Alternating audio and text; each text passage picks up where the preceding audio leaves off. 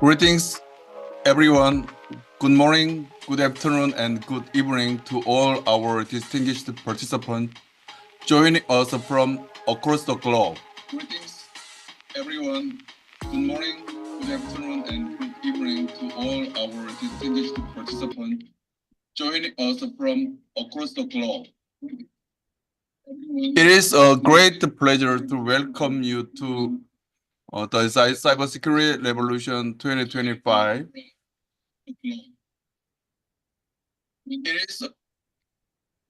My name is Kibom Kim, and I am a professor in the Department of Forensic Science at Sungkyunkwan University, based in Seoul, South Korea. Whether it is currently raining with a temperature of 17 degrees Celsius.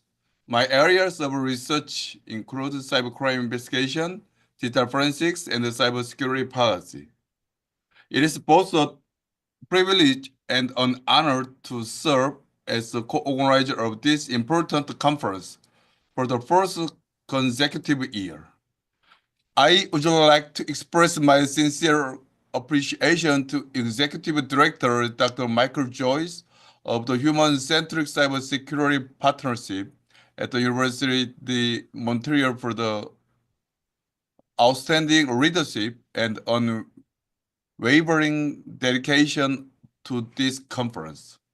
It is also my honor to open our first session entitled The Role of Digital Forensics in the Age of Forgery and Manipulation. I will share recent research focused on the technical dimensions of digital forensics. I look forward to a meaningful and engaging discussion with all of you. This session will run for 2 hours and will conclude promptly at 11 a.m. Korean Standard Time, KST. Let us begin right now. Dear distinguished attendees, it is my pleasure to introduce the 5 esteemed presenters who will be sharing their valuable research with us today. All of our presenters are graduate students from the Department of Forensic Science at Sungkyunkwan University. Without further delay, let me begin by introducing Kyung-hee Kim, a master's student who will present on real-time detection of evidence tampering during the seizure of Chandi Messenger. Next, we have Kyun Kim, also a master's student, who will discuss on artificial intelligence-based approach to video forgery detection using structural and frame information. Our third presenter, Eun-ji Kim, a PhD student, will explore the current stage of illegal IPTV and the forensic approaches. Following her, Min-young Jung, a master student, will address tracing messenger usage pathways through container analysis of video content in criminal investigation. Last but not least, Eun-ji Lee, a PhD student, will conclude with a presentation on forgery detection method for smartphone audio files. Each presenter will have a 20 to 25 minute presentation slot, followed by Q&A session, whether they will take 1 or 2 questions from the audience. You can ask questions directly or leave them in the Zoom chat and in YouTube. Let us begin with our first presenter, Kyung-hee Kim. It is my pleasure to introduce our first distinguished speaker for this session, Mr. Kim. He is currently pursuing a master's degree in the Department of Forensic Science at Sungkyunkwan University. His research interests lie in the areas of anti-forensics, watermark, credential, cloud forensics, and vulnerability detection. Today, Mr. Kim will present her work titled Real-Time Detection of Evidence Tampering during the seizure of Chandi Messenger. Let us warmly welcome him. Let us begin with the first presentation. Hello, my name is Kyung Kim. As I introduced earlier, let me briefly introduce myself once again.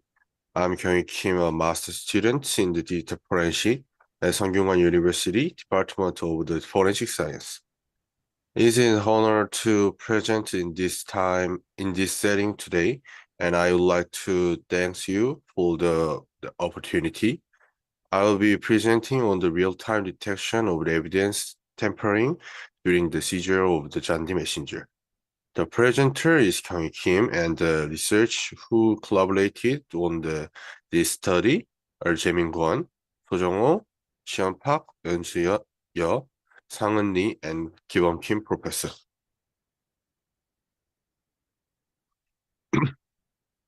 This presentation will follow the order for introduction, related work, experiments, and discussion. In Korea, objectivity, relevant evidence may be selectively collected during a search and a seizure, and all related or separate evidence may not be seized.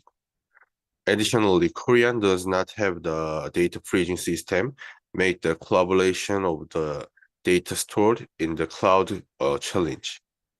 First, evidently, admissibility.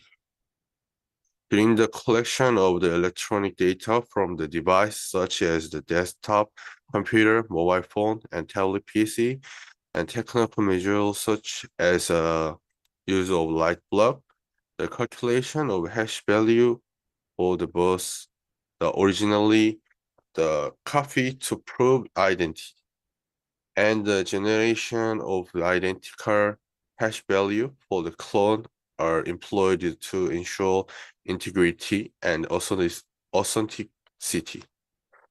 As electronic data can be easily alternated to or tempered within institutional and technical safeguards are essential to guard the integrity and authenticity of digital evidence, especially when data is collected by access cloud service through communication networks and download it onto a computer. Second is scope of the seizure.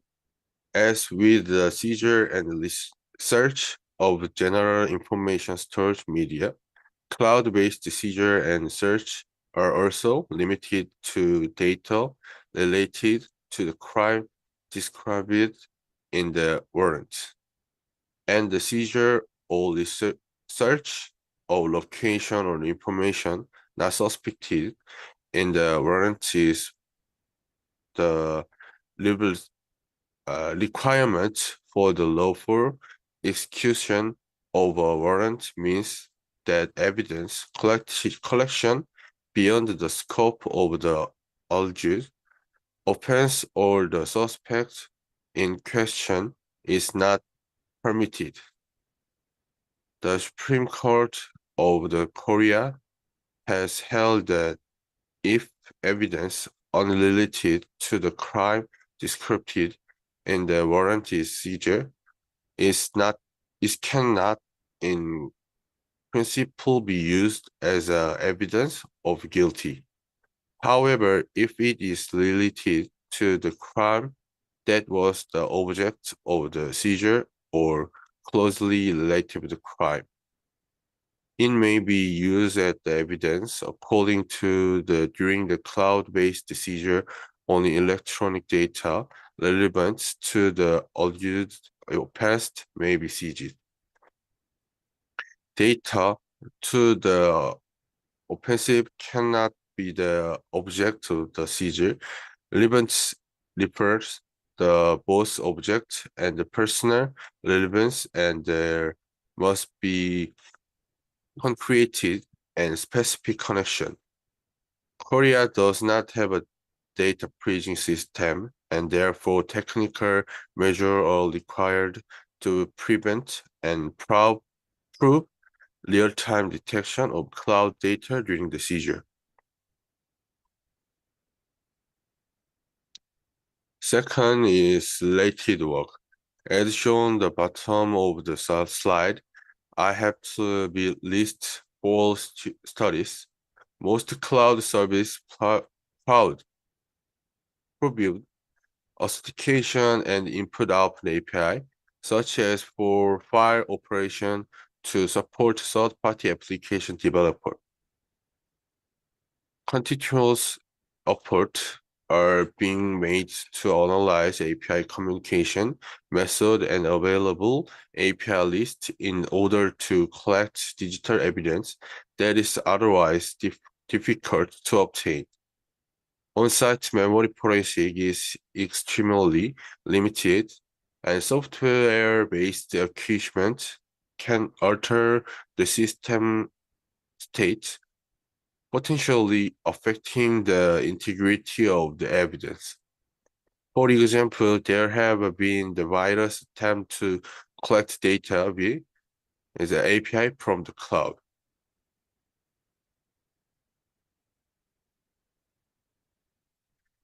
The program we selected, the Jandy, supports the operating system in cloud, includes the Windows, Android, macOS, iOS, and the web. The reason for the selected Jandy is because it supported end-to-end encryption. I will explain various artifacts in more detail in the following slide.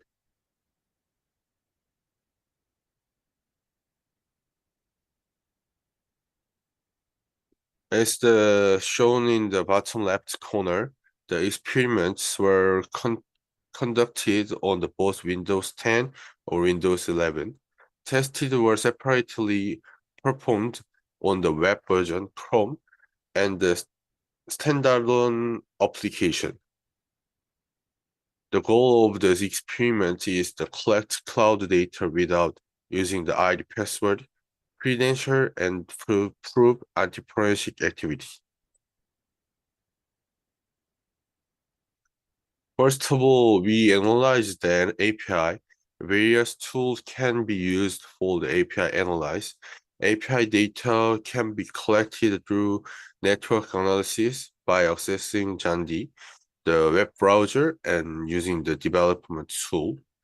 API analysis can also be conducted using the pursuit to identify the necessary data for the sending request to the server. The analysis confirmed that the access token, team ID, and entity ID are essential.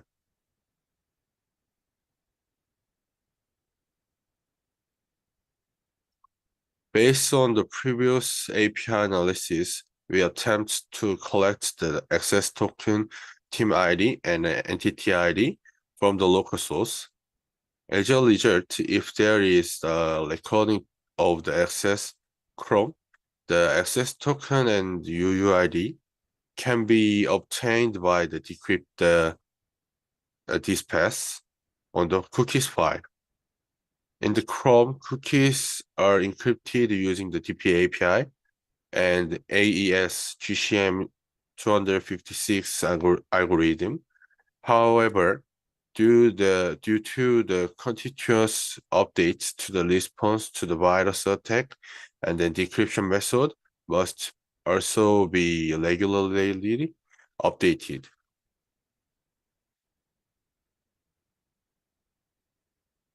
Recently, Chrome introduced a new encryption method called the app-bound encryption, or ABE, in response to frequent attacks.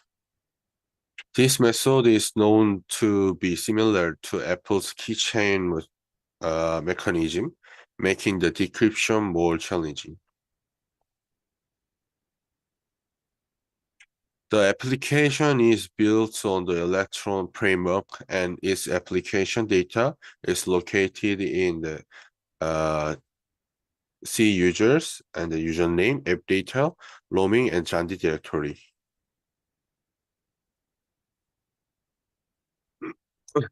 For API request, both the team ID and entity ID are essential. This value must be obtained from the ledger data within the app data, and then like this log file. If the team ID cannot be relevant from the local artifact, it is still possible to acquire it by sending a request to the relevant API using the access token and UUID. It's a right bottom, the picture is can find the team ID. And then based on the access token and the UUID we obtained earlier, we sent a request to the API and received the like JSON format and the JSON response, which included the team ID and members ID, like to a lot of the information for the team. And then this means that even if the team ID is not directly available on the local machine, it can still be acquired through the server-side communication with API request.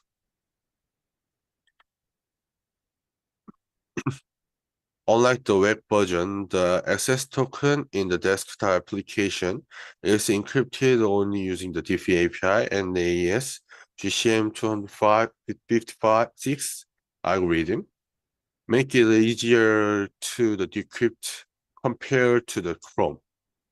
By the decrypt the roaming Jandy network cookies file, both the access token and UUID can be extracted. As shown this image on the right, the data is normally stored in the blob format or blob data and the live picture. Using the Python script, we were able to decrypt the blob data and obtain the access token and UUID in the plain text format. This result demonstrates that even though the data is encrypted on the disk, it is possible to recover meaningful credential through the local analysis.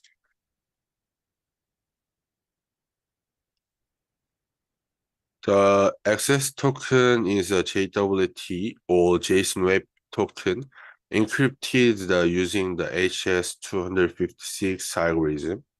By decoding the token, we can extract the various bits of the information, including the experiment time, and the associated email address.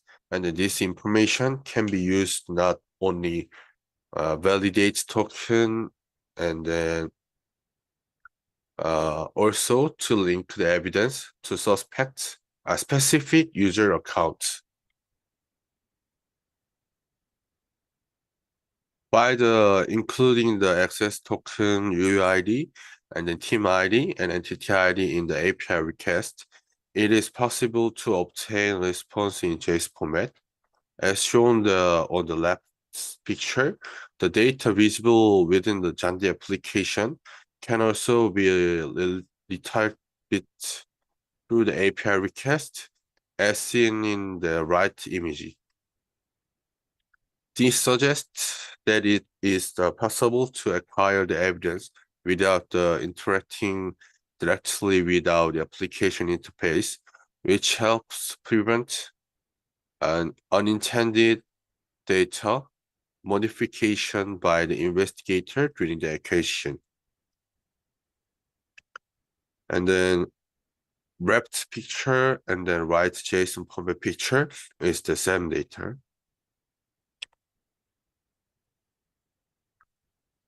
To demonstrate the real-time evidence destruction during the digital seizure, access token should be collected at the beginning of the search, and the API request should be automatic continuously sent. The response should be stored in the database format throughout the seizure process.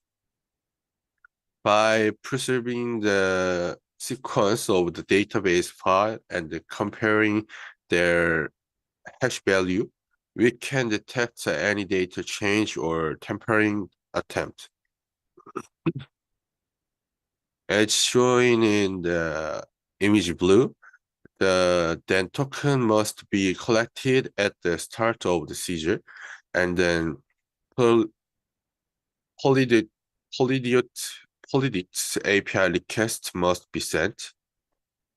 There is a risk that the third-party compliance may remotely delete data. By issuing API requests at the regular interval and store the result, we can generate the timeline of the data change to prove anti-piracy activity. An analysis of the database file uh, during the execution of the search warrant delivered the two instances of the evidence destruction or anti-forensic activity, as shown in the figure blue. To identify the specific details of these activities, comparativity analysis of the two files and capture immediately before and after each modification is required to sustain the occurrence of the anti-piracy behavior. This technique allowed us isolate exactly when and how evidence was altered or deleted.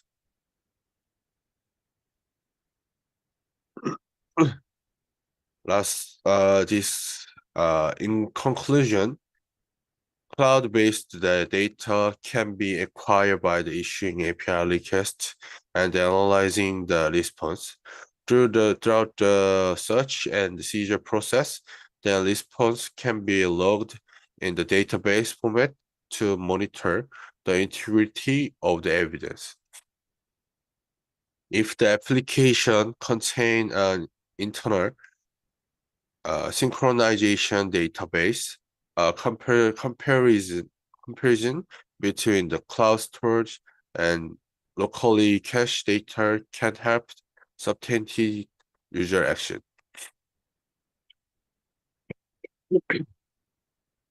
This study proposed a particle method for the securing digital evidence and verifying anti-forensic activity in the real time, even without the access credential. This is the reference. And then thank you for your attention. If you have any question, I would be happy to answer them. Thank you. Okay, thank you for the wonderful presentation. I sincerely appreciate your insightful work. Your research is thought-provoking and provide an excellent start to today's session. Through this study, it is expected that investigators will be able to detect in real time if a suspect tampers with data during the forensic acquisition of Jandy messengers. Now we open the floor for question. So first, I would like to give a question to you. Yeah. For the sake of overall understanding, may I ask a brief question? Why is real-time detection important? Real-time detection is essential because digital evidence, especially in the cloud environments, can be modified or deleted remotely at any times, even during the seizure. Without the real-time monitoring, investigator may lose the critical data before it is the seizure. This method allows for the proactivity detection of the evidence. Tampering is It occurred thereby improving the reliability and admissibility of the collected evidence. Yes, short question and long answer are so good.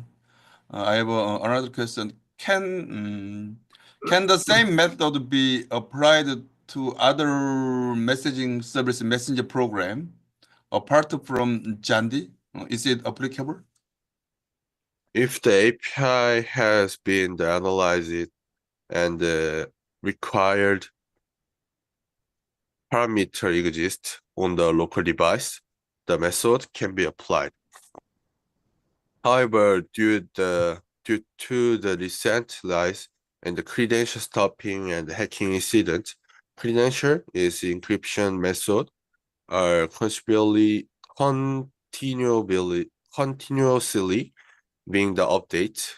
So pre-activity analysis this essential. Okay, thank you for the answer. The application of real-time detection in digital forensics is particularly timely and relevant, given the increasing sophistication of evidence tampering. We look forward to the further developments in this field. Thank you. Thank you. Okay, it is my pleasure to introduce our next presenter, Ms. Ki-hyun Kim, a master's student and a researcher at the Digital Forensic Laboratory at Sungkyunkwan University. Ms. Kim's research focuses on digital forensics with a particular interest on video forensics, recognizing its growing importance as direct evidence in cybercrime investigations. Through her work, she aims to contribute to the advancement of digital forensic methodologies and effective investigations of cybercrime.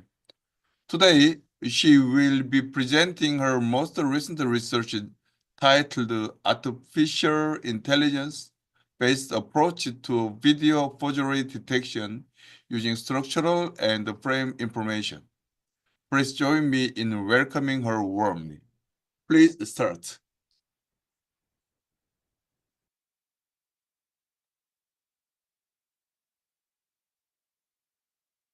Hello, everyone. My name is Ki-hyun Kim, and I am master degree in forensic science at Sungkyunkwan University.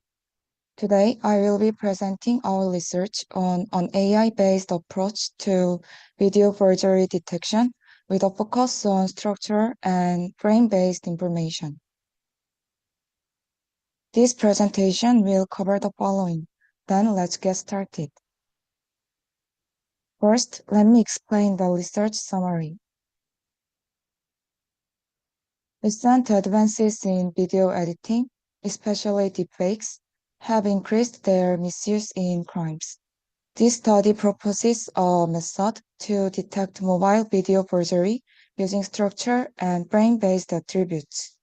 We collected 1,720 videos from Android and iOS devices and applied AI models. Using comprehensive and hierarchical strategies, the comprehensive approach achieved 94% accuracy. Feature analysis revealed that SPS, GOP, and structural order were key to accuracy, and incorporating frame information improved performance by 10%, highlighting its importance in forgery detection. The details will be explained later, but for now, this is a brief overview. Next is introduction and objectives.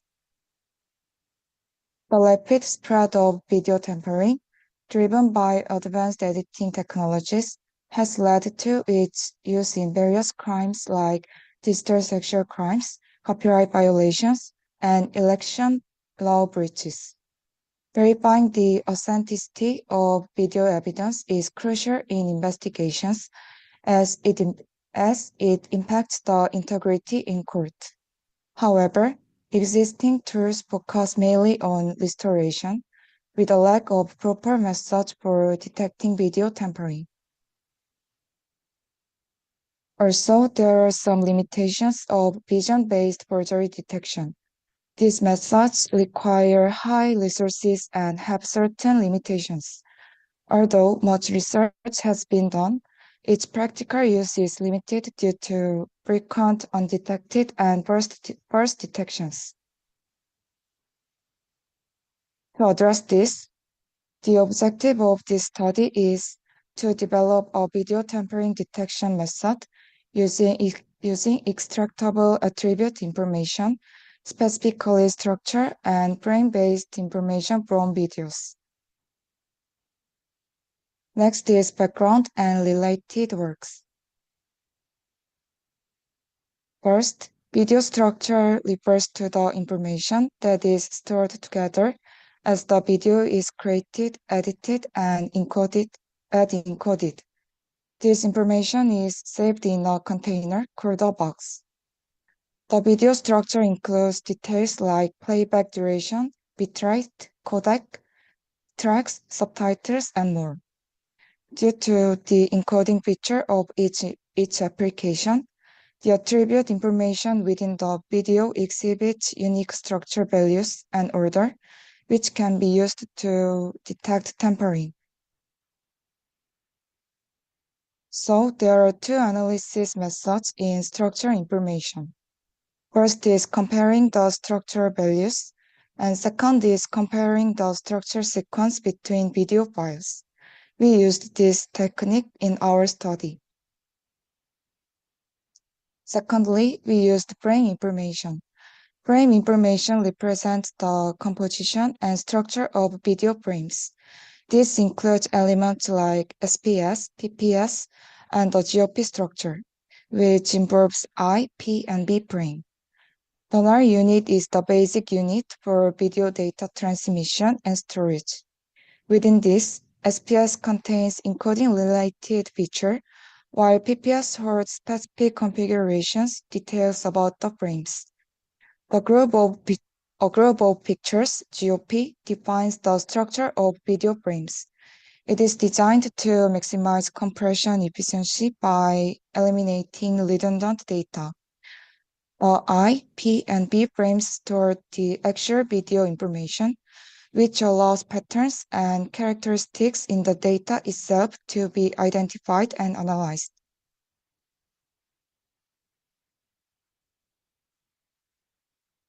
Next, we reviewed previous studies. These studies have demonstrated the effectiveness of using structural information in AI-based classification for video forgery detection. However, so far, no research has combined both structural information and frame information together in a single detection approach. In addition, studies that apply various conditions or classify deepfake videos using these combined features have not yet been conducted. Next is methodology and experimental design. We conducted our experiments in the following sequence. Based on the learning results, we repeated the steps from design to pre-processing as needed. Through this iterative process, we were able to continuously increase the accuracy of our model. Next, I will briefly explain the experimental process. We used 4 Android and 5 iOS devices and selected 16 applications that support both recording and editing. We collected a total of 1,720 video files.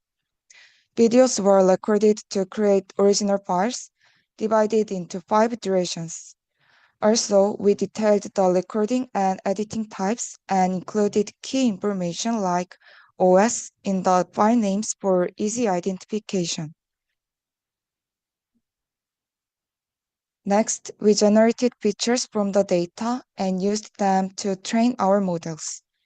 We generated 2 types of attribute information as features. First, for the structure values, we set the values of each structure called box as individual features for the model. Second, for the structure sequence, We mapped each structure to a decimal value and arranged them into sequence. This sequence was then converted into a SIM-hash value, which we used as a feature in our model. We also generated features from frame information. First, for the GOP pattern, we compressed the extracted GOP sequences to define clear patterns for effective learning. We identified the longest common subsequences, calculated their repetition counts, and expressed them into a pattern and number of repetitions format. Second, we extracted and analyzed the SPS and PPS to obtain their structure values, which were also used as features in our model. Next, we performed classification for labeling during the video classification process. Considering factors such as the features from the basic data analysis and accuracy, we categorized the videos by detailed types. Through multi-stage classification, we were able to break the data down into more specific categories, allowing for more accurate analysis. Finally, we completed the dataset with labeled data. Using CSV files, we organized the features of each video file. During the training, we made sure to exclude file names and labels from the learning process to ensure the model focused solely on the feature data. Then we set up the AI training scenario. The AI model was implemented using both unsupervised learning and supervised learning approaches. Finally, to improve the model, we went through pre-processing and optimizations steps to create the final model. Starting with a basic model trained on structure, attributes, and order, we then performed feature extraction and removed any weird data during pre-processing. Through model fine-tuning and relabeling, we optimized the model's performance for more accurate results. Next is experimental results and tool development. We conducted various experiments to find the optimal combinations and calculate the best possible accuracy. Experiments were performed by altering labeling, feature combinations, and models, allowing us to compare the accuracy across different scenarios. The experiments aimed to analyze the optimal feature combinations and evaluate the performance across various classification scenarios. For the labeling process, 7 feature combinations, 10 labeling combinations, and 7 AI models were applied, leading to a total of 490 experimental conditions. First, let's look at the clustering results. When we set PCA at 0.95, case 6, which combines value, SPS, PPS, and GOP, showed the best performance. Compared to case 1 and case 2, which only used simple structure information, case 6 was able to capture more complex and rich features, leading to a significant improvement in clustering. Next, let's look at the overall classification results. We classified the 1,720 videos using 3 methods. First, original versus edited. Second, original versus edited and deepfakes. Third, detailed classification based on data options. At this point, we checked including SPS, PPS, improved performance. However, false positive occurred with iPhone 11 and base swapper in method 2 and 3. Next, in the stepwise classification, the inclusion of SPS PPS was the most critical feature for improving performance across all classifications.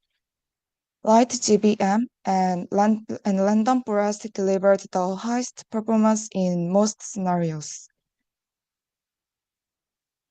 We also developed a tool, and I will explain its features one by one.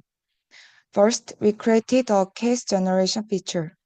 This allows us to perform the full process of data generation, training, and detection in a continuous flow. Second, in the training data generation feature, there are 5 options to choose from: structure features and frame-related features. Third, for the training function, we selected the features related to structure information and frame-related information. Fourth, for the detection function, after labeling the training data CSV file, the AI model analyzed the structural attributes and frame structures based on the labels and generates detection results. To summarize the analysis, the model performance ranking was XGBoost, random forest, light GBM, logistic regression. The combination of value SPS GOP achieved the highest accuracy, followed by value SPS with 90%. To analyze the contribution of specific attributes, we calculated the contribution for each classification type and averaged the performance metrics with equal weighting. The contribution order was SPS, GOP, and sequence. Finally, the conclusion is as follows. This study expanded classification by considering the wider range of applications and devices compared to prior research. By combining structure and frame-based information in the AI model, we achieved an accuracy of 94%. Incorporating frame information, SPS, PPS, and GOP improved performance by 10.85%, significantly enhancing accuracy compared to earlier studies. Future research should focus on improving feature extraction techniques, expanding data sets, and analyzing new video types such as deepfakes to further improve performance. Thank you for listening to my presentation, and I appreciate your time and attention. Thank you for informative presentation. Thank you so much, Ms. Kim, for your outstanding and insightful presentation. And we will now open the floor for questions. Please do not hesitate to ask any questions. Okay. To begin, here are a couple of questions, 2 questions I have. Why did the force directions frequently occur with the iPhone 11 and the face swapper applications? Why? Force detections between the iPhone 11 and face swapper likely occurred because, unlike apps like Snow or Soda, face swapper only offers image capture and deepfake editing. During original recording, the app is highly affected by the device used during capture. Further research is needed to understand why this issue is unique to the iPhone 11. Yes, okay. Another question, is there any potential for data bias to affect the outcomes, the result of your study, your research? We collected data from various applications and devices, building a substantial video data set. However, we observed data bias in cases where deepfake applications had a relatively small number of video samples. Therefore, future studies should generate additional video data to improve experimental reliability. Okay. Once again, thank you for your valuable presentation and the kind answer. Thank you so much. Okay, next step. It is my pleasure to introduce our third presenter, Ms. Eun-jin Kim, a PhD student in the Department of Forensic Science at Sungkyunkwan University. Ms. Kim has conducted significant research in valuable areas of digital forensics. Her notable projects include the development of an international investigative assistance cooperation system, technology to protect K content, as well as the advanced development of next generation footprint search technology using machine learning. Her published papers include the design of an illegal IPTV tracking and investigation system based on ISD analysis, and the standard model for mobile forensic image development. Her research interests are centered on forensic techniques and policies related to copyright forensics and intellectual property crimes. Today, Ms. Kim will be presenting her work titled The Current State of Illegal IPTV and Forensic Approaches. Let us give her a warm welcome. Please. Hello, everyone. This is Eun-jin Kim. First of all, it's a great honor to be here and to have an opportunity to share our research with you all. In this presentation, I will walk you through the current landscape of illegal IPTV, explain how illicit streaming devices, known as ISDs, operate, and propose a forensic framework and policy roadmap to enhance investigations and enforcement. First, I'm a doctoral student from the Department of Forensic Sciences at Sungkyunkwan University, and I'm specializing in digital forensics. For today's presentation, we will cover introduction, current status of illegal IPTV, analysis of ISDs, countermeasures for illegal IPTV, and conclusion. Our radio broadcasting ecosystem has evolved from analog to digital, satellite, cable, and now IPTV. In 2023, IPTV subscription in Korea exceeded 20.98 million, nearly 58% of all pay TV customers, generating 5 trillion won in revenue, up 5.6% year on year. However, rapid market growth and content diversification have led to a surge in copyright infringement. For instance, in 2024, about 160,000 infringing copies of TV programs were consumed online across various channels. These figures highlight the urgency of understanding and combating this threat. Copyright infringement has moved away from downloads like web-hard sites and torrents and into real-time streaming, including illegal IPTV. Illegal IPTV service primarily target expatriate communities. The captured devices are located domestically, but the streaming servers sit overseas. Tracing these operators requires cooperation from ISPs and mutual legal assistance, yet investigation often grind to a halt due to lengthy delays and complex jurisdictional issues. Finally, a quick online search for Watch Overseas TV instantly returns step-by-step viewing guides, but prevention and enforcement measures continue to lag far behind. So our study had three main goals. First, to map the current status of illegal IPTV and evaluate existing countermeasures.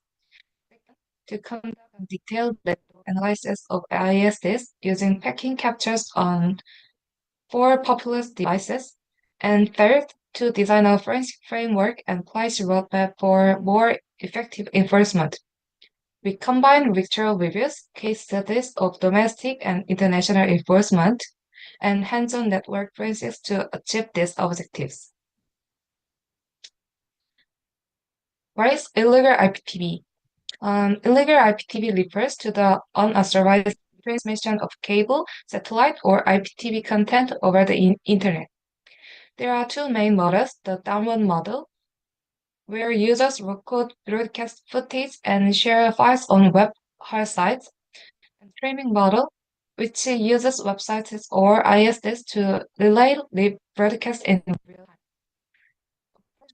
time. Operators often pose as resume-made foreign providers, capturing signals domestically and streaming them through servers abroad. Early research is focused on download era protections, for example, watermarking filtering, HIS-based watermarking schemes, OTP and CAS-based DER, and fresh logging systems. However, these methods fall short against restreaming. More recent efforts include analysis of code channels, study of illicit streaming app code and traffic, and reverse engineering of the EV box protocol. Despite IS's forensic studies remain limited and mostly focus on apps rather than set-top hardware. In Korea, enforcement involves multiple agencies: the National Police Agency, Supreme Prosecutors, MCST's Special Copyright Police, and the Korea Copyright Protection Agency. In 2022, MCST and Interpol signed the International Cooperation Pact on Online Copyright Enforcement. In October 2023, MCST launched the Copyright Crime Forensic Unit, and KCLPA established a copyright crime analysis rep. Abroad, Singapore bans ISD sales and illicit telcos for traffic tracing. Italy operates a finance ministry task force, and the UK PIPCU and Sky formed a joint IPTV enforcement squad, and the EU introduced the Be Streamwise initiative. Overseas ISDs are treated as a distinct crime with dedicated policies, while Korea still lacks a cohesive strategy. We analyzed three major Korean cases. First, an operator who streamed 63 channels expects across 10 countries. Second, a service offering 200 live programs and about 4,000 VOD files. And third, a group that routed 28 channels through overseas servers. In each case, procedural hurdles arose due to cross-border server networks, heterogeneous devices, and inconsistent investigative standards. So international cooperation often took many months, undercrossing the need for a streamlined process. And we examined 4 ISDs, such as TV Box T95G Plus, U-Box Pro 2, ePlay IA, and Fun3, by capturing packets during key stages, pre-Venchi, channel switch, one meaning of viewing, and app exit. For TV Box T94 Plus, we confirmed KD player with PVR IPTV simple client, pulled through your playlist online. By analyzing network packets, we discovered that the broadcaster's original IP are being forwarded directly. In other words, these unencrypted streaming IPs are captured and retransmitted without any modification. The communication flow works like this. The IPTV host captures the broadcast signal, stores it in an M3U playlist, and the ISD that retrieves that playlist to stream the channels. On the U-Box Pro 2, the UPL Lite comes pre-installed, so viewers can stream immediately without any PVR setup. Our packet capture showed unencrypted broadcast data delivered via SDUN-based P2P from multiple peer IPs. In this architecture, the IPTV host first captures the video, then an illicit IPTV server authenticates both the users and the ISD, and finally the stream is pushed through P2P server and CDNs to the device. ePlay i8 is tablet-style ISD stream without any external monitor. So we found 5 backend apps installed, but only one star live really work. In our packet captures, we saw connections to illicit domains like FindPick and Broker, along with multiple peer IPs. From this traffic, we determined that the device first authenticates the user via a API server, then pulls the channel lineup, EPG data, and peer address from the illegal IPT server, and finally receives the live stream over P2P. Finally, on FunTV3, we saw 5 backend apps installed, but everyone stalled at 80% during the update phase. We captured all packets up to that point and analyzed them. And we visit the domains worked in the traffic. Most of the update servers returned 403 errors, confirming that the services are defunct. However, a few domains were still live. We even found the APK file folder app, so further analysis of those remains will be necessary. Viewing configuration and delivery protocols vary significantly by ISD model. Some boxes allow users to configure via add-ons and EVR, while others auto-authenticate and use pure P2P. Absolute firmware can back domestic analysis, carrying versus sampling. Network and access and pinpoint server IPs, domains, and authenticate tokens, providing concrete leads for investigations. The next step is countermeasure for illegal IPTV. Before we designed the forensic framework, we organized our collected data based on the ISD analysis. We defined 3 core categories: IP information, and packet level details, and communication purpose. This classification helped us exactly which data to collect for each category. Based on the gaps we identified, we propose an end-to-end copyright forensics framework.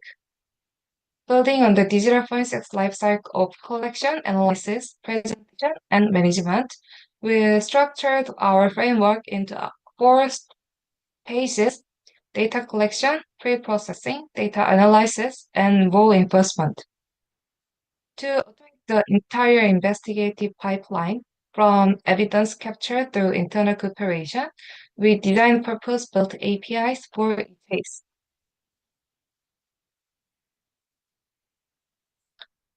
We begin by entering each ISD into the system and capturing its traffic, either by dispatching investigators to high-usage countries or by patterning with local officers.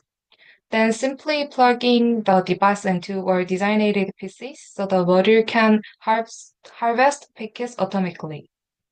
Next, the pre-processing stage splits those packets into IP metadata and communication payrolls, stores them separately, and enriches the IP layer through third-party lookups such as criminal IP.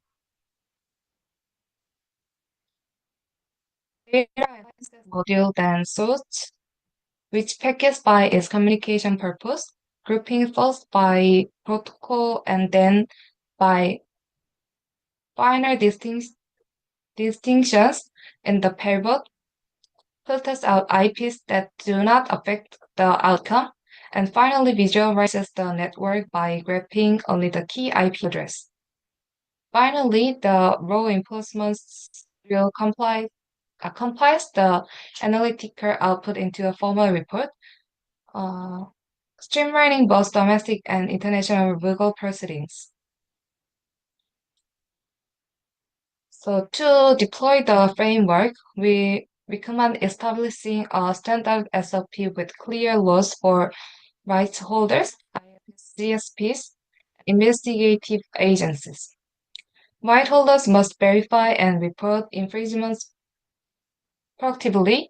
ISPs should cooperate while protecting personal data, and agencies need jurisdictional alignment for signal hacks versus contained copies. We must expand international cooperation through MLAT channels and build anti-piracy networks in high-risk countries. So in summary, illegal IPTV poses a transnational threat that exploits diverse devices and networks. Current procedures are ad hoc and slow. Our forensic framework, our policy roadmap, aim to accelerate investigations, improve evidence quality, and strengthen global partnerships. Future work will delve into TLS-level packet analysis and domain history mining to further enhance tracking. So this is end of my presentation, and thank you for your attention. Okay, fantastic presentation. Thank you so much, the presenter. Showed many experimental about the ISD. That's okay. So the presenter has a strong interest in investigations related to copyright infringement, particularly in IPTV related to crime. This study demonstrated that on analyzing network packet when user access IPTV servers via ISDs can provide valuable clues for tracking such activities. I think so. So I have two questions. The first one is you already analyzed the packet data, but how do you handle the encrypted streaming in ISD analysis? I want to know about it. Encrypted streams are major challenge in illegal streaming distribution analysis. So since most illegal IPTV services use HTTPS or encrypted TLS protocols, so we cannot directly inspect the stream content. Instead, we rely on traffic metadata such as packet sizes, timing patterns, or CDN usage and TLS handshake information to infer the nature of the traffic. And additionally, endpoint forensics, for example, analyzing the memory or cache of a ISD, can sometimes reveal decrypted content or stream URLs. So when possible, collaboration with CDN providers or ISPs can help identify suspicious streaming patterns even in encrypted traffic. Okay, and thank you. After you analyze the ISD device and then you propose the framework for the law enforcement. So what additional research is needed if the IPTV tracking framework proposed by you is developed for law enforcement use? What further improvements are necessary for its practicable application to the field? First, we need lawful techniques to decrypt TLS and QUIC traffic. Encrypted IPTV streams can be traced. And next, we should consider building an up-to-date ISD fingerprint database, allowing the framework to spot new pirate devices instantly. And finally, usability studies with police units will refine the workflow and shorten investigation times in rare cases. Okay, thank you so much. And I hope that continued research will lead the development of effective technologies to combat copyright infringement through IPTV servers. Thank you so much. Thank you. Okay, it is my pleasure to introduce the first presenter, Mr. Min-young Chung, a master's student in the Department of Forensic Science at Sungkyunkwan University. Mr. Jung has contributed to several research projects in the field of cloud forensics, image forgery detection, and anti-forensics. In addition to his academic background, he brings prior industry experience from working at media delivery operations, which further enriches his forensic perspective. Today, he will present on the topic, tracking messenger using pathways through container analysis of video content in criminal investigation. This research explores whether the specific messenger application used to transmit content can be identified solely through video file analysis, an innovative and timely approach to the digital forensic investigation. This presentation promises to be of great interest of all attendees. Please join me in giving a warm round of applause to Mr. Jung. Please. Good morning and good evening, everyone. Today, I'll present our research title, Tracking Messenger Using Pathway Container Analysis of Video Content in Criminal Investigation. Now, let me introduce myself briefly. My name is Min-young Jung. I am a master's student in Department of Forensic Sciences at Sungkyunkwan University. Also, I am currently working as a researcher at Digital Forensic Lab. From 2021 to 2024, I worked in media delivery in infrastructure operation focused on content streaming and distortion. Here is today's outline of my present. First, I'll start with an introduction of research. Then I briefly talk about some related studies. Next, I explain the technical background and what container analysis is. After that, I'll describe our methodology on experimental design. Then I'll share our experimental result and analysis. Finally, I'll end with a conclusion and discuss future work. Recently, the sharing of illegal videos through Messenger app has increased a lot. There includes finalmost pirated movies and deepfake and child protection videos. Even those law like this EU Digital Service Act or Korean takedown system exist. It's still hard to find who first to upload the video because the videos move those many apps and phone and path is very complex. Traditional forensic method use metadata, but its open is not enough. Few studies have to look at how videos moves across the different messengers. Our research title to fill it that. Next, I will talk about why we need a new method to track video sharing in messengers.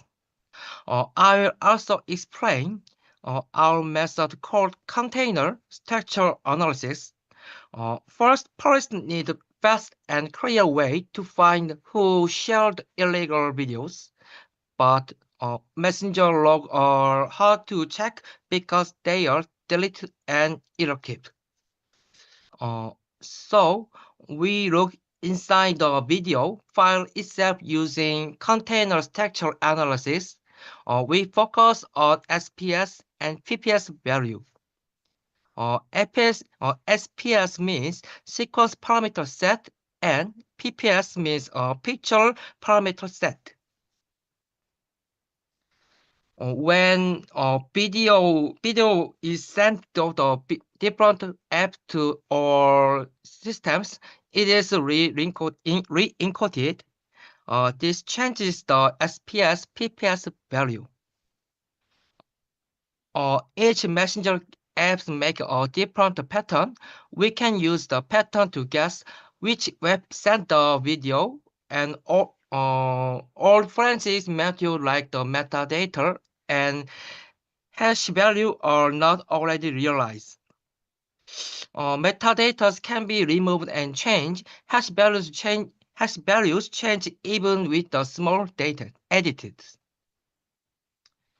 But SPS and PPS still help us track changes after recording. Now, let's look at the related studies and understand what is missing. Previous studies mostly look at the file format, watermarking, and traffic as multiple metadata, but these have some limit. First, file format analysis checks basic into-line, active type, and move and end it in AVI or MP4. It found file changes, but it cannot delete re-encoding by messenger apps. Next, watermarking and traffic analysis use ID code or network info. They have traffic streaming videos, but now how messenger change videos file. Last, smartphone metadata method use file name, size, or GPS, but its data is easy to change and cannot show what messengers do. Our study is different. We directed special changes in the container, especially SPS and PPS made by Messenger's app. I think we think it help us track how the videos was sent.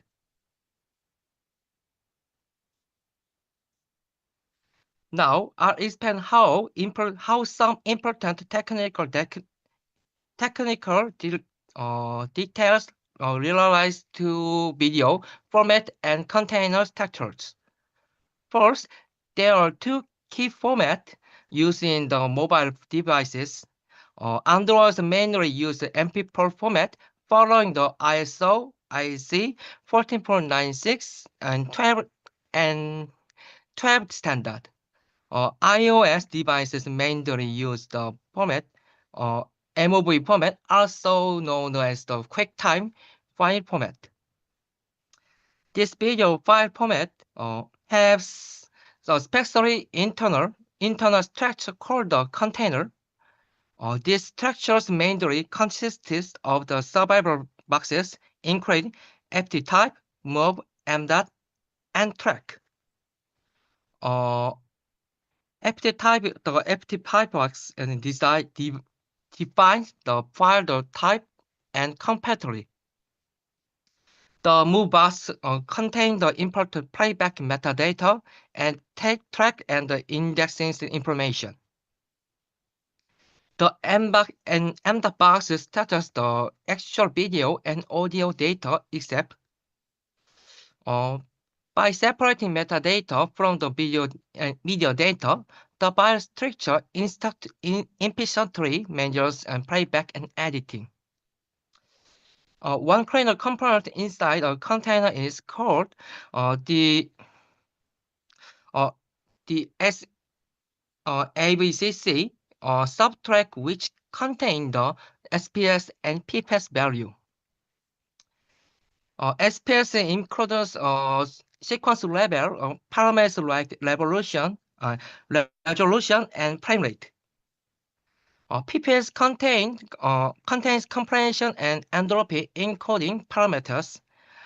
Analyze these SPS and PPS values allow to us to detect changes caused by the recording and videos are shared through the messengers and enabling forensic tracking of distortion and passes. Now I explain the messenger how we design our experiments. The main goal of our experiment was to identify videos transmission pathways through various mobile messenger apps. For this study, we studied two widely used mobile operating systems, Android and iOS. We choose three messenger apps and analysis: WhatsApp, KakaoTalk, and Telegram. We have special reason for selling these apps. WhatsApp is chosen because it has the highest numbers of global monthly active users. KakaoTalk is selected because of the most widely used messenger in South Korea, and Telegram introduced the strong emphasis on the privacy and encryption make it popular for illicit activists. The tables right show this express version of operating systems and messengers we use in our experiments. For iPhone, we use iPhone version 18.0 and 17.6.1. And for the iPhone, we use Android version 10. Through these choices, our experiments are set up to realistically expect actual video sharing scenarios in world investigation. Now I'll explain more details about our experiment. First, we made two types of sending videos.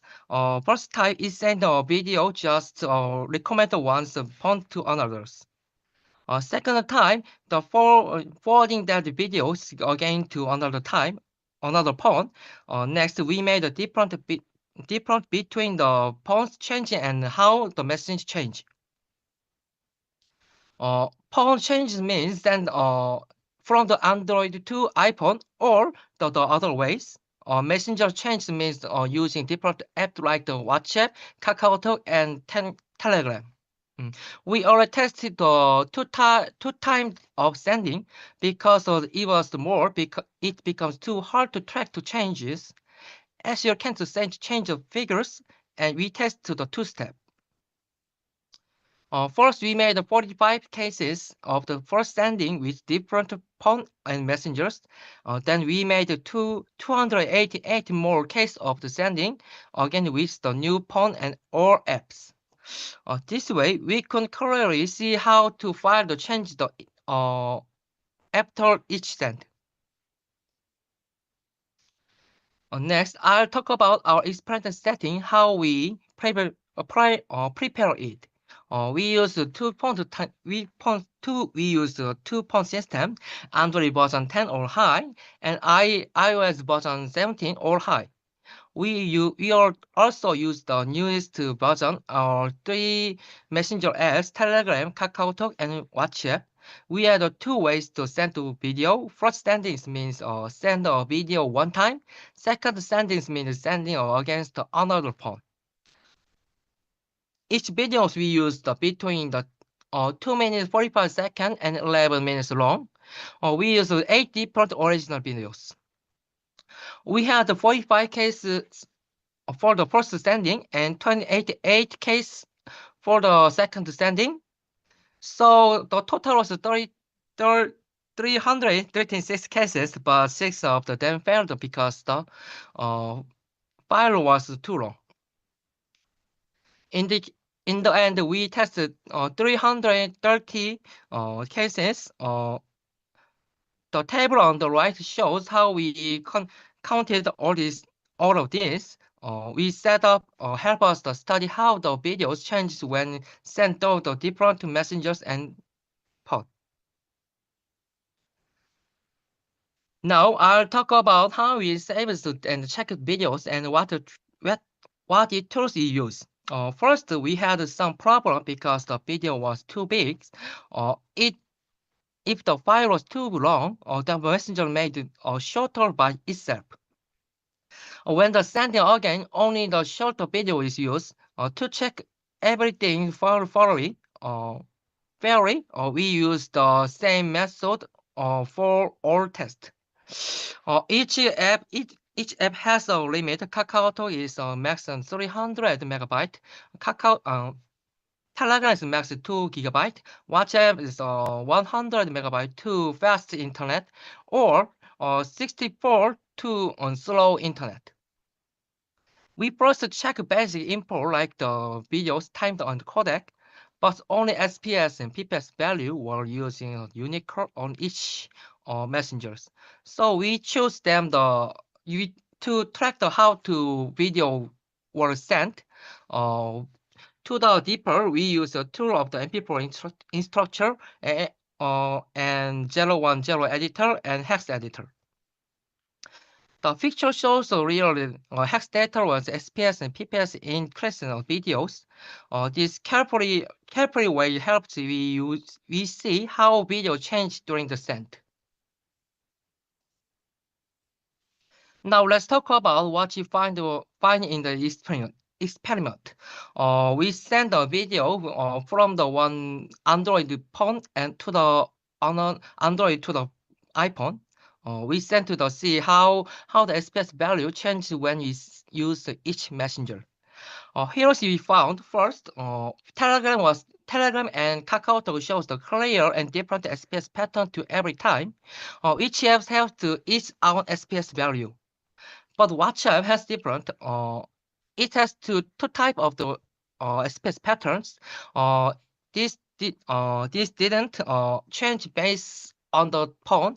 It was the same on the Android and iOS. It means even after one send, we can we can know which web was we use.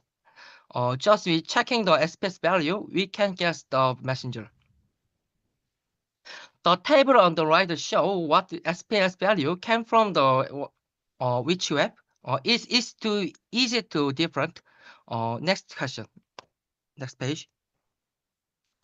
Now I will explain the analysis from the videos made on iPhones. We send the videos to Android to another iPhone.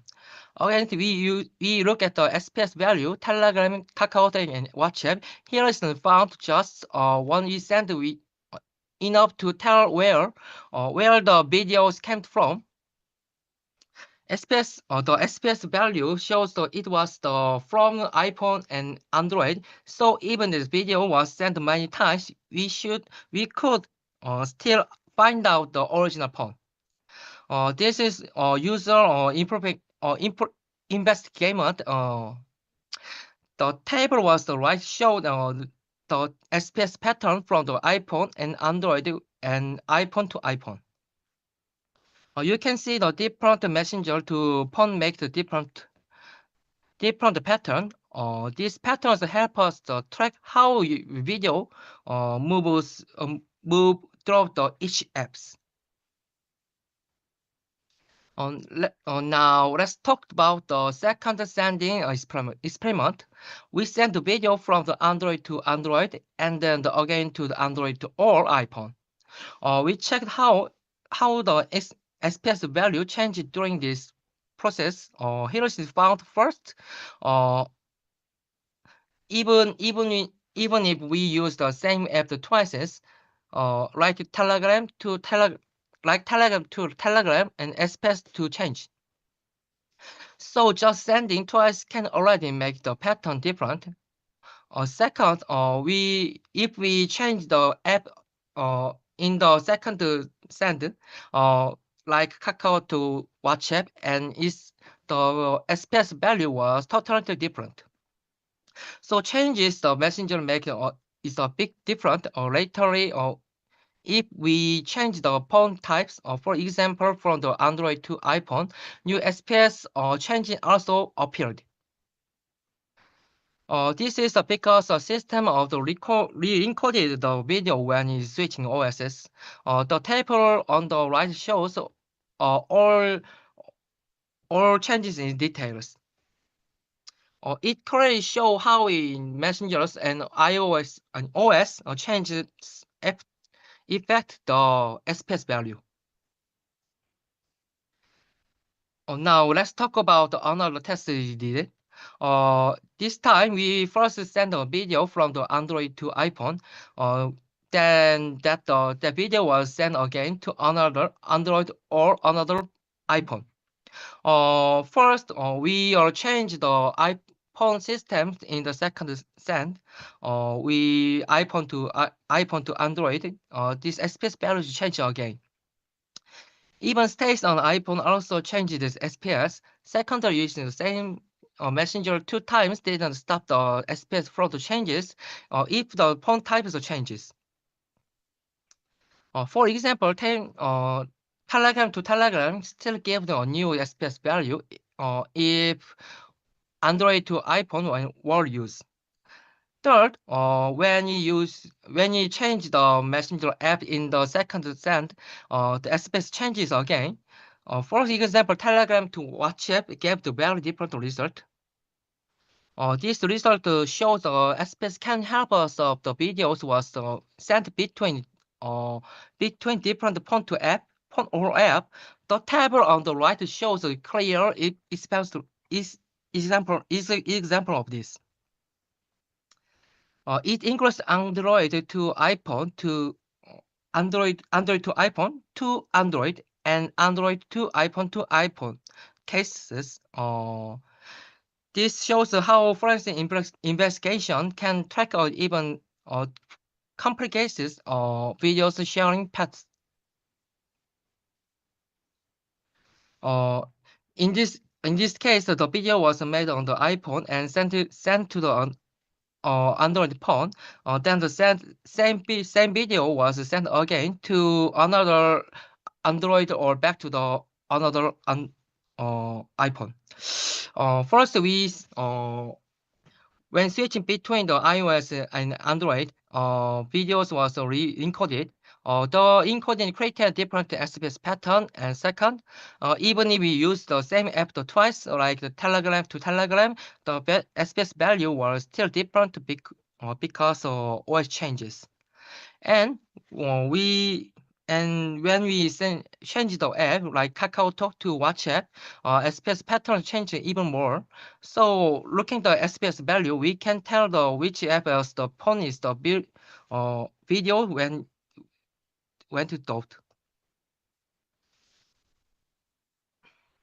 Finally, let's look at the tests that start from iPhones. First, videos were sent from the one iPhone to another iPhones. Then it was sent again to Android or to another iPhones. Even when the video also stayed within the iPhone, the SPS value changed a little. When the second send was to the iPhone, and SPS changed more because of the different system. Also, each messenger app, Telegram, KakaoTalk, and WhatsApp has their own unique SPS pattern. This means we can tell not just what phone you use, but also which messenger app we use.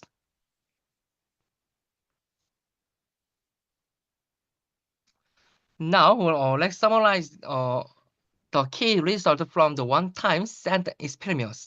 We found that even just one send gives the clear information. SPS value always show two things: the phone systems and the messengers apps. It doesn't matter what phone receive the videos. We look at the first 5 bytes of the SPS value. SPS, each UFS systems made its own special pattern. You can see this pattern in this table on the right. So if we check the value, we can tell where the videos started and what web was used. This helps the forensic experience working the passenger faster and more clarity. Next, it looks at what we found the second send tests. We found 7 different SPS types. We grouped them checking the first five types of each SPS value. 6 of these types were already seen in the first and tests. But one new pattern appeared only in the second send types.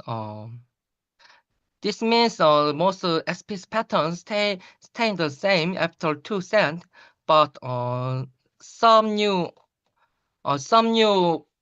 patterns can appear. The table on the right shows all 7 types clearly. It tells us which messengers and phone types made each one. One pattern was special. It came only after we second transmission. It help us know if videos was sent just one or more than once. This is helps the forensic team on the follow and video paths, and even though the phone of the app changes. Finally, let's review what we tried to do what we found. Our goal was to study how illegal videos moved to the phone and messenger apps. We focused on Android, iOS, and 3 apps, WhatsApp, and KakaoTalk, and Telegram. To do this, we analyzed the SPS and PPS values in these video files. This helps us track how videos we once sent. From the first send, we could see which phone and apps were used. Even though we couldn't always know what phone will receive it, we could always tell where it started and which app was used. In second send, we found a more SPS pattern. This pattern shows what messenger we use. Our research can help focus investigation, track how the illegal videos more. This makes the digital investigation more accurate and stronger in more information. Finally, I'll end talk about sharing the limit of our study and future ideas. First, some limit we always tested Android and iOS and 3 apps, WhatsApp and Kakao and Telegram. We didn't study how software upgrade could change the result. We also found that Windows does not show the tenable SPS pattern, and we did not separate the file or sensor from the internet sharing like QuickShare. We should test different version of the app of the type app of the phone system more closely. We need to separate the file upload and directory sharing clearly. We should also include window and cross-platform classes. In the future, we can use AI and detect SPS padding and patterns more accurately. The chart shows our ideas and future SPS spaces research. That concludes my presentation. Thank you for attention. Now we're happy to answer any question we have. Okay, thank you so much for your wonderful presentation. And so I have a question. How can we account for changes in space values when different versions of messenger applications or operating system are used?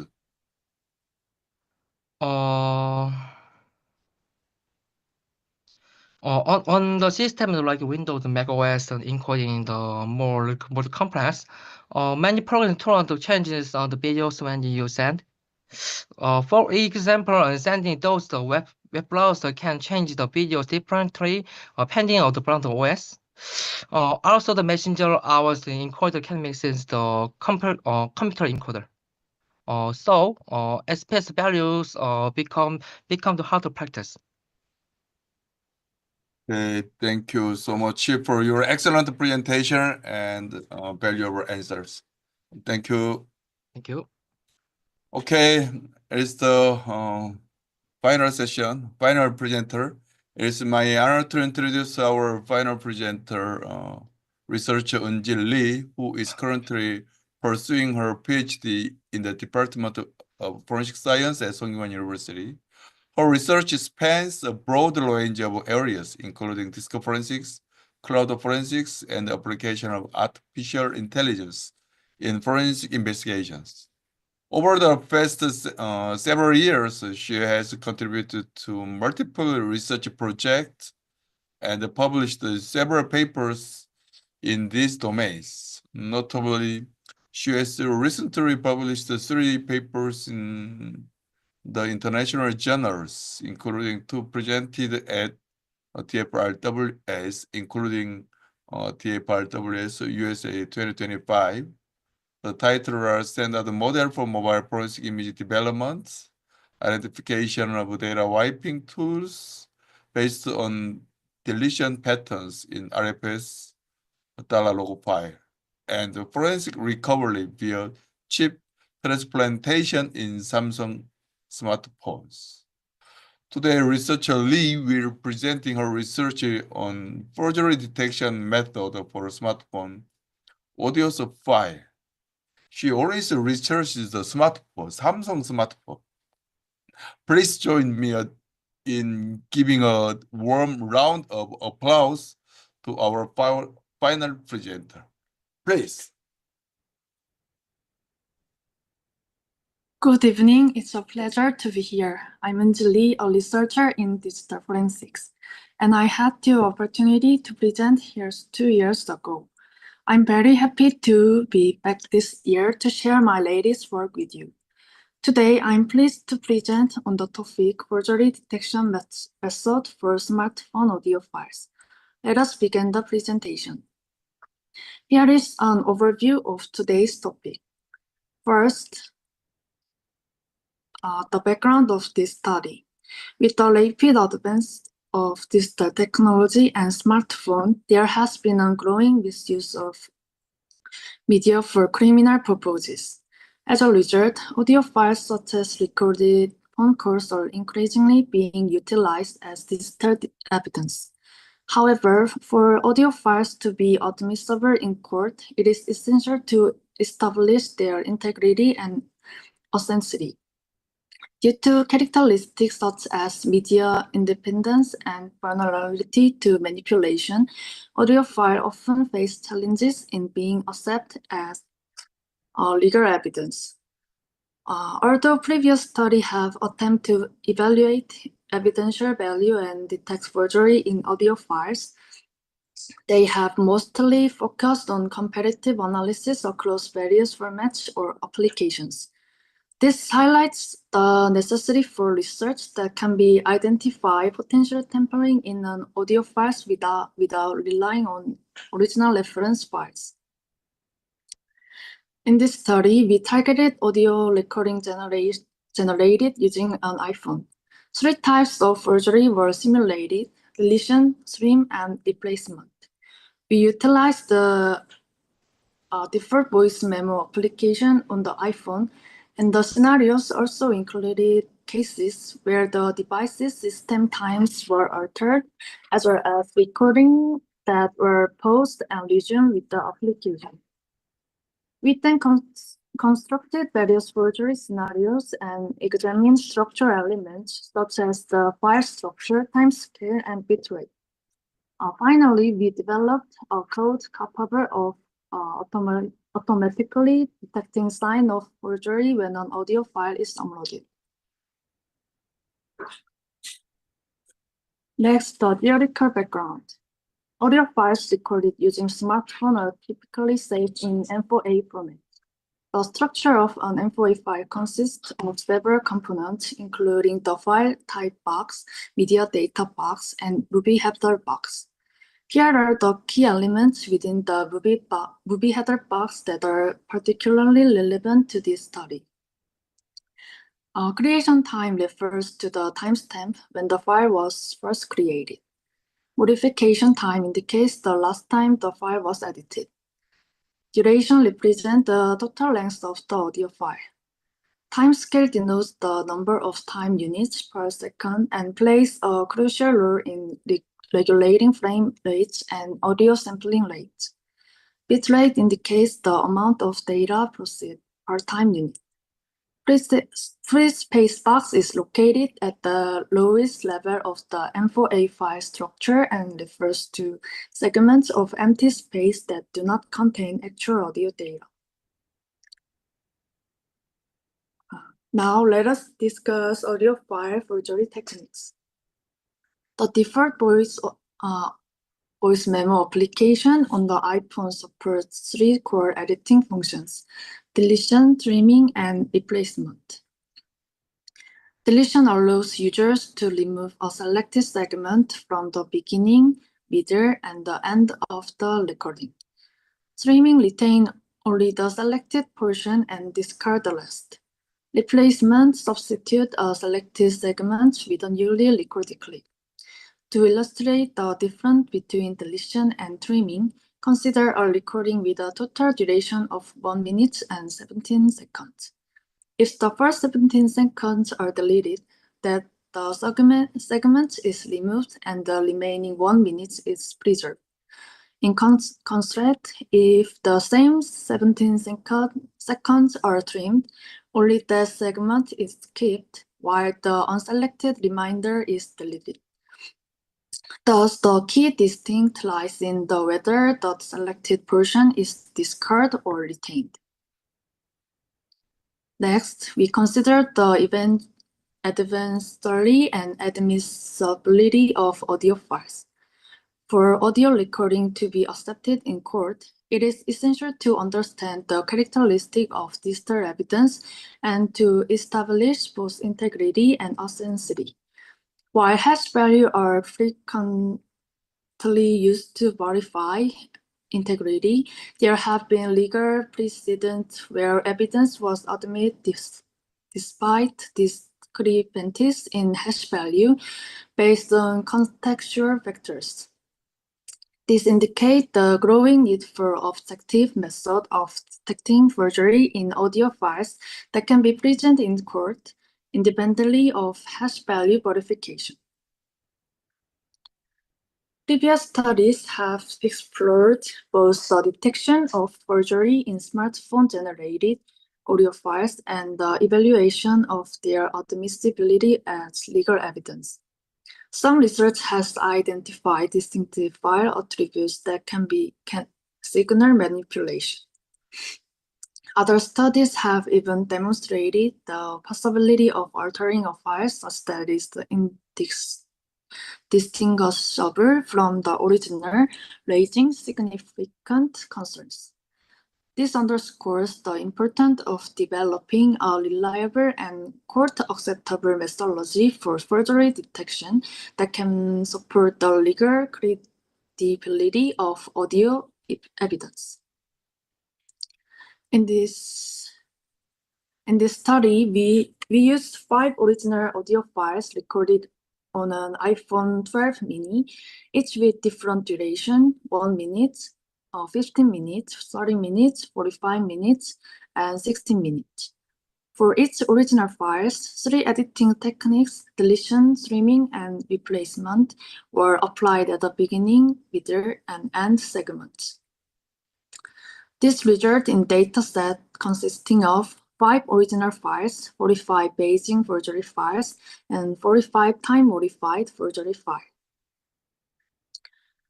From this point forward, the basic forgery files and time change file will collectively be referred to as forgery files. Please refer to table for a detailed breakdown of the experiment file configuration. We observed that, regardless of length, all original files shared an identical internal structure. Moreover, specific indicator found in the file headers and the UData structure clearly signified that the recording had been generated using an iPhone. The file structure of basic forgery file was found to be identical to that original file. Two distinct values were observed for the time scale. When replacement was applied or a middle segment was deleted, the time scale appeared 44,100. Conversely, when trimming was performed or when beginning or end segments were deleted, the time scale remained 48,000, consistent within the original file. A similar pattern was observed in the bitrate value. For files involving replacement or deletion of the middle segments, the bitrate was 256,000. However, for files trimmed or with deletion at the beginning or end, the bitrate was 64,000, matching that of the original file. In the original file, the creation time matched the date values, which represent the actual start time of the recording. The time difference between the creation time and modification time actually matched the duration of the file. In contrast, forgery file exhibit discrepancies. The creation time did not match the date value, and the difference between creation and modification time did not equal the duration. This suggests that in case of forgery, the creation time reflects the start of the forgery or re-encoding process, while the modification time corresponded to the end or saving point of the process. In the flip box of the original files, metadata confirming the file's origin from the iPhone was identified. In forgery files, this information appeared earlier in the file structure compared to the original. Additionally, a distinct 32-character string was observed at the end of the data section within the flip box. Time change files were generated by manually adjusting the iPhone system times to closely match the original recording's end time, followed by the forgery operation. For modifying the device clock, the original time change file were transferred using USB cable and adapter. The file structure of the time change files remain consistent with the original recording. Moreover, the timescale and bitrate values align precisely with those observed in the basic forgery files. It was confirmed that the altered system time was reflected in the metadata. As with the basic forgery files, the difference between the creation time and modification time did not equal the duration. Interestingly, the date value intended to reflect the actual start time of the recording differed from the original. This discrepancy is presumed to result from the file being transferred via USB, with the transfer time being recorded as the date value in the metadata. Within the flip box, the same 32-character string found in the basic forgery files was observed at the end of the data section. This consistent pattern supports the structural similarity between the two types of the forgery files. To investigate whether it is possible to estimate the length of words or post segments, an additional experiment was conducted using a newly constructed dataset. The forgery identification file consists of 17 minutes and 70 seconds audio files with a forgery operation performed on fixed 44-second segments. In the forgery identification files, the file structure differs from the original. The flip box previously present in the original files was no longer observed, and the new structure had been appended at the end of the file. In the forgery identification files, the timescale and bitrate value were consistent with those in the basic forgery and time change files. In contrast, post-detection files exhibit a timescale of 44,100 and a bitrate of 256,000, identical to the value seen when replacing segments or deleting middle section. Within the newly added structure, the previously observed 32-character string appeared to be corrupted. The time difference between creation time and modification time did not match the duration, and the creation time did not match date value. These indicators confirm that the file had undergone forgery. Next is estimation of first segment duration. Consider a file with a date value of November 11, 2024 at 30:42 and the duration of 16 minutes and 33 seconds. Assuming the recording started actually at the data values, adding the duration gives 30:55, which we define as the minimum and time of the recording. However, the creation time in this first file is 40:01, indicating the point at which forgery or re-encoding began. Since forgery can only occur after recording ends, the creation time serves as the maximum end time. The gap between these two times, 3 minutes and 3 seconds, is entered as the estimated duration of the first segment.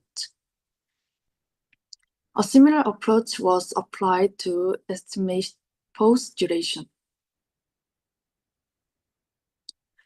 Our first file revealed two distinct patterns: replace segments or middle section deletion, trims or deletion at the beginning or end.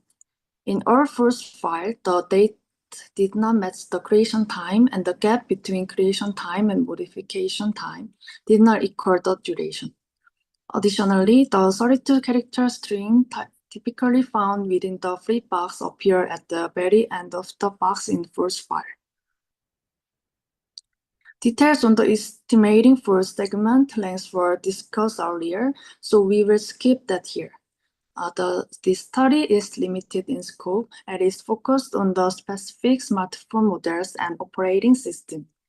Future research should explore how variation in the file extension and platform affected the result. Nonetheless, this study is significant because it presents a method for detecting audio file forgery without needing accessing the original file. To evaluating the study finding, a detection script was developed. The validation code initialized with where value count equals zeros. If the file matches the file original structure, the original count is incremented. If forgery involves replacement or middle deletion, the middle count increases. If it involves trimming or start or end deletions, the etc count is updated. Once our comparisons are completed, the result is determined based on the highest count. The code is designed to display both of the final outcome and the reasoning behind it. Of the 22 files tested, 21 were correctly classified. The single misclassification resulted from an error in the flip box due to the file name issue, not a flaw in the detection logic. These results support the conclusion that the method can reliably detect forgery in M4A audio file. In conclusion, this study proposed a method to detect forgery in audio files, supporting their admissibility as legal evidence. By conducting forgery operation using the 3 editing feature of the iPhone's default video memo apps, the study identified key indicators such as timescale, bitrate, and back timestamp. Although the approach may face challenges with more sophisticated edit or in the other OS environments and file formats, it is meaningful that forgery can be identified without needing the original file. We hope this research will reduce legal disputes surrounding around audio files and support investigate procedure. That concludes my presentation. Thank you for your attention. Please feel free to ask any question. Thank you for your excellent presentation. Your timing is so perfect. You concluded our session wonderfully. But time is not enough, but I will give a short question. Have you explored whether other metadata aside from timescale and bitrate, can also be utilized? As we reviewed our range of metadata fields during our analysis, among them timescale and bitrate emerged as the most distinctive and reliable indicator for detecting forgery.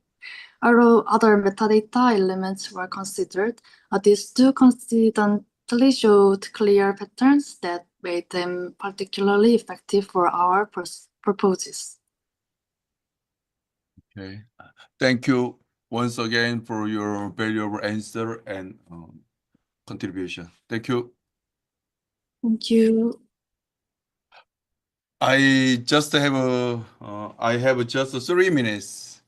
The first session of the Cybersecurity Revolution 2025 has now concluded. I hope you all found the presentations both informative and thought-provoking. There are numerous research ideas to explore in this session. I would like to extend my sincerest gratitude to 5 distinguished presenters for sharing their research and expertise with us. Your contributions has been invaluable.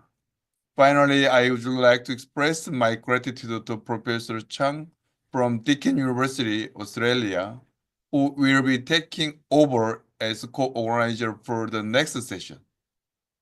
He is also set to present intriguing research topics, and we warmly invite you to engage with his session. Thank you all for your participation, and I look forward to seeing you next year with even more exciting topic. Thank you so much.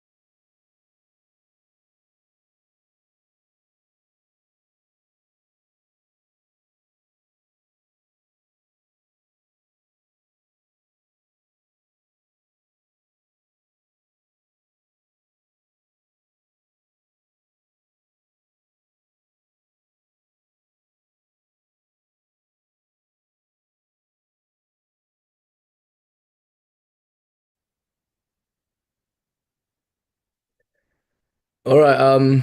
Good morning, good afternoon, good evening, everyone. Thanks to coming to this this section hosted by Deakin Cyber Research and Innovation Center. I'm Lennon Cheng. I'm associate professor in risk and policy at Deakin University. Together, we got another co-convener, Professor Chad Wellham, who is the deputy director of the Deakin Cyber Research and Innovation Center. Before I start, following our Australian culture, that I would like to acknowledge the traditional owner of the land where we log on from, and pay respect to the elders, past, present, and emerging. And if we have any indigenous or original people joining us, we especially like to welcome you and thank you for joining us. So today we will have two parts of this section. The first part would be a presentation from individual presenters, and the topic will be covering policing cybercrime in the Indo-Pacific region. So in the coming hour, also you'll listen to different presentations covering China, India, Canada, Vietnam, and Korea and Thailand. And the second half will be chaired by Professor Chip Whalen on a discussion on the new UN Convention on Cybercrime and its impact towards the region. So without further ado, I'd like to introduce our first speaker. The first speaker is a newly minted doctor, Dr. Zhou Yu Zhao. He is a PhD candidate at Monash University. We just got the result back. Congratulations, you. He he will be talking about cyber fraud and policing in China and crime displacement, which is very much based on what he has researched in his PhD. So I'll pass the microphone to you. Thank you, Lennon. Thank you so much. So now I'm gonna share my screen. Okay. So, conclusion. Get back to first page. Sorry, can't see it. Okay. So thank you everyone for today's joining today's conference. So today I'm going to present the majority topic or research findings from my PhD studies, policing cyber fraud in China, especially focusing on how Chinese police react from the organizational level and tactical level to the cyber fraud and the outcome of policing cyber fraud, which is crime displacement. I'm gonna briefly introduce the backgrounds and the research design or methodology and go into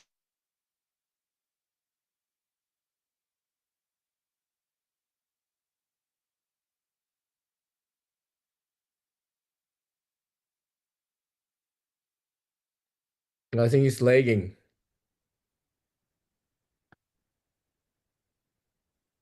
Yep, are you back?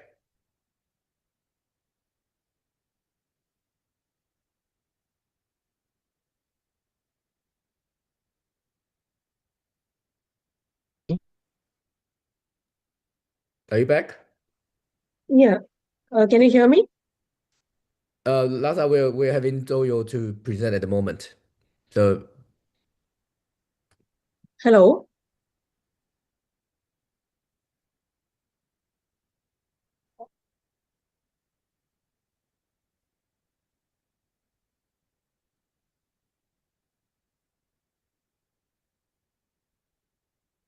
we can't hear you.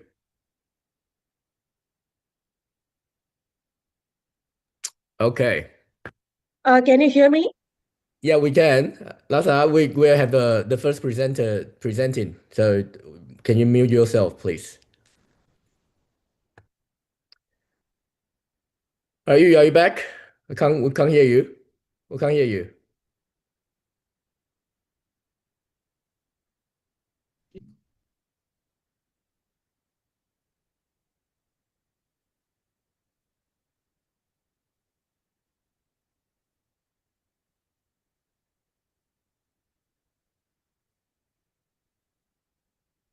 Or obviously there are some technical issues.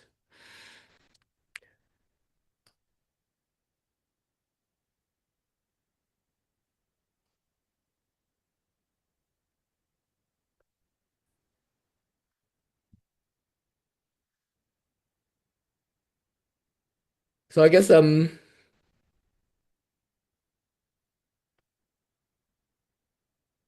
Marie, do you want to take over and do the first presentation? Yeah, sure. Yeah, I think that might be better, and we can have Yi later. Okay, perfect. So I will share my screen.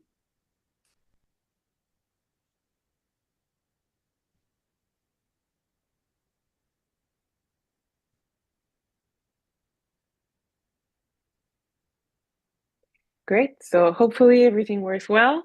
Hi, everyone. My name is Marie-Pierre Villeneuve-Dubuc. I am from the University of Montreal in Canada, currently a visiting student at Deakin University in Melbourne. So I will be sharing about my PhD project, kind of the preliminary results of it, because we've only done the Canadian data collection so far, and it is a comparative study between Canada and Australia. So it's an ongoing project, but I'm happy to be sharing a bit about that big project. So we'll be talking about the private sector perspectives on cybercrime investigations. So the challenges when it comes to collaborating with Canadian law enforcement agencies. So to give a bit of context, of course, if you're attending a cybercrime conference, you know that there is a massive increase in cybercrime incidents, such as ransomware, data breaches, and etc. And of course, Canada is also a victim country of this massive increase. And as we kind of know, since I'm the first to talk in this panel, there is some kind of major challenges for law enforcement agencies when it comes to investigating, prosecuting, disrupting cybercrimes, such as the lack of financial or human resources, training gaps between different cyber units, and outdated legal frameworks that they have to work with. And in the literature, it has been shown that there is a strong need to improve the public and private collaboration between law enforcement agencies and the private sector to effectively respond to cyber threats. Although that collaboration is not easy because we are working with entities who have different means, aims. Just to give a little bit of context about the Canadian policing system.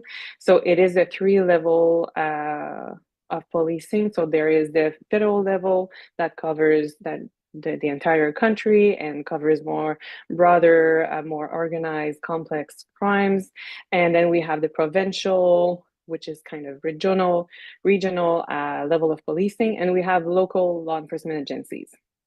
Something that is interesting to know in this context is that there has been a new establishment of a National Cybercrime Coordination Center, the NC3, that occurred maybe 3 years ago now, so it's still very new, and that aims to enhance national coordination between these law enforcement agencies. So for the research questions, like I said, my PhD project is a bit broader than what we will be tackling in this presentation, but in general, we want to know how does the experience of police officers and private companies in Canada and Australia exchange. Right, I just need to switch that. Thank you, sorry. So my research question is, how does the experience of police officers and private companies in Canada and Australia compare in the context of information sharing for cybercrime investigations? For this presentation, I will be only focusing on that, the private sector side and what they've shared with us about what they've experienced as being the main challenges when it came to collaborating with different levels of law enforcement agencies. So I won't cover all the research questions. That's only what we're going to be talking about today. When that will change. Okay. So for the data, the method, research design, it is a qualitative method study. So we use, in order to identify themes and sub-themes, there is a strong strong measures for confidentiality that has been put, because we are working with multiple law enforcement agencies and different people in the higher level of hierarchy and different cybersecurity stakeholders, companies. So yeah, that is definitely a big aspect of this project. We use the semi-structured interview format to allow and have more in-depth discussion with participants. So far we have 26 interviews in Canada. That covers almost equally. On one side, we have our participants from the private sector, cybersecurity stakeholders, which include incident response teams, private investigators, tech firms, banks, telecommunication companies. And on the law enforcement side, we have mainly investigators, some surgeons from the federal cyber units, provincial police, and municipal investigators as well. So we have that kind of multi-level that has been covered. And for the analysis, so we use NVivo to do the analysis, and we have the ethic committee has been approved by the University of Montreal. So to jump in, I can't see my time, so hopefully I'll be all right. But for the preliminary results, these are kind of the main themes that so far has been identified under the big umbrella of challenges. So to keep that in mind, the first thing that has came up a lot was the lack of clarity of legal framework. So participants indicated confusion. Even when chatting with them, they didn't know exactly what they were allowed to do, what they wasn't allowed to do, and that changed a lot depending on the participants. And that also caused a reluctance to collaborate without the proper legal protections, which is very understandable. But that kind of lack of clarity and that strong need to have a legal protection kind of influenced some participants to be more reluctant to collaborate. Also, one thing that was shared was the lack of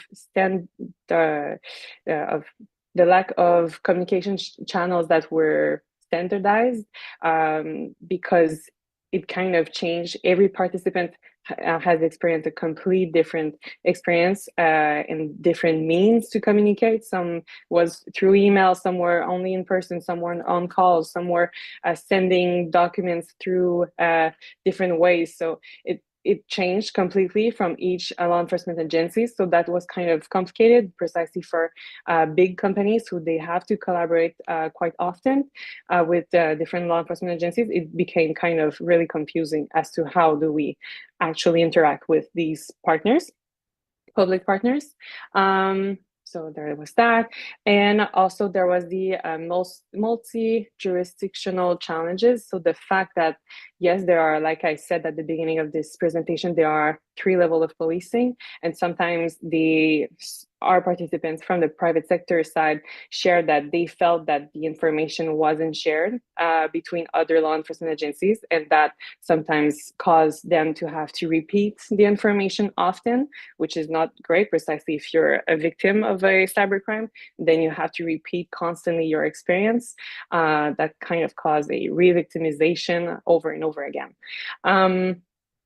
And also, one thing when it came to choosing to collaborate or not, there was definitely that was a theme that came up a lot, was the perceived risk of legal liability and reputational damage, because that was something that the private participants shared, that they were kind of always thinking as, should we collaborate with the public sector? How would it look like in the media? So that kind of media test, it has some kind of impact on our company if we do so. So that was definitely an influential factor as to whether or not they would collaborate with the public sector. So I inserted a few quotes, because I think it's always nice to see what people said. So the names are completely random. So just to give more insights.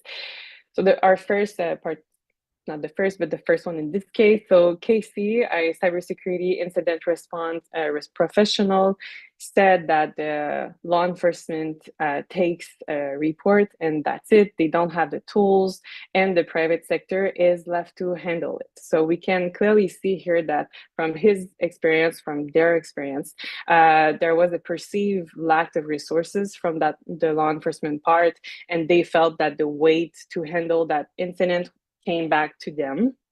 Another thing that came up, they shared, I harass them. If I don't push, nothing moves.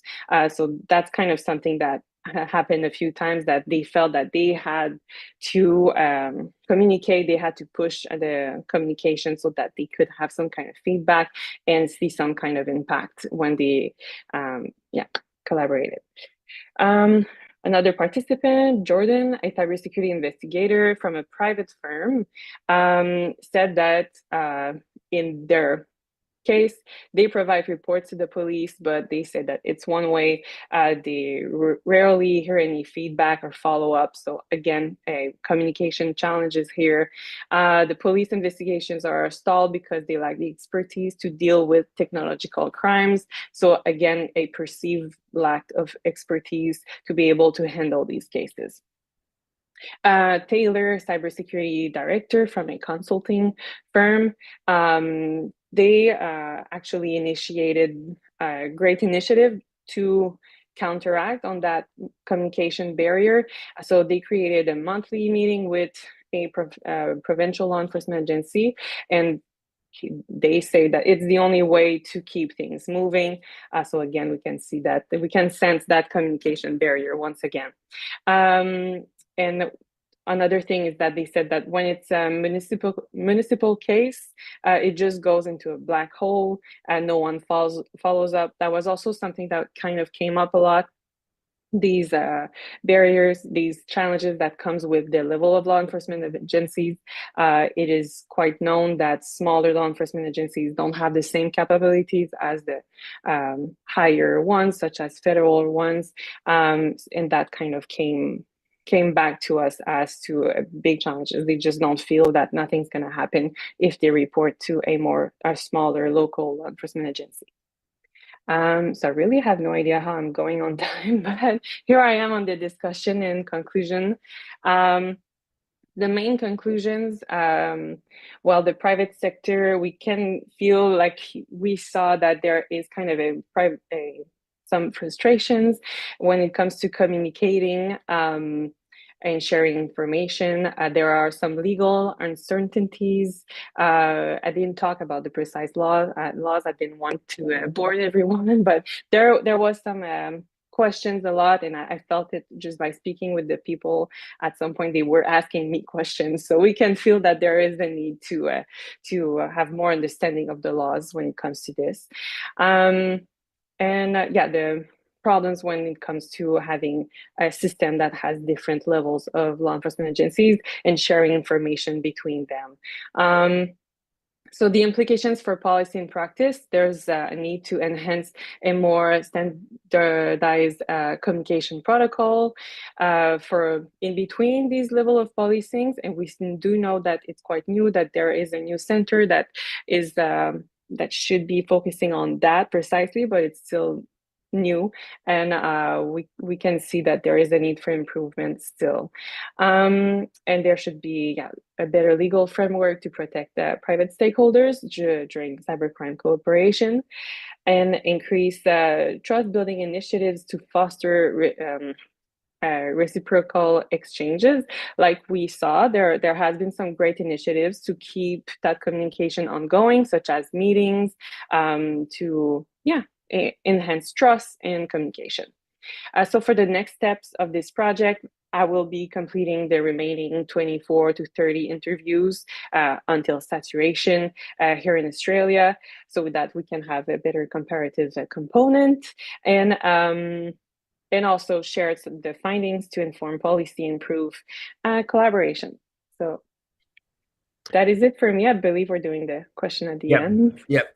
Thank you, MB. We'll do the Q&As at the end. But if you have any audience who got any questions, you can pass it to Michael, and Michael will pass it to us. I think MB, sorry, I forgot to introduce you.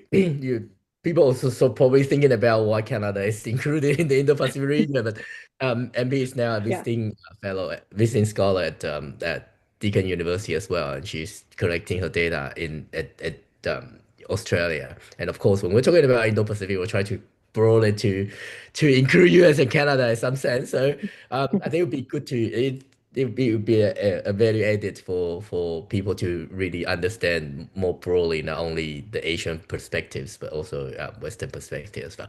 Thank you, MB. Yu, are you back? Yeah, so sorry for the internet problem. No worries. I'm Do you currently want based to in put on your China. PowerPoint and continue? Yeah, sure. Okay.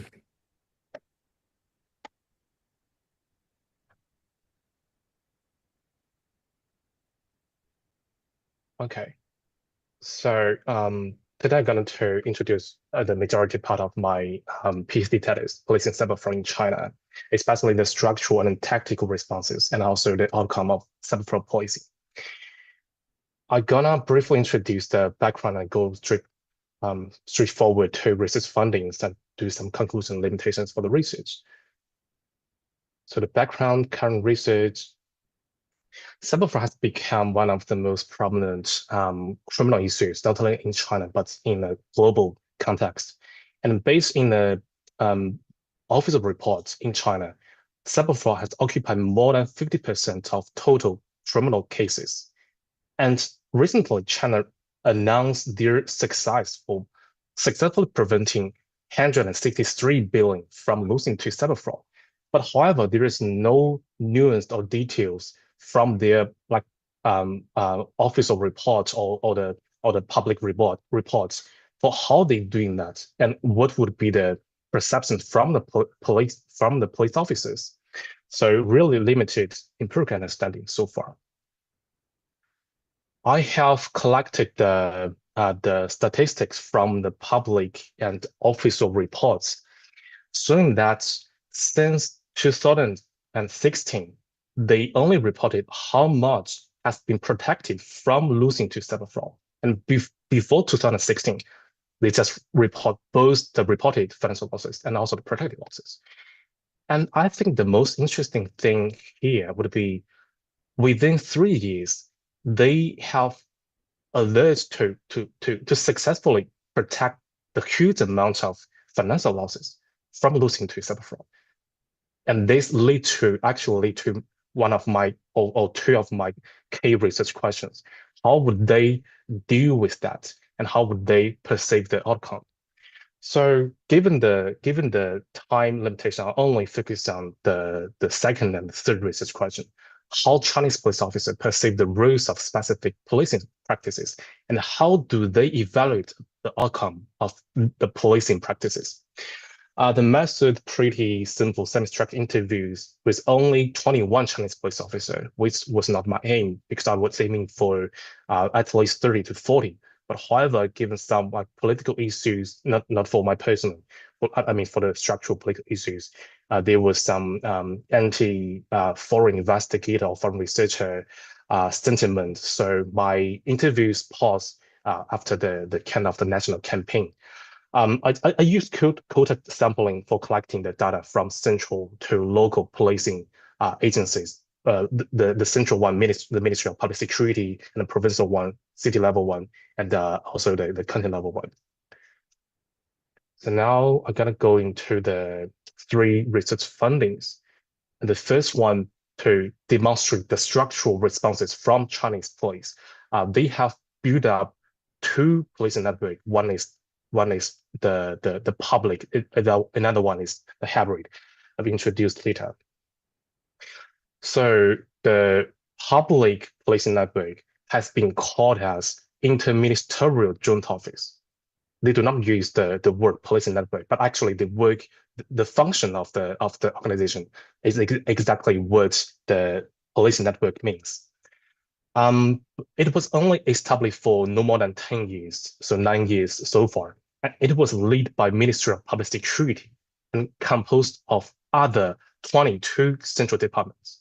So as you can see from this figure, the number of institutions can be categorized into 3 domains: financial system, telecommunication and information system, and also criminal justice system. And it has the central leader, the police department, central leader, so-called the Ministry of Public Security. And there are some benefits based on my interviews with the central and also local police officers. So they can share the intelligence. So the internal cross departments, they can share no matter the big data or the new intelligence they have analyzed from their domestic jurisdiction. So they can share between the departments. And secondly, they can do some collaborations. Although the collaboration can be sometimes limited and sometimes limited in the different jurisdictions. And the collective decision making can be made by the MPS, the Ministry of Public Security, or the local level public security bureaus, the police bureaus, once they have collected the information, the intelligence from different institutions. However, there are also some disadvantages or limitations, such as conflict of interest. For example, the Ministry of Public Security, they want to reduce the registration, the bank registration. However, financial system, they just want to increase the bank registration because they want to increase their KPI. So their KPI under this context can be conflictory. And the second one, financial repression. For the policing cyber fraud, they have to implement a different kinds of crime campaigns, including anti-money laundering initiatives. So anti-money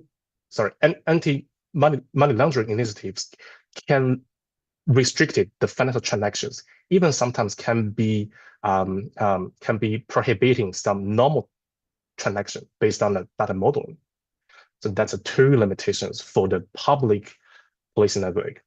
And the second policing network I call the police industry partnership, which is the hybrid police network. The police agency collaborates with private tech companies to build up big data policing system.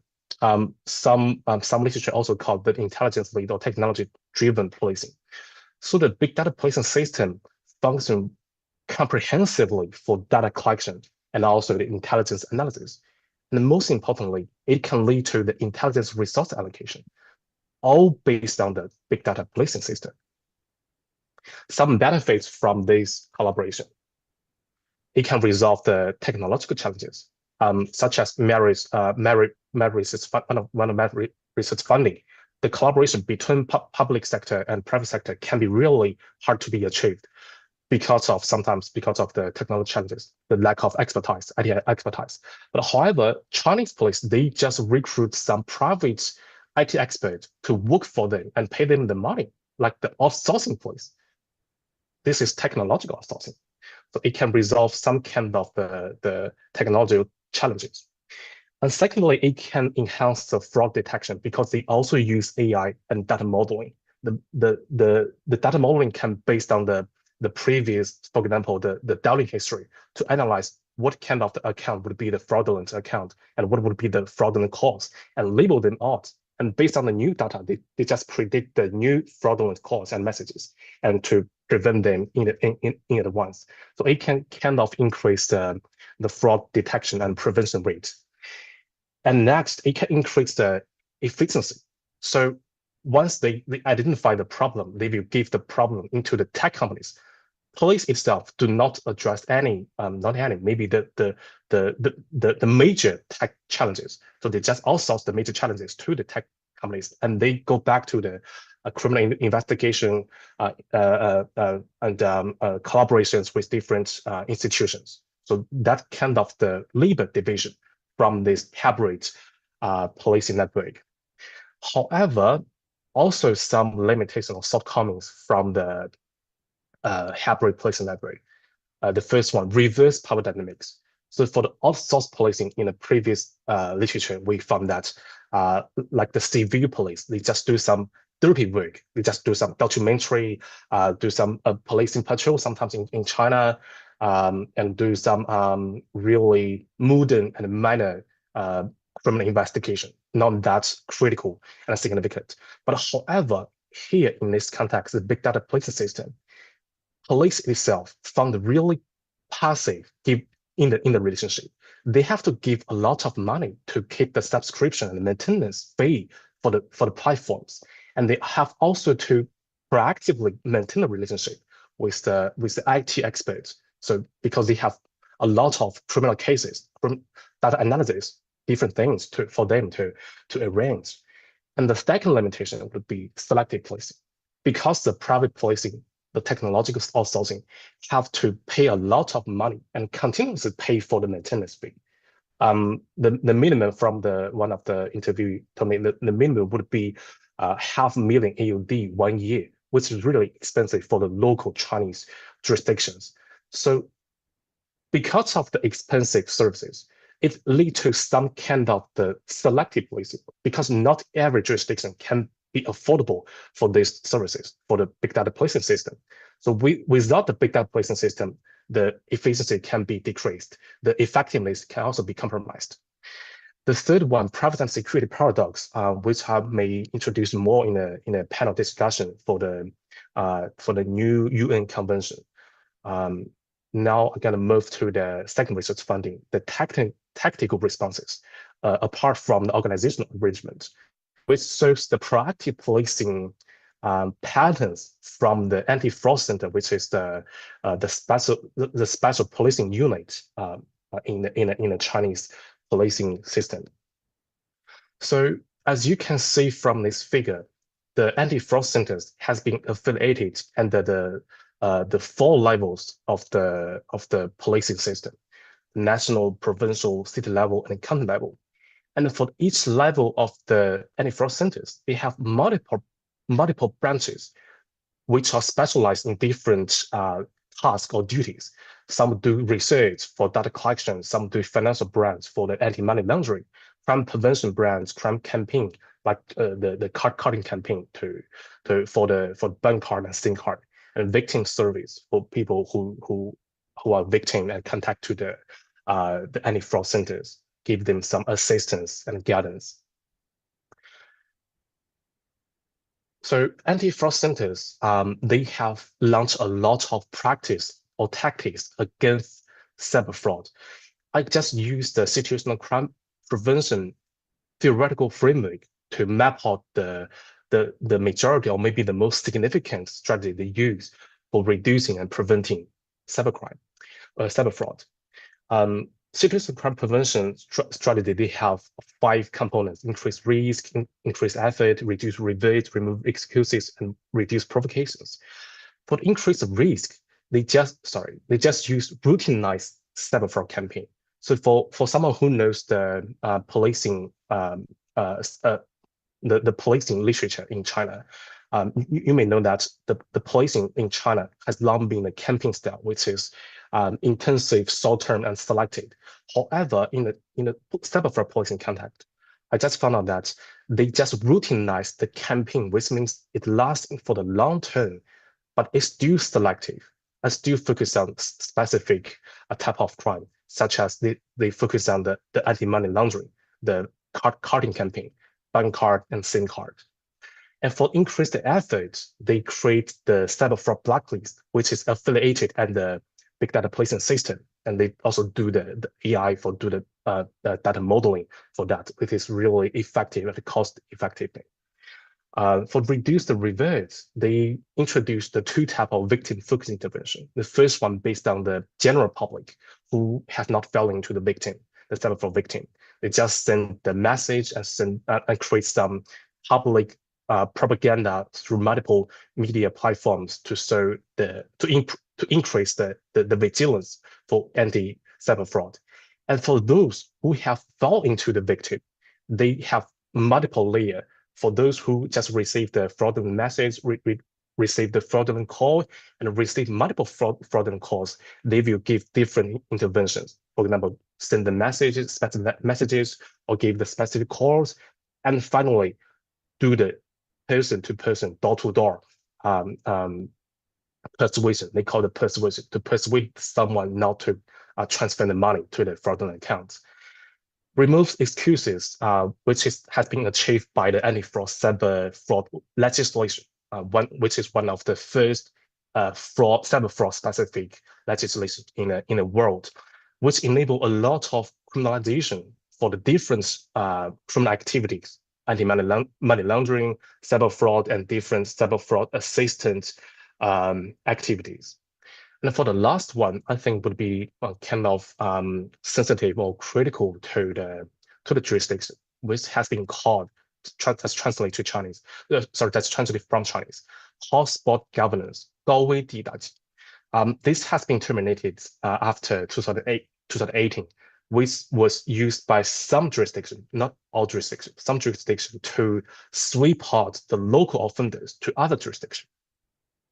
Because once the local jurisdiction has been labeled as cyber fraud hotspot, they view the director of the local jurisdiction will be prohibited from promotion within 3 years, which is really like serious political censorship, political punishment.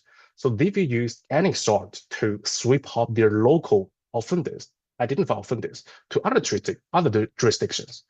So there won't be any managed offenders for them to be labeled as hotspots. But this one has been officially terminated by the Ministry of Public Security, which also acknowledged the shortcomings, the disadvantages, such as crime displacement, which was notified by one of my interviewees. The benefits limitations are pretty explicit from the proactive approach, which is situational crime prevention of anti-fraud centers. The first benefit is embracement to proactive policing, which has long been criticized by the Chinese policing literature because of the camping style or reactive policing in history. The second one, increase the criminal cost and risk. For example, for the bank cards, previous to the establishment of the fraud center, one bank card only valued for 50 RMB, but now, right now in China, it was more than 2,000 RMB, increased 50 times at least. And cost effective, they use a lot of technology such as big data policing powered by the AI, big data modeling to do the automated crime prevention, crime detection, which is really cost effective from the perspective of the interviewees. And for the limitations, such as the procedure justice, the hotspot regulation, the hotspot governance, reduce the provocation. They also acknowledge kind of the procedure injustice, although they still found out that they have no choice to do that. The camping style policing has been still silent in the front line, the local level policing this, because the local police officers, they found really hard to be adaptive to the new technology, such as big data policing system. And finally, the final limitation would be crime displacement, which is my third research finding. The cyber fraud displacement. Okay, I will quickly. Maybe wrap quickly. Yeah, sorry for that. So based on the interviews and analysis, I found out that crime displacement has been facilitated by early stage Chinese policing strategies. However, policing is not the sole factor for facilitating the crime displacement. We have to also think about the criminal motivations and also the criminal opportunities, especially policing capacity for addressing criminal motivations and opportunities. So maybe we don't have enough time to introduce the newest data here. So this is my conclusions here. So cyber fraud policing is hardly achieved through policing itself. It needs some network or collaborations, no matter domestically or internationally. A network and proactive policing is promising, but it should be implemented with procedure justice. And policing is not the sole driving factor of crime displacement. Opportunities and motivation should also be considered. Limitations because of the limited number of interviewees, the representativeness can be questioned for a while or for some scope, despite using the quota sampling. And transferability, so whether the Chinese policing experience or lessons can be transferable to different jurisdictions, for example, especially the Western context, will need further investigation, further research. And for the evolving nature, the technology evolving, often the involving policing involving, whether the current findings can be still applicable in the following 5 or 10 years, still questionable and waiting for further research fundings. So thank you all, and sorry for the internet Thank you, problem. Doyle. Thank you. I'll be very interested to hear more on the displacement, but due to the time limitation, maybe we can have a discussion after during the Q&A and afterwards. So Sure. we'll quickly move on. Our third speaker, Dr. Lasa Subramaniam. She is a associate professor and director of Center for Cyber Forensic and Information Security at University of Madras. And she'll be talking about policing cyber crime and cybersecurity related issues in India. So Lasa, over to you. And you got 15 Thank you, minutes. Professor Lennon. Good morning. Good morning, everyone, and thank you for this opportunity. I'm happy to be a part of this. I hope this will be useful for many people. So I will quickly brief about the situation of cyber crimes in India in the past decades. Like we started the first cybercrime police station in India in the year 2001. After the Information Technology Act, which came into place in 2000. So the 2001 cybercrime police station was set up in one of the county called Bengaluru, which is in south of India. So that time I started my research in cybercrime, and now it is almost more than 2 decades. So India in understanding cybercrime and also how it is proactive and reactive to the situation of cybercrimes. I will try to brief in the given time. When the cybercrime police station was established in India, much crimes reported because public was not aware of what is cybercrime and what is the organization of cybercrime. Then 2005, reporting became a little vibrant, and I could see like a lot of people, they can come and report about the crimes which are very personal. For example, the crimes which happen because of ex-girlfriend, ex-boyfriend, or ex-husband, a disgruntled employee situation. Now, in the year 2024, 2025, cyber crimes are getting reported. I will simply say it's not increase in cybercrime. Increase in cybercrime, increasing risk of cybercrime is also happening in India.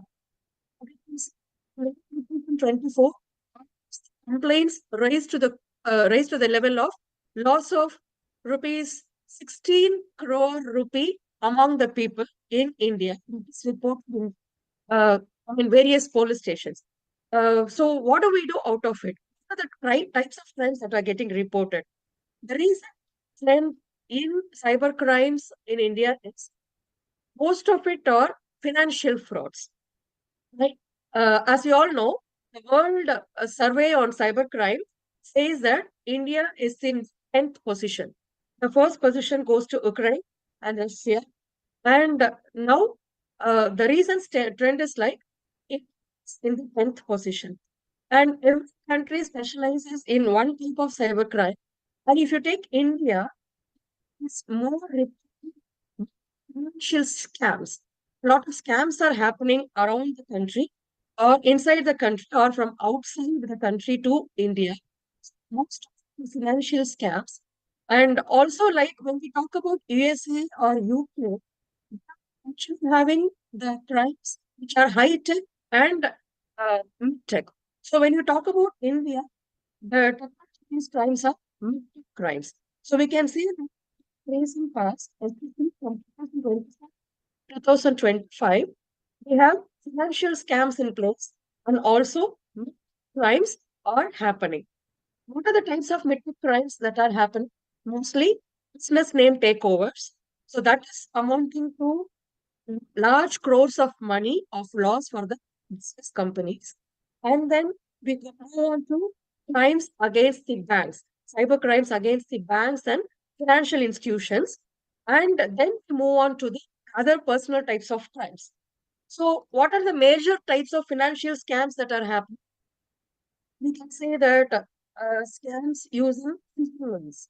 So where they are asking about filling up the KYC or filling up different amount or which is trying to attack a person or an organization with us. We can lose huge amount of money. And also ransomware attacks are more reported in India in the recent past. So ransomware attacks are targeted on organizations and institutions, makes them to lose huge amount of money. In trend of cyber crimes also makes people to report cybercrime to various organizations which are working for it.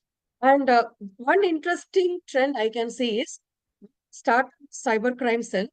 Companies were not ready to report because of their reputational issue. Now, companies are coming out to report cyber crimes and they are able to openly declare that this is the loss and they are trying to rectify what's happened and also respond to the incident. So that we have seen in India, apart from personal crimes being reported across the country. So while the crimes against the companies are getting targeted, so also have a lot of crimes happening. For example, matrimonial scams. So through matrimonial websites, a lot of scams are happening. And then dating sites, site scams are also reported on a higher level. Through dating sites, the victims are targeted and they are looted with money, they are blackmailed for personal favors or anything.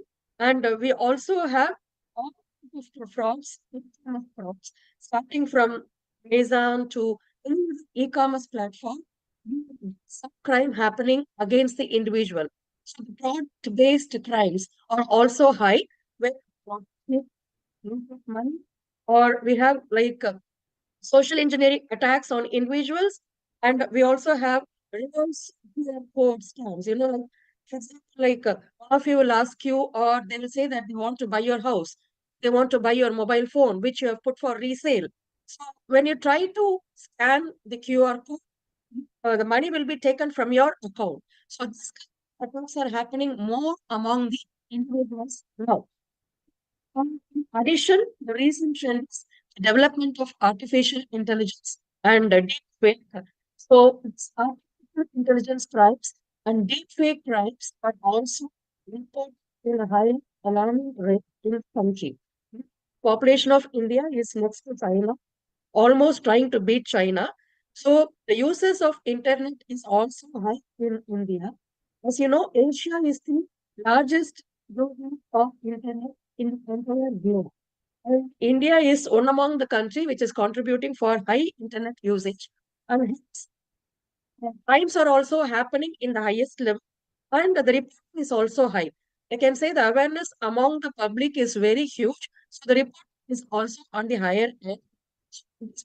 Crimes are well reported with police, right?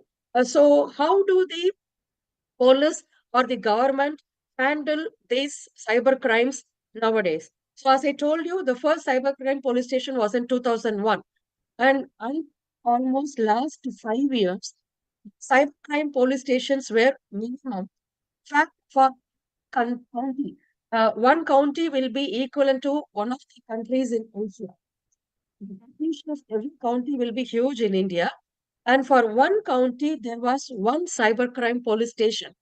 And in the recent past, in the last 3 years, central government or the federal government direction that every district should have a cybercrime police station and the people have to easily access and report to the cybercrime police station. So apart from that, we have a lot of agencies cover the cybercrime in a very manner. Our first agency is the Ministry of Home Affairs, which is the federal agency So the federal agency is having the responsibility of security for the public and the country. So they are taking a lot of initiatives to the people from cybercrime, both personal and corporate level. And under the aegis of the Ministry of Home Affairs, the federal body got a body called I4P.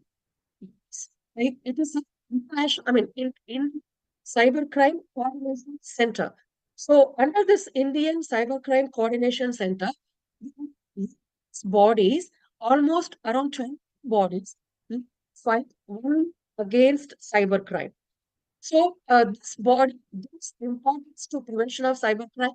They give in and out guidelines to prevent the cybercrime, and under this body have National Cybercrime Reporting Portal. We have NCRP, which can report cybercrime easily. And also a helpline called 1930 is initiated across the country economic fraud or financial fraud against a citizen or a corporate and reported. So this 1930 helpline function 24/7 in the country, and 130 has an agreement with the service providers. For example, the service provider being the banks, service provider being social media platforms like Facebook or Insta or social media service providers. So, coordination with this I4C, especially this 1930, what incident happens, they have to react back immediately. Example, the helpline 1930 for financial scams. I am actually a victim of financial scam. I could report before 78 hours. We call it as golden hours. So we have introduced a concept called golden hours. Crimes within this golden hours, it's 100% possibility that the money which goes to the offender's account will be blocked in the gateways, and the banks will cooperate in it, and the money will get reversed to the of account not more than a week of time.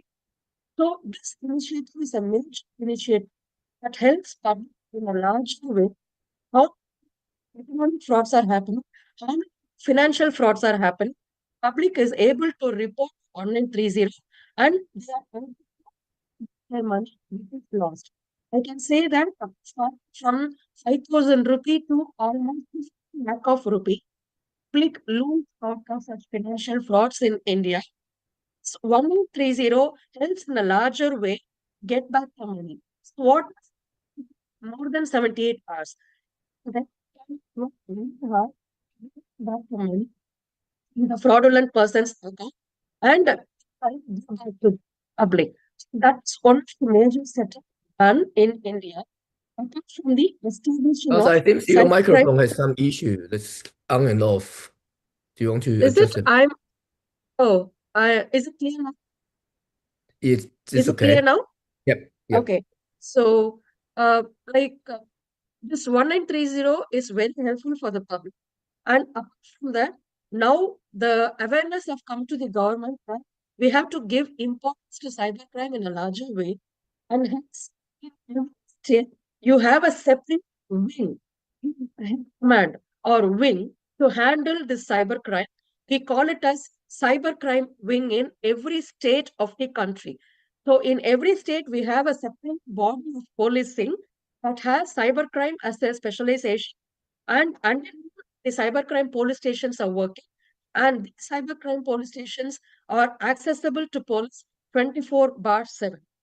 So that is the situation of policing in India.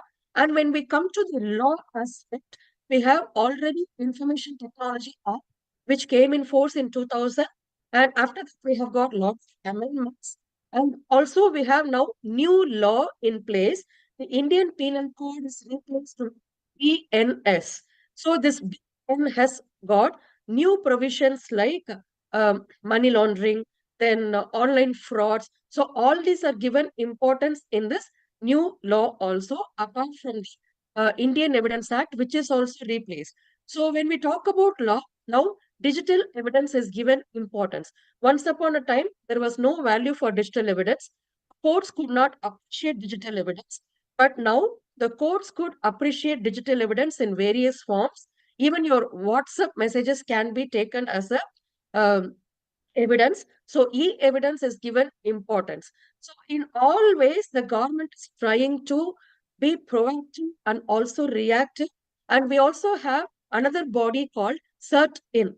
CERT-IN is a body which is set up for incident response. So if any cybercrime happens, CERT will react to it and try to rectify it along with the bodies concerned. So CERT-IN is set up its office in every state of the country. And they work along with the industries, with the government, and also with the public to respond to any incident. The loss is not huge for corporates or persons or anyone.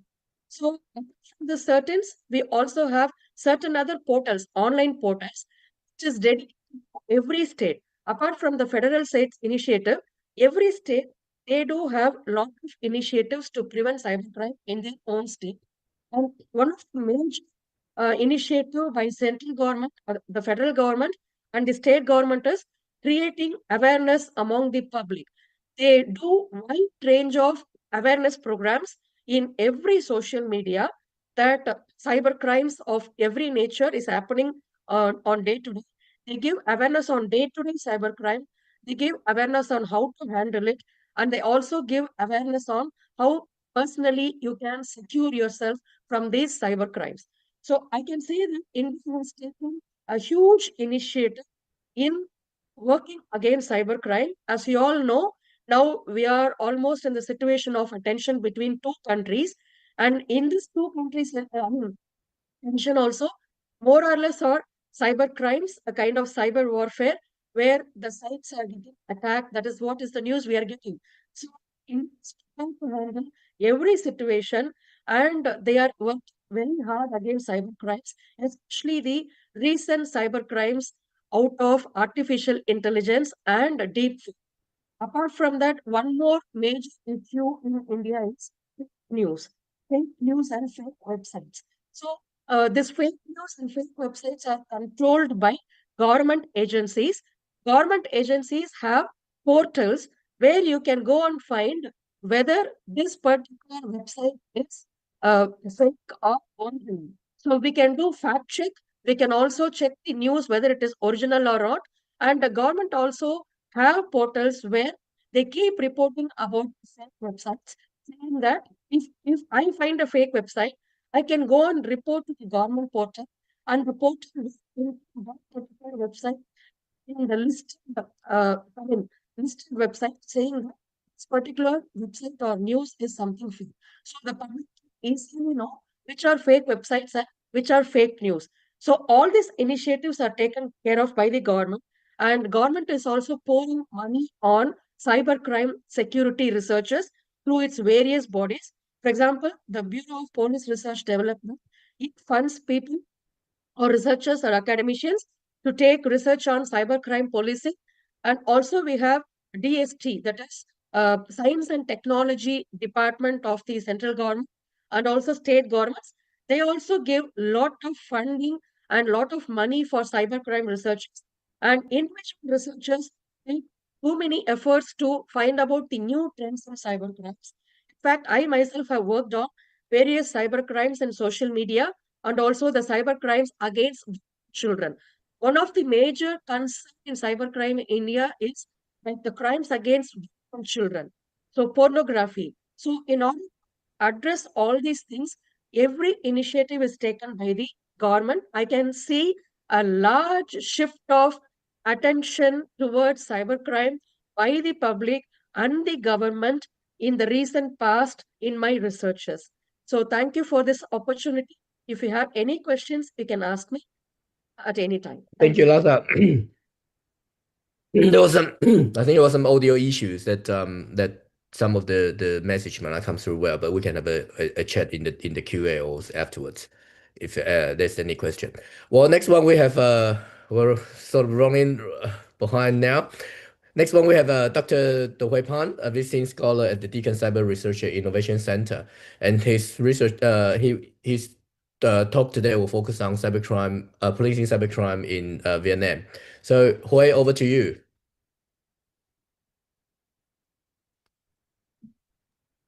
Yep. Thank you, Leonard. Excuse me. Yep. Please allow me to share my screen.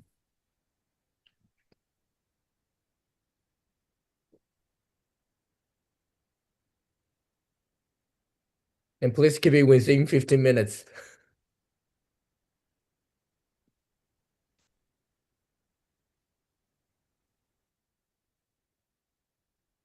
Yep. Hi, everyone.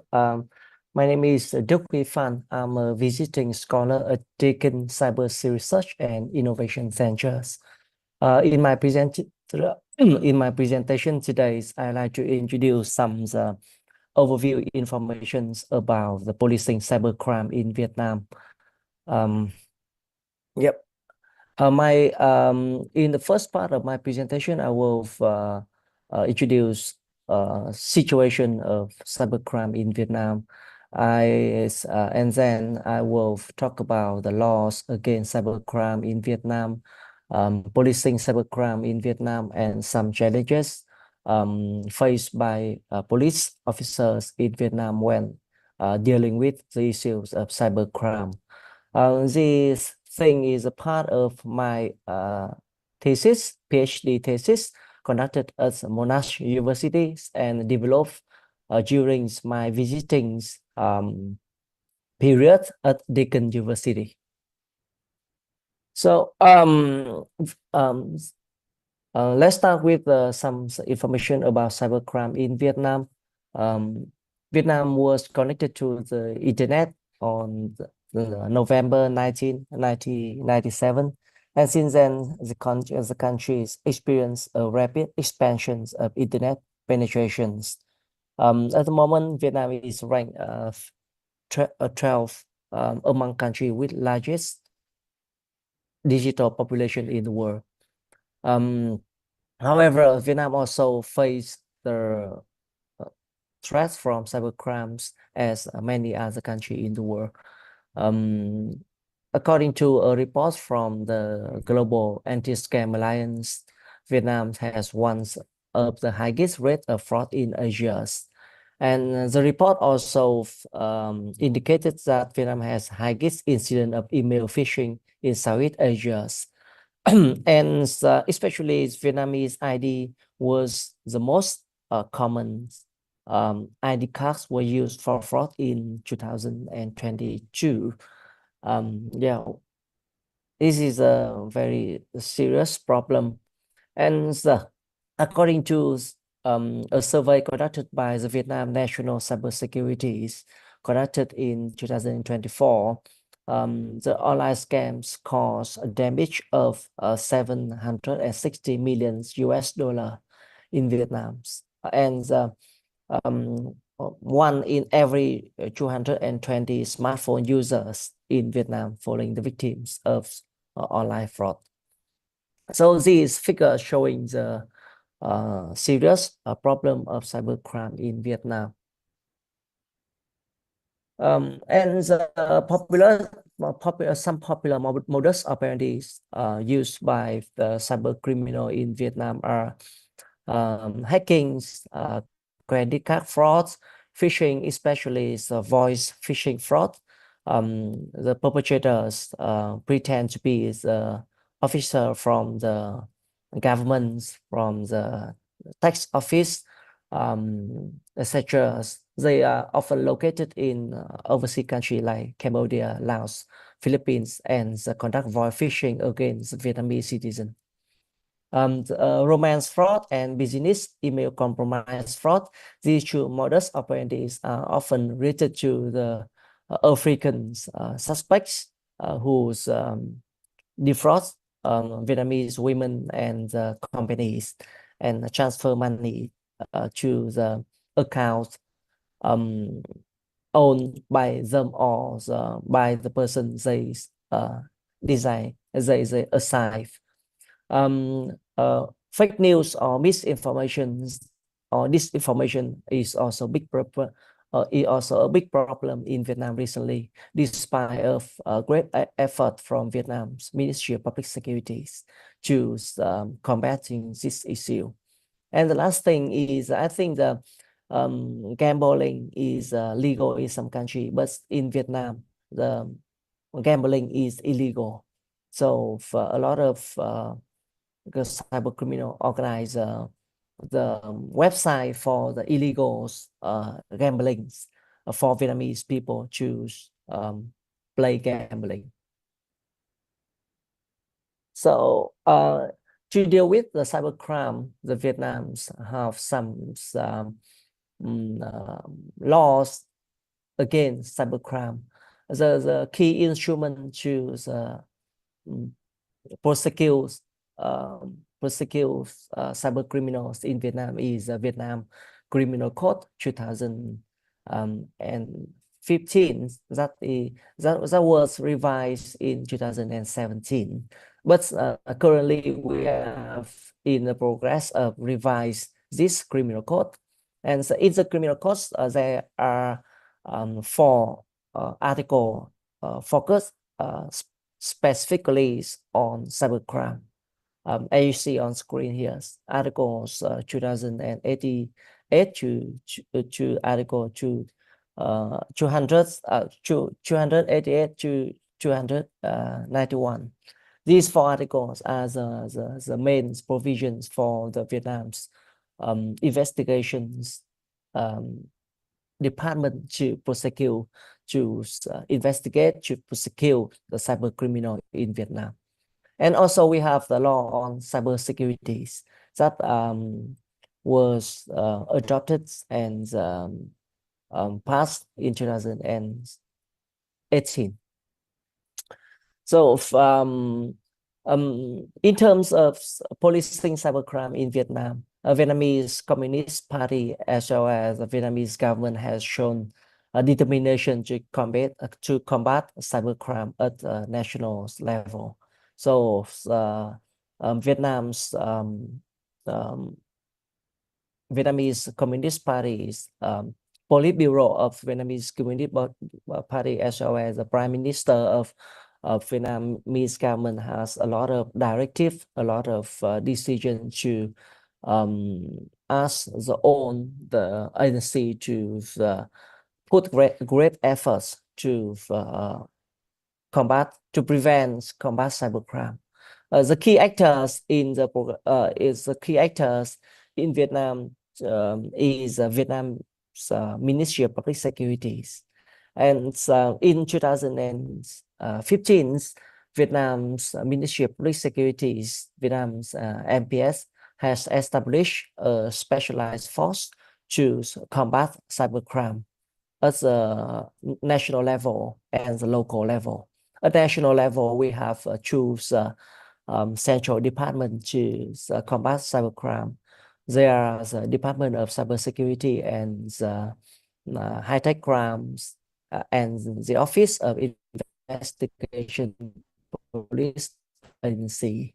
They choose main central department to combat cybercrime at national level. At local level, we have different units located in the different hotspots of cybercrime in some provinces and cities in Vietnam. And so recently, Vietnam's MPS have conducted numerous operations to dismantle transnational criminal network in Laos, Philippines. And as you can see on screen here, there is a successful operation conducted by Vietnam MPS that dismantles a cyber criminal network operated at the Golden Triangle in Laos territory. Okay, we arrest hundreds suspect, hundreds criminals. Despite a lot of effort and resources have been put in the fight against cybercrime, Vietnam police also has faced a lot of challenges in this battle. The first challenges Vietnam police has has to face is in terms of international cooperation. I think that is a common issue faced by a lot of police forces in the world. Yep, in Vietnam, Vietnam is not an exception. And Vietnam's police has to face time-consuming progress of formal mutual legal assistance. So it takes months or even years to get the result and feedback from the law enforcement or from the competent authority from other countries. And if informal cooperation have been used like through the Interpol channel, through the police to police cooperations, but the outcome of the cooperation have not been officially recognized as a legal evidence before court in Vietnam. So that is the issue.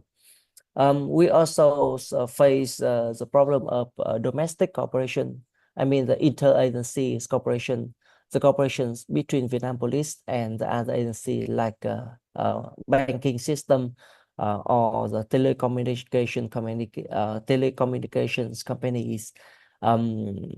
So these they provide the information like the owner or the owners of bank account or subscribers of the IP address late, and it's quite the progress of getting information from the agency is quite time consuming, and so it delays the progress of investigations against cybercrime. And the Vietnam Police also lack of skillful investigator, lack of interpreters in the investigation against the transnational criminal network, especially when Vietnam Police arrest the suspect foreign criminal. It's quite challenging for the Vietnam's police officer to integrate, to interview, to integrate, take statement from the suspects. And they also lack of the specialized equipment, like especially the equipment to analyze digital device seized or collected from the suspects. And the next challenges is about the complicated modus operandi used by the criminals. They often hide the Vietnamese money mule to launder criminal proceeds, and they use a mobile phone SIM card register under the names of Vietnamese people. They can be the driver, they can be students, and then they use a bank account or the mobile phone SIM card under their name to hide the flow of money, to hide and to stop the chase, stop the progress of chasing the money flow from the Vietnam Police. And Vietnam's suspect located in other country. So the foreign foreign criminals come to Vietnam and recruit Vietnamese people, and they bring Vietnamese people to the other country like Cambodia, Philippines, and cheat them brutally, force them to conduct the void fishing.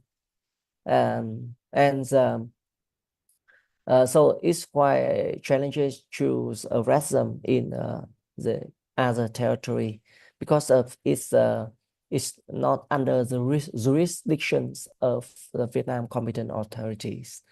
And the next challenge is about the use of cryptocurrency to launder proceeds of crime. So after the received money transfer from victims, they is converted into cryptocurrency. And Vietnam's police, especially at the local level, don't know how to trace the money. They do not know the way to contact to some trading platform like Binance to trace money flows when the money has been converted into the cryptocurrency. And the last challenge in terms of underreporting issue. So a lot of Vietnamese victims hesitate to report their crime to the police because of a lot of them have the high positions in society. They don't want to be feel shame. They want to be influence their reputations. So they hesitate to report the crime to the police, as well as and it's also the case of a lot of Vietnamese rich women who have been deceived and lost a lot of money, but they refuse to cooperate with Vietnam police to investigation. And that is some brief information about policing cybercrime in Vietnam. And yep, and that's it for my presentation. And thank you for listening. Thank you, Wei. Now we quickly move to our final presenter, Dr. Japong. I always have problem pronouncing his surname. Sorry, Japong. It's okay. Dr. Japong Pitayochin. He's an associate professor in law from Hankook University of Foreign Studies, and he'll be covering policing cybercrime in Korea and Thailand. And I'm definitely going to invite him more often so that I can pronounce his surname well. JP, over to you. Thank you, Lennon, and hello, everyone. It's nice to see you all. Let me share my screen. Wait. Okay. Where is it? Hold on. Okay. So today, what I would like to share with everyone is about the landscape of cybercrime in South Korea and Thailand. So my presentations will focus on the law itself. So let's start. So as you know that nowadays, everybody has to use the internet for their everyday activities. And this is also the case for public sectors, governmental agencies. They have to use and circulate, store and manage our critical informations online as well. However, as we all of us know that the internet is not perfectly secure from various types of cybercrimes targeting the system itself. We call them uh, we call this type of cybercrimes uh, uh, cybercrime against the computer system and data, or pure cybercrime. And we also have another type of cybercrime which the cyber criminals exploit the internet to commit traditional crimes. It is called internet facilitated cybercrimes. So we will look at the law of South Korea and Thailand, whether they have provisions or legal regulations to handle or combat these types of crimes or not. Let's start with South Korea. Actually, South Korea, as you know, that it is a country with quite technological advanced, especially in terms of ICT. It starts to pass the ICT laws in the mid 1990s because of the booms in the internet-based industries and online commercial services. Actually, nowadays, in South Korea, the the laws against cyber crimes is not only in one piece of legislation. However, the provisions concerning cybercrimes can be found in different pieces of legislations, including the Criminal Act. So, however, one of the key pieces of legislation is the Act on Promotions of Informations and Communications Network Utilization and Information Protections. The name is quite long. In this piece of law, we can find a number of provisions relevant to cybercrimes. As we know that one of the typical cybercrimes we typically uh, uh, we typically start with is hacking and malwares, right? So in this Act, Article 848 prohibits the hacking, criminalize the hacking, and also prohibits the attempts, prohibits the alteration and extractions of systems and computer data, and also the distributions of malware, malware as well. And also criminalize the intentional actions which disrupt the stable operations of networks. So as we can see that hacking, the disrupting or interfering with the integrations of data and normal operations of computer systems are all included within this article. The use of malware, DDoS attack, for example, are criminalized by this provision. So this provision is quite broad to cover almost all types of pure cybercrime.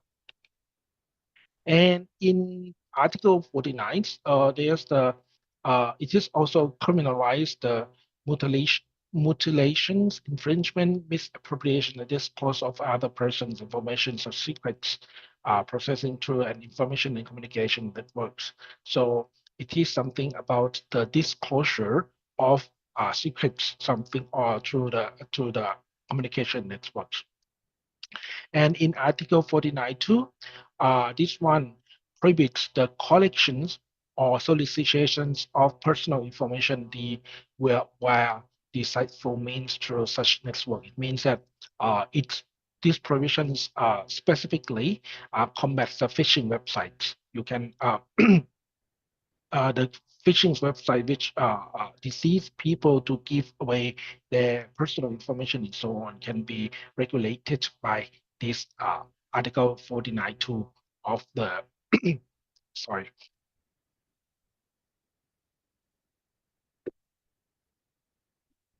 of the Promotions of Information and Communications Network Act. And when we move on to have a look at the Korean Criminal Act, Article 3472, this one criminalize online fraud. So actually, it is the law, the provisions which deals with fraud, especially something which happens online or use the computer data to use the computer systems or computer data. And then we move on to something which concerning about child pornography. So it is not in both the Computer Network Act or in the Korean Criminal Act, but it is in another act which is called the Act on the Protections of Children and Youth Against Sex Offenses. In this act, the children and juveniles mean persons under the age of 19. So it is quite interesting because when we look at the laws in other countries, children or minors are those who are under the age of 18. But in Korea, they make it age of 19. So meaning that it has a 1 year. People who are age of 19 who are under the age of 19 are still considered to be minors or children. And in terms of child pornography, it refers to the depictions of children or juveniles or persons or representations that can be obviously perceived as children or juveniles doing an act defining in subparagraphs or something about sexual activity and so on, engaged in sexual acts in the form of films, video, games, software, or picture images or something like this. So typically, child pornography in Korean law refers specifically to visual materials. It doesn't include the textuals or audio materials.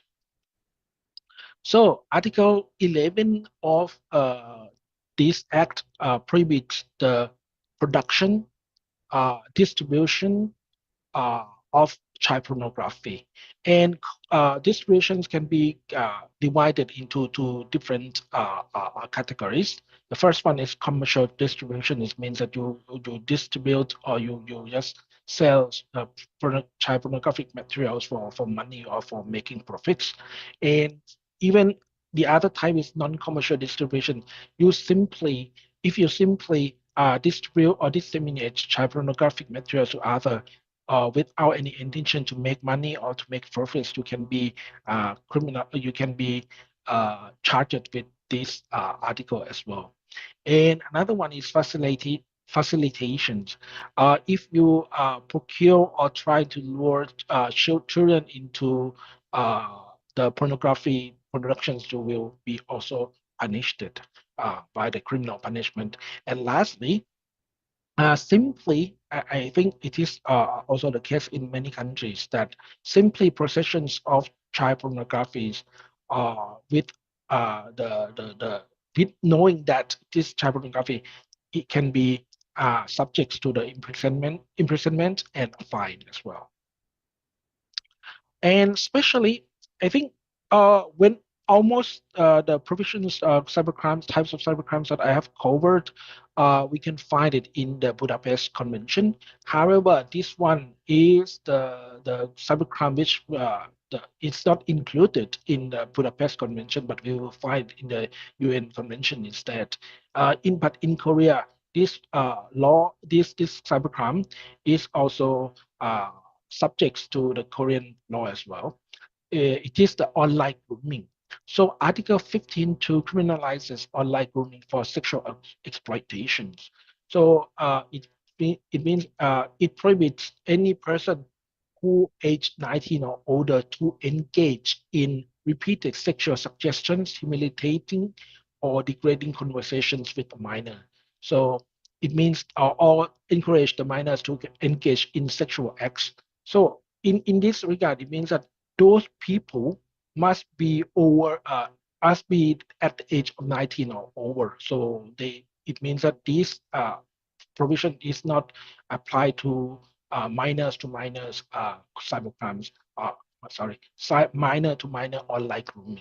However, what we can say is what we can see from this provision is that it aims to protect minors from sexual exploitations, especially in the manner of grooming, online grooming.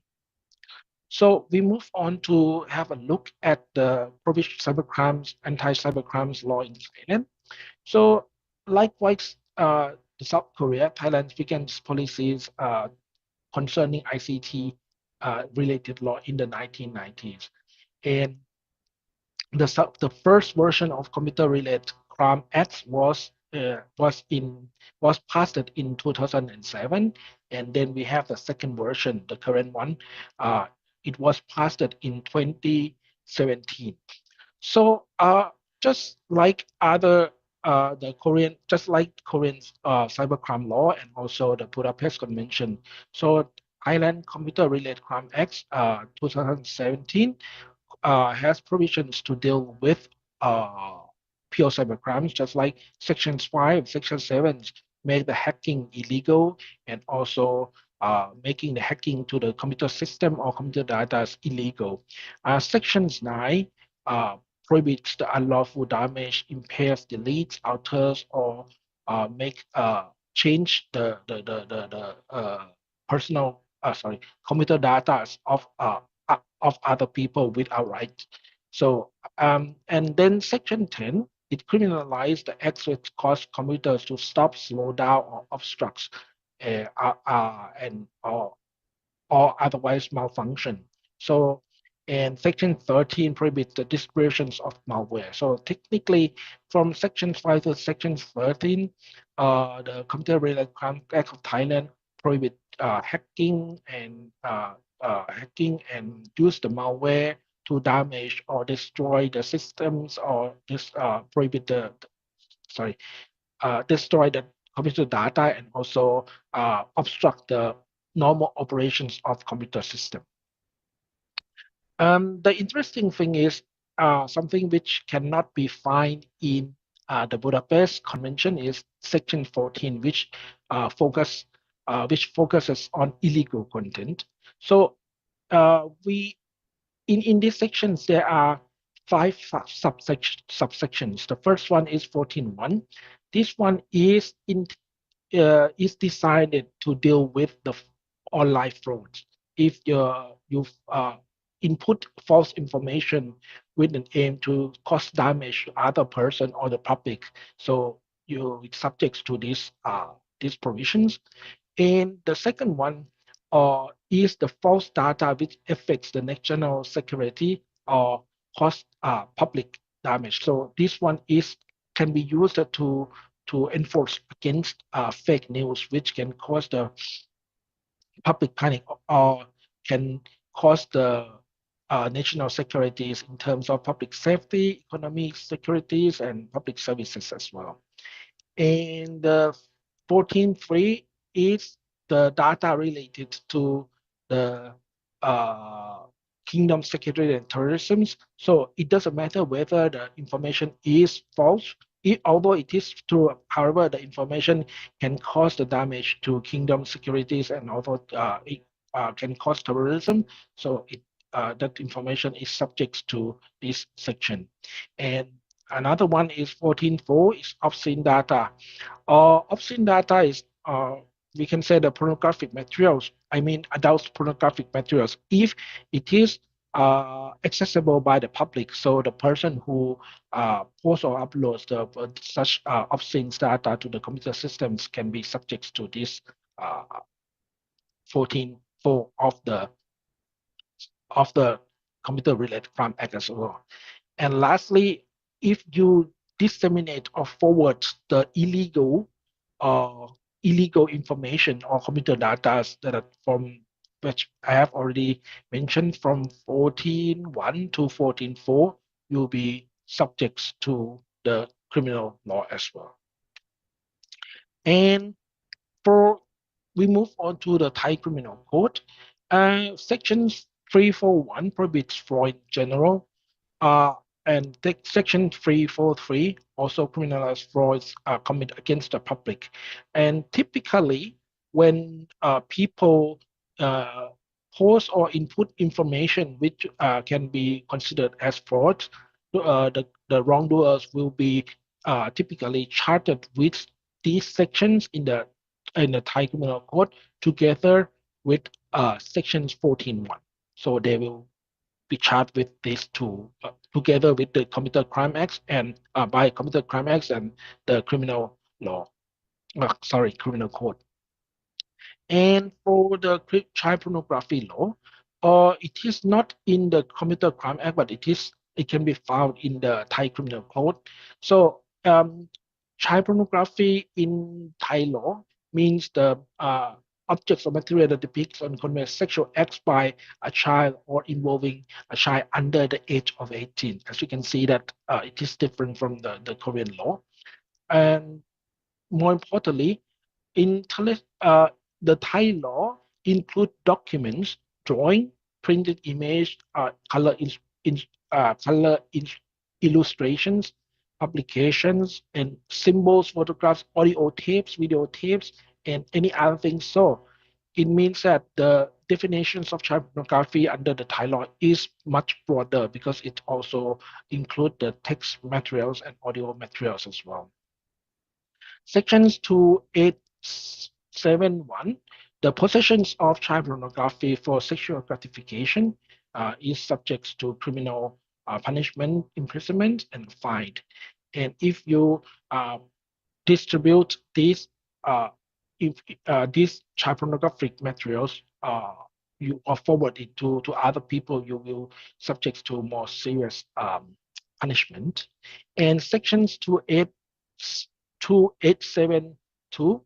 So it is about the produce, distribute, trade, or advertise child pornography for commercial purpose. So actually, this one is not much different from the adult pornography because in the criminal code, Thai criminal code, section 287 deals with adult pornography in general, and sections 2872 also prohibit the same things. However, it focuses only on child pornography.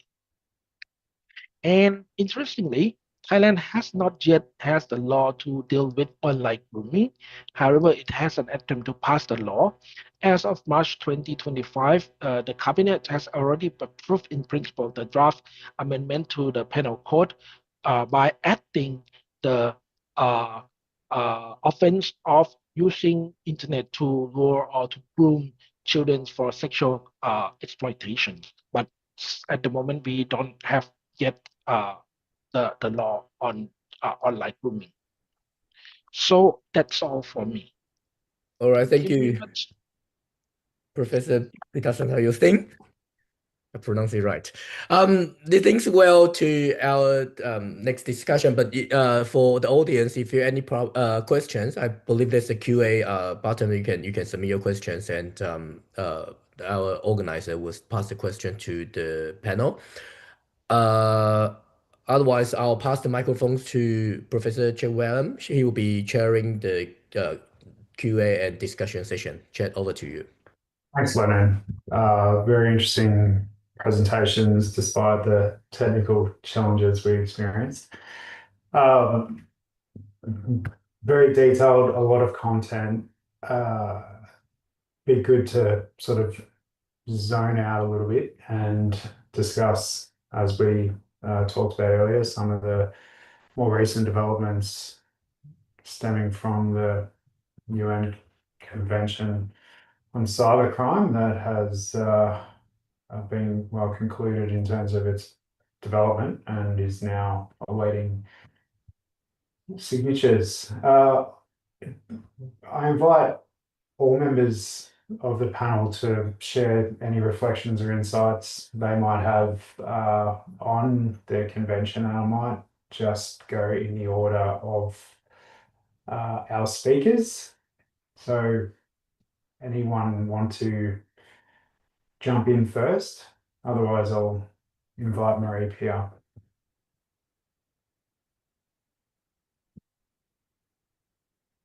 Go for it. Just unmute yourself. Perfect. Okay, well, I can speak a little bit about the Canadian response to it, only based on kind of what has been shared in the media. That's kind of the only information that we have so far. So, well, the first thing is, in general, I believe Canada is kind of very open to that. To signing, we could say, that convention, because they do want to increase, and Canada has been well known to want to collaborate with countries and the ONU in general. But there is some kind of domestic reactions, and I took like some notes on like the few things that were kind of raised as concerns. First thing would be definitely about the civil society concerns. So anything that regards kind of the data protection, privacy protection, and the freedom of speech when it comes to sharing big data with so many countries. Canada has been, known to be kind of hesitant and really want to protect the freedom of speech and privacy in general. So that has been something that was raised as a concern with this upcoming convention. There was also some reactions in regards to surveillance risk. So that kind of fear to be overlooked at from certain countries that could have some kind of political interest. So there was that, and the potential risk for misuse of this convention, and precisely when it came to that broad definition of cybercrime that the convention currently use, there was some risk of like maybe it could be kind of misused for other things than cybercrime cooperation. I would say that's kind of the notes that I currently have in the point. So I'm looking forward to see how it will go in July for the signing ceremony, and how these topics will be raised. Thanks, Marie-Pierre. Curious to see what other people might think and if they're able to share insights from our respective countries. Anyone want to go next? Yes. Can I? Oh, yeah. So regarding the UN Convention, India has taken actively participating in drafting giving some suggestions in drafting the UN Convention. Especially, they have spoken about cyber terrorism and also data jurisdiction. So these two key aspects India has shared while framing the UN Convention. But still, it is not clear whether India will be a signatory for this convention. Already in Budapest Convention, India is not a signatory because it was not in the part of drafting. And also they were hesitating relating to the matters on data protection. And similarly, in this UN Convention also, there is a criticism that there is going to be violation of human rights by way of excessive digital surveillance and also data sharing again among data sharing with too many countries. So we have to wait and see whether India would be a signatory on this UN Convention. India has taken part in most of the discussions relating to UN Convention committee meetings, and they have contributed widely on cyber terrorism and data jurisdiction. We have to wait and see what will happen during the, moment of signatory. Yeah. No, thank you. Who wants to go next? Yeah, right.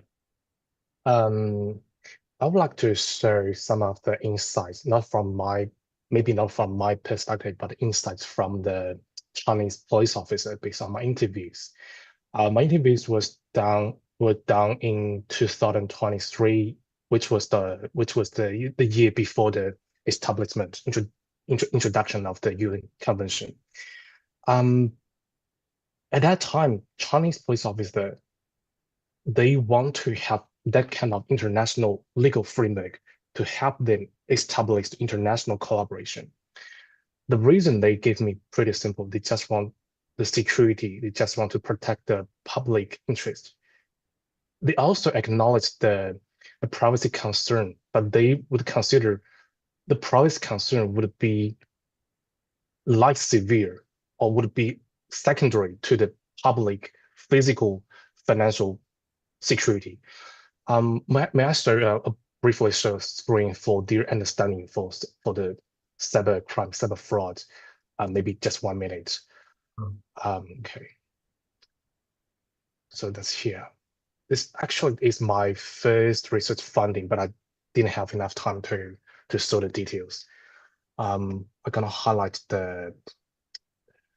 Okay, yeah. So they got this is the organizational structure for the cyber fraud organization in Southeast Asia based on interviewees' comments or their findings, observations. I'm gonna go straight to the HR branch. There are multi levels for the local organized crime. They call it organized crime. The HR branch is responsible for recruiting the Chinese and international laborers from mainland China, majorly to the Southeast Asia, for example, North Myanmar, to initiate fraudulent call, to send fraudulent message, such as group 1, group 2, to group 1000, group 100. And most of them could be like victim. They could be defrauded by the HR branch from China to Southeast Asia. So they can be victim, and they may need some international cooperation for rescuing them out from the local compound.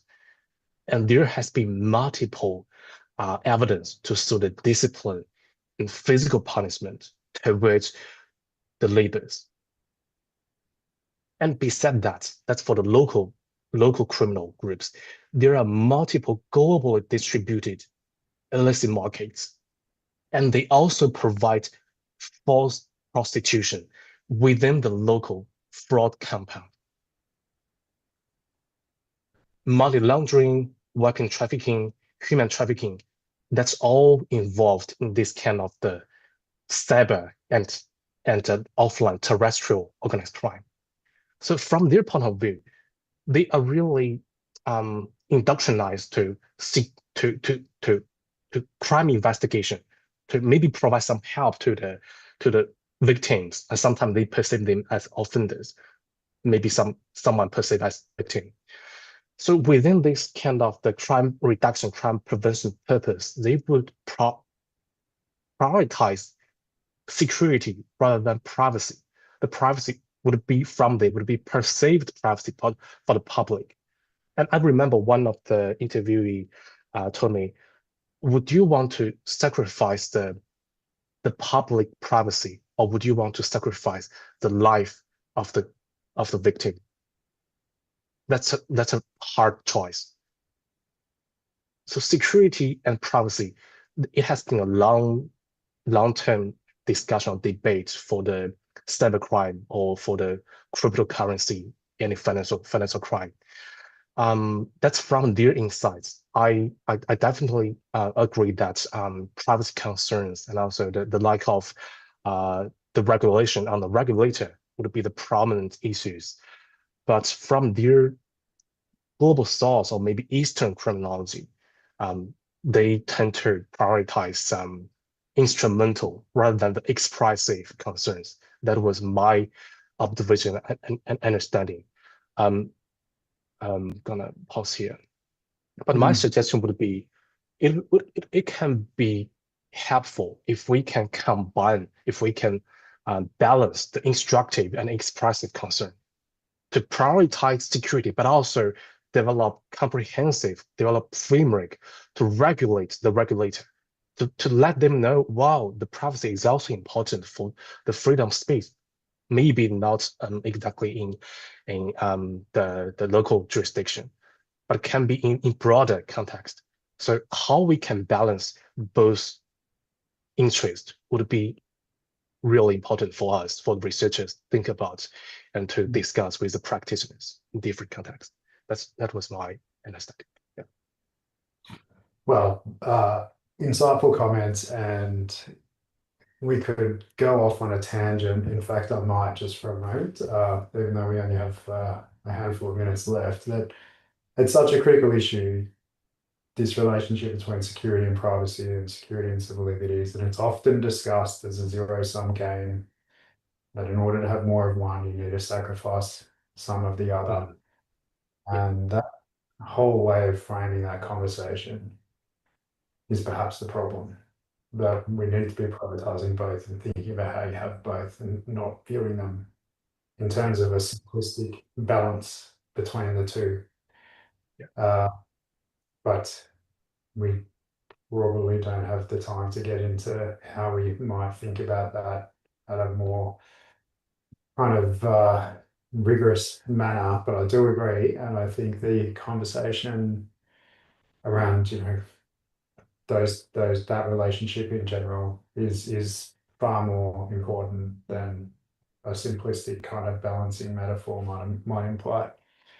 But just on the to double click on the work that you've done and the relationship that might have for the UN Convention, any other bullet points you think might need to be added to the conversation we've had so far from your work?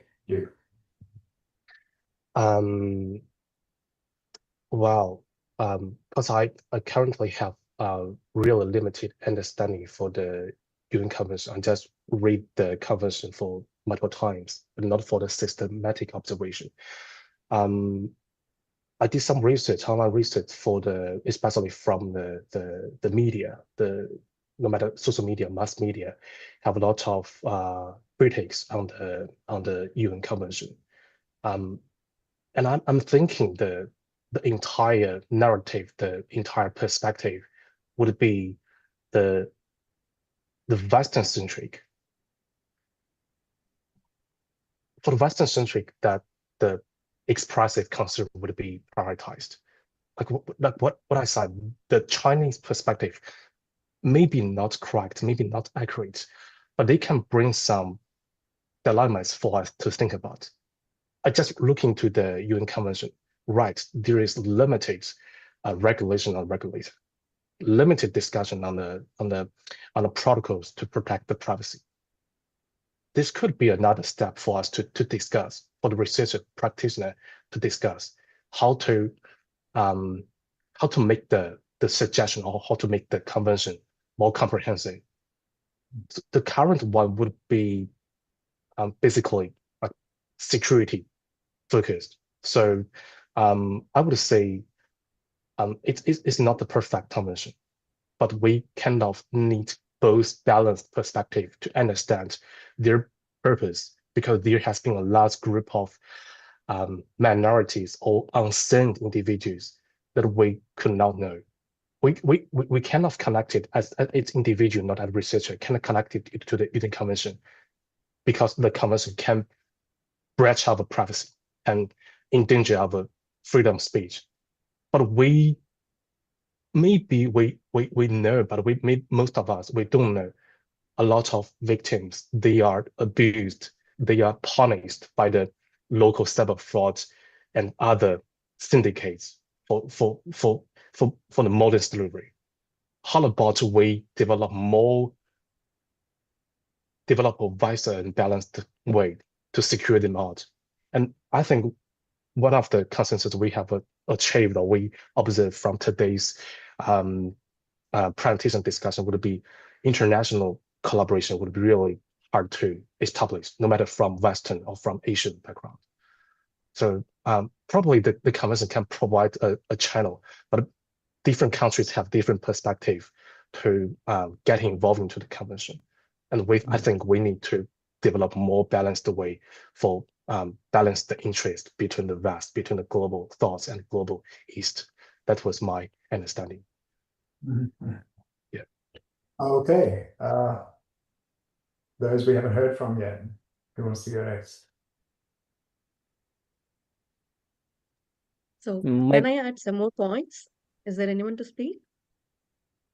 Oh, okay. Then where do you get next? Yep. Okay, sure. Yeah. See, there is one discussion which is going on, which we also need to think about. When this UN convention becomes a treaty, and later, if 40 countries sign this convention, it becomes a law. So the problem now is, can we think an uniform law for cybercrime for the entire world? Is it possible? Because every country has got specific type of crimes, and their culture also differs. It is not like child abuse, it is not like crimes against women, it is not like domestic violence. But cybercrime is something different, which is also specific to certain other countries. So, can we have an uniform law based on this UN convention that it will bind every country to follow only that law? So this a criticism and this point is actually going on various countries whether to become a signatory to this UN convention, because when it becomes a law, then every country has to follow that, and then what will happen to the country's law? What are the things they have to update? So what they have to follow, either UN convention or their own law. When you already have Budapest Convention and also Arab Convention, of course, they are very limited to criminalizing the cyber crimes. But this convention on UN speaks about ICT elements also, and also about multilateral conventions, getting evidence from every country and having cooperation from all countries to combat cybercrime. But can we have an uniform law to prevent cybercrime? Because the crimes are not uniform in every country. So that is one question which has to be discussed and deliberated before the law comes into act. Great, thank you. I won't respond unless we have time at the end. But wait, you want to go next? Thanks. Yeah. I'm a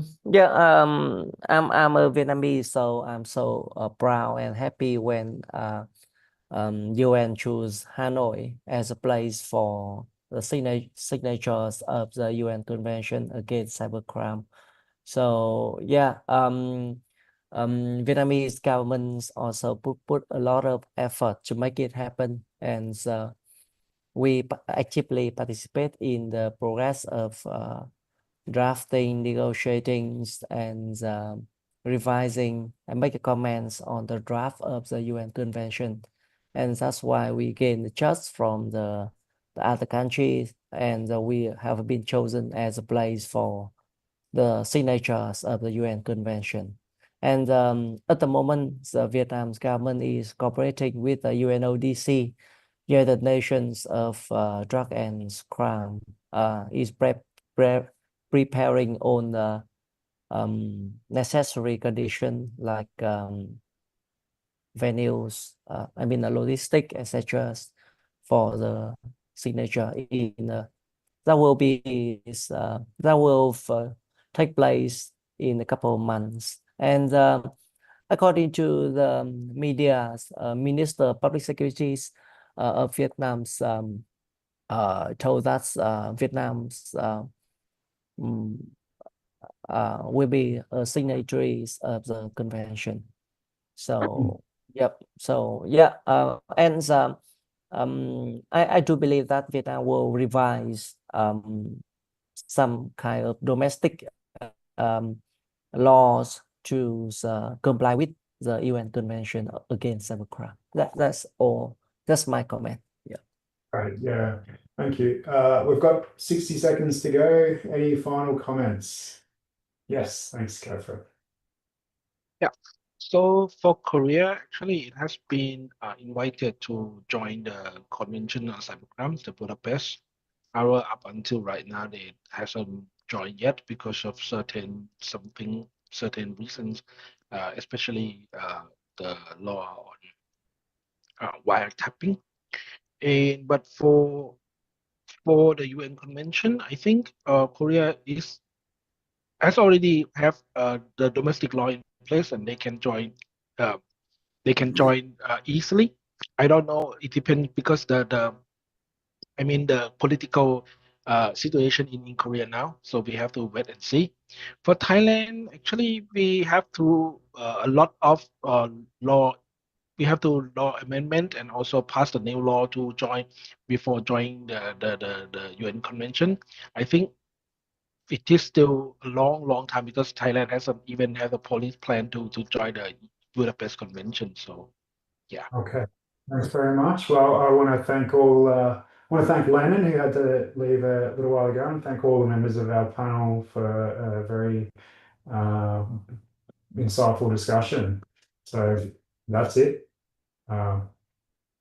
Enjoy your afternoons, evenings, and nights. Thank you very much. Hope to see you Thank again. you. Thank you. Bye. Thank everyone. Bye.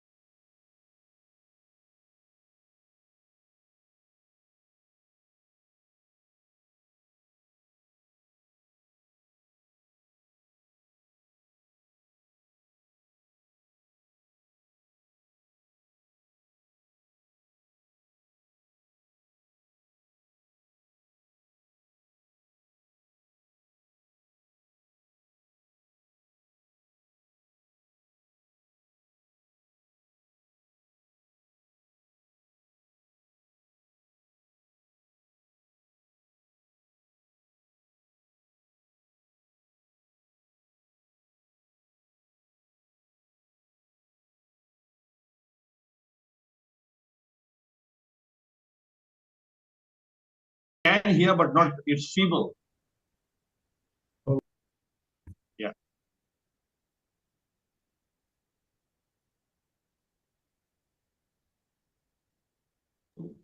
No, I think that is because of the fan. I Yeah. know, yeah.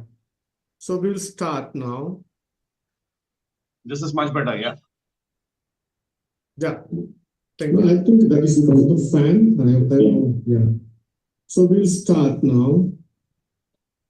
This is much better, yeah.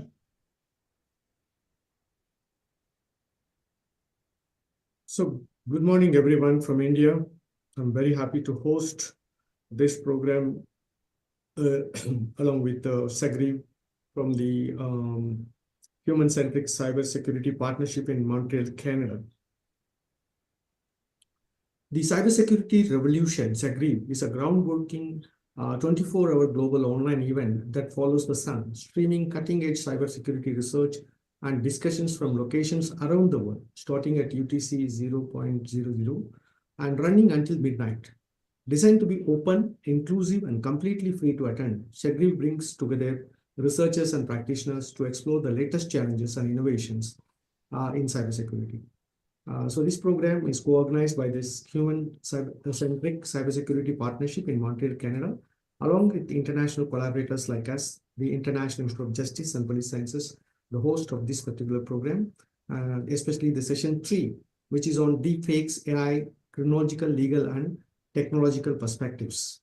And today we are going to join with 3 presentations, one by myself on the dark side of digital deception, chronological insights into deepfake crimes, 2, regulating reality, legal challenges and solutions in the age of deepfakes by Dr. Aladdin from Ajman University, United Arab Emirates, and 3, by battling synthetic media, AI-powered detection and defense strategies by Prasanna Guntur, the founder of Supra Hyderabad.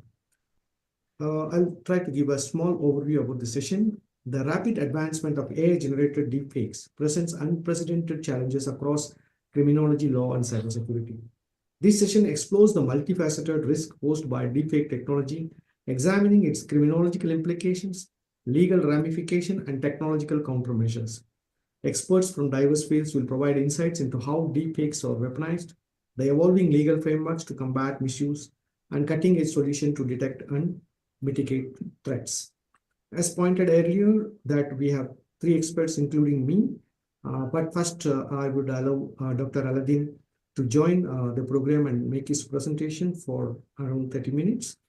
So I will give a brief introduction about Dr. Aladdin. Dr. Aladdin is currently an assistant professor at the School of Law, College of Law at Ajman University, and he's a renowned legal scholar specializing in cyber law and digital forensics.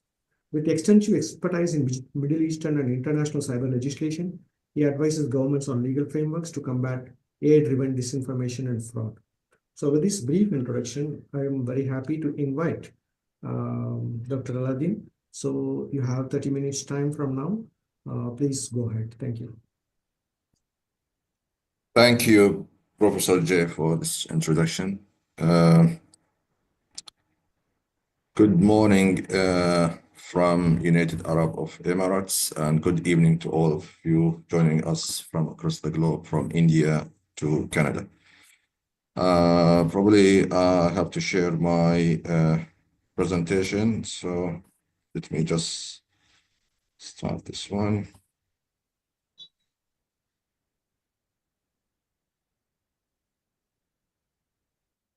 Okay.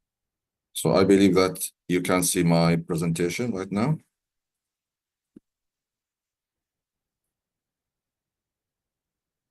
Yes. Yes, we can see. Okay. Oh, thank you.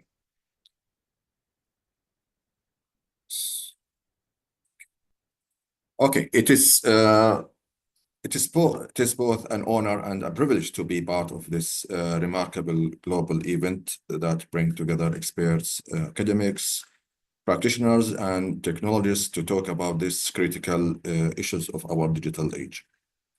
I would like to express my sincere thanks to the International Institute of Justice and Peace and Police Sciences and the Human-Centric Cybersecurity in Montreal for this opportunity. Probably to start, I will start with the big news yesterday. It is one of the world's biggest AI-generated porn sites. What it's called, Mr. Deepfake, has been shut down.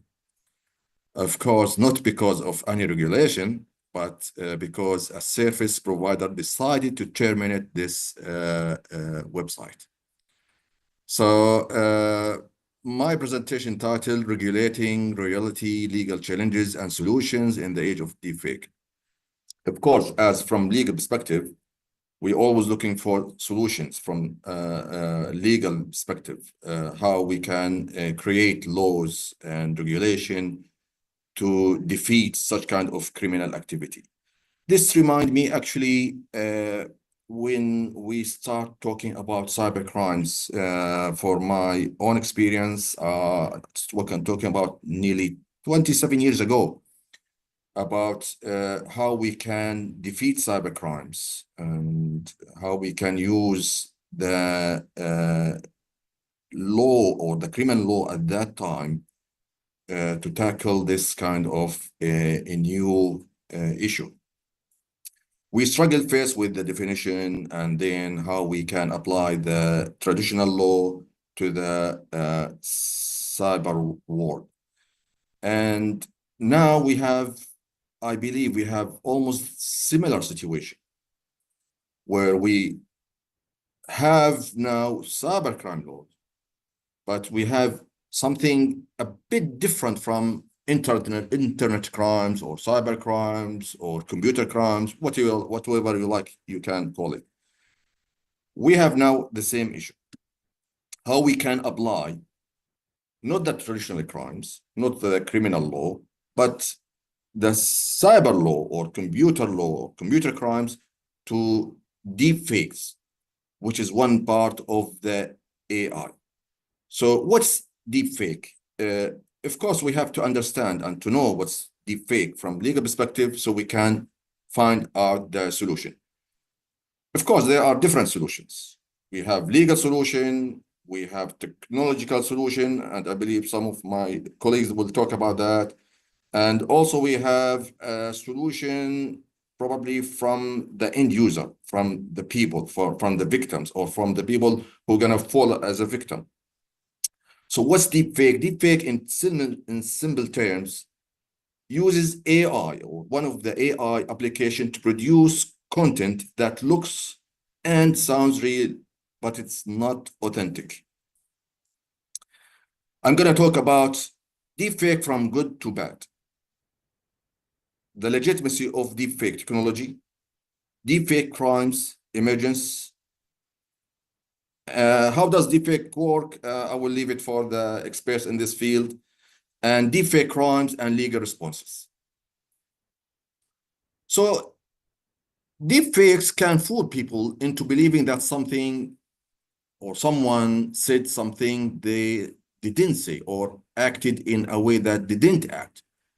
This ability makes deepfake particularly dangerous in areas like misinformation, politics, and personal reputation. Of course, we have different definitions, like example, as we have in cyber crimes. However, deepfake, it has good side or positive side and bad side. Of course, as you can see, it can be used in movies, like for example, The Irishman in 2019, where they used different actors, even some actors who already died, or they bring them to life, like the one in Star Wars movie.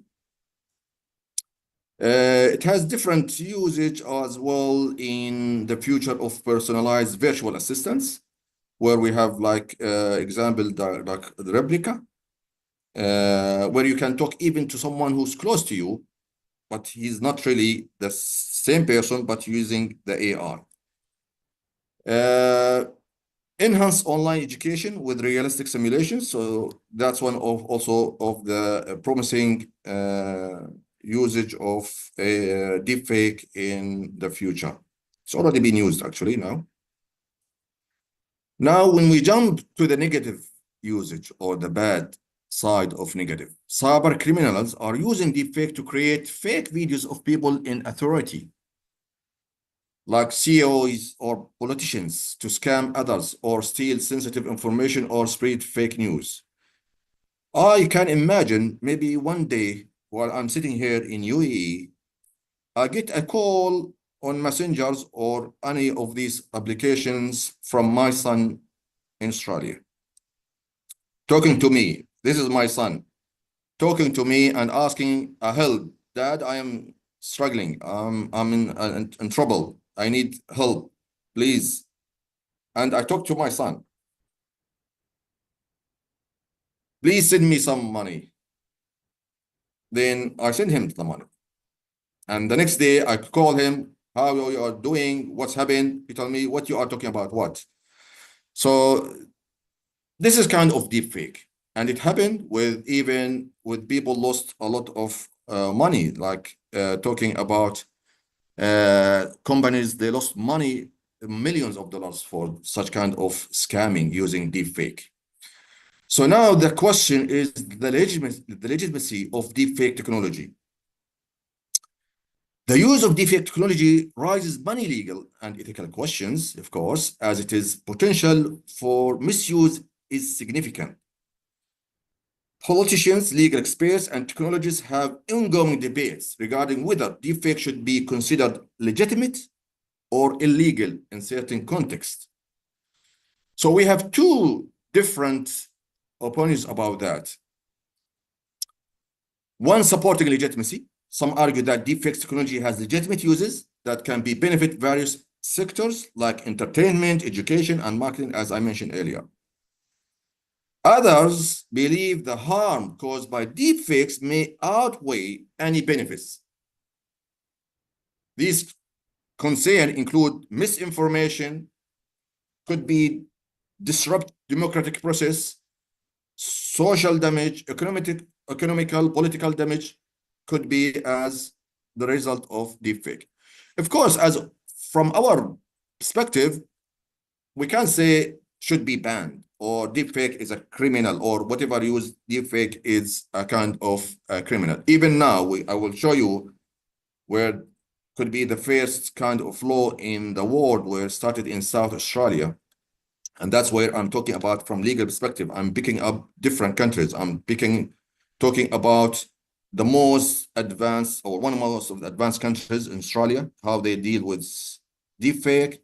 I'm talking about one of the highest income countries like UAE, and one of the lowest world income as well, for example, Jordan. And also I will talk about China, how the Chinese approach deepfake. So deepfake crimes is rising, something we see, we hear it in the news. Even some of our closest friends and families, they fall victim of deepfake. So as you can see, deepfake crimes could be against individuals, could be against states. So for example, I show you some examples of kind of deepfake crimes. One of them, the sextortion. So sextortion, we know it in cyber law and cyber crimes, but now deepfake is used to commit this kind of crime. Now, what's the difference? What's the difference between deepfake sextortion, or we talk about political blackmail, and deepfake fraud and scam? So what's the difference? From deepfake, it's really a difference. That's why we have to face this reality and find a solution, legal solution I'm talking about here. It's easy to commit deepfake. It's hard to detect deepfake. And the damage can cause is unbearable or unbearable. Like you can't repair the damage can cause by the deepfake crimes.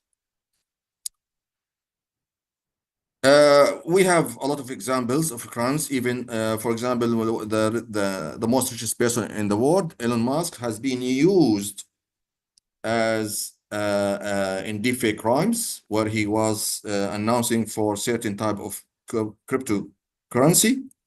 A lot of people they believe that this was Elon Musk, and they bought this kind of cryptocurrency, but then it appeared that one of the deepfake crimes.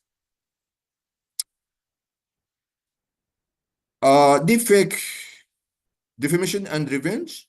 Yep, this is where the most now part of deepfake can be used. We can see the 96 of the deepfake is used in pornography and defamation. You can imagine different scenarios of deepfake. You can imagine at work, for example, the video depicts someone speaking negatively about his colleagues, or in education, depicts a teacher engaging in different sexual acts with students. Imagine even after that, or finding out this is a deepfake, how much damage caused to the victim. In sport, for example, showing someone engaging in illegal drugs use before he starting his competition. So we have different kind of deepfakes in different fields. Deepfakes against states, fake news or misinformation, undermine confidence in justice. And this is really very important, or it's critical, where deepfake used to fabricate evidence. So including fabricated videos, audios, recording, and images that appear but are entirely fabricated. So imagine a scenario where a person is wrongfully accused of a crime, and the defense team uses a deepfake video to make it look like they were at the crime scene, even though the person was nowhere near it. This could lead to miscarriage of justice. Or if deepfake are introduced into courtrooms, imagine, it could severely damage public trust in legal proceedings. People may start to doubt the validity of actual evidence, thinking that anything could be digitally altered to support or destroy someone's case. And this is remind me about early cyber crimes, when in Australia in 1996, where there was a challenge about the digital evidence at that time to be used in the court room. So we have almost similar scenario here. So what's the solution from legal perspective? Let us see legal responses from United Arab Emirates. The UAE legislator has issued several cyber laws, the latest of which is law number 34 of 2021 to combat rumors and cyber crimes. When we review this law, we can notice that it doesn't explicitly mention deepfake crimes. However, it includes several provisions that could indirectly criminalize this type of crime. For example, Article 16 can be used to criminalize some part of this. So also we have different articles, 23 as well, promoting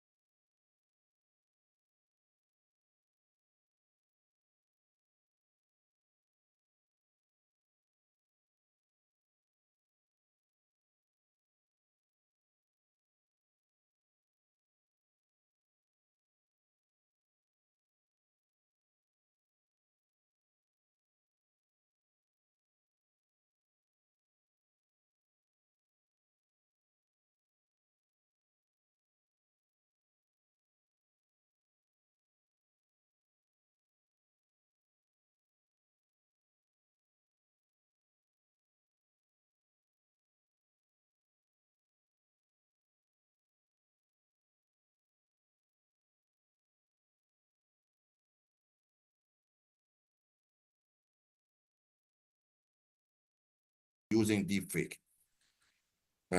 So that's what I'm saying. The law itself is not enough, of course. We're looking and we need AI or technological solutions. That's really important, so that the person himself can take the action before the damage caused. Because as you believe now, even a simple cybercrime can last online forever. Even the damage caused can be moved to generation, and the defamation or the pictures of defamed person can be lost forever in cyberspace. Exactly, deepfake. Also, I can say that the significant part on the people. For example, just a few months, there was a case in Australia where a teenager or 12 years old, he used the photos of his one of the classmates was published in social media, and he created a deep fake to damage her reputation. So education is important in this part, as well as a solution to face such kind of technology. Yes, Jay. Yeah, thank you, Aladdin. So we have completed within the time for your schedule. So we will get back to you again during your panel discussion, which will start after my presentation. And now we will go to Mr. Prasanna. So Prasanna will be currently talking from a technological perspective. So before going into his presentation, I would briefly introduce about him. So Prasanna, you can open your camera, please.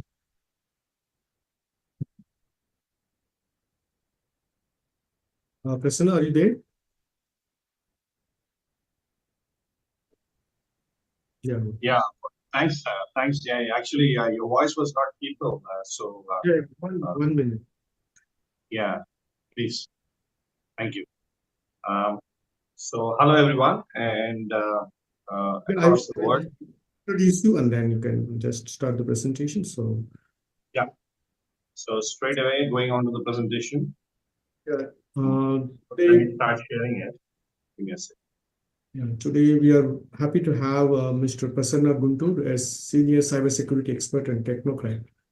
And Prasanna Guntur is a seasoned cybersecurity expert, technocrat, and industry leader with 20 years of global experience across Australia, New Zealand, Singapore, USA, Europe, and India. With a strong Big Four consulting background, he excels in technology management, leadership, and business strategy. A pioneer in cyber forensics, Prasanna played a pivotal role in establishing the state-of-the-art Control Z Cyber Forensic Lab at Nalsar University of Law, Hyderabad, enhancing India's digital investigation capabilities. As an empaneled trainer for Ernst & Young and a guest lecturer for government agencies, including UPSC officers, he bridges the gap between technology and governance. His expertise span artificial intelligence, blockchain, Internet of Things, security, digital forensics with certification in Prince2, Microsoft Software Asset Management. Prasanna has held senior roles at KPMG, Dell, Commonwealth Bank Australia, and Cybercorps, and was instrumental in launching Plan IT's operation in New Zealand. An accomplished speaker, he has conducted 100 plus sessions on topics ranging from technology for good governance, machine learning for cybersecurity. And he has 2 master's degree, especially in management and also in information system from Queensland University, Australia. And the key achievement is that he founded a cybersecurity firm called Supra, and also specializing in AI-driven threat detection. And also other achievements include advising governments and corporates on cyber prevention and digital diplomacy. So with these few words of introduction, I'm very glad to invite Mr. Prasanna to start his presentation on battling synthetic media, AI-powered detection and defense strategies from a technology perspective. Thank you. Thank you for that intro, Jay. So to start off, battling synthetic media and AI-powered detection and defense strategies. This is a very vast subject, and I was mentioning to Jay, we'll try to do the justice as much as we can and try to cover it up in 30 minutes. So when we talk about AI and synthetic media, power detection, and defense strategies, now how do we battle with this?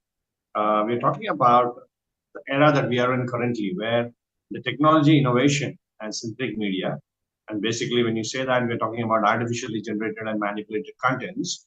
Now these are being created and being used at a very fast pace, and they have emerged as a very powerful and pervasive force. I think the pervasive force is the key word, though it is not only just powerful, because the amount it is being used for the wrong reasons rather than the right reasons has increased.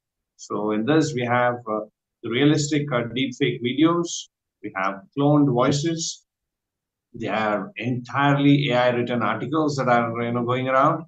So the synthetic media is pretty much shaping how the information landscape is going to be, and it is happening at a very unprecedented speed and scale, both, right? So that is actually the biggest threat we have, and so how these are being powered. These are being powered by advanced generative models like the GANs, the generative adversarial networks, the diffusion model, and we have the large language models. Diffusion models have been used very extensively, even in creating advertisements. But that just being one positive thing about diffusion models, but they're being used for the wrong reasons also. So the production of realistic digital contents, it does not require any specialized skills or significant resources. You have softwares, you have a lot of ready online applications which can be used, and people are able to produce realistic digital contents.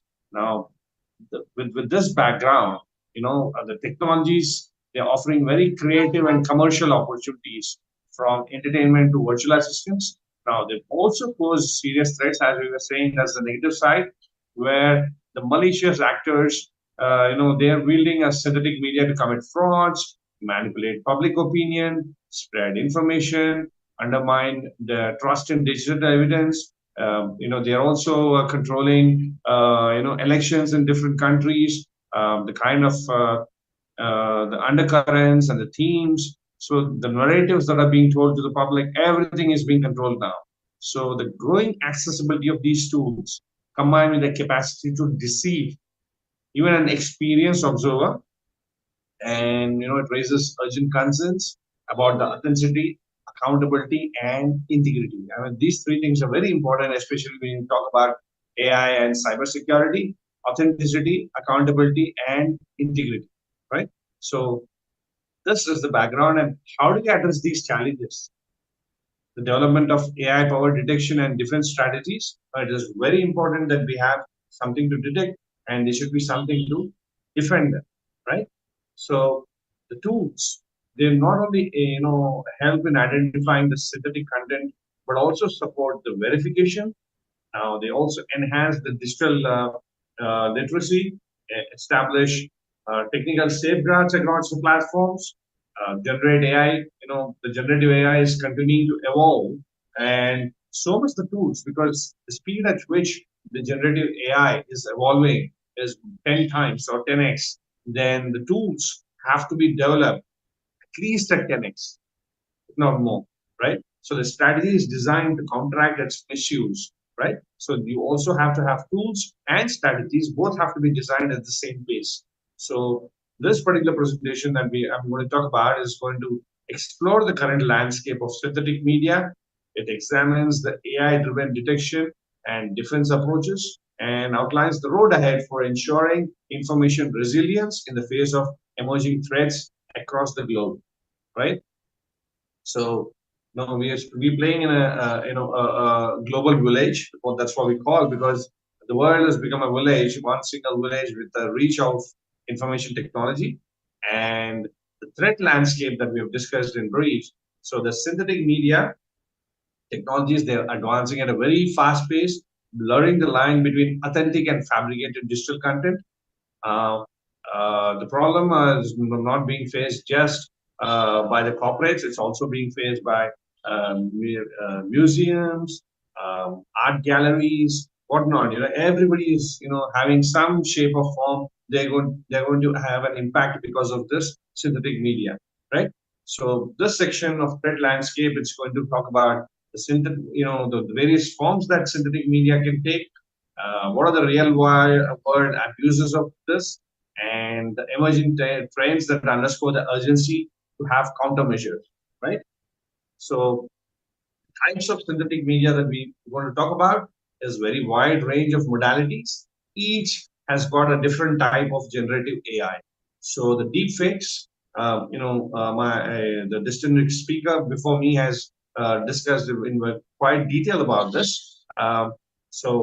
We have deepfakes, which is more about videos and images, not necessarily, but mostly, right? So the AI generated visual content that can realistically alter and replace faces, voices, settings, etc. There are tools just such as Deepface Lab, Face Swap. They allow users to create high fidelity fake videos with a very, very minimal technical expertise. Then you have another type of synthetic media, which is voice cloning and audio synthesis. So people can actually please, and also we need to understand that people can mix and match them, so they can have a deep fake at the same time also have voice cloning and audio synthesis together, so they can be combined. So this is a text to speech and voice cloning models. We have examples of like Levin Labs, Descript's Overdub. So they can replicate a person's voice with a striking accuracy, making impersonation easy and scalable. All you need to do is give that software a couple of text, or voice recordings, and it will pick up the accent, it will pick up the frequency, it will pick up all the parameters that are required for voice, and it will replicate the person's voice exactly. And it is very hard to say whether it is a replicated voice or it's a real voice, right? So we have the other thing is AI generated text. So there are language models like ChatGPT, Say. Then you have Cloud. They can generate persuasive human-like text, which may be used in phishing emails, fake news, propaganda, narratives. So AI-generated text is going to be used for all of this, right? Then you have synthetic images and avatars.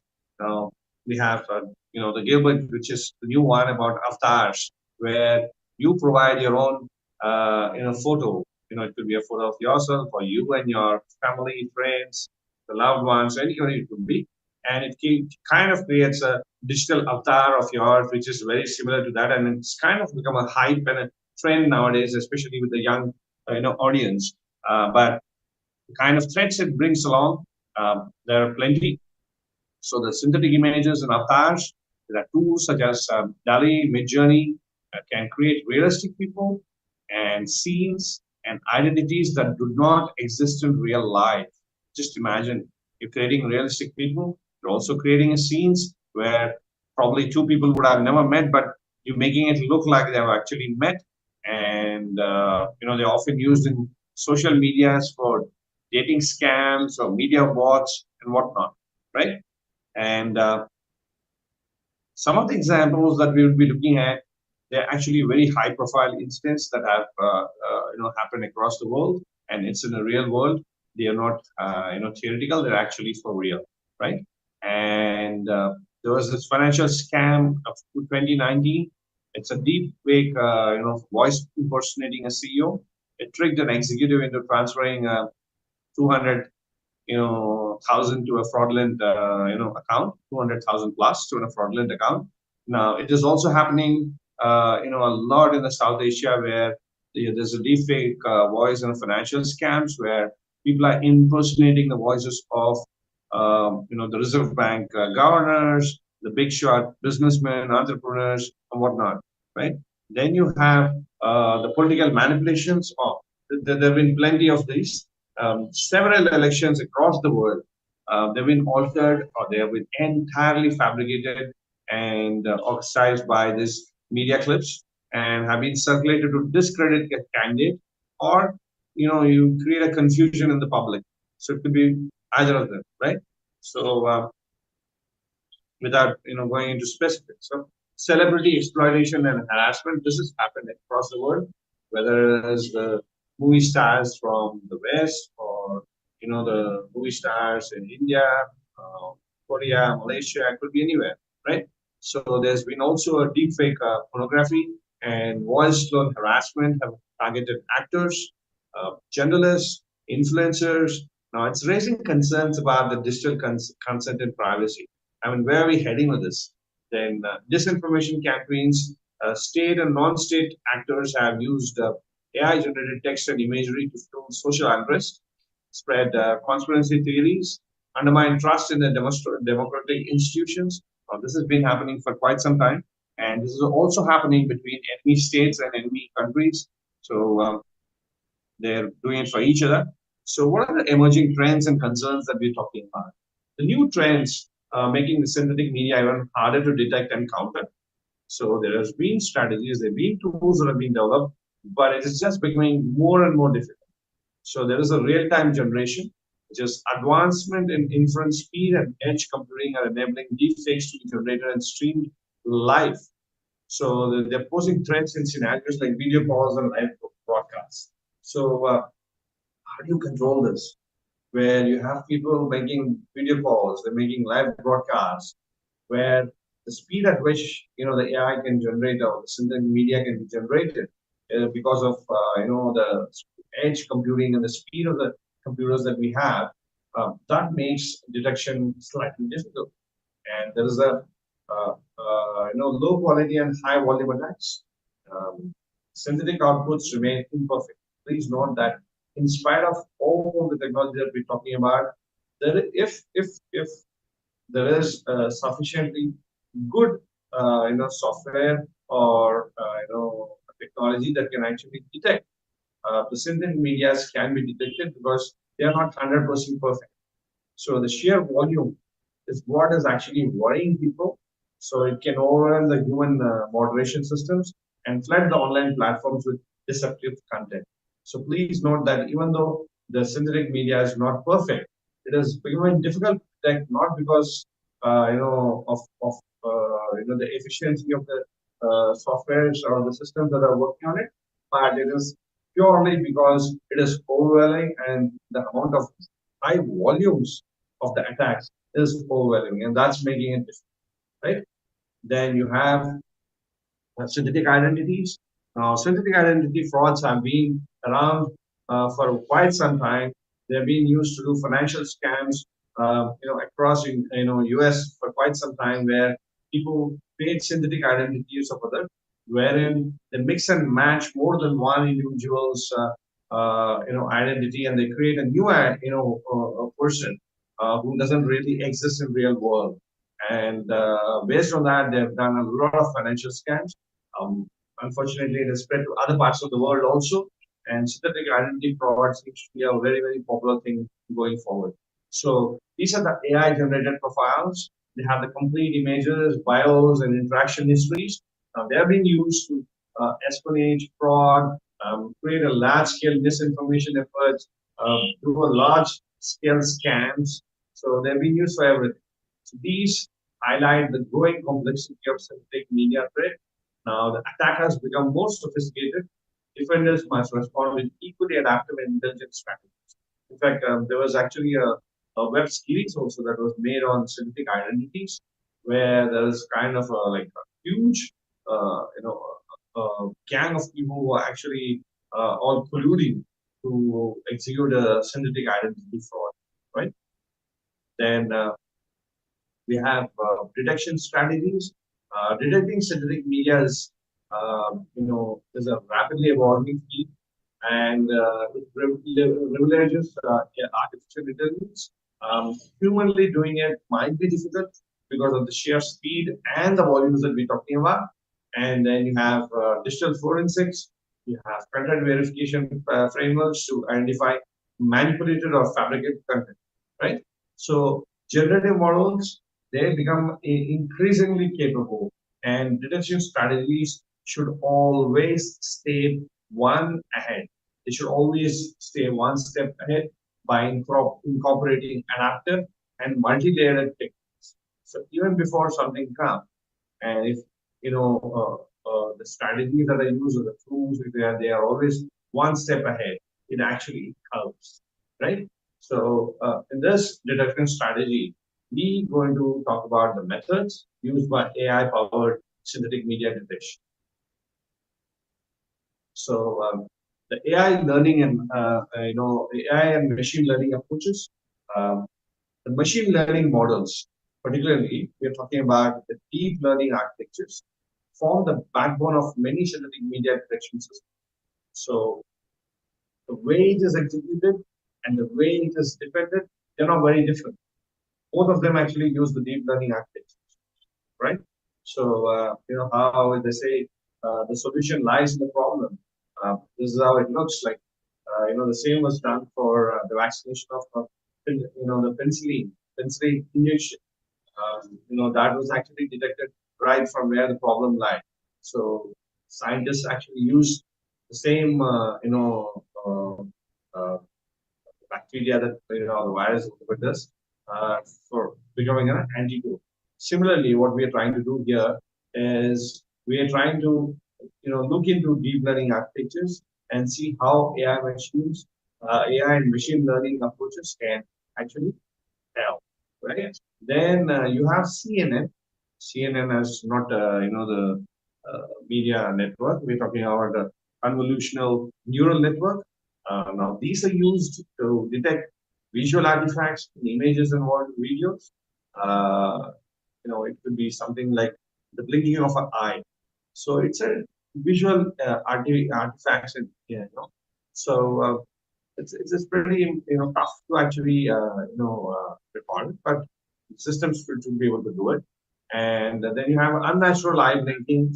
You have inconsistent lightning or irregular facial movement. All of this, right?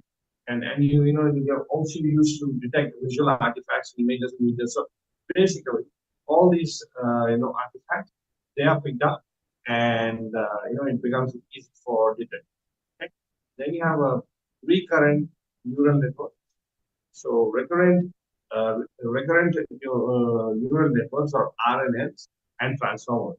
So applied in analyzing time series data like video frames or speech patterns to identify temporal inconsistencies, right?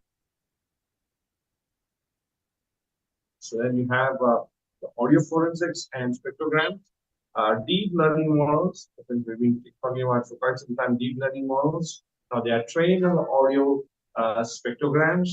They can distinguish between a human and a synthetic speech by identifying anomalies in frequency patterns or vocal inflection.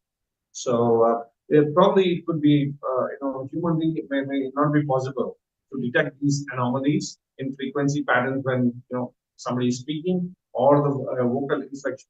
But when we talk about a high powerful software or an AI detection tools, it becomes much easier.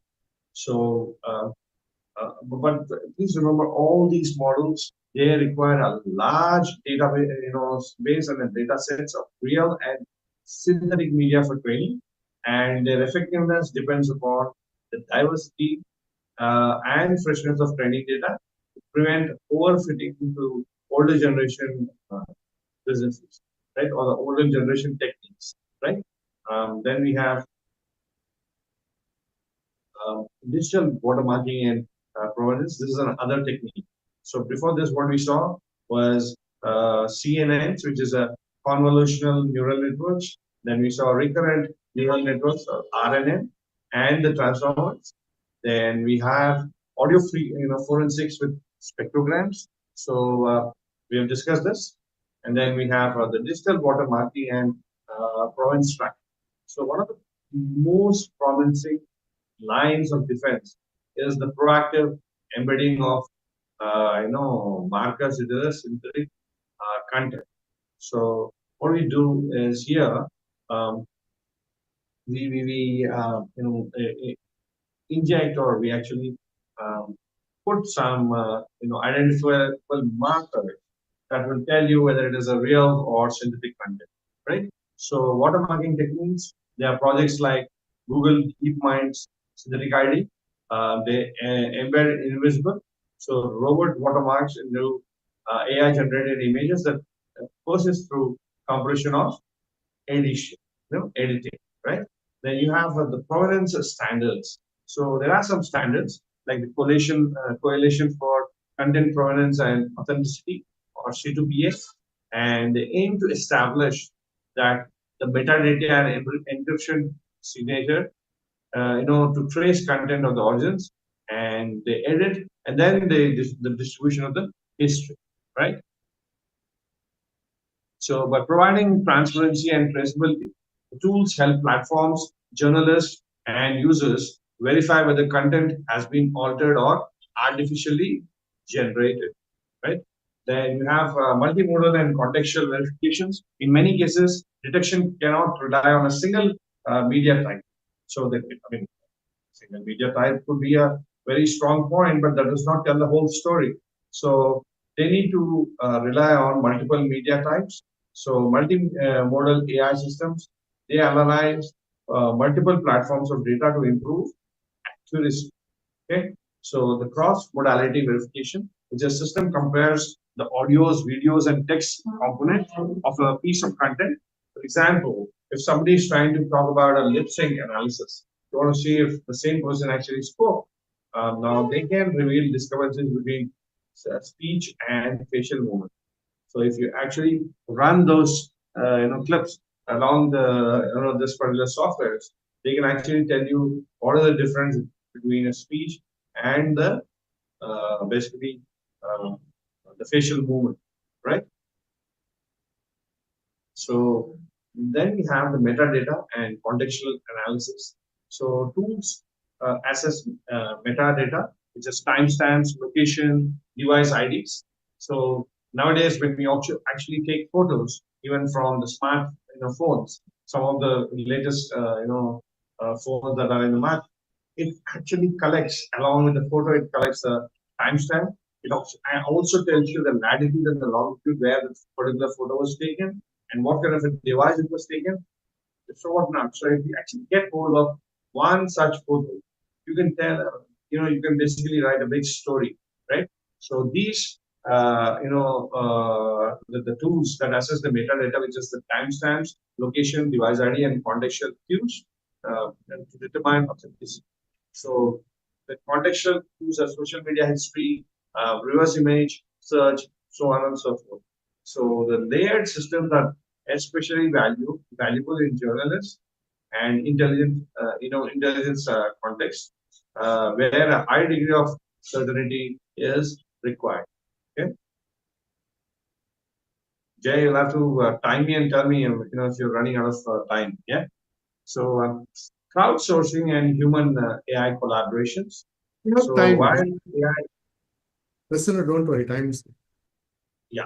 So while AI excels at processing vast databases quickly, humans are still superior in interpreting nuanced signals and contextual subtleties. So there's certain things which are more of nuances and the subtleties that comes along with this in the context. So the crowdsourced facts checking. So you can have platforms like the YouTube, the X, which is what used to be called as Twitter earlier. So they incorporate community notes and user reports as part of the verification process. So they verify and they ensure that only the right people actually get the subscription or sign up in their platforms. So then you have hybrid moderation models, which is HMM. All filters, all the AI filters, filters contents and flags likely fakes. So while human moderators review edge cases to reduce false positives, so there could be false positives. So the moderators will ensure that the software is not picking any such false positives. So this collaborative approach, which is basically a balance between the humans and the speed and the scale of AI, with the critical thinking of ethical judgment, ethical judgment of human reviewers, right? So it's a collaborative approach that we're looking at. And AI-powered detection systems represent a vital line of defense. But as synthetic media generation tools continue to evolve, detection models must also constantly, or consistently updated and diversified, right? So the fourth step that we are talking about, or the fourth section we're talking about, is the defense strategies. Now we talk about how do we defend. We've got to know the history of the synthetic data and so on and so forth. Now we are talking about a pure defense strategy. So in a defense strategy, it is essential to identify the synthetic media. First, you need to identify where they are, and it must be part of a broader systematic approach to countering the threats, posed by the AI generated content. So, the defense strategy should be a very broad approach and not, short-sighted for a specific, reason. It should be quite broad.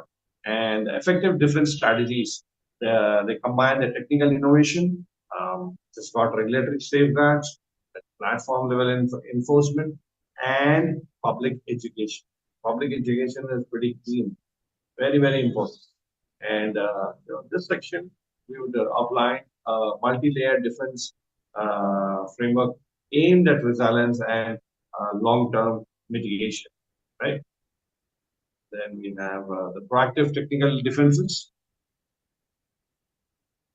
So in the proactive technical defenses, defenses against synthetic media begins with embedding safeguards directly into the generative systems and AI-enabled watermarking. AI-enabled watermarking.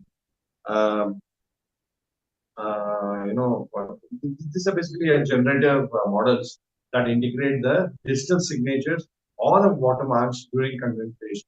So while the content is being created, then itself the digital watermarks or the integrated digital signatures, they're going to be put inside the system.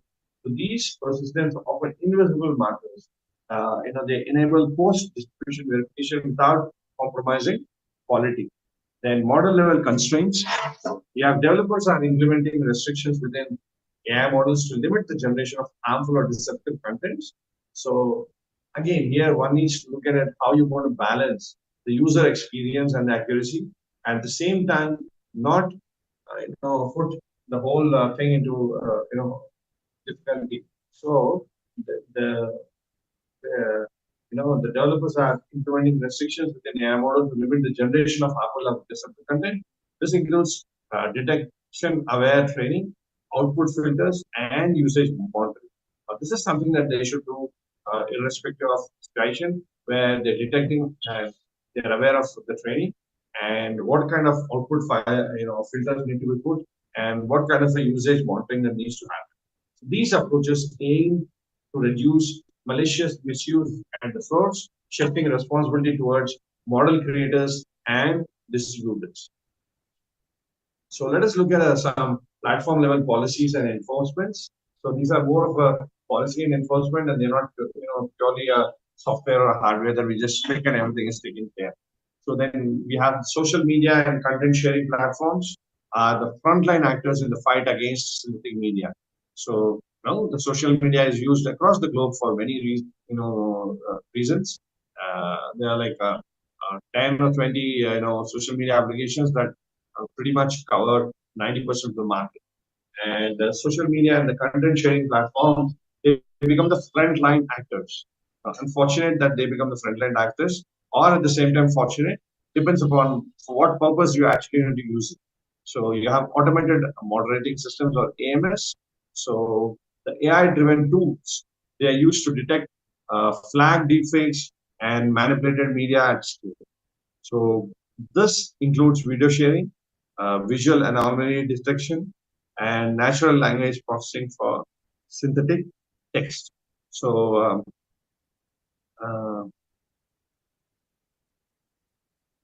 the video hashing or visual anomaly detection and natural language processing for the synthetic text. Now this can become slightly complex if the video hashing and the visual anomaly detection is not in sync with other ones. So the automated moderation system should be in sync, and the AI-driven tools that you use to detect and flag deepfakes and manipulated media, they'll be doing it at scale. So then you have transparency labels and disclosure mechanisms. So in the transparency labels and disclosure mechanisms, we're talking about platforms that are increasingly label AI-generated contents to inform users, including warning or watermarks indicating altered media. So wherever the media has been altered using AI, so these particular policies or enforcement should be in place, where AI-generated content to inform users, they should be marked about the warnings or the watermarks that we're talking about. Okay. So you have a content, takedown and policy enforcement. Here, the platforms have policies that explicitly ban. Prasanna, can you wind up within 2 minutes? Yeah, harmful deepfakes and employ rapid response teams to address misinformation. So platform cooperation, including standardized AI APIs and shared datasets, enhance collective defense capabilities, right? So since we are running out of time, I will not touch the legal and regulatory frameworks because that's already been touched, and spoken by the previous speaker. So we'll skip that part. So do we do the AI governance and frameworks? Public education. The technology alone cannot solve the problem. A well-informed public is essential in building the long-term resilience. So there need to be digital literacy campaigns. There need to be media verification training for journalists, educators, content creators. Then we have the trust frameworks, the initiatives that promote verified contents, such as journalist accreditation and trusted media networks, so on and so forth. The challenges still remain. So keeping pace with the technological advancements and addressing ethical and legal and global coordination is very important. So the challenges and limitations, there are plenty. Then we have technical, ethical, and operational challenges that limit the effectiveness of the current strategies. So we have generating detection arms race. So they're advancing in generative models. Then there is adversarial attacks. Then there is the zero-day synthetic techniques. So these are new manipulation methods that emerge faster than the detectors. So the dynamic environment is demanding continual updates and retaining detection models, right? So then there is detection accuracy and bias. So this comes based on the advanced detection systems. They are unable to sometimes be fair and it's not reliable. So that is what it's talking about. And privacy and concern and surveillance risk. This is always there. So the local laws and the global laws, they come into play. So there's a mass surveillance concerns, concern in detection systems, and all of this. And there's a misuse of detection tools, right? So globally, there has to be a coordination and the policy fragmentation. That could be one area which would actually help, resolve some of these challenges. Then what are the future directions? We're almost there. So the synthetic media is, anyway, as we know, it's complex and it's growing at a fast pace. So there has to be a long-term resilience that will depend on coordinated innovation. And so there is hybrid human AI systems. So there has to be a human AI collaboration.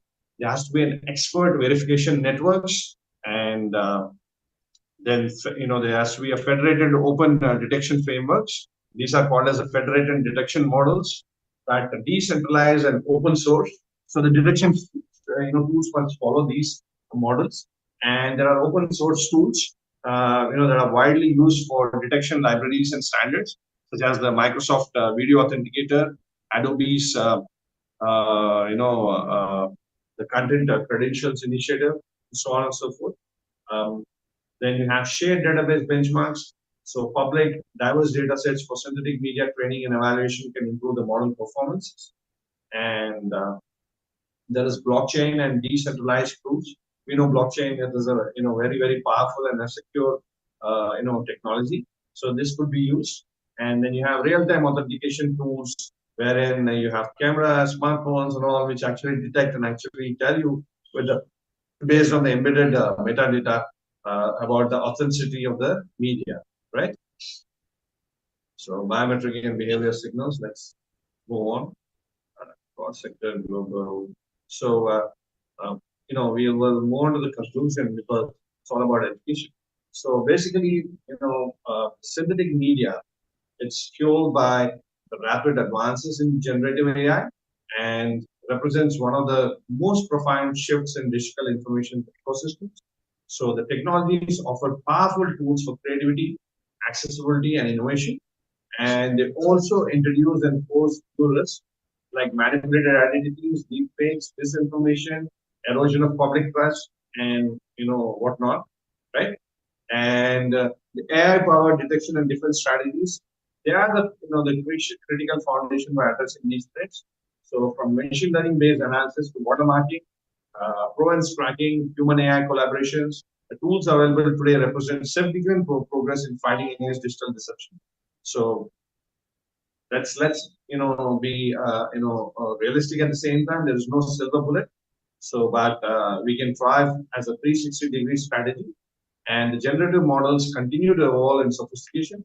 So much the frameworks and institutions designed to counter these misuse of this, right? So the battle against synthetic media is not purely technical.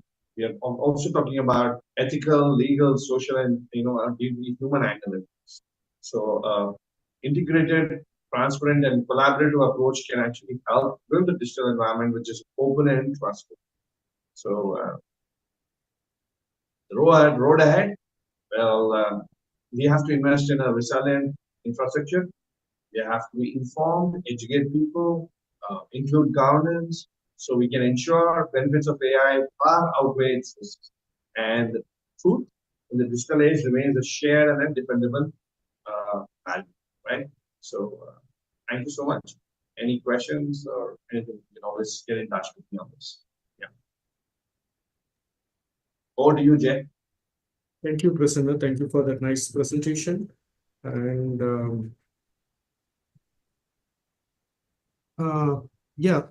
there are questions, but I would skip it at the present moment due to time limitations to the panel discussion, because I'm going to ask you around 5 questions today. So that will be relevant to the topic which you have already discussed. So allow me to make my presentation at the present moment, and I'll get back to you. Thank you. Yeah, thank you.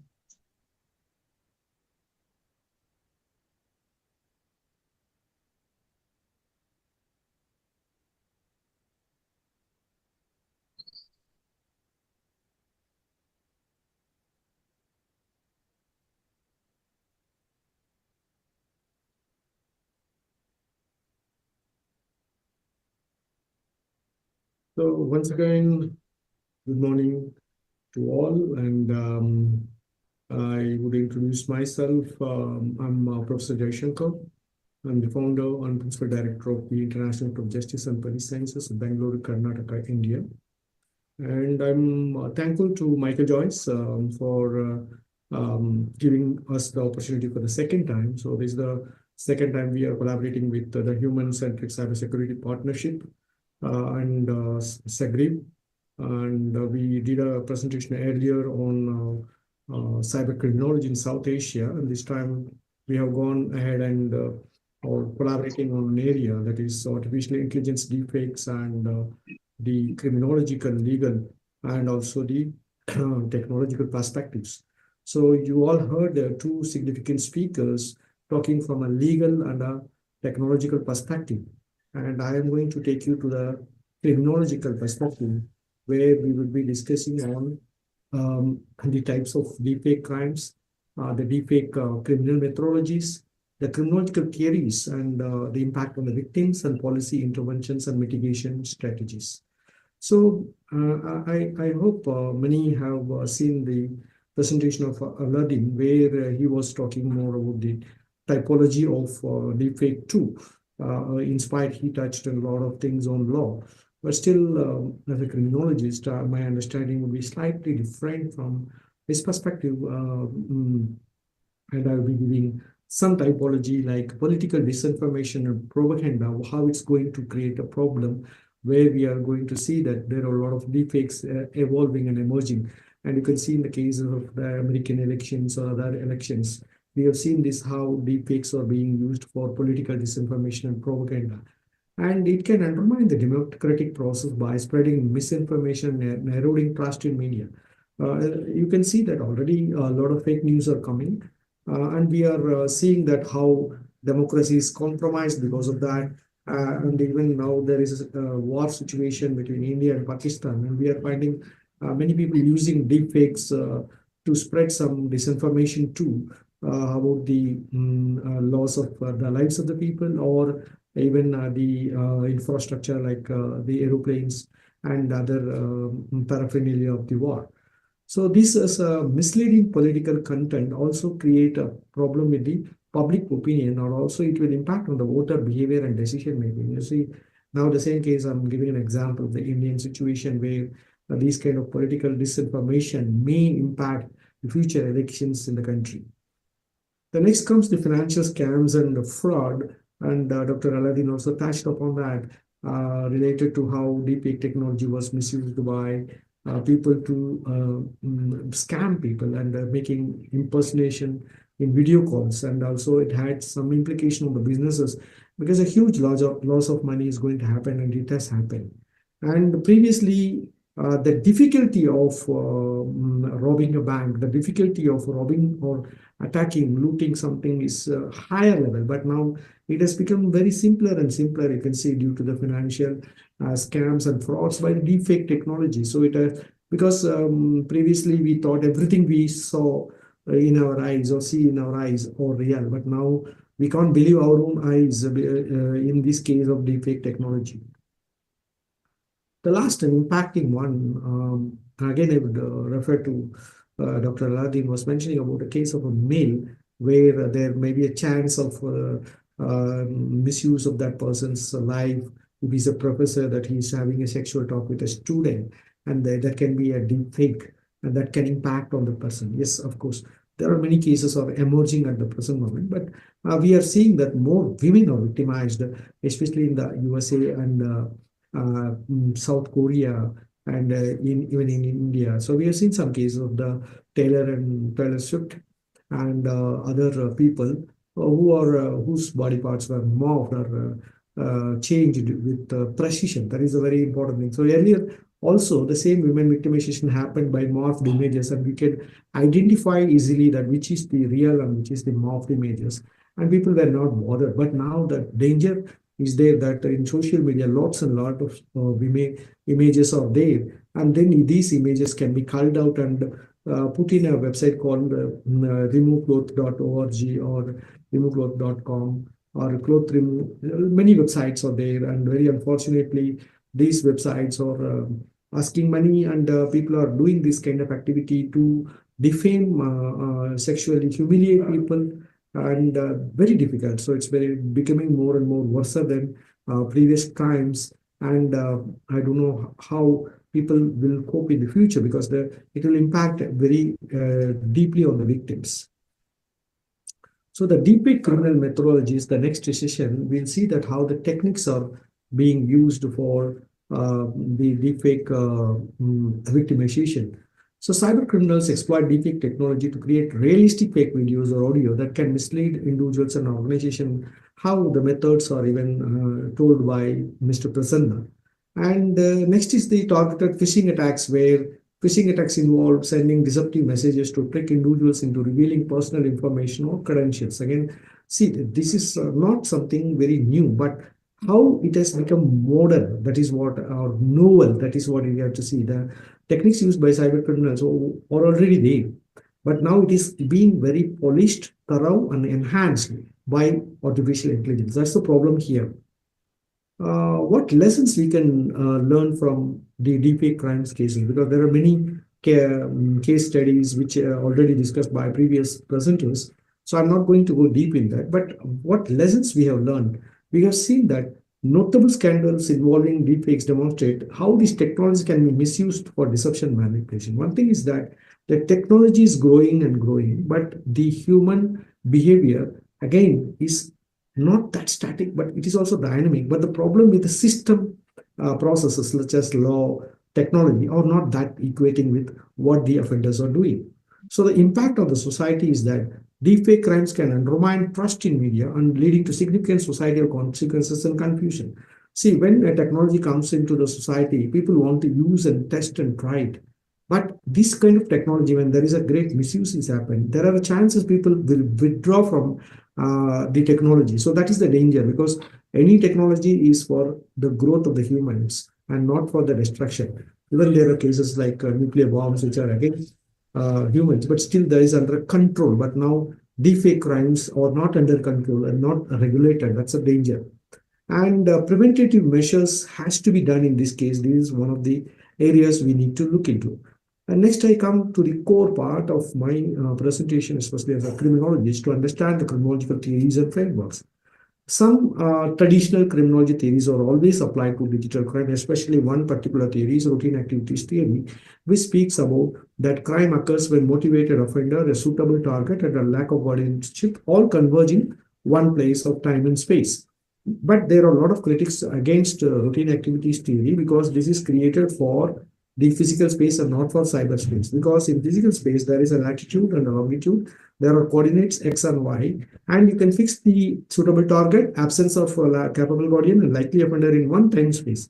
But unfortunately, internet lacks geography or cyberspace lacks geography, where fitting this particular theory in a digital crime is a little bit difficult, but still many have used this. So we can also try and test this. And I have found that after testing this theory for cybercrime, it is inadequate. So I created my own theory in 2008, which is called space transition theory. So this theory is very simple, that where I posit that people, when they move from one space to another, their behavior changes. So that's very normal that when you go to a college, your behavior changes. When you go to a shop, your behavior changes. The same thing. But the problem here is that when you go to a shop, your behavior changes, but still you remain the person where you are. But here, the person is anonymous. So that is the problem here, where I brought the particular postulate. Persons with a repressed criminal behavior in the physical space have a propensity to commit crime online due to the status and position, which they never want to commit. But also this, again, the identity anonymity, and there is no deterrence factor, because in physical space, if you go to the shop, somebody wants to take something from the shop, the camera is watching or the humans are watching, but here nobody is watching what's happening. So this is a big problem, and there are 7 postulates of my theory, which I am not going to explain in deeper, but this model developed by Duncan Longe, derived from my particular theory, is a wonderful way of explaining these things. And I would say that this theory is just can be applied to the current deepfake crimes, because it is originally found to understand cybercrime. And now deepfake crime is a little bit advanced form of cybercrime. Apart from that, I would suggest for more interdisciplinary approaches, because you see, deepfake is not a kind of a single problem. It's a kind of a hydra-headed monster, where you need to look from a criminological perspective, a victimological perspective, and then a technological, and then a legal perspective. So one single person like me, who is a criminologist, cannot stop or mitigate, or even Aladdin, a lawyer, cannot mitigate, or even a technocrat like a person cannot mitigate. We need to collaborate. All the 3 people come into convergence along with the society. Then we can try to create policies for the government, create laws for the government, at the same time creating more education, and that would be more help to mitigate this problem. And in the other part, I would like to speak on the victim's impact. You can see that impact of victimization is physical, financial, and mental. In this case, there is a greater psychological effect because they undergo emotional distress. There's a sense of violation and the fear of public scrutiny. And you can see that, see what crime a victim has committed. He or she has not committed any crime, but still people are talking bad about them. People are doing something behind them. So, and even sometimes the victim may not know that such thing is happening behind that person. And that will create a lot of emotional distress and social anxiety when there is a question where the person may be even ostracized from a society, shunned from a society, suspended from the job, dismissed from the job. All these things will create a big problem. And next comes the reputational damage. That is a very, very important thing, because a reputation is created over a period of time, 10 years, 20 years, 30 years. But one single deepfake crime can destroy the reputation, as pointed by Dr. Aladdin, that it can harm their professional life as well as their personal life, because of their loss of the job or anything, that it will even create problem in their personal relationship. And also it is very difficult to again rebuild the same, because you see it, as I pointed, these kind of crimes are headed monster. In one place, if you cut, it will emanate in other places, because thousands and millions of websites are there. So it is not that easy to stop one. Again, the social media such as Facebook, such as WhatsApp, are fast. You can send the images to everyone and cause a significant damage. And the legal and financial consequences are higher for these victims, where they have to go to lengthy battles, because as pointed Dr. Aladdin, that laws are only emerging. Still, we have not got a big foray into that. So it will take a longer time. Crimes have advanced, but the laws are in the primitive stages, because you see the lawmakers did not anticipate anything. That is the thing, right? Like any politician or any lawmaker will not anticipate what's happening, whereas the technocrats, they anticipate, or the criminologists like us, we will anticipate. But then already the damage is being done, and then the impact will be higher on the victims. And legal battles are something that is not like 1 year or 2 years. It will take some longer year. In the meantime, the secondary victimization of the victim will be very higher and difficult to manage by themselves and others. And financial consequences are very higher, both in terms of personal as well as the legal, and they have to spend a lot of money to come out of the damages. And without any kind of their input, all these things happen with deepfake. The last session segment of my presentation will be policy intervention and mitigation strategies. What can be done, especially when it comes to regulatory frameworks and legislations. So establishing clear legal repercussions is essential to deter the misuse of deepfake technology and protect the victims. So this is again another problem, whether it's the Arab region having a different law, or the Indian region having a different law, or the American having a different law. That will also create a much a problem. There should be some kind of uniformity to deter this misuse of deepfake technology. And proper legislation is necessary to safeguard potential victims from the harms caused. So that is also there, and the compensation should be provided by the state for such kind of victims also, apart from the regular physical space victims. And also the regulations are very important to address the challenges posed by the technology. So the regulation is only one, but then we need to go for technological solutions also, because you see most of the things are happening of the technology, by the technology, and on the technology also. So like you see, it happens from one software, and then after that it is developed by another software, and then it is spread to by another software such as Facebook or AI, or using WhatsApp or others. So the technology also should be used to detect such things. So the importance of detection, investing in technology is mandatory, and then you need to advance the algorithms also. While the deepfake algorithms are growing, you need to parallelly develop algorithms which are going to find out that how manipulated this media are. And AI tools for detection should also be improved, and it will create some trust on the people also. The last but not the least is awareness. So awareness is not there. People are using technology, but the misuse of the technology is what people are not aware. So that is why cybercrime is happening. Many of the cybercrime is happening not for uneducated people. Very strange that people are losing money in phishing scams, or people are losing in some threat, like in India recently, digital arrest. Somebody is coming like a police officer in a video and telling them that we are police officers, so you should oblige us and you should not to go anywhere. And if you give money only, we'll release you. All these things are not happening for some ordinary people. You see, they are highly educated people. So we need to educate, not the uneducated alone. We need to educate the educated people also, because every educated people doesn't mean that they know everything. There are areas such as technology, there are areas such as law, and there are areas such as deepfake technology. People will not understand even though they are educated. So we need to educate them more. And we need to train individuals to identify potential deepfake threats that can empower protect the individuals and also others.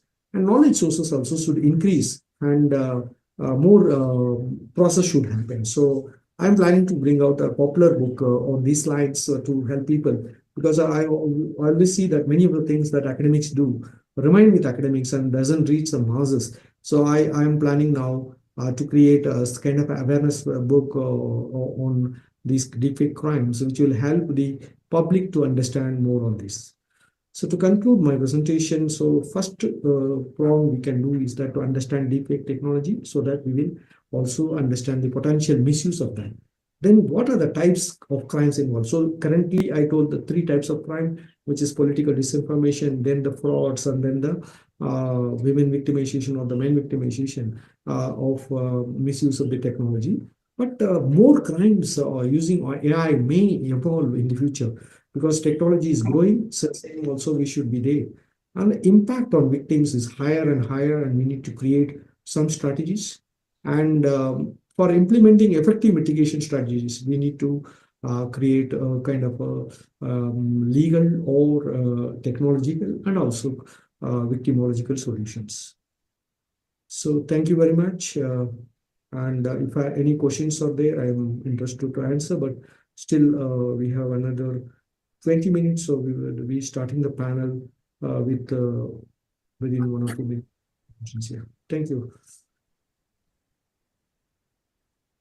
Thank you, Jay. Thank you, Professor Jay. May I have a question for you, Dr. Jay? Yeah, please. You know, we have different legal systems. We have more than 200 countries in the world. Are there any particular jurisdiction that you believe have implemented exemplary legal responses to deepfake crimes, and what we can learn from them? Like, you know, we have. Yeah, you go ahead. Yeah, deepfake is a new phenomenon. So again, it's an extension of the current cybercrime. So some of the nations are only trying to utilize their own cybercrime laws to extend the arms for the mitigation of deepfake crime. And there is no exclusive or any legislation, because you see AI is even developing now only. So many of the countries are looking into how to develop AI and also how to mitigate such crimes by AI. So or misuse by AI, because AI is not creating its own crime, except in some cases where such things are going to happen in the future. So that will be again need to be legally and also politically controlled by systems. But as of now, I don't see that still we have not gone to that extent that we have created a legal situation for deepfake. So it is evolving. I would say that maybe in another 3 years things may sort it out. So you agree with me that cybercrime laws, the current cybercrime laws, are not or insufficient to address deepfake crimes? Even though, see, AI is an extension of what cybercrime has already been done. So AI is being used in addition to that, right? So, but there is some kind of a thin line between what cybercrimes and AI crimes are there. Because again, AI crimes can create a new model also, not necessarily the original old way of doing cybercrime. Because again, cybercrimes are now also in transition, where some of the crimes are cyber-enabled crimes and cyber-dependent crimes. So some crimes, people are using cyber only for conducting physical crimes, but not online crimes. But the same things like what happens in cyber-enabled or cyber-dependent crimes, purely crimes like hacking and happens. But now AI is not somewhere fitting in one or other, because whether it's purely cyber-dependent or purely cyber-enabled, we do not know. Because one point here is that AI crimes, somebody is creating an image. So there the technology ends, that's all. The creation for that AI technology. After that, it is not AI anymore. Again, it comes to conventional routes like WhatsApp or Facebook or anywhere. The spread is happening. So it's not the creation of the image is the problem, because somebody can create any image, not a problem with AI. But if they start spreading, then that's the biggest problem. It happens because that is going to harm the victim. Suppose some X is creating a marked image about Y and keeping that photograph in their own system, there is no problem. But that is not, people stop there, right? They start spreading. So when they stop spreading, that is cannot be called as an AI crime, right? So it's an AI-enabled crime again, right? So that's what now there is a kind of a thin line between the conventional cyber crimes and AI crimes is going to happen. At one point of time, we may tend to say that is AI enabled crime.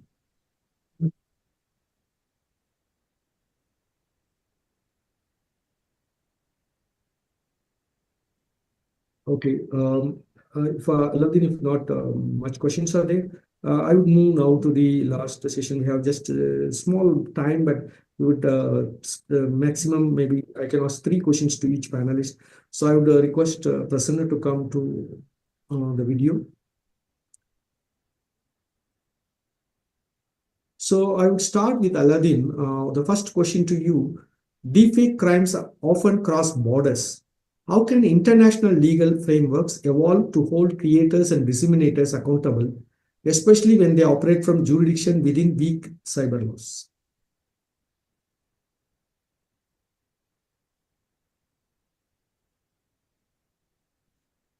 Are you understanding the question, Aladdin? Should I ask you once again? Sorry, say it again. Sorry, yeah, I couldn't hear you. Yeah.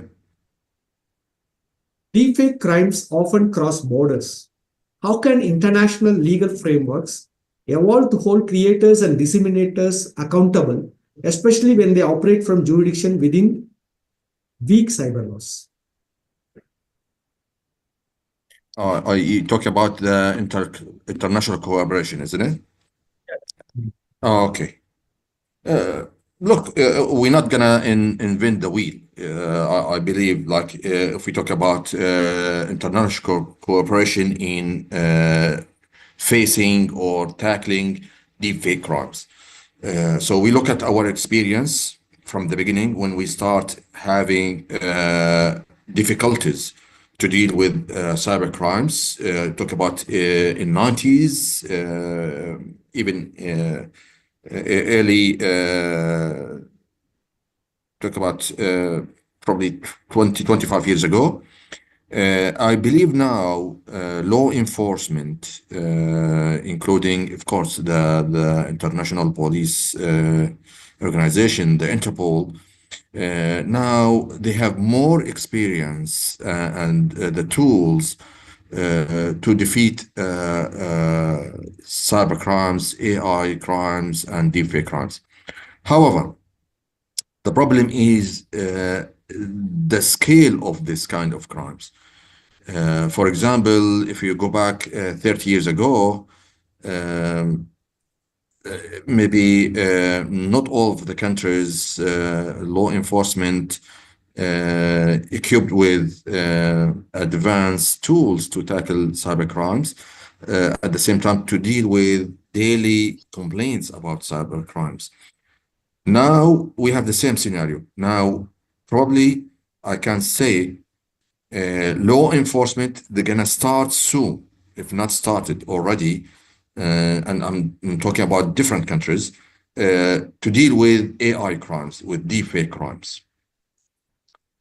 Now, the scale of this kind of complaints or the crimes, if any kind of law enforcement around the world has capacity to deal with kind of these crimes. Of course, they're going to be priority for some kind of these crimes. Particularly, I can say the crimes that touch or threaten the national security of the countries. For example, could be the crimes targeting senior officials in the country or the reputation of the country.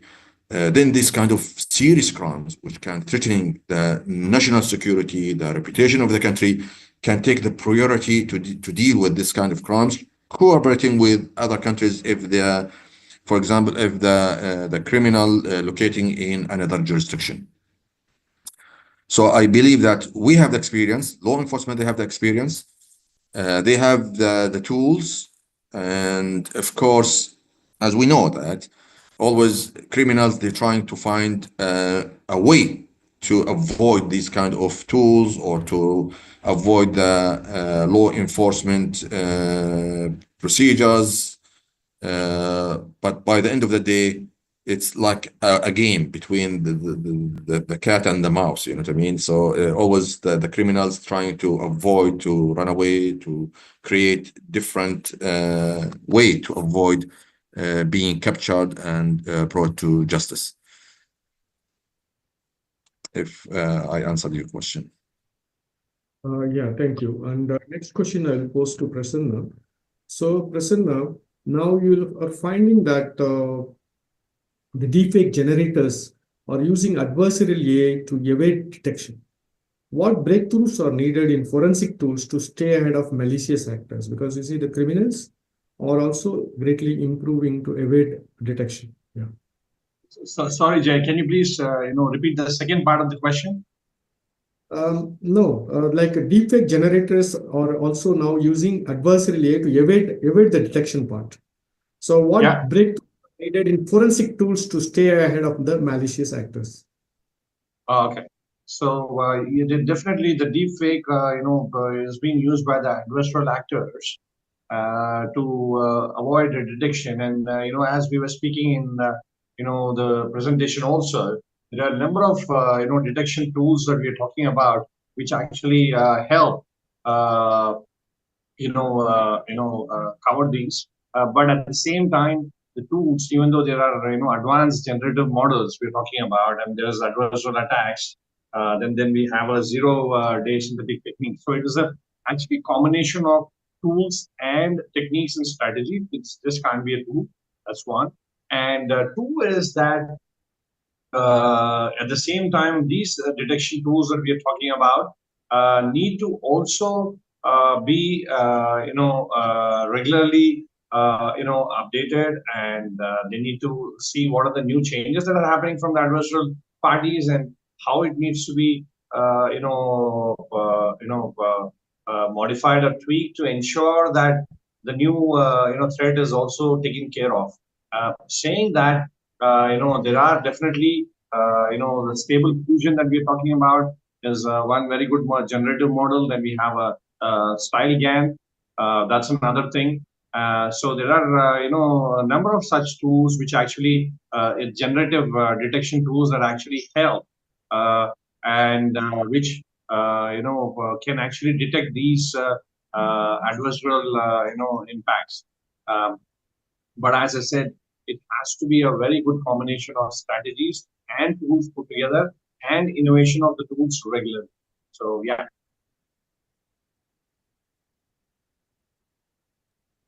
Thank you, Prasanna. And next question I would pose to Dr. Aladdin. Aladdin, you are seeing that there is a problem with the freedom of expression vis-a-vis the control, because you see in some cases where we find that the laws may curtail the freedom of expression. So what do you see there's a challenge in this, where how the law can be a balanced one between the freedom of speech as well as the mitigation of such crime? Yeah, of course. This is like always we face kind of the balance between the freedom of speech and how the law should act and face kind of the crimes, you know what I mean? Look, I can say you have to look at it from different angle or from different perspective.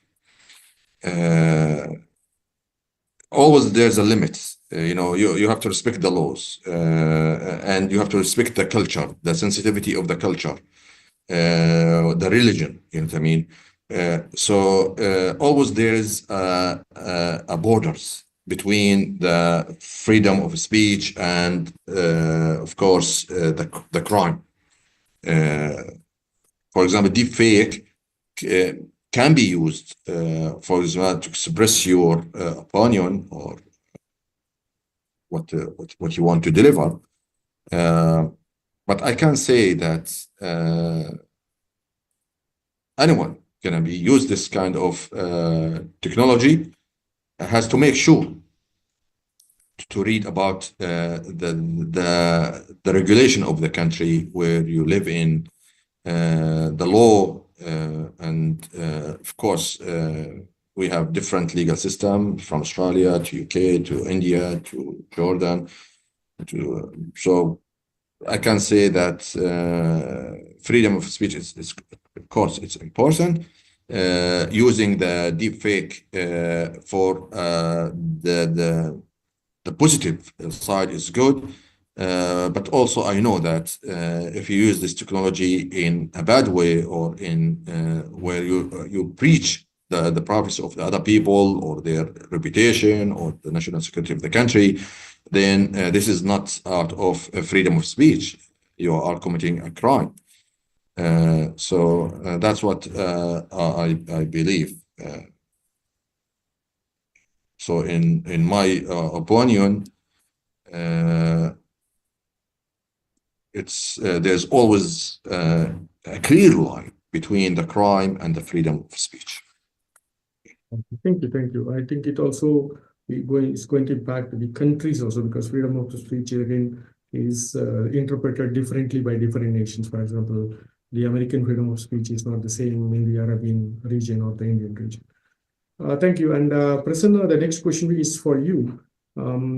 Do you see that there is a possibility of real-time integration of AI detection in social media platforms such as WhatsApp or Facebook? And what are the ethical and legal hurdles or even technological one in that case? It's actually a very, very vast area because there are two things that I would cover. One is, Jay, one is the ethical, and the legal side, and the other side is the technological side of things.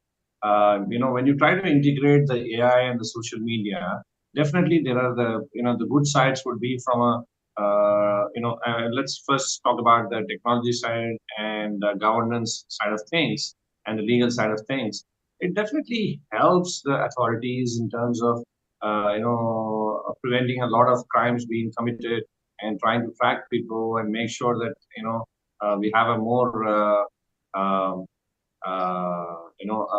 kind of a calm and a controlled environment that we are in. However, from a more ethical and privacy concerns, it actually invades into the the individual's privacy.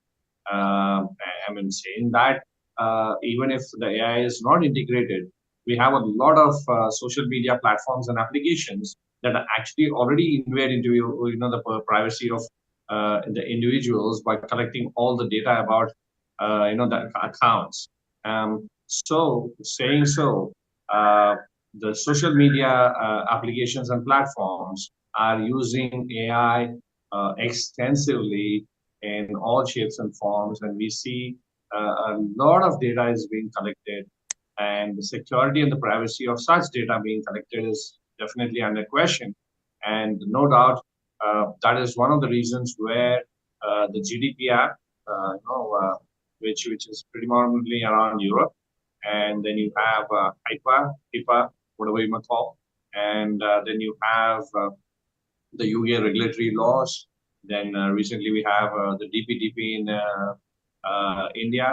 Then you have the Social Online Account Acts in Australia. All these have come into play because they are concerned about the personal privacy and the security of the individuals who are using these platforms. So there has to be a balance. It's good to use the AI into these social platforms and media. However, saying that, it is also required to ensure that the privacy of the individuals is also taken care and the ethical issues are also addressed. So there has to be a fine balance. So yeah, thank you. Over to you. Thank you very much. And next question. So we have 3 more minutes, so I would balance one question to Aladdin and one probably to Prasanna. So Aladdin, the current legislation which you have mentioned, especially in China or even in UAE, makes more impact with the punishing the offenders. But what about the victims? What justice provisions or compensation provisions are available in the emerging legislations related to AI? Okay, that's a good question. Yeah, there's already tools for the victims to seek for compensation. However, I seen what in China now. China is already in the law. They already decided how much compensation for the victim of deepfake crimes can receive. Now we don't have it in UAE, but because it depends on the person and the scale of the damage, and it needs experts to assess the damage till they decide how much he can receive. But of course, he can seek compensation alongside with the criminal side of the case. Yeah. Okay. So the last question to Prasanna. So Prasanna, you are running a company called Supra, and how do you think like companies like Supra can collaborate with the local law enforcement or the international law enforcement to develop digital evidence that can be substantially presented in the courts of law? Well, definitely, it's already doing, I would call this more of an MSME, a medium to a small size enterprises. They are also, working with the local authorities because they have a very good grip of understanding of the geography and the topography and the demography, all of them put together. And that actually helps collect the digital evidence more effectively because it also helps them understand the environment and help the legal enforcement authorities because definitely the international as well as the local bodies would need the help of such organizations because it is not possible for them to have all their guys work on this hands on board. So we are already doing that, and yes, the suggestion is very valid. It is very important that the smaller organizations also help collect the digital evidence. Yeah, the collaboration is very important. Yeah. Thank you, Prasanna. And I take this opportunity to thank both the panelists, especially Aladdin and Prasanna, for bringing a myriad and varied perspectives. See, that's what the technology, the integration of the law, the criminological and victimological perspectives, these only can mitigate such form of crimes because we cannot work in silos. And I see that our combination of this particular presentation especially connecting the technology, connecting the law and the criminological and etymological perspectives will take this situation to a longer time. And I feel that our collaboration will also help to mitigate deepfake technology to an extent. So that way we will protect the victims, the potential victims, and also prevent such victimization in the future. So thank you, both of you. And also, once again, I thank Michael Joyce and the SECREV team for inviting International Institute of Justice and Police Sciences, Bengaluru, Karnataka, India, to be the co-host of this particular session 3 on artificial intelligence, deepfakes, criminological, technological, and legal perspectives. Thank you very much.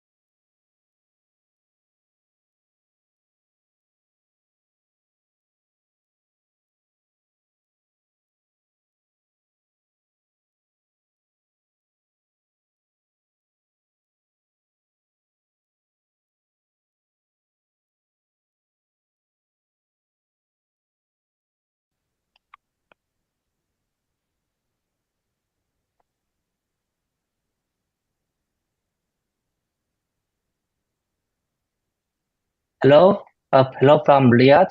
Good morning, good afternoon, good evening. My name is Kyung Kim. I'm currently serving as the associate professor at head of Department of Cybersecurity and data forensics and life at the University for Security Science. First, I would like to extend my gratitude to the University of Montreal and the Human-Centric Cybersecurity Partnership for hosting the Security Revolution 25 Global Cybersecurity event. It's very honored to participate as the co-host for this important event. These sessions consist of 6 presentations on AI, cybersecurity, and detection of emerging technologies. To begin, I would like to introduce Meshari and Ibrahim, who will present on the topic deepfake video detection using optimized Cherenkov creative model. Please welcome them and enjoy the presentation. Floor is yours. Thank you. Yes, hello everyone. My name is Ibrahim. I am with my colleague Mashari and the video detection using optimized Gencom VIT model. However, we have our agenda here. Yes, I think I am showing the correct one. Yeah. So our presentation have like a logical progression, like any research project.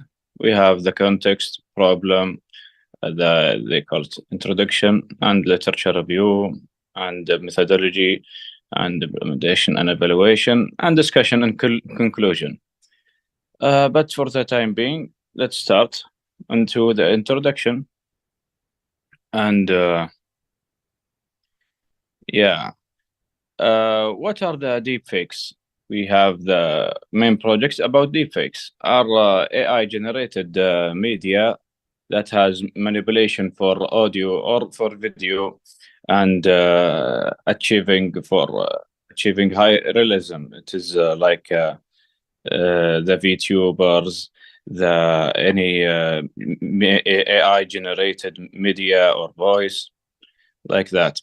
So we have a threat landscape in cybersecurity for this one. What is the threat landscape? We have the malicious applications that include disinformation for political lies and financial scams, character assassination, and crucially, the fabrication of false evidence, targeting legal systems and law enforcement.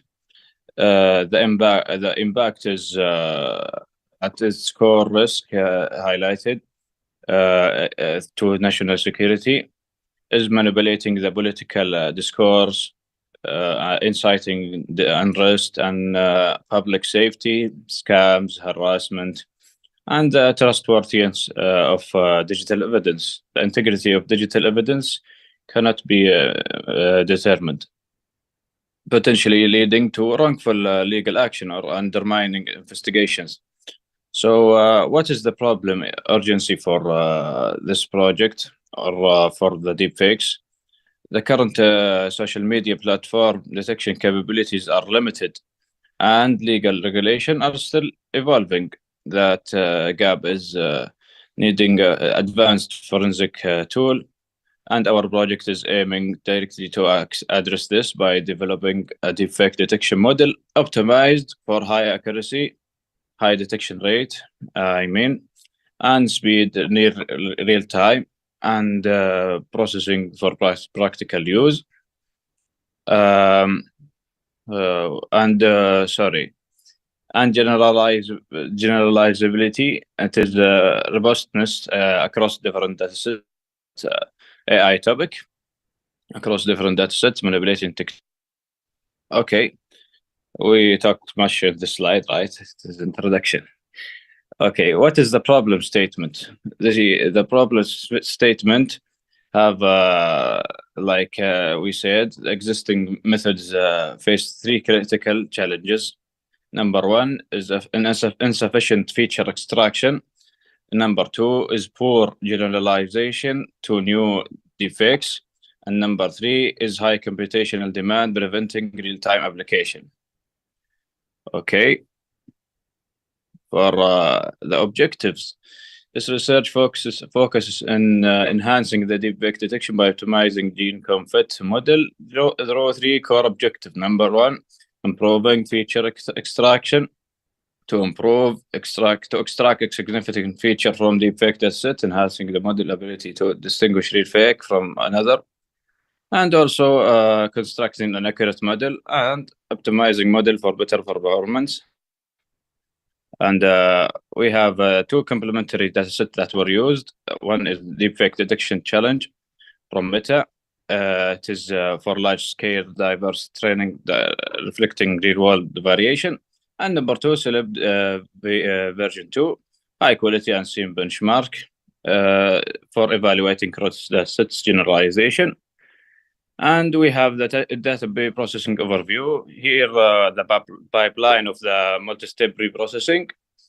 We extract high-quality face images from using Blaze Face that has the landmarks of the faces, and apply data augmentation to improve robustness. This is a video just for showing our pipeline, how it works. And we'll get to the methodology after that. Good.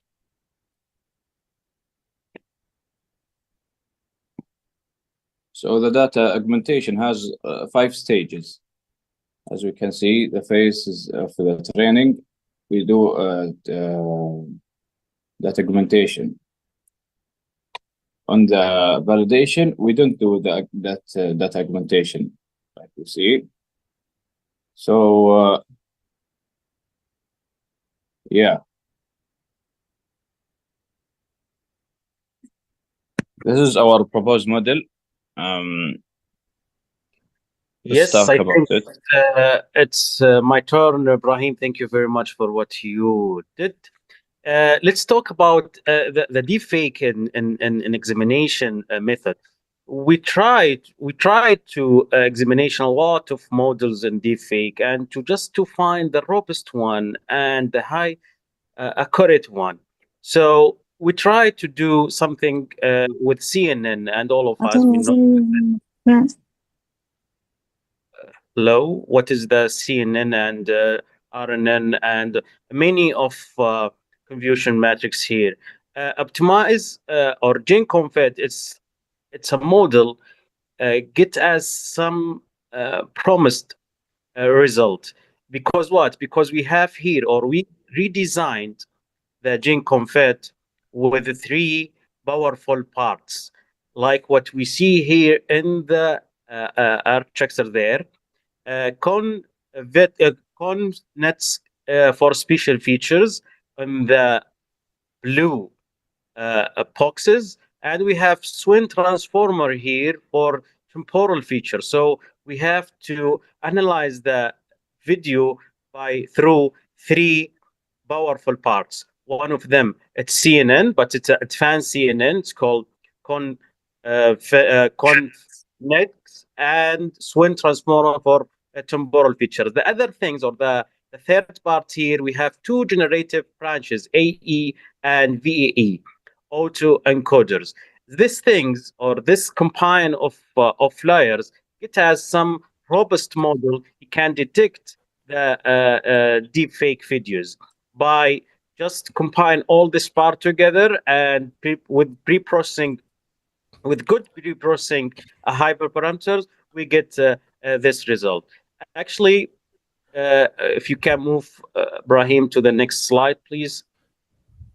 We have here our optimized model here. We have some features. Why we optimize the original GenConvert? Actually, we need to know if we are remove one of this branch, what's happened. We figure out the result is gone down directly.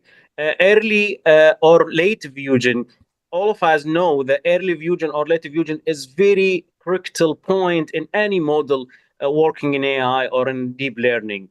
Dual activation, we have here dual activation, Relo and Gelo, and each one we put it in the good or the right place.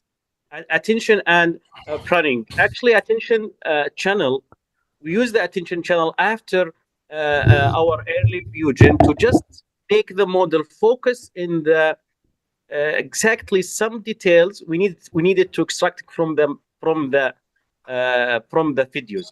As we know, the videos is going to many of the frames. So each frames has some features, some information, some data of the face, and we crop the face. Then the faces is goes to our model. Then we do our or we did our processing. Then we get the result in the end. The result here, it's not like how is it real or fake. The result here is many of numbers. This number is going to sigmoid function. The sigmoid function, it has the predict what is it the video as well. So Brahim, can you move to training setup here? For the data we split it. Actually, 70% for the training, 15% for testing, 15% actually for the validation. DFDC, it's the main data set here, but the SELEP data set, it's like a cross-validation for our model. So in each data set we have, or we got some numbers as a result. Hardware, you know, all of us, the GPU is as a limitation here. So we use Lambda A100 GPU. It's online resources. Hyperparameter, yes, we use optimizer functions, and we use loss function in many position in this model. Finally, we use something is called FP16. There is two kind of FP or frame per second. Actually, we have 16 or 32. So we use 16 for just to keep our resources under control. Frame. A metric, we use accuracy and F1 and AUC to just like a measurement for our model. Statistical test here, we have used t-test just to compare our model with another models to see how is it doing there. GradCam, it's something like a good tool to just check where is the model focus on the frame as well, in the face or in the background or somewhere there. So GradCam, it's gets me some directly noted about where is the model focus on this frame. Then the test, actually, the result of our testing and examination, actually, like what you see in this slide, we achieve 96% in DFDC as accuracies, and 95 on SELEP also accuracy. F1 and DFDC, it's 96, 95 in SELEP, 99 as AUC, and 99 as well with SELEP AUC. So in each model, there is a different model here, but you can focus on the right one because this is the proposed model. And the original GenConfet, you can see the result. Here, the key mark here, you can see the interface speed, millisecond by frames. So you can see in the proposed model is 35 millisecond for each frame. So it's very fast. It's faster than the other models. It's Prime. So like what we say before about the key design, we just combine the EE and VE with the good activation function in good position. So we can say here that the key mark or the black box of our model is how you can put these functions in good or in right positions.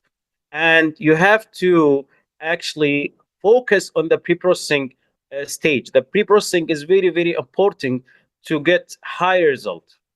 The benefits, it's just we just figure out, because we are a student in the end, and the universities has a lot of support, and Dr. Kim and the others faculty. So we just figure out, we just need to know if we make this or do this, how is this is affected in the accuracy. So this is our real benefits in this.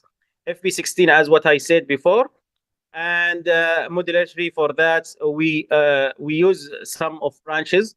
For example, we delete one branch or one part of this model, and we check the result, and we back add it, and we check the results. It's get us some testing table on that models. Yes, Brian. This is our chart here. You can see the box plot.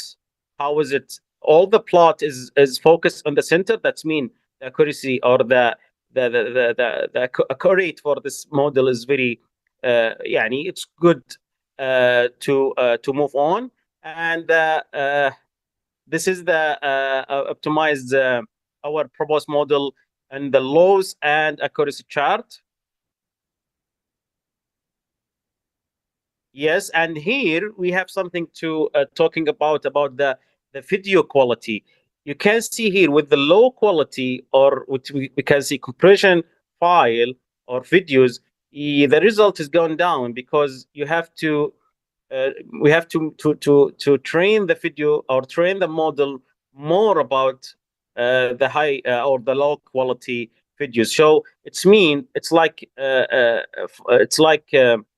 relation between the video's quality and the result in the end. Yes, another chart about the here we have ROC and AUC chart. You can see here the red one is our yes, our proposed model. It's higher. Yeah, this is a GradCam, what I'm talking or talked about. You can see the baseline A3D, its model is called I3D with attention layer. You can see here there is no any attention in this image. I'm talking about the image in the left of the slides. There is some noise in the background and somewhere, so the model can focus on some part or manipulation part. The original one in the center, you can see there is some noises in the frame as well. And the left one, this is our optimized GenConfet model. You can see the model, it's focused in the face, the position of the manipulation part. Yes, Brian.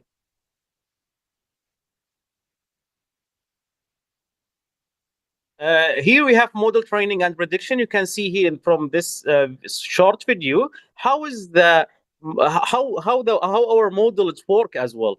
You can see here how the videos in the lady in the screen. This we get this videos from the data set. Actually, the model is focused on the faces directly because there is baseline and open CV. It's like a library. Focus on the faces or crop the faces, then it's going to extract the feature, then he make the predict function. Our contribution here actually about the channel attention layer. Yes, we add the channel attention layer as a one of our contributed here. Early fusion because the original one they focus on late pages, so we just reconstruct the model again, and we get high accuracies in this. And deployment, actually, we create or we the universities help us to build API for this model. Yes, Brahim. Yes, this is the API. You have it to do real-time detection, of course. So when we say real-time detection, we say give it the folder and the number of frames and the generated weights, pre-trained weights, and it will predict and will detect which segment has the fake.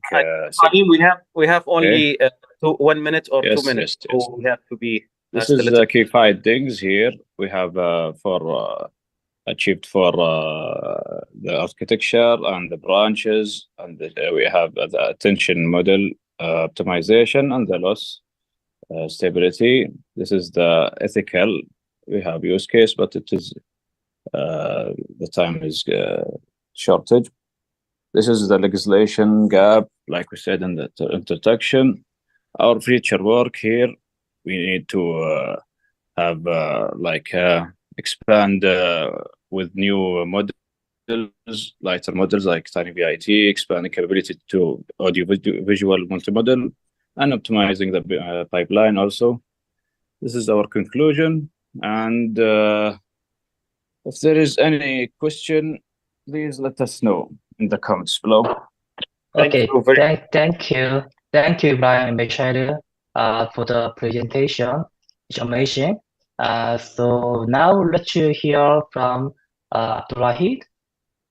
The title is the cyber detection in Internet of Things using the realistic testbed and machine learning. This topic. Thank you, Ibrahim, Bashir again, amazing your presentation, and close the session and please open the presentation, the Abdulrahid. The floor is yours. Okay. Presentation projects.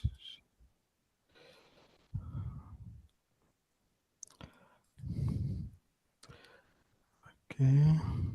Hello, everyone. Okay. Yeah, great. You see my presentation?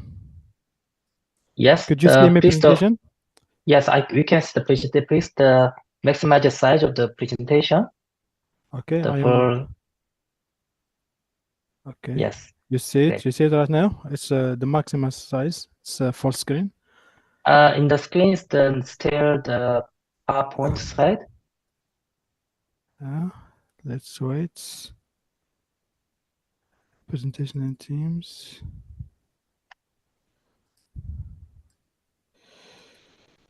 Let's share again. Entire screen. Okay. Share. Now? Yes, now we can clear. You can see the very full screen. Please give the times within 20 minutes. Thank you. Proceed yours. Thank you. Okay. Thank you, Dr. Kim. So hello, everyone. Thank you for attending this conference and this presentation. So my presentation today is about my graduation project entitled the Cyber Attack Detection Testbed in Smart Cities. It's a testbed that we have created in our lab, in which we have tried to collect a new data set of attacks that targeted the smart cities. So the plan of this presentation is as follows. We'll start with an introduction of the context of this project. Then we will present the problem statement and methodology. We'll present our contribution a little in details, and then discussion and recommendation before the conclusion. So the Internet of Things is the backbone of smart cities. If you want to give a definition of this term is referred to network of physical devices such as sensors, applications, appliance, vehicles, machines, smartwatch, smartphone, smart TV, etc. So these devices are connected to the internet. They collect and exchange data. This help to make decision. They have been used in different smart environments such as smart farms, smart homes, smart transport, etc. So it represents the backbone of smart cities, and their interconnectivity make them prefer the target of cyber attacks because of their vulnerabilities. For example, an attacker could start by a vulnerable device and get access to more critical systems. For example, if in your home, for example, you have secured everything, but for example, your smart watch or your smart phone is not secured, maybe the attacker will start by this weak point to get access to the critical system. For example, there is some cyber attacks that has been happened before against this IoT device, such as Mirai malware, in which the attackers infect cameras with default credential addresses switches, and then they have used these devices to make or to do DDoS attack. This in these incidents, the big company has been affected, such as Twitter, X, actually, Netflix, Amazon, etc. Also, Ring camera hack in 2019. There's also attackers get access to the cameras in schools and homes. They could talk with the with the kids. They could represent a violation of privacy and could cause some psychological harms. Also, Atlanta ransom attack in 2018, that the attackers could delete, could get the access to video surveillance, which imply that they could delete evidence that has been collected for any days of recordings. This is an example of an attack in which, for example, a ring camera, the ring camera attack, in which the attacker could talk with the girl, which show how dangerous is the attack against these devices. So as we say, the connectivity of these devices make them a prime target for cyber criminals, and introduce also new challenges for digital forensics. So we have that's make pressing to find the new solutions to try to detect and prevent these cyber attacks. So for that, we have chose this topic for our research. So the methodology of this research, we have started with the analysis of data sets. Then based on this, the analysis of these data sets and the papers, we have decided to create our IoT test bed environment. Then we have performed some cyber attacks in this environment. Then we have collect the logs and generate data set, and then use this data set for model deep learning models and machine learning models. So there is some data set that has been collected before, such as MQTT data set, bot IoT data set, federated ton IoT data set. Those data sets have different sensor, different actuators. Some of them they have only sensors. Some of them they have only actuators. Some they have only they don't have industrial devices. Some of them uses only some limited protocols or some virtual environment. And our analysis also of the research that has been done on this data set, we found that always those research get high accuracy. For example, every time we find research, we found that this research get by just machine learning models, they got 99% of accuracy, 90 more than 99% of the accuracy. So we have a question why all these models could got this very high accuracy. Maybe the attacks are not more sophisticated. Maybe there is some correlation in these data sets. So, and we don't have prior knowledge to criticize the content of these data sets.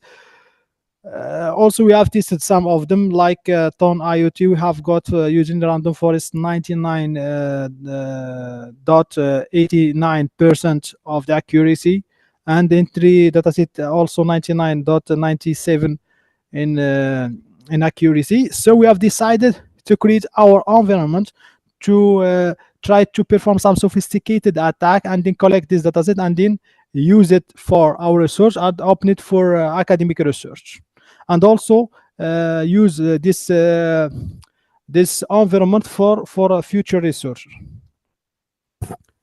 So the objective of our project is to provide realistic and integrated IoT smart city environment to support research. Also generate a new data set, our proper data set in this environment. Try to use some AI models for intrusion detection, and also use this environment for future research in our university. So this is a picture of our environment in which we have implemented some. We have tried to implement the layers of IoT environment, which are edge, in which there is sensors, actuators, and prep and embedded systems, and real-time data pre-processing. There is a fog layers in which represent, like, for example, network, also like local applications that are used in, for example, in corporate, and the cloud in which we could use services such as storage or applications.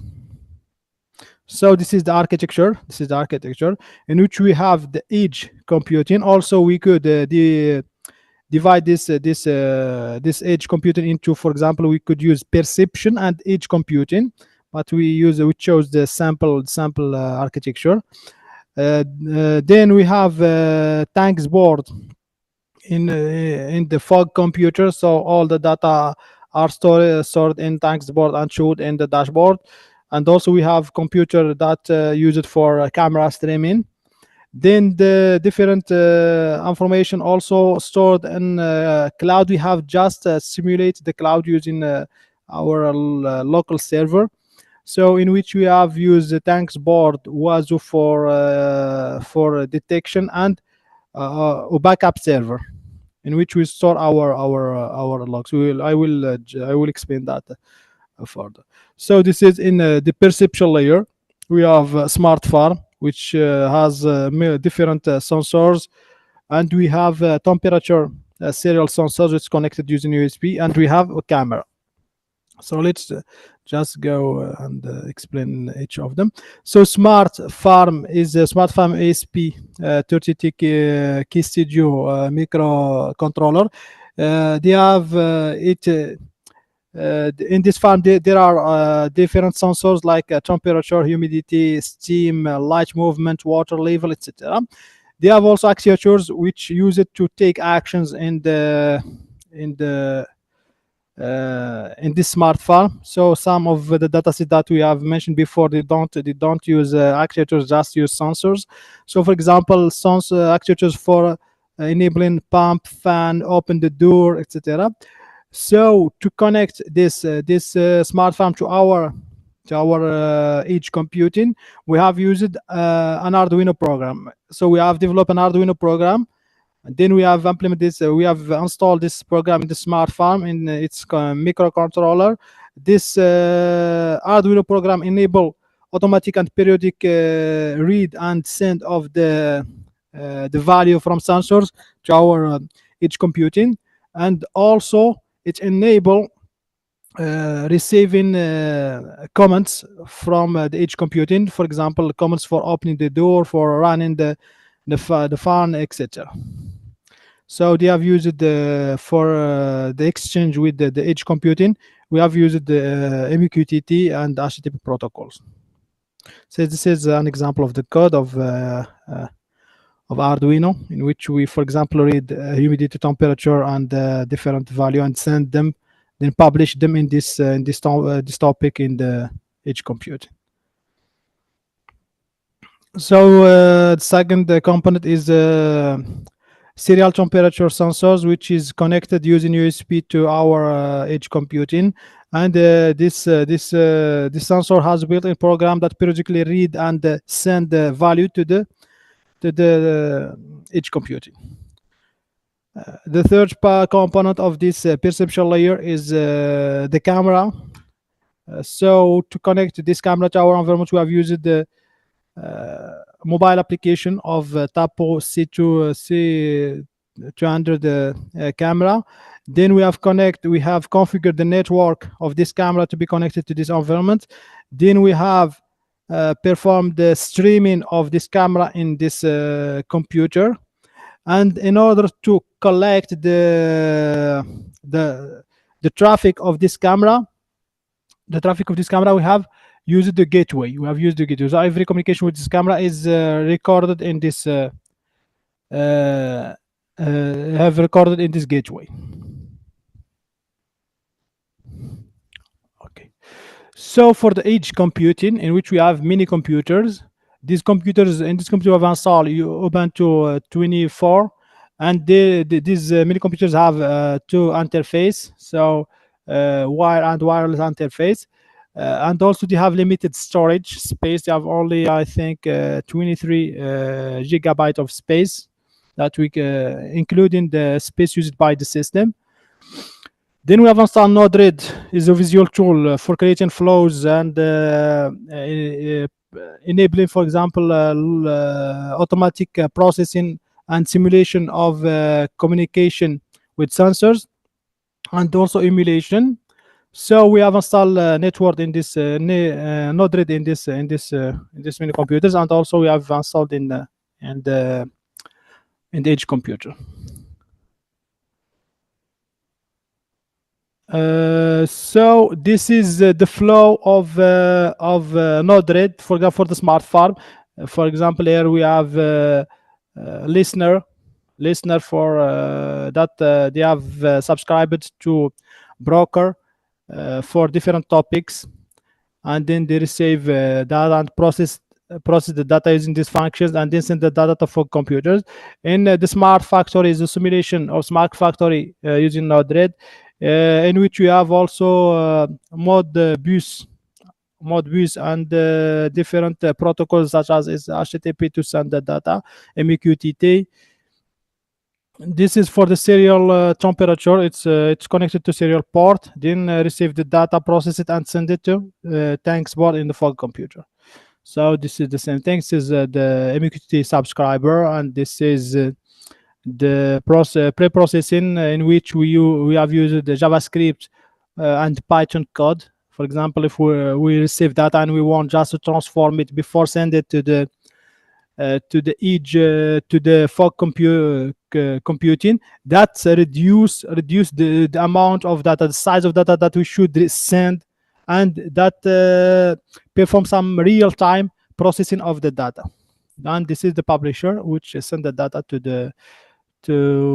the fog computing.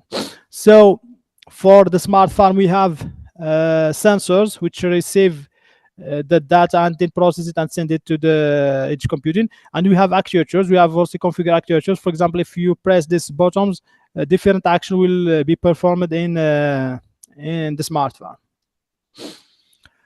So to monitor the traffic in our environment, we have used different tools. We have used Wazoo, which is a SIM solution to collect logs about different activity that's happened in these computers.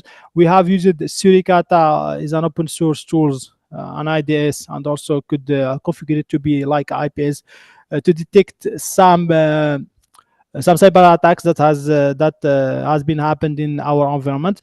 And the most important tool is Zeek, which we have used. You have configured these tools in order to collect every traffic that happens in our environment, and this traffic will be converted to a data set. So why we have used Wazoo and Suricata in our environment? I see to detect that some cyber attacks has been happened as expected. So to be sure that that's only, for example, some simple attack like DDoS, password, brute force, etc., has been happened as expected. So if we perform then some sophisticated cyber attacks, we will be sure that also these attacks work as expected. So to configure was we have used group configuration from the server. So we configure a different machine, just putting some rules in the server and then send them to different machine. For Suricata, we have download some well-known rules like the DOS spoofing, brute force rules. For Zeek, as I mentioned before, I said that in each of these computers, we have a problem of limited storage. So we have developed a Python code that sends periodically the logs collected every 12 hours to the backup server, and delete this log from the local machines. So it collect normal and suspicious traffic. This is the code of it's an example of the code of the Zeek that collect the logs and send them to the backup server. This is the structure of the logs in the backup server. For example, if we say here, each of these computers have IP address. So we have created folders of these computers in the server, and in each of these folders we have the date and the hour of the backup, and each of these folder we have different logs that has been collected.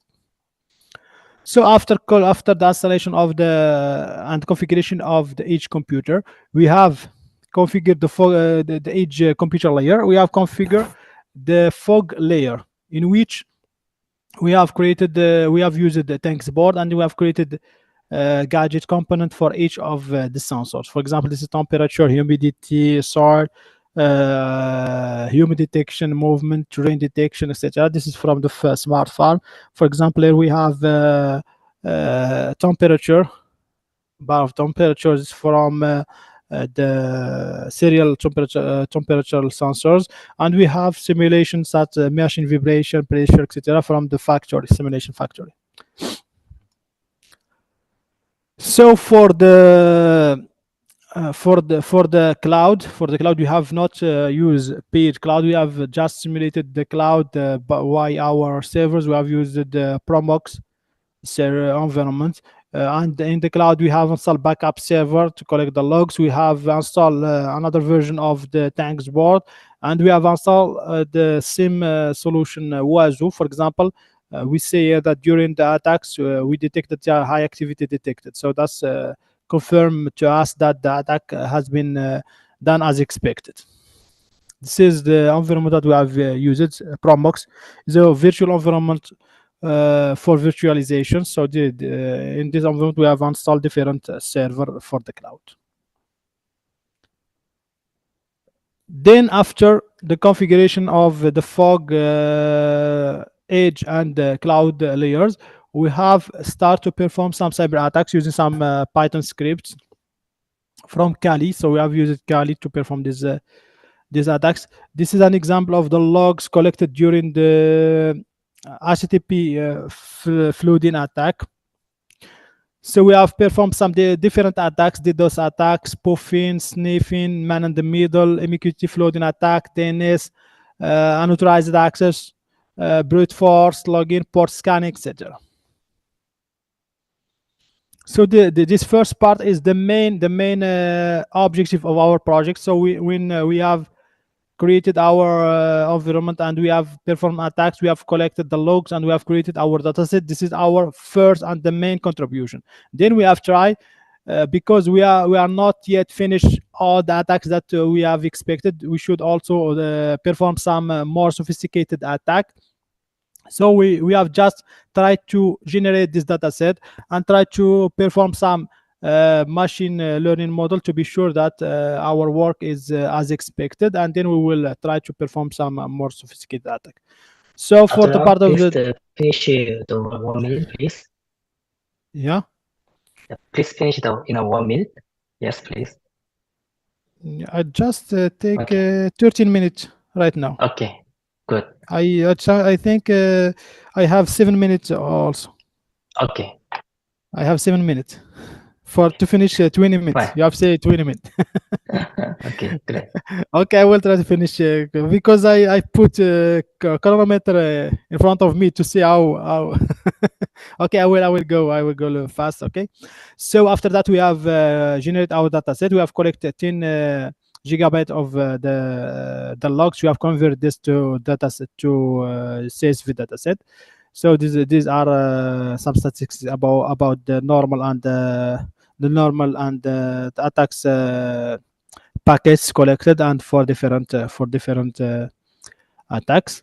So this is different field that we have collected in our data set. So in our logs, and that we have put in our data set. So after that we have performed some pre-processing methods to clean up some corrupted data or missing data, try to select relevant features, remove some irrelevant features, some such as, for example, IP address, etc. So we have removed these fields, and we have just keep some of them. This is the dataset before and after balancing. So this is we say that the normal traffic is bigger than attack. It's normal because this is collected for during all the day, and this is collected during the attack. Some attacks also give more traffic than others. It's normal. This okay. We have tried to balance. And then we have tried to apply some machine learning models, such as logistic regression that we're known for binary classification, and we have used also random forest. So those are the accuracy for logistic for detection of the attack or not attack. So for random forest, we have achieved 97%. We have tried to apply these models for different for attack detection. We have not get to high accuracy. We have got all, for example, only 87% and 72% for the logistic regression. This is for random forest. Okay. And also we see that, for example, here for botnet, we have precision and the local, and this value are reduced. Why? Because the relationship, because in the attacks, there is a relationship between packets. So we have decided to use them as sequences. So we use 10 by 10 packet to based on them to detect if there's attack or not attack. So we have used LSTM model. So based on this model, we have chosen a part. We have achieved this accuracy. It's 93%. It has considerably improved. And also we see here, for example, for botnet that it has been increased, and for other. So for our model, we have good accuracy for random forest, and also for others for the attack detection. We have needed to use sequence models that process sequential data or timing data. So as a recommendation or as future work, we will add some new devices in our environments, and we will try to perform some more sophisticated attack, and we will test some more machine learning models, and we try to collaborate with our with different faculty in order to use this environment for other researchers, like for cyber attacks and also for digital forensics. This is example of our environment. I will not show it all, just I will. This is the smart farm. Okay, this is the smart farm. This is the edge computing, different camera. This is the node read, for example. This is the actuators. This is the sensors reading. There is also some other devices that we are not yet included, integrated in our environment. This is the edge computing. This is other sensors that we have not yet included.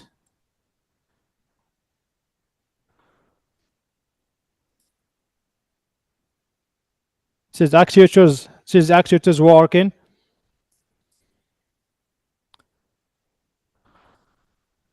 This is other sensors that could integrate in this environment. So this is the reference, and thank you very much. Okay, thank you. Great job, Abdullah. Amazing presentation. Okay, excellent. So now we are moving forward to, we have another exciting presentation by Erham and Nada. Yes, floor is yours. Please to prepare to your presentation. Yes, floor is yours, Erham, Nada.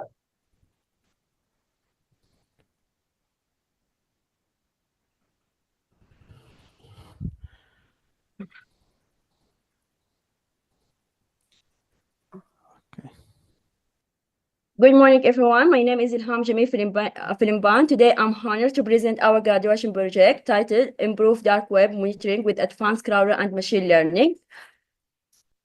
Our project overview: the project aims to develop a dark web crawler that uses machine learning to detect and classify illegal content in support of digital forensic investigation. It can access hidden onion sites, bypass CAPTCHA barriers, and identify threats like cybercrime or terrorism.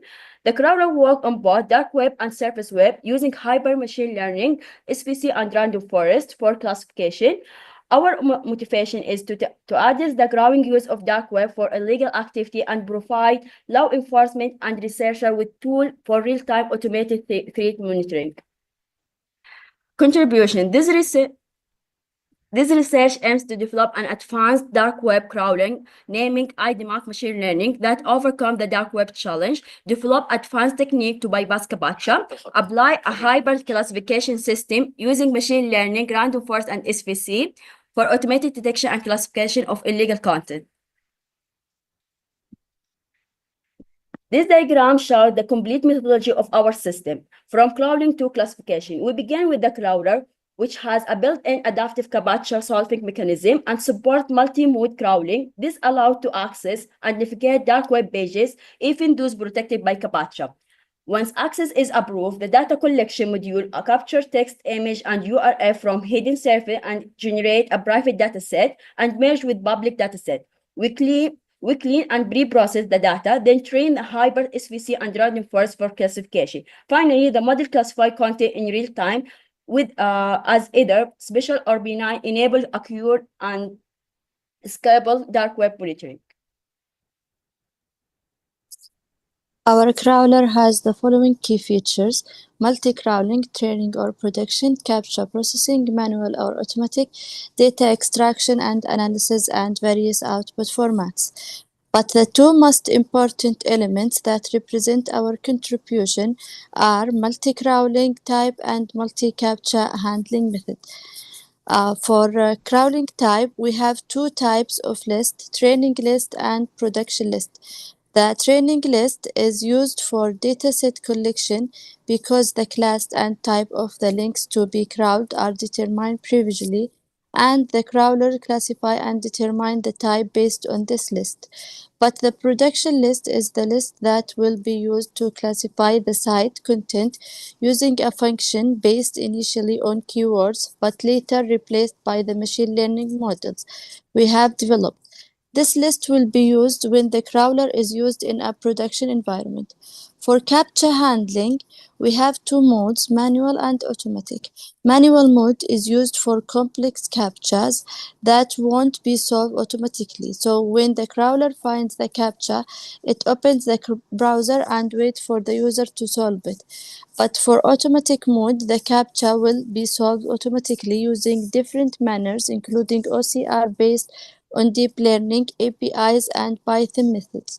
This is an example of manual handling where the crawler will wait for the user to solve the captcha.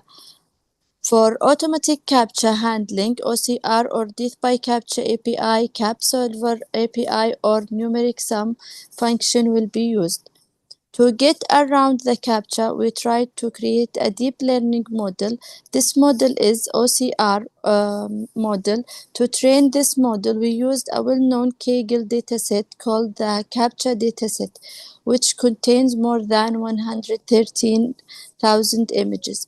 Then we have used a deep learning model combining CNN for feature extracting and bidirectional LSTM for sequence modeling, which is specialized in text processing, ending in a softmax layer with CTC loss. This model reached its best performance in the 9th epoch. We then integrated this model into our crawler to extract the text from images to solve the captcha. If our OCR is failing to resolve the captcha, we use an online services that use deep learning models. These APIs are Death by Captcha and CapSolver. This is our crawling system architecture. It starts with the user input file and then take the user options in 5 things: crawling mode, is it automatic or manual, deep of crawling, and if the user wants to using ClearNet or dark web, the list type, is it training or production, and the captcha attempts. After that, the crawler loads the list URLs provided by the user. Then it ensures secure and anonymous connection via the Tor network before proceeding. Each URL is attempted up to 3 times to handle unstable onion service. If it succeeds, then it will check for captcha. If it's failed, it will store the link in file named loadfail.txt. If captcha is detected, the system attempts solving it either manually by prompting the user or automatically using tools like OCR, Death by Captcha, CapSolver, or reCAPTCHA solvers. If the captcha cannot be solved, the system logs the issue and moves to the next URL. When the captcha is bypassed, the crawler grabs session cookies and extracts content such as HTML, text, links, and images. Then, for the content analysis, the extracted data is analyzed for keywords. The label determined based on the list type chosen by the user. If it's training or production, the label will be based on pre-classified list or count keywords. After that, the result it will be saved in formats like JSON, reports, and screenshots for forensic or analytical use. Then, if the current depth is below the maximum, subpage links are explored recursively. As last step, the crawler checks for more URLs. If none remain, it saves final output as JSON, and others then exit with summary statistics. Now we will show you the result on visualization.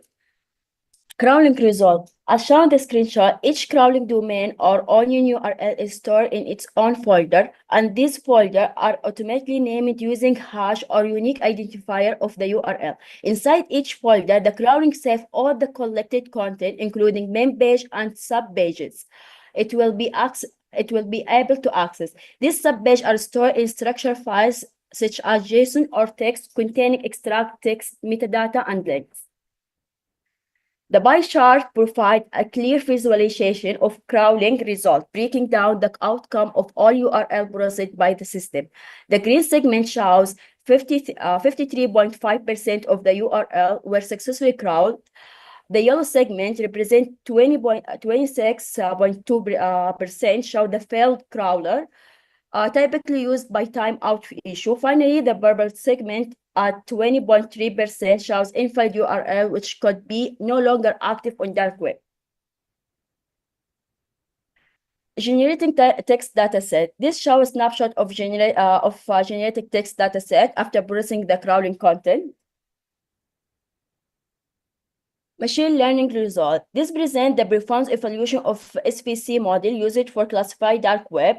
On the left, the confusion matrix shows how well the model performed. It correctly predicted 243 suspicious cases and 85 benign. There were only 5 false negative suspicious cases misclassified as benign and 20 false positive benign pages misclassified as suspicious. On the right, we have classification report. The model achieved an overall accuracy of 93%. The second model was random forest. Related to the performance evaluation of random forest model, here we achieved 96% overall accuracy. With confusion models, you can see in the right, the RF model correctly predict 241 suspicious and 98 benign cases. It only produced 7 false positive and 7 false negative. Limitation and further research. As with any research project, there are areas where improvement and future development are both possible and necessary. On the development side, one of the main goals is to build a centralized threat intelligence platform. This platform will integrate our crawler to perform real-time detection and classify, allowing security team or law enforcement to monitor and respond to emergence threat more effectively. From crawling perspective, crawling more URLs, support data export and integration with external security tool like SIEM or threat intelligence platform, increase the dataset by crawling benign URLs. To conclude this study successfully developed advanced dark web monitoring framework powered by IDMAC machine learning crawler and a hyper machine learning model combination SVC and random forest. The key innovation of our system include automated CAPTCHA solving, smart URL filtering, and high precision classify of both text and image. Thank you. Thank you for presentation, Adam and Nada. Yes, the darknet investigation is very crucial and very important to the domain. So thank you again for your presentation. Next, let's welcome to the Adel and Abdulrahman to the stage. Their project is the hybrid approach for phishing detection in email. Adel and Abdulrahman, floor is yours.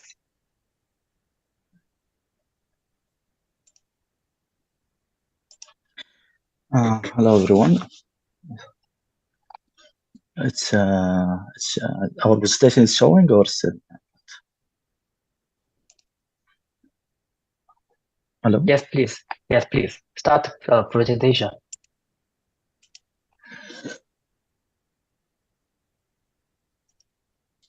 Yes, go ahead, please. Okay. Hello everyone. Good morning, Professor and Doctor and community member and our colleague. My name is Abdurrahman Subahi and with my colleague Adil Sarhani, and today we will present our graduation project.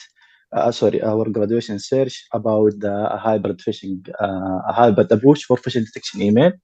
And this is presented by, this is supervisor by Dr. Kim, and we are a master student at Naif Arab University for in cybersecurity and digital forensic science.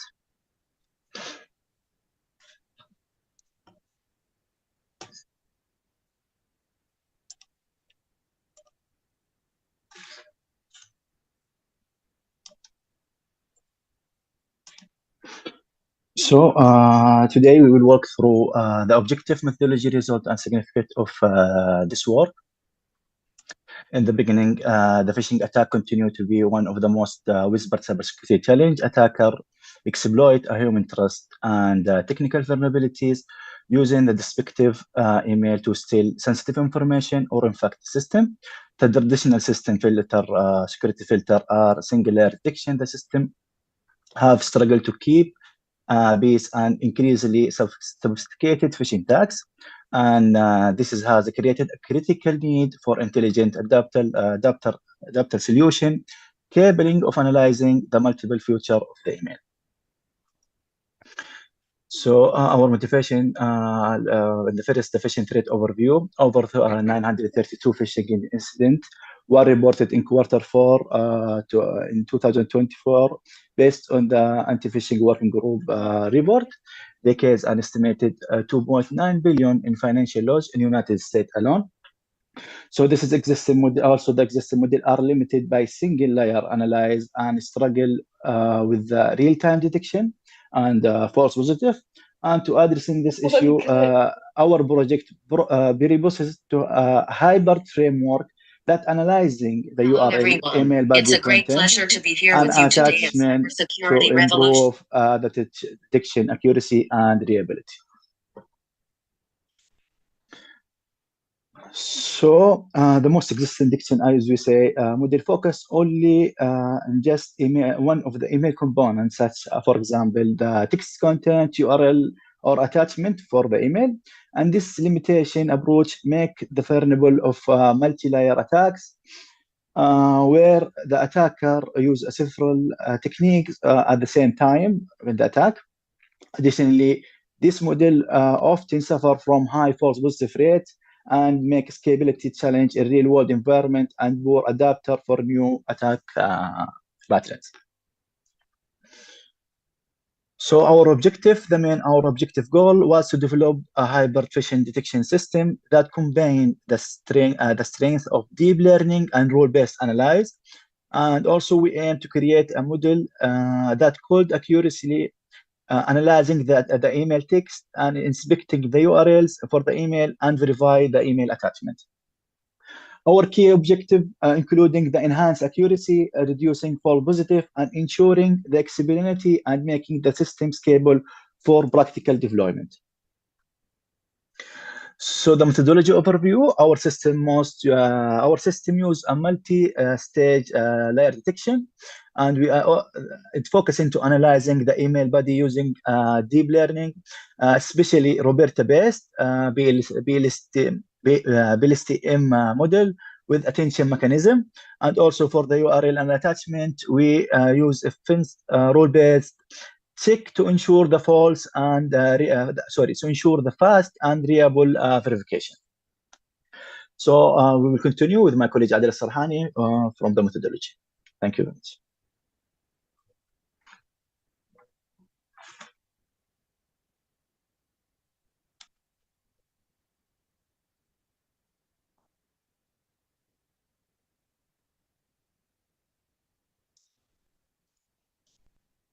Adil? Adele, your voice is muted.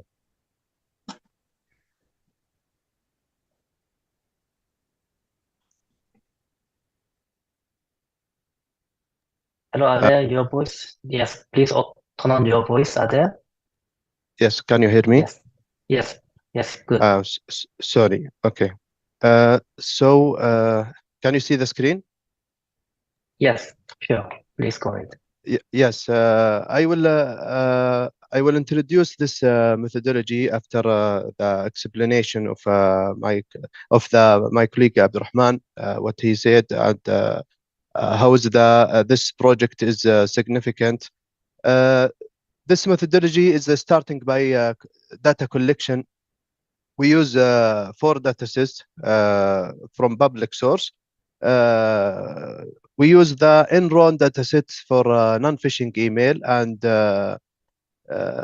also we use the Corpus dataset for phishing email. And after that, we combine the dataset for email body together to make it together and make the model train on it. Also, we use the virus share MD5 for checking the attachment and the URL for the sender reputation. This component is very important for decide if the email is phishing or not, and we use it as a hybrid approach to be analyzed multi-component from the email, like the header and URL and the body.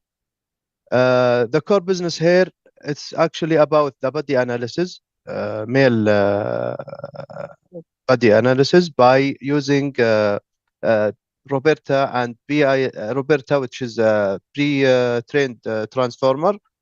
And we also add the BILSTM algorithm with the attention mechanism on it. Also, we integrate the rule-based check to check the URL reputation, and the MD5 hash to check the static analyzing for the attachment. Also, at the final, it's classified the email as a legitimate or phishing. The dataset analysis here, if you can see the slide, the legitimate and phishing email, it is balanced between the legitimate and phishing. The legitimate is around 6,500. Also, the phishing email, same as the count of the email body. And the URL, same thing, but we don't need here to balance because it is a rule check. Also, the MD5, same as the URL, it was a rule checked, and it's taking from the virus share. And we can replace this in as an API if we apply it in the real time to check the everything by the API, with added with the body analyzer also. The data pre-processing here, as we said, we use it the Enron and the spam assassin and the fish tank. Also, after that, we clean the dataset and set up it for the training model by label it, and we make it the tokenizer by Roberta. Also, with the BILSTM, with the attention mechanism, we split the dataset into 70 and 70 for training, and 15 for testing, and 15 for validation. Also, in the data pre-processing, we label it the body, and before we cleaning the body by parsing the main body content, and we remove the unnecessary data and the special characters. One sample of the mail body, if you can see it here, from the CSV datasets. that it is a text, it is all text, and the model is training on this data set. This figure is showing the most common words using in the phishing email, like money, fund, and account, verify, click here.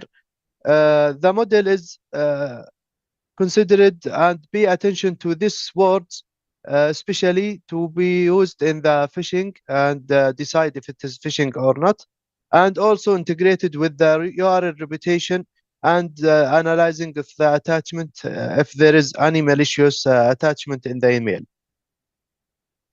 Why we choose Roberta, not Barrett? Roberta is an optimized of the Barrett. Barrett is it was initially developed from Google, and Roberta it is improved from the Facebook, but we choose this because it is training on larger data sets, and it is a feature with the dynamic masking. The model selection was we selected by first we choosing the Roberta first to be analyzing the contextual word representation, and it was highly effective for text classification task. After that, we found some gaps in the Roberta. It is not very good in the sequential context processing. We add the BILSTM on it. Also, we add the attention mechanism to pay attention to the important words used in the phishing email. One example of the BILSTM attention weights, if we take this sentence, for example, your account will be locked, click here to verify it now. It will pay attention, it will give a weight value for every word, backward and forward, from left to right and right to left. And if you see the value here, if there is a more than 0.030, it means it will give more attention to the word in the text analyzer. Also, the attention mechanism, it is very good to make attention to the some word and highlight the phishing words and give it a token also. Like if you see account, it take more than 0.01, like 0.02 to every word, and it is collected together when it is collecting, when it is existing in some word more high value, like click and go and verify. So it will consider this as a phishing also.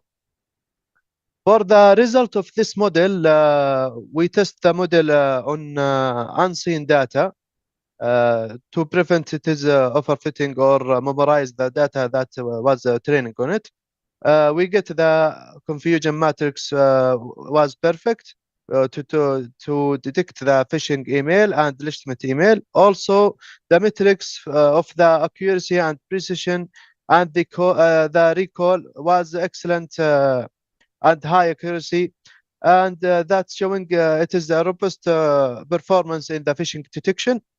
For the future work, we will enhance the model to be work in multiple language for multi language like Arabic or other language, and also we want to enhance the model to detect the QR code also embedded in the body, and if we apply it in the real time, we can develop the monitoring dashboard that's analyzing and make the administrator analyze the flow of the emails, like email gateway, for example.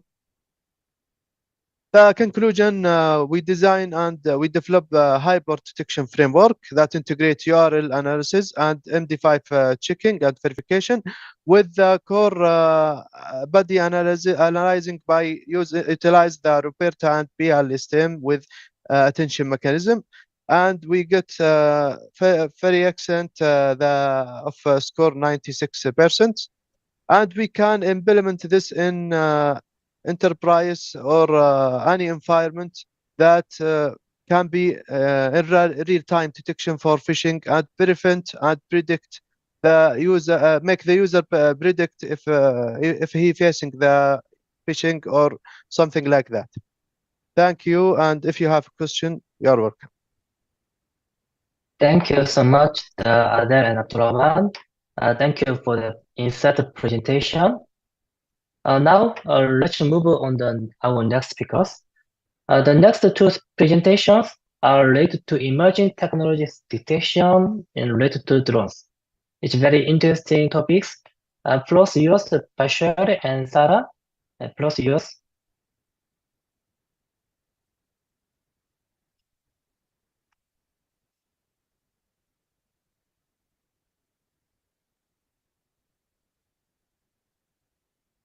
Bashar, Sarah, if you please prepare the presentation, please share your presentation.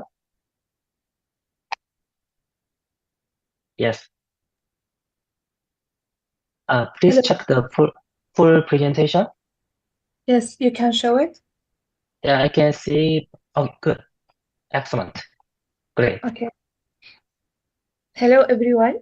It's a great pleasure to be here with you today at Cybersecurity Revolution. My name is Bishair Al-Harbi, a student at NAIF Arab University for Security Science, College of Cybercrime and Digital Forensics. I'm honored to present our graduation project under the supervisor, Dr. Kim. Thank you for being here today. Let's begin our presentation. Here we'll be explaining this content, which includes the background, the problem statement, research objectives, literary review, and contribution. And my colleague Sarah she will be continue with methodology, final output results, performance, conversation analysis, limitation, conclusion, and future work. Background overview: drones are now widely used to support public safety and improve real-time response to danger situations. They can quickly reach different areas and capture live video from the sky, which makes them very useful in emergency cases. Therefore, using drones for weapon detection helps improve safety and reduce crime, but detecting weapons in real time is still a challenge. So, in our project, we propose a novel two-stage weapon detection AI system termed TS-YOLO, which utilizes the YOLO deep learning model to improve detection performance in real-time surveillance scenarios. In this slide, we will show the detection result of baseline one-stage model.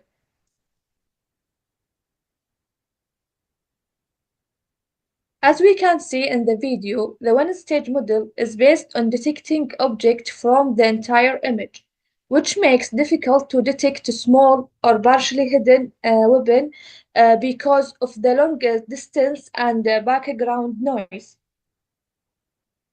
This leads to lower accuracy and weak performance in real-time application. That's why we decided to improve this by using a two-stage approach.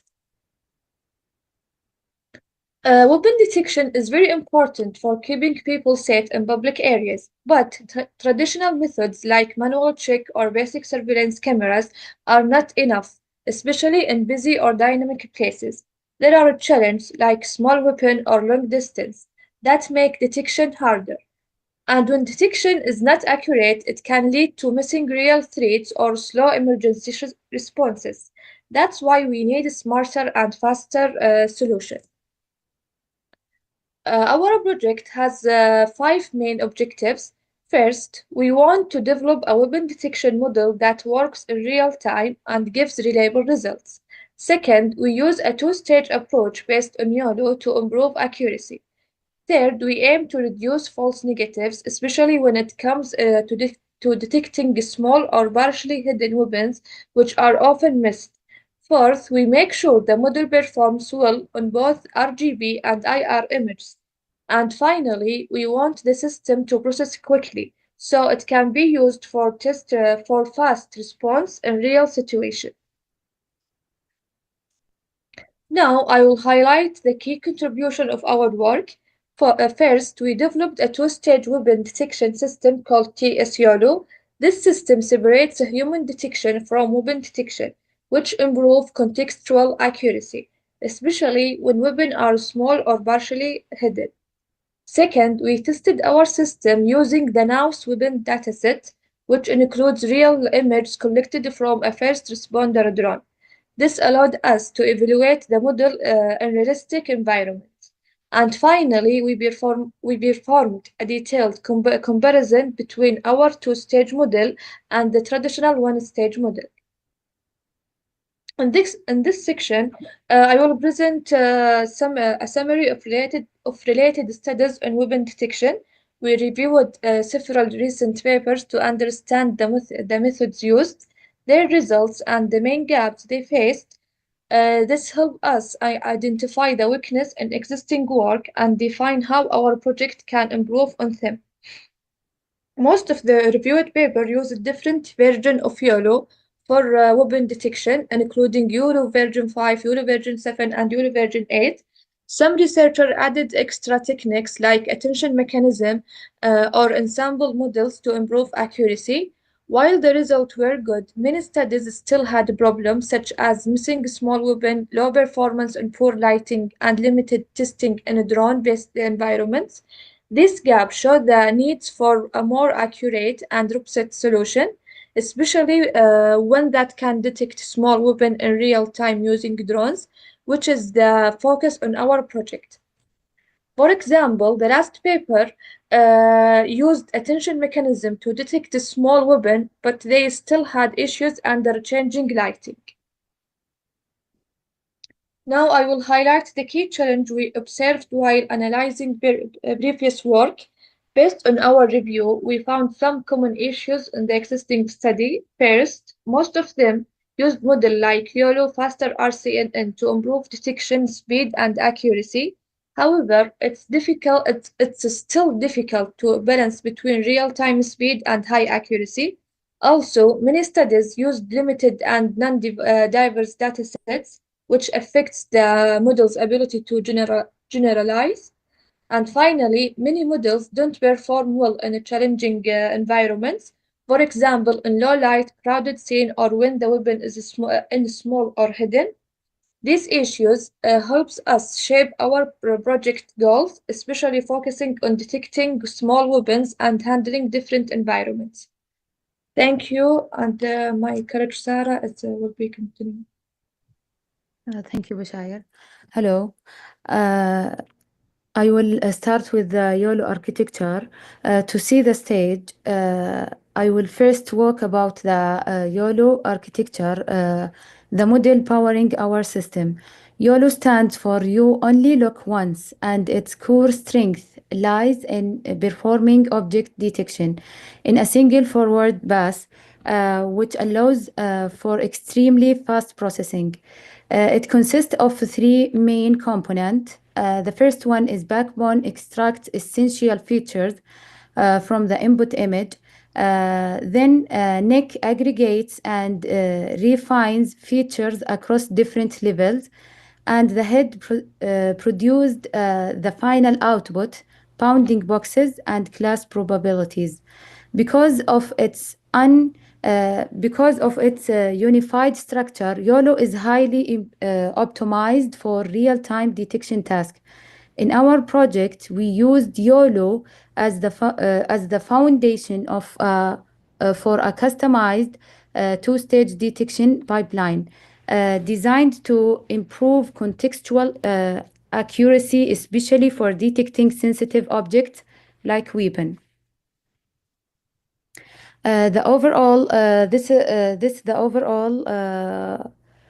system flow chart. This diagram shows the overall of our system. In stage 1, we start by detecting all humans in the video frames using YOLO-based model. This works for both RGB and IR format. Once the people are detected, We move to stage 2 is triggered instead of scanning the whole image again. The model focuses only on the areas where humans were found. This focused search acts like an attention mechanism. It helps the system look closely at just the important part. By doing this, the system becomes faster, more efficient, and more accurate, especially in hard conditions like low light or IR footage. This two-stage design helps reduce the false results and gives more reliable weapon detection. After applying our trained models, this is the system's output in our scenario. It successfully detects both humans and handheld weapons in RGB and IR video frames. Each armed person is marked with a red box, and any detected weapon is highlighted in blue along with its label. The system also displays live counters showing the number of humans and weapons detected in each frame. This provides clear and fast visual feedback, helping a surveillance team quickly identify threats and support real-time decision making. Here is a side-by-side comparison of the RGB results. On the left, we see the one-stage model, which misses some weapons. On the right, the two-stage model successfully detects both the human and most weapons with clear bounding boxes. This approach gives more reliable insight and makes it easier for security teams to understand the situation. And here, the same comparison using IR frames. Again, the two-stage model detects the weapon more reliably than the one-stage. This added clearly in dark environment helps surveillance operators respond faster and with more confidence even under poor visibility.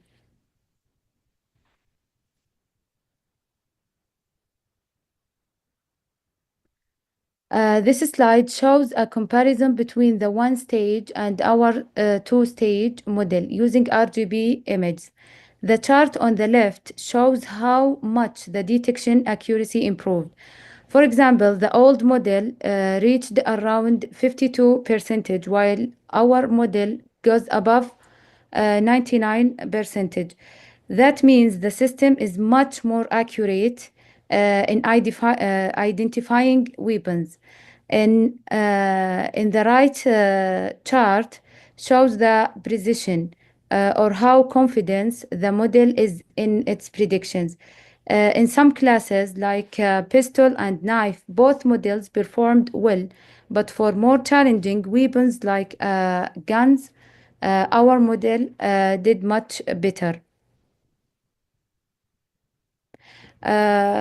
This slide for IR shows the comparison between one stage also and two stage. On the left chart, you can see that the overall detection accuracy map at 50 improved clearly with the two-stage model.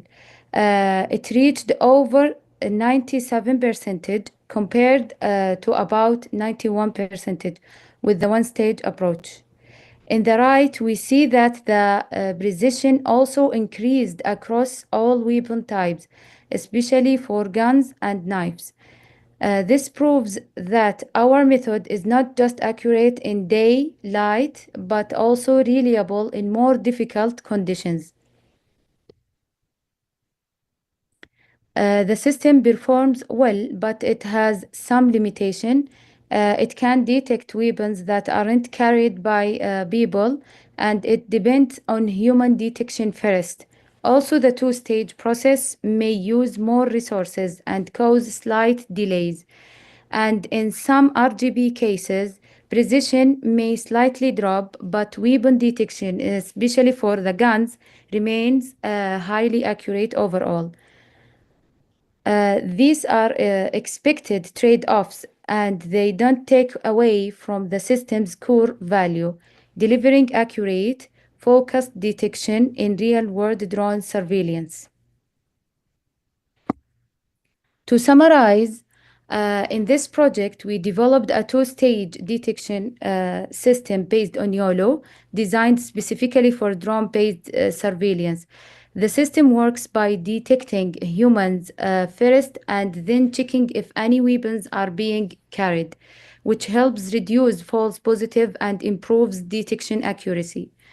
In our model showed strong results in both RGB and IR video and performed well even in low light or nighttime conditions. This makes it a practical solution for surveillance tasks that require quick and accurate results, especially in environments that need monitoring around the clock. Now for the future work, first we aim to try to detect weapons even when no human is present in the scene. Second, we want to save resources by focusing on suspicious individuals before analyzing for weapons.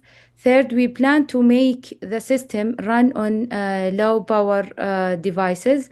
And finally, we plan to explore transforms based models to make the system faster and more accurate. These are the main sources that support our research and helped us design and evaluate our system. Thank you for your attention. Thank you, Bashar and Sarah. That was a very impressive session. And now, let's welcome to the last speaker of this session. The title is the drone detection using CNN YOLO 11s and red fusion with attention for security. The speakers are Sanat and Shafi. The floor is yours. Sanat and Shafi. Hello, Dr. Kim. Hello. Yes, the presentation will begin by Shafi'i, and then I will continue. Okay, great. Okay. Hello Go ahead. everyone. Good morning. Hello, Dr. Kim. I'm happy to be here today. Can you hear me? Yes, we can hear you very well. And Go I ahead, hope you please. can see my screen. Yes, perfect. Okay. Thank you, Dr. Kim. We appreciate this opportunity to present our project today. My colleague and I will be presenting drone detection using CNN, YOLO 11S, and late fusion with attention. This project was supervised by the Professor Chona Yokim, and we thank our Department of Cybersecurity and Digital Forensics. We will continue from here. Our agenda today will be introduction, literature review, research methodology, implementations, analysis and discussion, and finally conclusion and future work. In our introduction, drones, as we know it, have a lot of benefits for human beings, and every year they develop new technologies for drones. They are used for crowd monitoring, delivery services, security and surveillance, but they also pose a lot of threats lately. If you can visit defendsolutions.com, you can see the latest drone incident is that like smuggling, hacking, also unlawful surveillance. If you can check that website, you can find all the latest events which happened used by drones. The latest event I could see was maybe May 5th, 2025, which is like 4 days ago. So also not only drones can be used for like physically, they can be used in cyber ways, such as hacking, using network, using wireless data interceptions, malware delivery systems, reconnaissance, and targeted home-based attacks. So we propose a model that can detect drones from using video and audio of the drone. The background of drone detection goes back to radar detection, radio frequency detection, acoustic-based detection, and also visual-based detection, which all have their own limitations. And in our project, we focused on the acoustic and visual side of the of drone detection. Individually, these methods have limitations. For example, acoustic-based detection can have issues if there is a background environmental noise and you cannot hear the drone sound. Also, visual-based detection have background clusters, decreased visual, or if the drone is flying behind a building or a tree, it has issues. Our objective of this project is to address the available data sets, because when we were doing our literature review, all the researchers had problem with data sets. Some of them used synthetic data sets, some of them use limited data sets. Also, we intend to improve detection accuracy and robustness by mitigating weaknesses of the individual detection methods, or develop a late fusion model that can combine both methods, audio and visual, and after that evaluate our proposed model to the existing late fusion models or fusion models.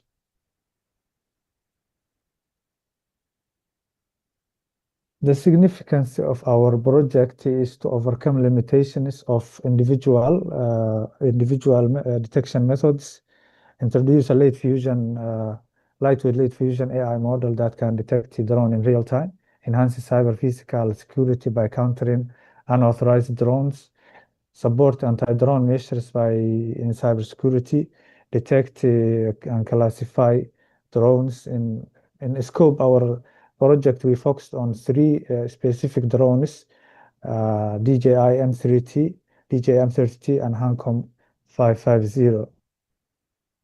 Our contribution to this project is that we created our own data set, custom data set, collecting all our data from these three drones. We evaluated acoustic drone detection models. We evaluate visual drone detection models, and we also develop and evaluate our own late fusion model that combines both modalities to see if we improve the accuracy of the drone detection. In literature review, we focused between the year 2020 and 2025. We collected over 25 studies for our literature review between drone detection acoustic-based, drone detection visual-based, and drone detection fusion-based. Here are three examples of our literature review. The first one is based on acoustic drone detection. It was published in 2021. The second one is visual, and the third one is fusion. The problem statement is that the individual drone detection models have a lot of issues individually, but we intend to combine these models to complement each other and to increase the detection. Our methodology is that we collect the data set, our data set visual and acoustic, then extract the features, train model, AI models, get predictions from individual models, and then combine the last results in one fusion model, and then that fusion model will give us the final prediction in real time.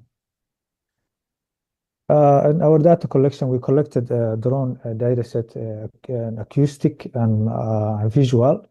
We collected the drone audio from outdoor and indoor drones, except for Hancom, which was a little bit hard to collect data indoor because it's big and we couldn't fly it in the lab.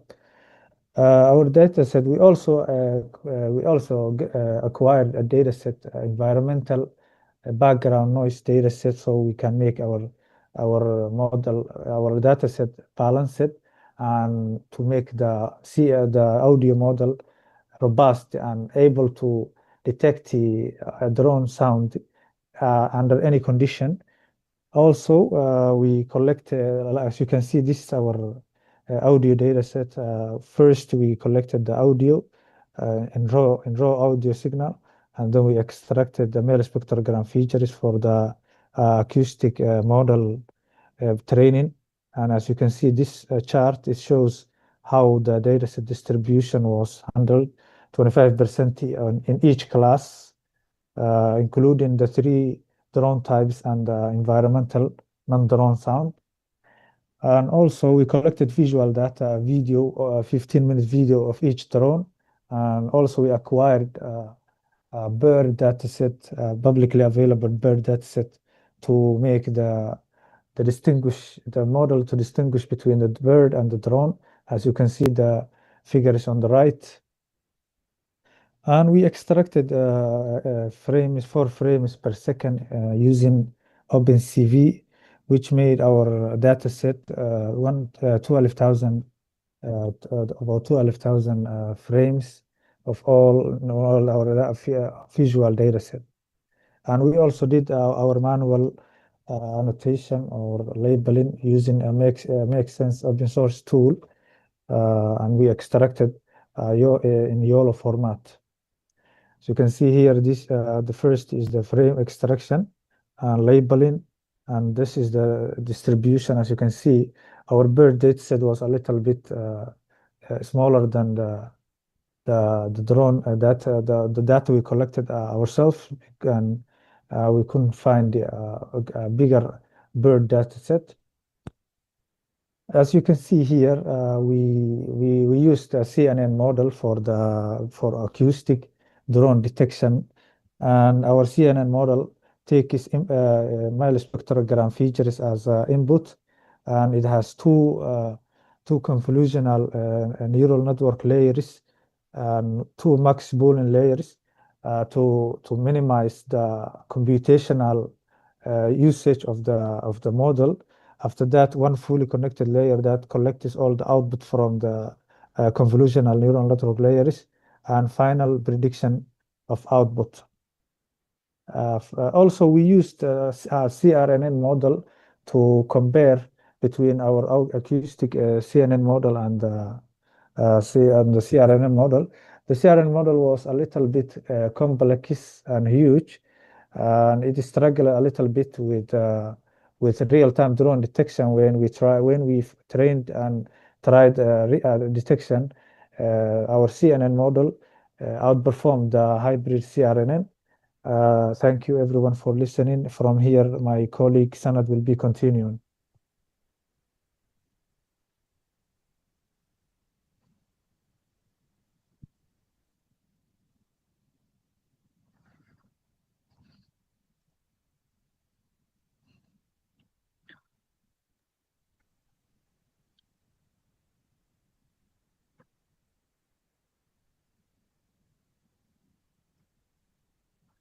Hello everyone. Hello, Dr. Kim. Yes, go ahead, please. Yes, my sound is good. Okay, Yes, great. now I will continue from the visual module. The visual module, we use 2 modules, YOLO 8S and YOLO 11S. And for YOLO 11S, we choose to use with our Fusion approach because the YOLO 11S consists of 181 layers and with 9.4 million parameters with 22.6 G-flops. That means is a deep architecture and lighter than YOLO 8. We not include explanation of other modules because due to the short time for presentation. The architecture of YOLO 11 consists of 3 main parts. The first part is backbone for feature extraction and neck and head. The backbone the YOLO 11S have enhanced backbone rather comparing with other previous YOLO version, which include attention mechanism for enhanced future learning, which is with spatial primed future fusion block for spatial information aggregation, and with NIC use future primed network and path aggregation network with better upsampling and future fusion. That means it's better for classification. And with head, it's use onshore free mask head to detect objects without relying on the predefined onshores.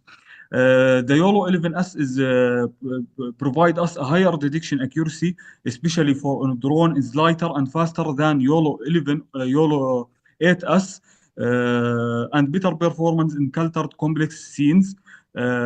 Spatial attention improves focus on small, partly visible drones.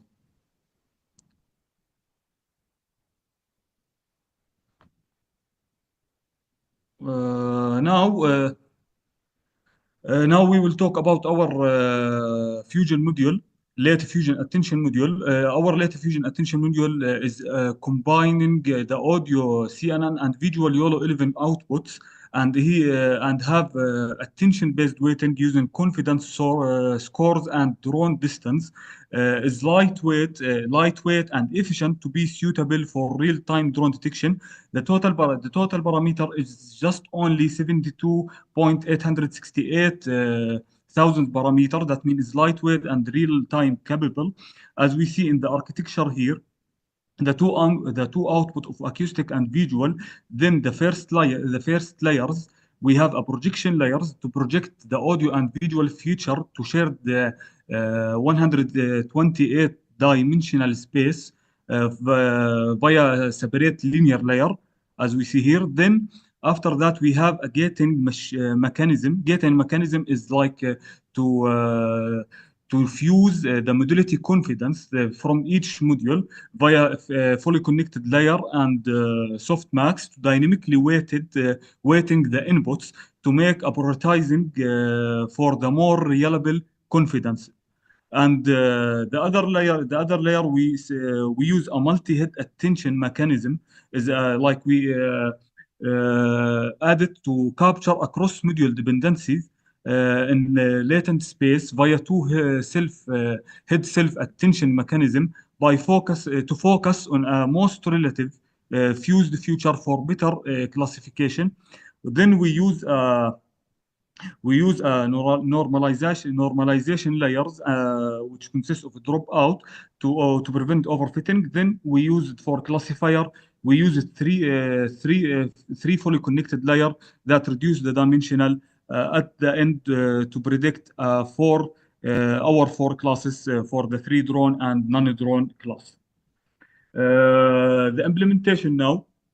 The implementation for acoustic drone detection. We prepare our data set as we see in this chart. The data set of acoustic, we split it in 70 for training and 20 for validation and 10% for testing. Then the training of the CNN module, the acoustic module, we use a SGD optimizer with learning rate 0.01 that to optimize the module weight on the training set. And we use a step learning scheduler to greatly decrease the learning rate for better convergence. We enable early stop with patents of 10 epochs. Based on the validation accuracy, we add a Gaussian noise during the validation only to simulate the real world noise robustnesses. And our CNN module train just only for 20 epoch due to the early stop. For the experiment, the evaluation of the experiment of the CNN module, we see here the accuracy, the eval accuracy, we get 99.7, and with test accuracy 98.82. And with the precision is near perfect results for all classes. And for recall also, that means that our CNN module is predict correctly out of the all number or of the total number of each class. By recall, we prove that. And with Afun, we have excellent Afun scores confidence here for our module.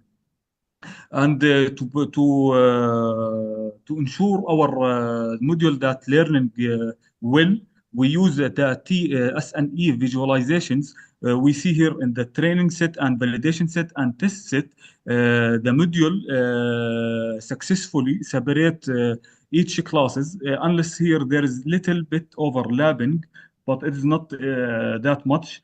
That means our CNN module is learning well. And other evaluations, more evaluation, we have confusion matrix. The confusion matrix proof there is no any misclassification, just only one missed here and one miss in the test set. That means it's a perfect result for classification, class classifications. And with per class performance, we see that for all classes, we have near perfect results. And for precision recall curve also it's near perfect, and ROC curve prove that our module successfully in the classification of the classes. And here now for visual detection experiments. For visual detection experiment, we split our data set as 70 for train and 20 for val and 10 for test. As then the YOLO modules by default use augmentations like color adjustment, horizontal flips, random erasings to apply during training. That will enhance the unbalancing we have in the paired class.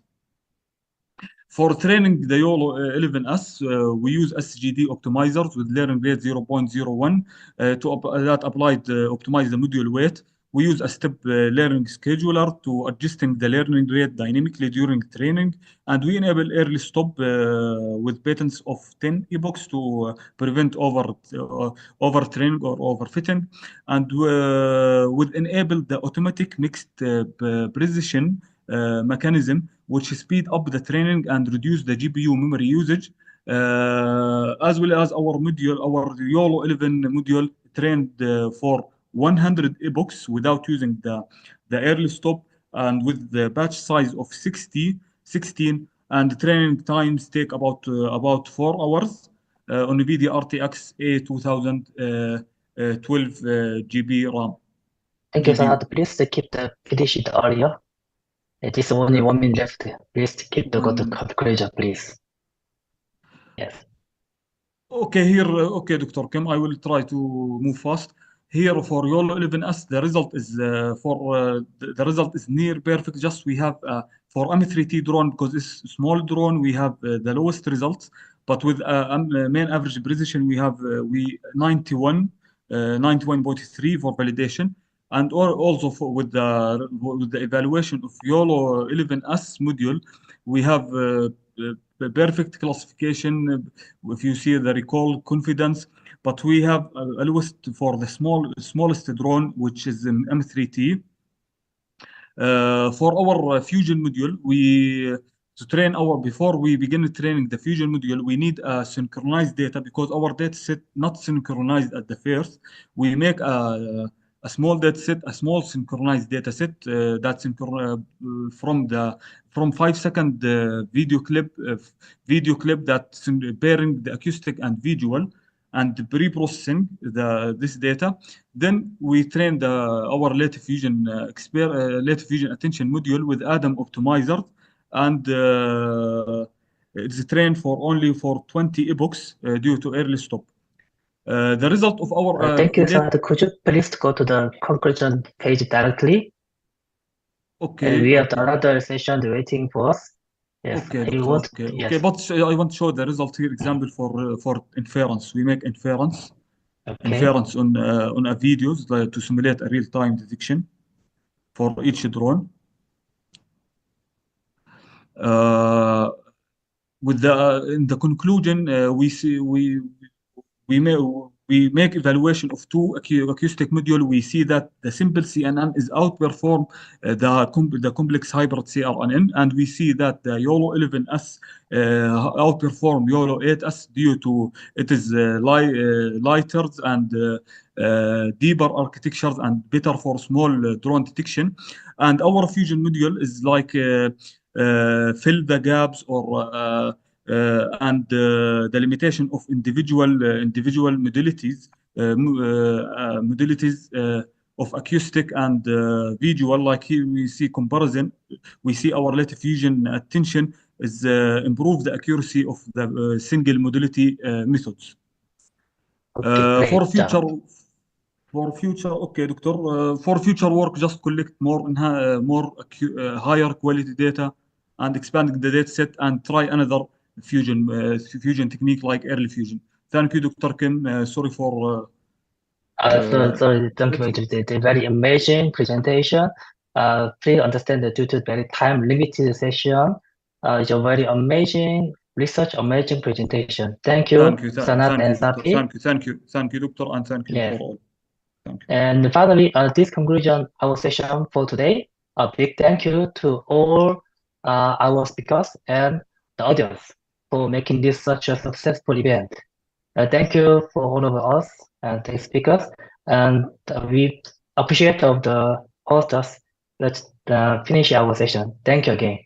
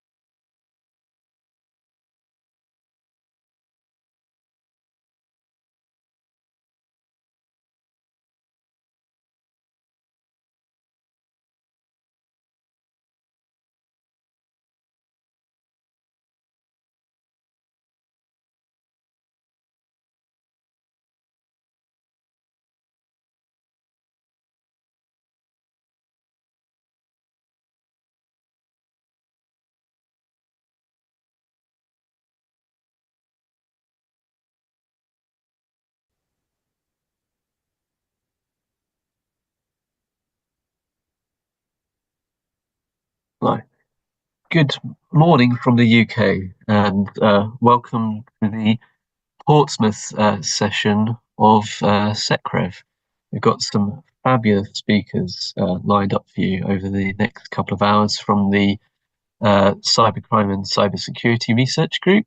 and from the wider university community as well. And I'll just provide a very quick overview if I can get my slides up to share my screen, wherever my slides have gone to.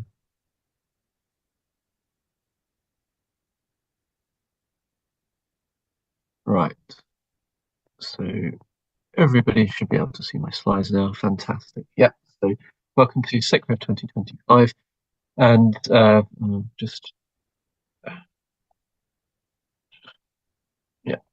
so for our first talk today is from one of our doctoral students, Joe Ashcroft, whose talk is Sticks and Stones, using AI to identify online transphobic hate.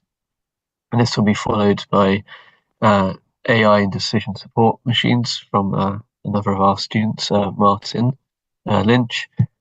And then we'll be looking at the human element in cyber strategies, an actor-centered review of cyber deterrence and cyber persistence theory from Alice Brett, before moving over to US cyber diplomacy, a transformative moment from Dr. Dafydd Townley. And the next up after that would be Samuel De Cruz with de-biasing aid PCAR for users managing Office emails. And finally, my colleague Dr. Anna Kirby will be finishing off our session with the concept of reflective fortification in cybercrime awareness education. So, without much further ado, I will stop sharing my slides and hand over to Joe. Okie dokie, thank you. I will share mine.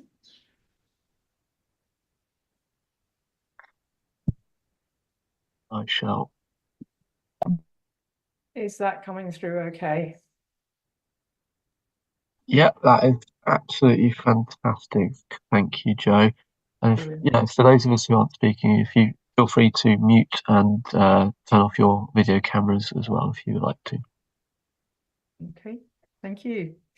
So good morning. My name is Joe Ashcroft, and today I'm presenting my paper, Sticks and Stones, Using AI to Identify Online Transphobic Hate. For those of you that may not be familiar with the very old adage, it refers to sticks and stones may break my bones, but words can never hurt me. Something that I think we all know now to be entirely untrue. And there we go.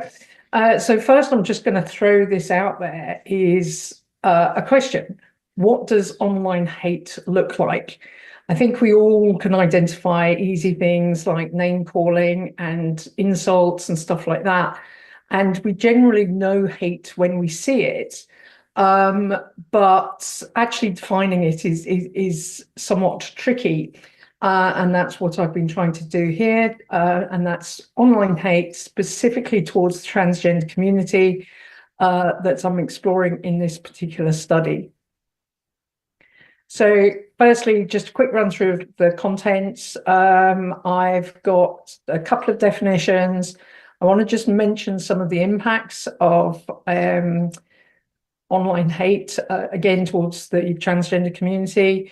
I'll then run through my methods. Don't worry, it's at a very high level because there's a lot of AI and stuff in there. And just talk about the data that I've used. And then I'll show you a top level of the themes that have emerged from this study and a snapshot of the topic model. And then the types of groups that are actually demonstrating this hate, who are actually posting this hate content.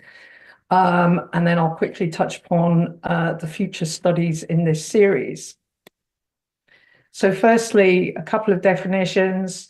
Online hate is a form of hate speech. It refers to text, audio, or visual content posted online.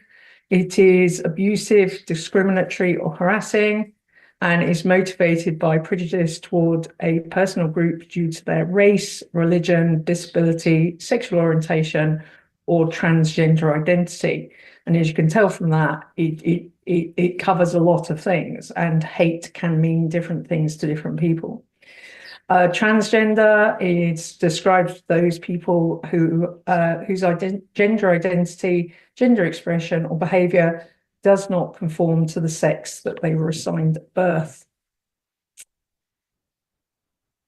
So the impacts, as well as dealing with the usual insults, name calling, the massive amount of misinformation and disinformation. Transgender people can experience doxing, i.e. where their social media profiles, their private information such as addresses, places of work, phone numbers, etc. get leaked online.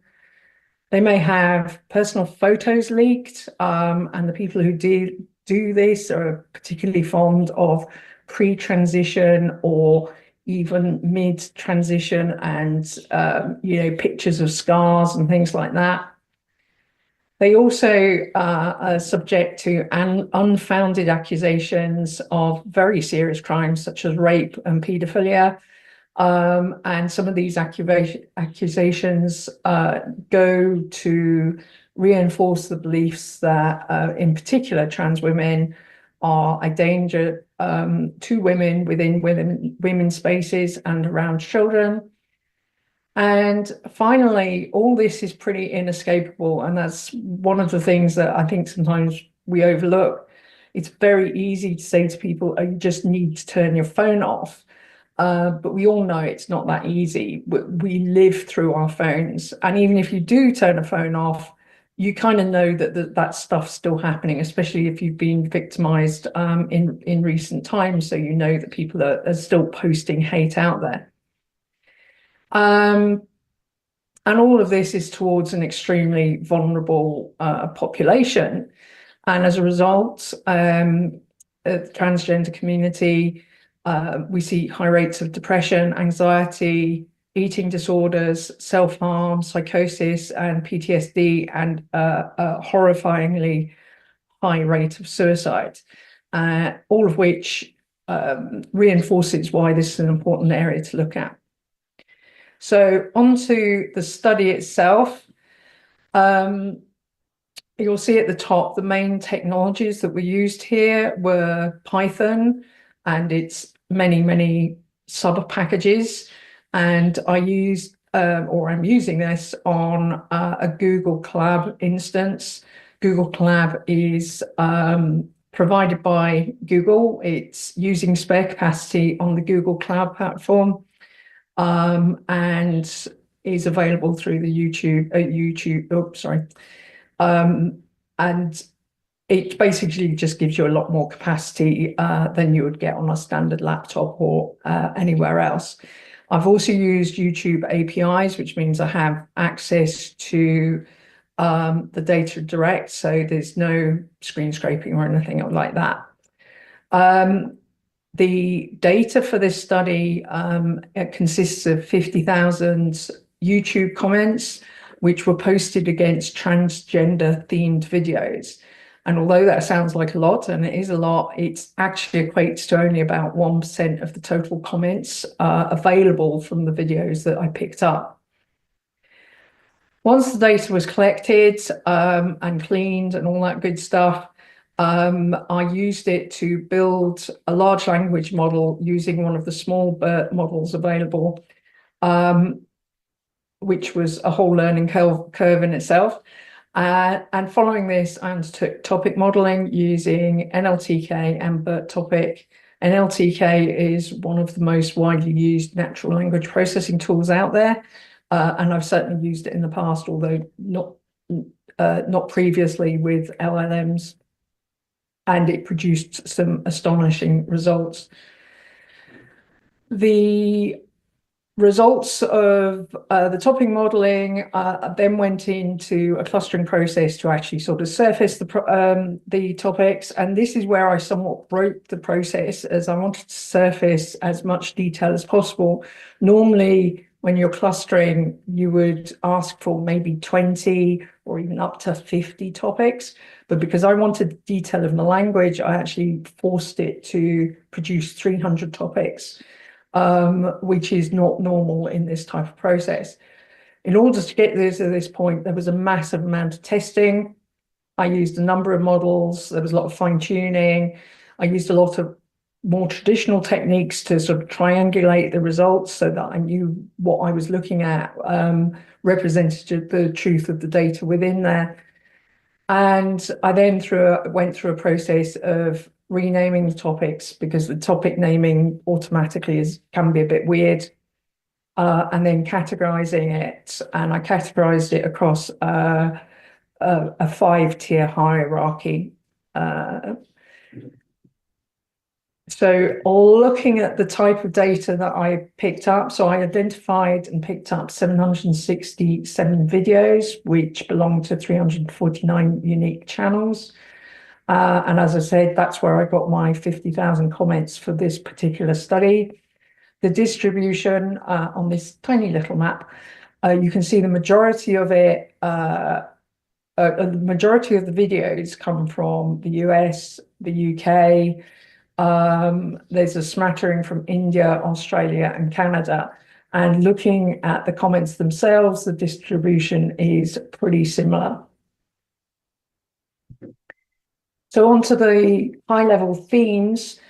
You can see here there's things like general abuse, and this is what I think we would traditionally think of as name-calling. We see debate about the nature of gender.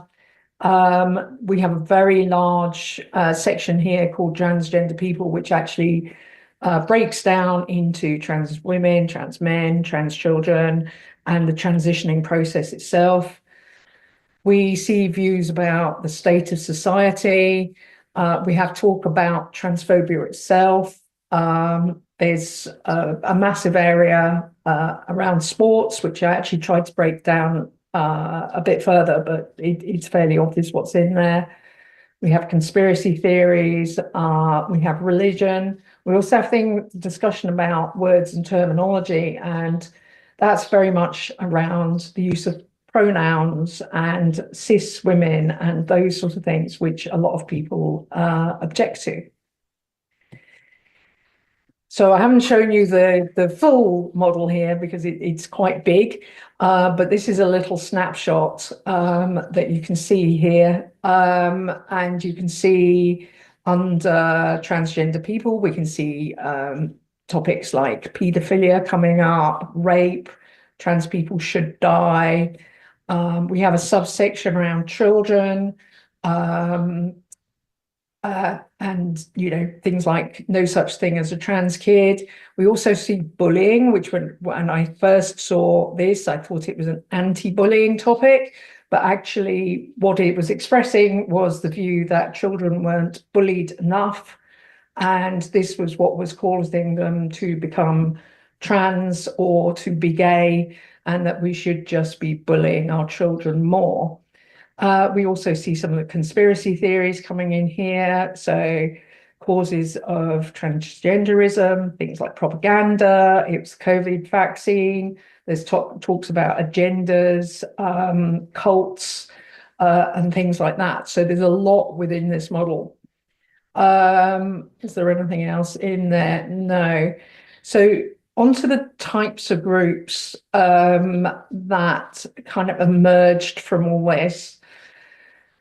So what we see a predominance of in terms of the hate is there's a lot of far right.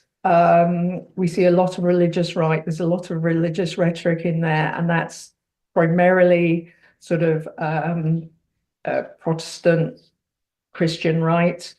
We also see rhetoric from TERFs. TERFs are trans exclusionary radical feminist. And this started from a place of sort of trying to protect women's rights and spaces, but then extended to into the rhetoric that trans women are a danger to women and children, which is very much far right in its nature, even though TERFs generally wouldn't self-identify as far right. We have pseudoscientists, and they're often reposting mis or disinformation. They love a good weird percentage that comes from somewhere. They're also very fond of things like, or the misconception of scientific theory as being just a theory. We do have a lot of neutral and confused and people just questioning, trying to make up their own mind. But of course, on the internet, you have to have an opinion. You can't be neutral. You have to come down on one side or another. So these people tend to get bullied. We do have a lot of allies. I think sometimes they get a bit lost in the mix. But generally, allies are relatively silent online. And then it goes all the way around to our parasocial and fetishists, which, to be honest, tend to comment against the more sexualized videos. And also, you know, what they post is not generally hateful, but it can be very distasteful. In terms of future research, I'm currently in the process of writing this study up. There's a tiny bit of analysis still to do. The methodology has turned out to be extremely complex, and so that's been spun off into its own paper. In regard to the future studies, next I'm going to be analysing how YouTube is actually used to spread transgender hate and disinformation, more detail on the groups, things like monetization, links to external websites, how it wraps into wider far-right views in terms of racism and things like that. The second is looking at the views of transgender content creators and how this type of rhetoric actually impacts their lives. And thirdly, probably the largest study is looking at the change in hate and disinformation over time, how it's evolved. And this has got a substantial backlog of comments stretching back 10 years. I was originally going to stop it at the end of 2024, but the particular political situation has changed, and I'm still collecting comments going forward. And that's my research in a nutshell. Thank you very much for listening. And that's me. Amazing. Thank you very much, Joe. It's definitely a pleasure supervising this very important piece of work as part of your supervision team. Okay, all right, moving on to our next speaker now, who is another of my students, Martin, who's going to be giving us a discussion around AI and decision support. This is an update on his work from last year, so it's amazing to have you back with us at SECREV, Martin. Happy to hand over to you now if you want to share your slides.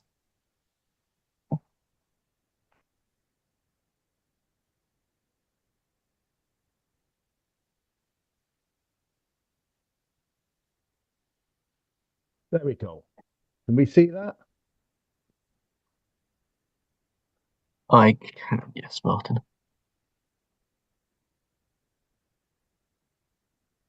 Fantastic. Thank you all. Thank you everybody for coming. It's been a long year, and I'm going to talk to you about some of the updates for if anybody was lucky enough to be on 12 months ago. My name's Martin Lynch, and I'm a third year researcher at the University of Portsmouth. My particular field of study is in the security and operational security environment of physical security. And what that means is I've been researching for these last few years now how human beings interact with the prompts and commands that they see displayed when we're using an artificially intelligent, or what Professor Vincent Block in Holland likes to term, and I agree with him to some extent, it's AI and decision support machines. So that's where my research sits, and where I sit inside it. So Right, so I've got a bit of a technical glitch. It's not working off the clicker. So how do we understand and how do we look at artificial intelligence as a decision support mechanism? And the next slide, or the next two slides, I think is a really good way of me to demonstrate to you exactly what people who use artificial intelligence inside the decision support machines can see, and how they can visualize and use a cognitive process to understand what they're being told. And quite often it's under duress. The situations inside CCTV rooms and places like that can be very stressful. Things are happening with alacrity. Things happen without any pre-warning, and it moves really quickly. So I'm going to show you a traditional CCTV suite, which looks like this. So you can see there pretty much that there are some 50, if you care to count them, but I've counted them for us. You can see 55 different types of feed. So if you were to count all the cameras inside each screen and then add up the other computers that are displaying information of various sorts, and this extra information can be displayed from LLMs. So it's very confusing. It's very fast paced and it's very dynamic. If you look at the top left hand side of the screen and try to understand that the 3-inch by 3-inch displays and a live monitor, you can see how complex and time consuming it is for a human being to look at this. And there is some crossover into the cyber environment, and certainly crossover for a pedagogy moving forward for even widespread applications of perhaps the military to understand how we make decisions, which I'll move on to later, how we can make a really complex cognitive task analysis when faced with this type of equipment. So the next slide is what you will see if you're using an AI-enabled support system. So the one you're currently looking at is what we know today, and that is where we're moving forward to in tomorrow. And if we look at Oliver Philippou, who writes extensively about the future use of technology in physical security, he's estimated that by 2026, when the curve hits, 75% of everything that we purchase globally to do with physical security will have an element of this type of mechanism inside it. So what we can see here, as opposed to that, it's almost the same system by way of how many cameras it can look at. And using this particular type of system displays varying degrees of activity with different colors. So you can see on the screen, and I'll move on to colors shortly, you can see on the screen some grays, some blues, some yellows, and some reds. So that acts pretty much like the traditional RAG rating. You can have a benign, nothing happening gray, through to a blue, which is some movement under the normal parameters, through to yellow, which is a kind of warning sign where something might be happening, but the pattern seeking part of the AI doesn't quite understand what it is. And then red, which would suggest that we have to have some form of human interaction or human oversight of the system. On the left-hand side of the screen, you can see the diagnostics. So the AI will produce a smaller screen, which you can't read it, I'm sure, but that smaller screen displays the area an alphanumeric code of what it thinks is transpiring in that particular field of vision, and then a probability of whether that person or whether that thing is a human or whatever it's looking at. It'll produce a probability to say this is what we think, which is this sort of displayed so you can have a better overview of it on this particular slide. So inside of the research, and I'm aware I've only sort of got 15 minutes, and as you're all academics, it could go on for quite some time. That the probability factor is something that is proving difficult for people to understand. I've listed it there as number 4, complexity. So you can see immediately on the slide that I'm displaying that those human beings to a human are human 100%, whereas here we've got person displayed at 0.993, 0.9, 0.91. We know completely straight away without hesitation that those people are people, whereas our decision support system isn't 100% sure. We can redress this inside the system by supervised machine learning. So there is a facility inside the machines that I deal with, and they're pretty much the same across the whole marketplace.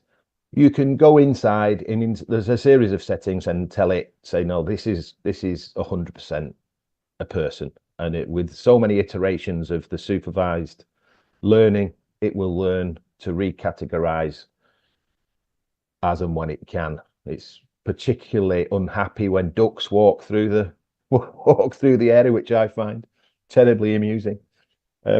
So in moving on to discuss this further, what some of the issues that I've raised and currently been looking at through a phenomenographic approach, which delivers outcome spaces, and these are the ones that I particularly wanted to talk about, heuristics. So all of these lead really to the ability to be able to understand decision making. So what I'd like you to do is just a thought experiment. Imagine you're looking at the screen. Imagine something's going on and the artificial intelligence is painting a picture for you. And how do you actually think about the display? If you're a very experienced person, and some of this comes from Gary Klein's work in naturalistic decision making and cognitive task analysis. If you're very experienced, you may see something different to me, who might be very inexperienced, and heuristics. We might use Gary Klein's terminology of the rule of thumb, or tacit knowledge. So understanding this is something that is important to my future work, because this might negate some of the need to have very experienced people all the time, which I think we can't have. We must have inexperienced people coming through at the bottom, perhaps being supervised. And one of the things that I'm not sure about using the word emerged, but one of the things that is apparent at this stage of my research is the educational standard of people that I deal with. And it's not meant to be disparaging, but or to generalize, but a lot of people didn't get any further than what I would categorize as secondary education. So that's pretty much in the UK, leaving education at about 16 years of age. And so the inexperience and a slight lack of education does lead us down a different path, which is somewhere I'm looking in the future to understand better. Trust. That came as a big surprise, that within a matter of a few short months even, that the operators of using the system that we've just seen, and I'll go back to show you that particular kind of dynamic computer display. So within a couple of short months, all of the operators of this machine, of this type of machine, trusted the machine implicitly. No second guessing.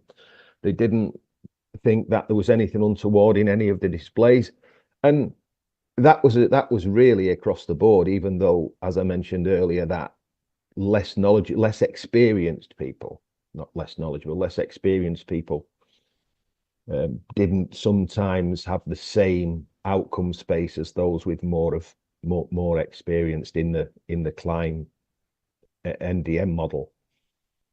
Anthropomorphism became apparent very quickly with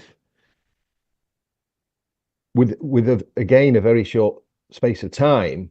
The operators of the system and the age gap, the age range is considerable, from sort of 21 to 60,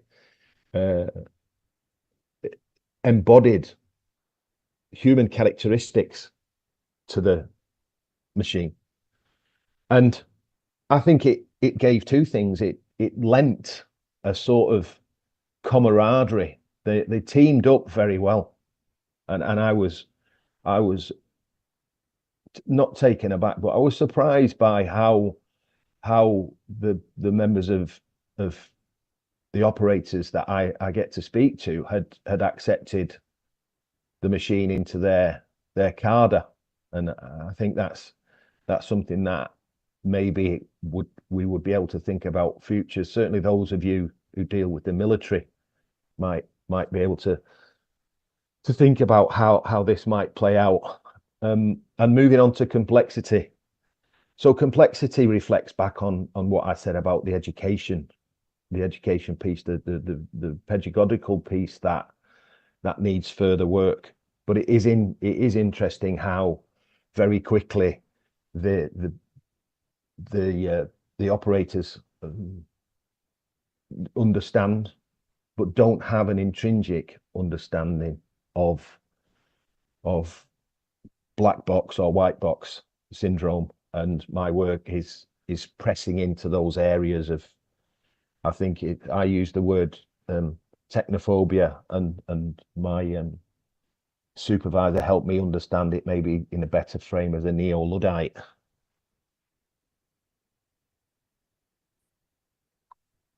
So the phenomena, I think I'm probably going to go over a couple of minutes, if that's all right. Yeah, a very important part of the work originally was discussed by Vincent Blocks, who you can read his data. It's very fascinating how he understands machines as decision support enabled. It's a qualitative phenomenographic approach. We have limitations for me, where access to this type of environment proved difficult. Participants who'd used both systems proved difficult, leading to a small sample size. Operator bias existing as both technophobe and technophilic. And my own unfamiliarity with phenomenography. I think the last part, this came out of last year's work and was part of my talk last year about the production or the pilot study produced some interesting findings when, and this is across the board from operators in security to cyber people to the military, and it proved apparent that color deficiency, dyslexia, and dyscalculia all played a part in being able to look at and analyze data which is output from AI enabled decision support machines. Thank you. 15 minutes and 10 seconds. Brilliant. Thank you very much, Martin. It's great to hear an update of your very important research exploring this area. Yeah, if you're okay, I was about to say, if you're okay to stop sharing screen, I know you have to shoot off shortly as well for other meetings. So thank you very much for taking the time out of your very busy schedule to present to us today. Thank you. Okay, moving on to Alice. If that's okay, Alice, who'll be talking to us today about the human element in cyber strategies and actor-centered review of cyber deterrence and cyber persistence theory. You okay? Yeah, you can see your screen absolutely fine. Alice. Perfect, brilliant, thank you. So yeah, my name is Alice Brett, and I'm a PhD student at the University of Portsmouth. And today I will talk through what is cyber deterrence and cyber persistence theories, why did I want to look at them, what I did, what I found, so what, and what's next. So to start off with, what is deterrence and persistence? So deterrence is influencing an actor's cost-benefit analysis. You're trying to deter unwanted action by making the costs either too high or the benefits of performing an action too low. So I see it like a castle. It's about projecting a message to prevent behavior. So that castle looks like it will take too much effort to overthrow. I'm just going to go down to the pub instead. Persistence, on the other hand, is about seizing the initiative. It's about taking proactive action. It thinks of cyberspace as an environment of exploitation rather than coercion. So whoever is better at taking the advantage wins. It's a bit like chess, trying to get an advantage on the opponent by thinking a few moves ahead. So why do I want to look at this? The UK cyber strategy is heavily influenced by deterrence and persistence. So on the slide, there's some quotes from the current national cyber strategy. The National Cyber Force, whilst not mentioning persistence in name, describes basically what persistence is. So essentially, the UK's actions to mitigate the cyber threat to the UK are being based on these approaches. However, as the UK strategy itself notes, the current approach to deterrence is just not working. So I want to know why. Is it the whole thing? Is it just aspects of it? Is it not working for specific actors? However, most work done on the cyber deterrence and persistence look at the big picture, how to implement the theories, would they work in cyberspace for this or that specific situation, and a kind of a broad, do they work in general?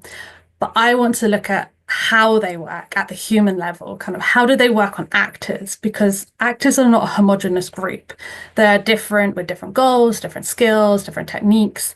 So I want to understand what are the factors that impact those actors, and eventually kind of in further pieces of work to determine if they work for all the different actors.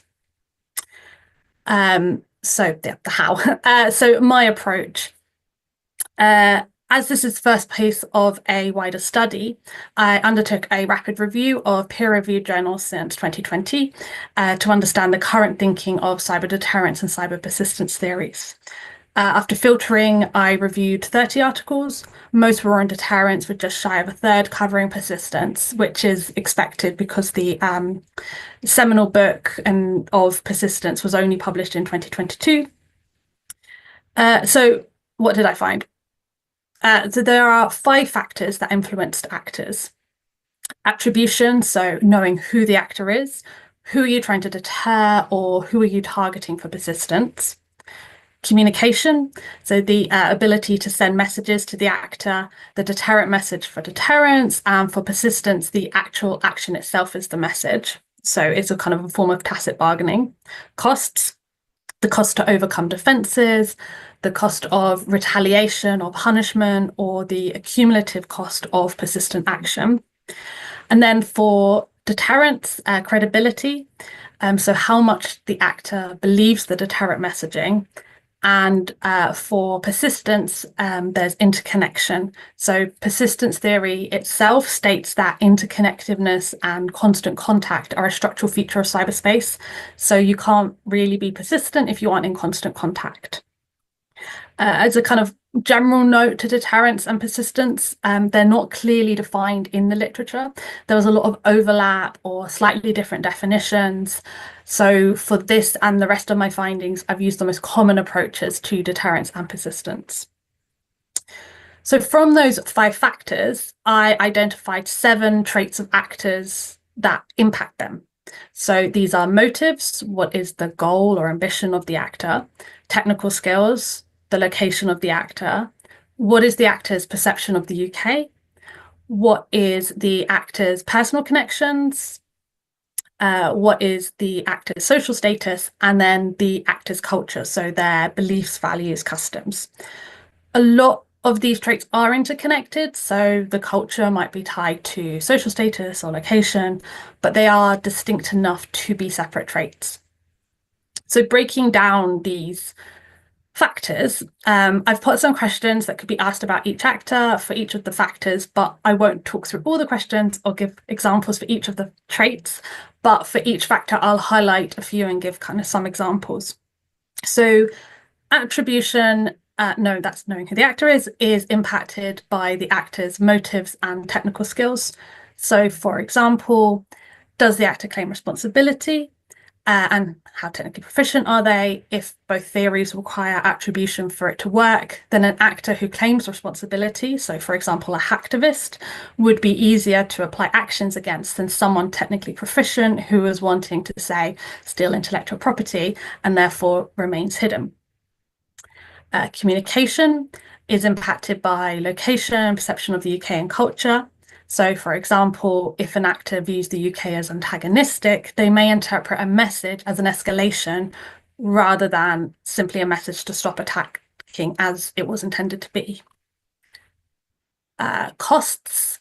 So this was impacted by most traits of the actors. So a lot of these factors feed into impacting the cost. So culture, motives, location, personal connections, technical skills, and social status. So for example, a state actor might have a lot of resource available to them, but they also have a lot of civilian infrastructure to defend against any retaliatory action. Or, on the other hand, a solo terrorist might be strongly ideologically motivated and have very little that they're afraid to risk in an attack.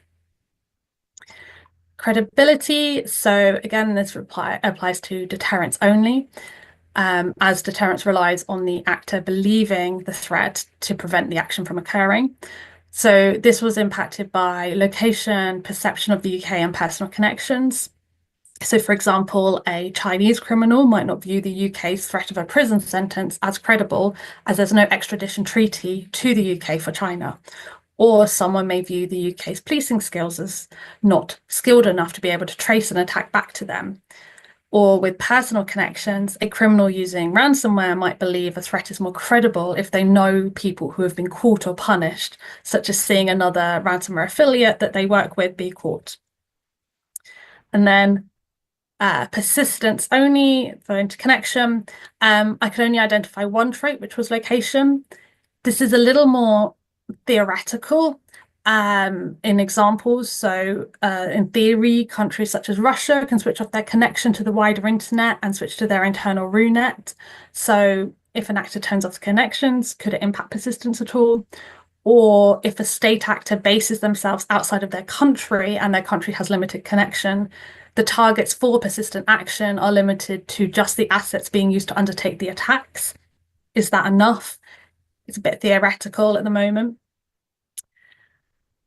So in conclusion, or so what, as I like to say, understanding what actor traits impact different aspects of deterrence and persistence means that we can evaluate the effectiveness of the different mechanisms of the theories to determine what works for specific actors. For example, it appears that deterrence requires a large cost to be factored into the actor's cost-benefit analysis for deterrence to work, whereas persistence seemed to be dependent on the resilience of the actor. So this may mean that actors with little to lose would not respond well to deterrence, but persistence might work better against them. Also, not many traits seem to impact persistence, which may mean it might work better across a broader range of actors.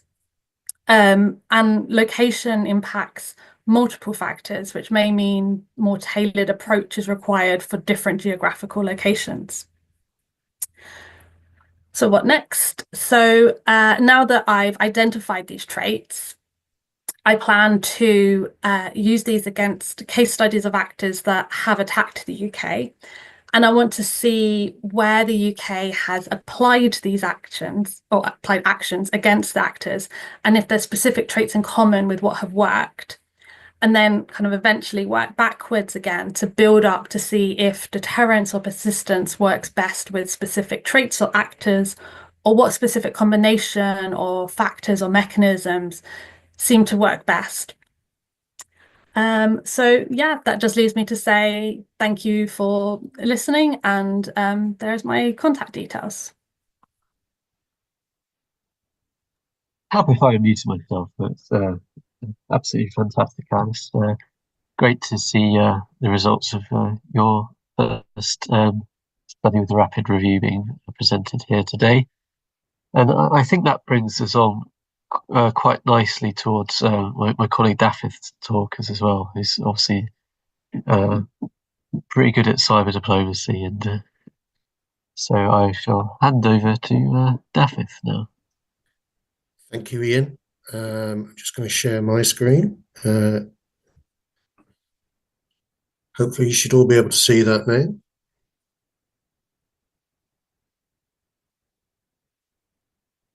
Okay.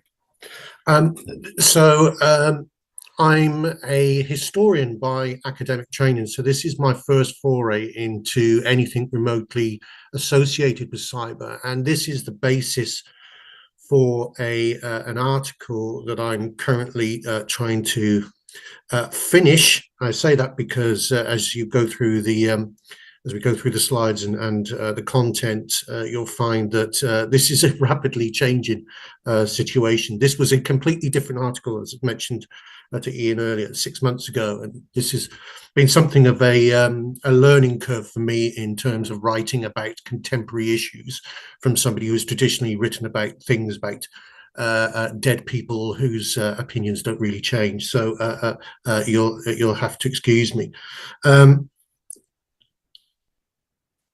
So cyber diplomacy has really emerged over the last 2 decades as a vital area of international relations, and it's been driven by the strategic significance of cyberspace and the need for global norms governing state behavior online. This was first referenced actually back in the 90s, in 1996, but the term gained I'm not going to say notoriety, perhaps visibility, with early studies like the East-West Institute's 2010 report. And while it has entered policy discussions, academic research remains quite limited around the subject and tends to be quite theoretical in nature. Until recently, the United States was one of, if not arguably, the most significant actors in cyber diplomacy. It had the first ever cyber diplomat. But as I hope to show in this presentation, the Trump administration's reorganization of executive branch agencies has put the nation's diplomatic influence in cyberspace at risk. And as a consequence, it threatens the US strategic objectives, both within and outside cyberspace, and also has the potential for a major impact on cyber diplomacy norms within both the United States and outside of it. So as one scholar put it, cyber diplomacy represents the diplomatization of cyberspace. This is where traditional diplomatic tools are applied to modern challenges. And this process involves both internal and external dynamics, which might include, for example, institutional integration within foreign ministries and professional differentiation from technical legal experts. And the field has evolved what was from initially security-focused dialogues, how to make cyberspace more secure, to broader international engagement, especially around cyber-based trade. For scholars and practitioners, there is no agreed definition of cyber diplomacy, despite growing recognition in governments and faculties around the globe. This is something that has been quite discussed at length. Diplomats differ in viewing it as cybersecurity coordination or cross-sector mediation, and the field's technical complexity deters some diplomats, yet most agree its core goal is essentially conflict prevention. Ministry of Foreign Affairs, or MFAs, now compete with other agencies for cyber-related representation, which has prompted internal coordination and the acquisition of technical expertise. Diplomats are expected to navigate multiple sectors like cybersecurity, trade, and climate change as the world develops. Externally, cyber diplomacy gains legitimacy through international forums like the United Nations, where experienced diplomats from leading states such as the United States and the Russian Federation assert strategic interests. Internally, cyber diplomacy structure and scope varies by country, and it's often shaped by incidents, peer influence, as well as political leadership, and that's probably going to be my major discussion today. Academics and politicians' understanding of cyber diplomacy is also clouded by the practice of e-diplomacy. This refers to the integration of digital technologies and the internet into the practice of diplomacy. It involves using online tools such as social media, video conferencing, and digital platforms to engage with foreign nations and foreign audiences, coordinate international relations, and facilitate communications between governments. And by leveraging these technologies, diplomats can enhance transparency, increase the speed of communication, but also engage with a wider global audience in real time. Social media, for example, has allowed governments to directly communicate policy positions, respond to crises, and promote cultural diplomacy. The current president of the United States has been, I can say a champion, but certainly has been extremely influential in the use of social media. Now, the United States, why am I talking about the United States? Well, the United States is a trendsetter in cyberspace initiatives because it is one of the leading nations in technological investment and innovation. However, over the last 10 years, executive support for cyber diplomacy has ebbed and flowed in terms of direction, funding, and objectives. And arguably, this is a warning about how much it is currently ebbing rather than flowing.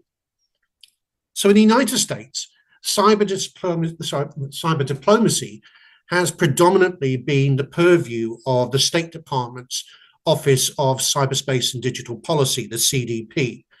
Although CISA, the Cybersecurity and Infrastructure Security Agency, and USAID, the United States Agency for International Development, have also had a significant influence.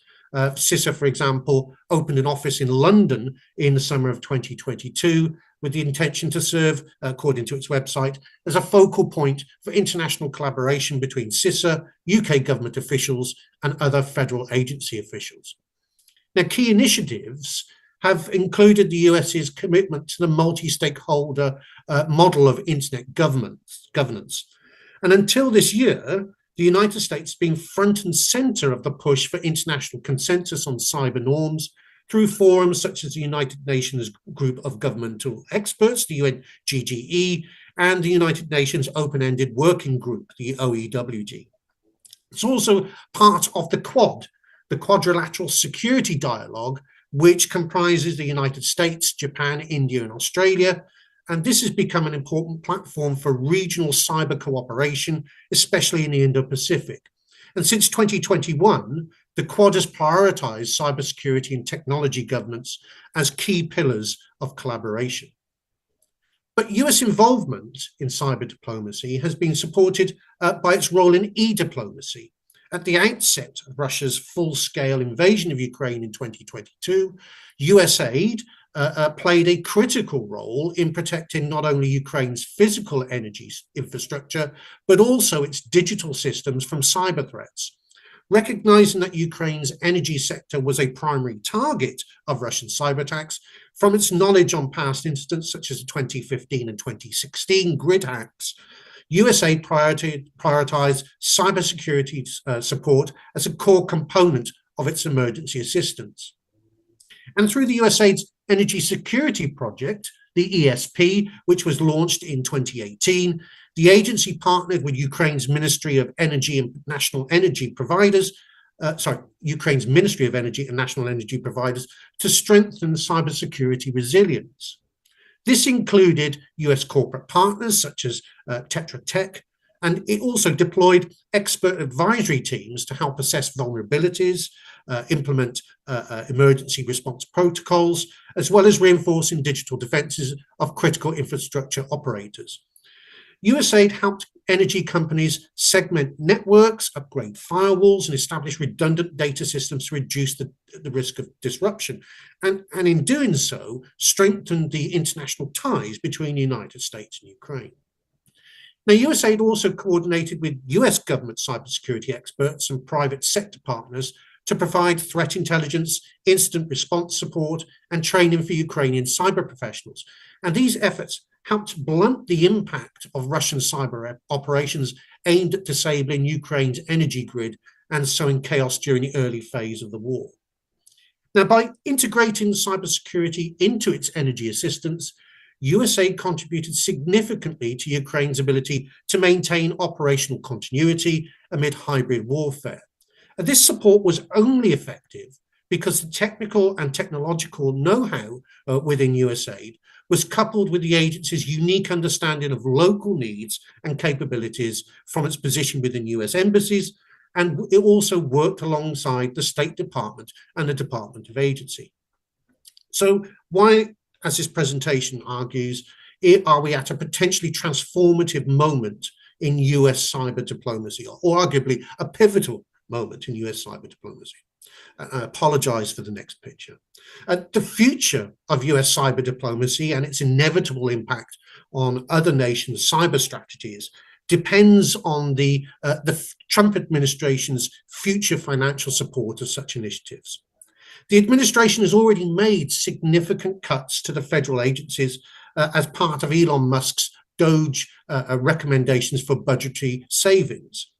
USAID, for example, has been paralyzed by $60 billion of cuts, of which $175 million was for critical cybersecurity programs for the US's international partners, such as Ukraine.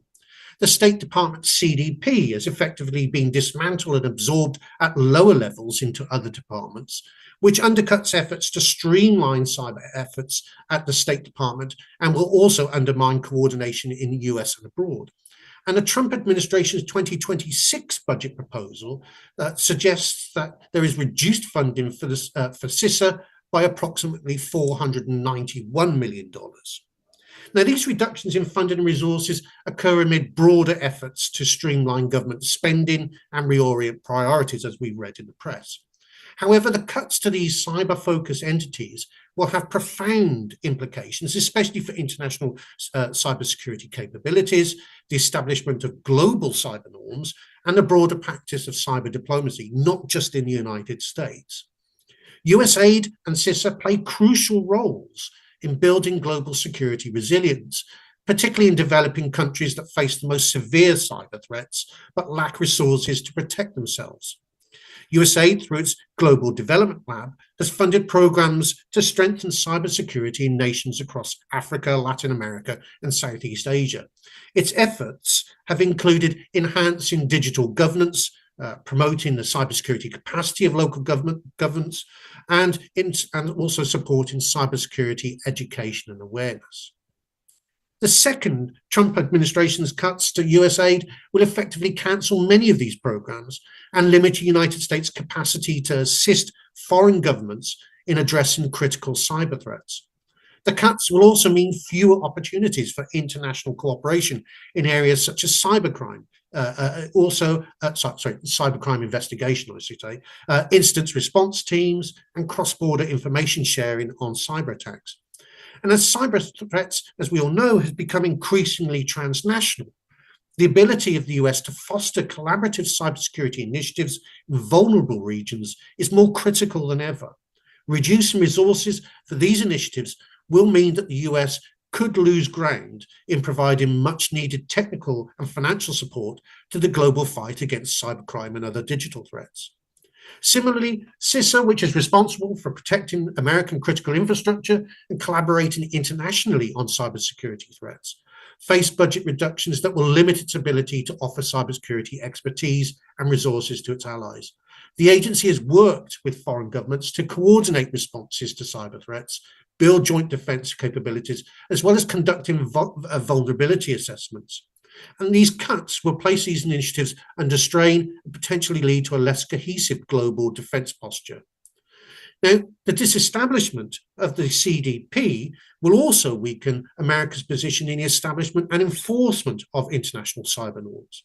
CDP has been a critical player in shaping global norms around the responsible use of cyberspace through advocating for democratic principles such as freedom of expression, data protection, and privacy in digital spaces, and through its work at international organizations such as the UNGGE, as well as the G20, the Bureau has pushed for norms that have helped reduce the use of cyberspace for malicious activities. Now, without it, American cyber diplomacy efforts will also be weaker. This is particularly concerning as the global cyber ecosystem has become more contentious, with adversarial actors such as Russia, China, North Korea, and Iran seeking to set their own rules. The United States will lose leverage in these critical negotiations and reduce its ability to lead in shaping a global framework of responsible cyber conduct. Countries with more authoritarian stances on internet governance, such as Russia and China, will be able to push their own narratives, which will often clash with principles of openness and transparency espoused by the United States and its allies. Without the robust leadership of the CDP, the United States will face significant challenges in shaping global cyber norms. And this will weaken the international framework and make it harder to hold states accountable for irresponsible behavior in cyberspace. The lack of a strong, coordinated US presence in global cybersecurity governance will lead to fragmented approaches to cybercrime, cyber warfare, and digital rights protections. So cyber diplomacy is really going to be negatively affected by these funding cuts. The US has traditionally been a leader in promoting cybersecurity cooperation, advocating for an open, secure, and interoperable internet. However, the reduced resources will leave the State Department less equipped to engage diplomatically with other nations on issues such as securing supply chains, establishing cyber norms, and fostering international collaboration on cyber threat intelligence. The cuts will diminish the US's ability to project the soft power. Cyber diplomacy is an essential aspect of soft power in a digital age, and a weakened American presence in the cyber realm will mean that other countries will begin to turn to alternative powers for leadership, particularly those that sought to impose more restrictive and authoritarian approaches to cyberspace. In the long term, the cuts will damage American international strategic objectives, and this inability to offer cybersecurity assistance and leadership will make it harder to form alliances, especially in regions like the Indo-Pacific, Eastern Europe, and Africa, where cyber threats and adversaries' soft power initiatives are on the rise.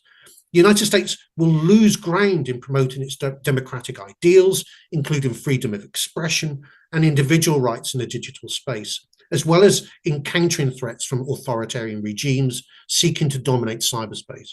So, US retrenchment from cyber diplomacy risks weakening global cyber norms and cooperation at a time of escalating transnational threats. And this shift not only empowers authoritarian models, but also leaves a leadership vacuum that could destabilize the international digital order.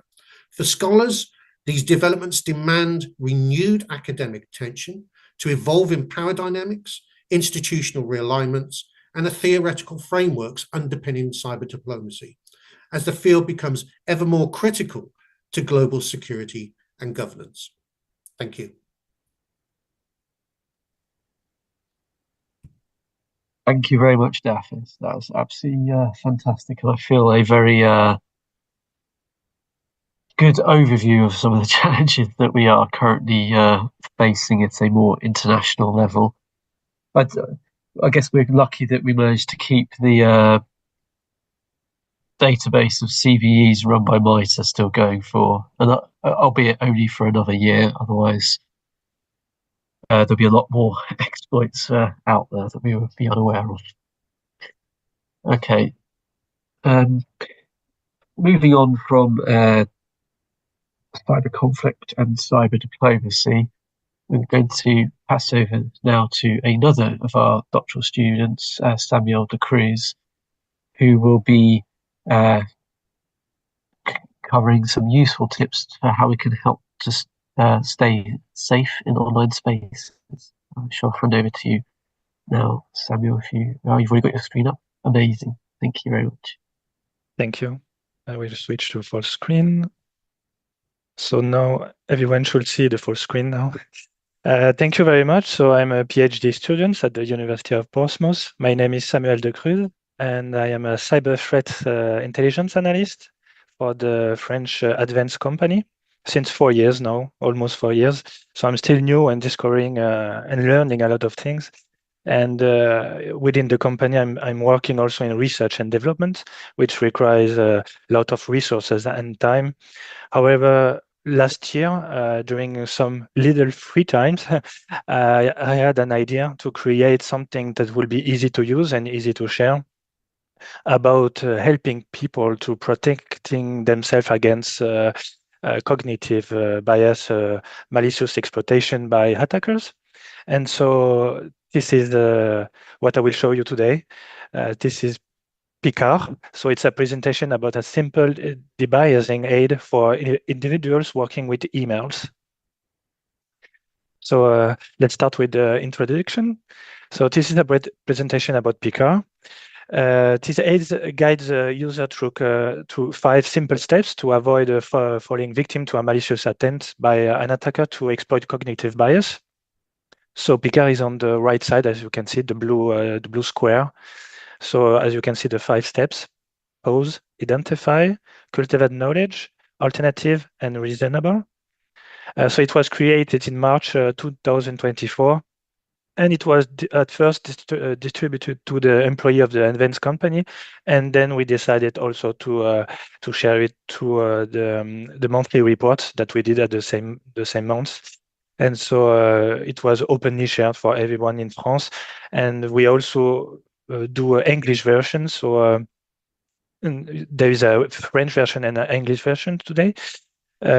Picard was designed for employees who deal with emails. So for in company, you have people who spend a lot of time handling all the emails incoming to the company, and these are very vulnerable aspects of the company, because this is where there's a lot of risk of phishing and spear phishing, but we can also take into account phone calls for tools because you can do phishing attacks on emails, but also through phone calls. So just a little reminder, as you know, in the cyber attacks, attackers not only target technical vulnerabilities, but also they try to exploit the psychological ones. In other words, they leverage both system flows and try also, to put it simply, they try to hack the brain of the user if you can help them to get access to sensitive information. So as you can see, the picture on the right side, we have the technical warfare, where the attacker tries to exploit technical vulnerabilities, such trigger buffer overflow that would help him to execute remote code, path traversal, and so on. So this is very technical engineering, but we see also more and more psychological warfare, in a way that they try more and more to hack the brain, and especially not only, but especially a cognitive bias, such as the stress effect, curiosity gap, authority bias, and this is, as you know, known as social engineering. And these psychological vulnerabilities are a key component of what is known as heuristics. So to put it simply, most of the time we try to act with reasons. So we will process information in a systematic way, so taking time to think, but it requires for the brain and all the cognitive effort. It requires a lot of resource. So the human mind cannot just rely on systematic way of processing. So it also relies on heuristics, which can be easily defined to put in just as a limited word as mental shortcuts. And this is very dangerous because when we use heuristics, we can be manipulated. So just to give you an example of what we see very often, this is extremely dangerous, is the CEO scam. In France, we call this the l'arnaque au président, which is very, very dangerous. So as you may already know, cognitive bias are unconscious and systematic thinking errors that can influence decisions and judgment. And a very dangerous cognitive bias is the authority bias, which is the tendency to obey to figure perceived as legitimate. So the authority bias is leveraged in CEO scams, where attackers impersonate high-ranking figures such as the CEO or manager or director to carry out malicious action, like in this case, very often it's the fraudulent transactions. So as you can see on the figure below, the attacker will use all kinds of technique. So after conducting reconnaissance, especially today, you can even use AI-enabled cyber attacks. So you can impersonating the CEO by using fake image, fake video, fake voice sounds, and they are doing this very well. And to conduct not only technical, as we saw previously, not only technical engineering, but also they will use all of this to manipulate the user. So we see social engineering in action. During the CEO scam, there is a phase where the attacker will try to elicit or to bring the user to perform a fraudulent transaction, and the money is going to an account that is that belongs to the attackers. So this is a very dangerous scam. And so the problem is we do have a lot of technical protection for make sure the attacker cannot conduct reconnaissance, but it's difficult on the psychological aspect of it. So the goal is with Picard is to help employee to be protected against such scam. It's difficult because human psychology is much more complex as technological technology, so Picard alone will not work. It's better to have all sorts of measures, of course. So Picard can be used to help employees to react rationally in a way and calmly, along with other protective measures. So just to be careful, Picard alone will never be enough. Try to be as much vigilant as you can and ensure, awareness campaign and a training session will be very helpful with all the tools. The goal is to help to build a shield bubble that will protect psychology of the user. So as you can see in the figure below, you have the attacker who tries to conduct a malicious attempt to hack the brain. But if the employee is correctly protected with all sorts of tools and aid and training, in France, we talk a lot about resilience, la résilience, the resilience, So training and doing, simulation, very important.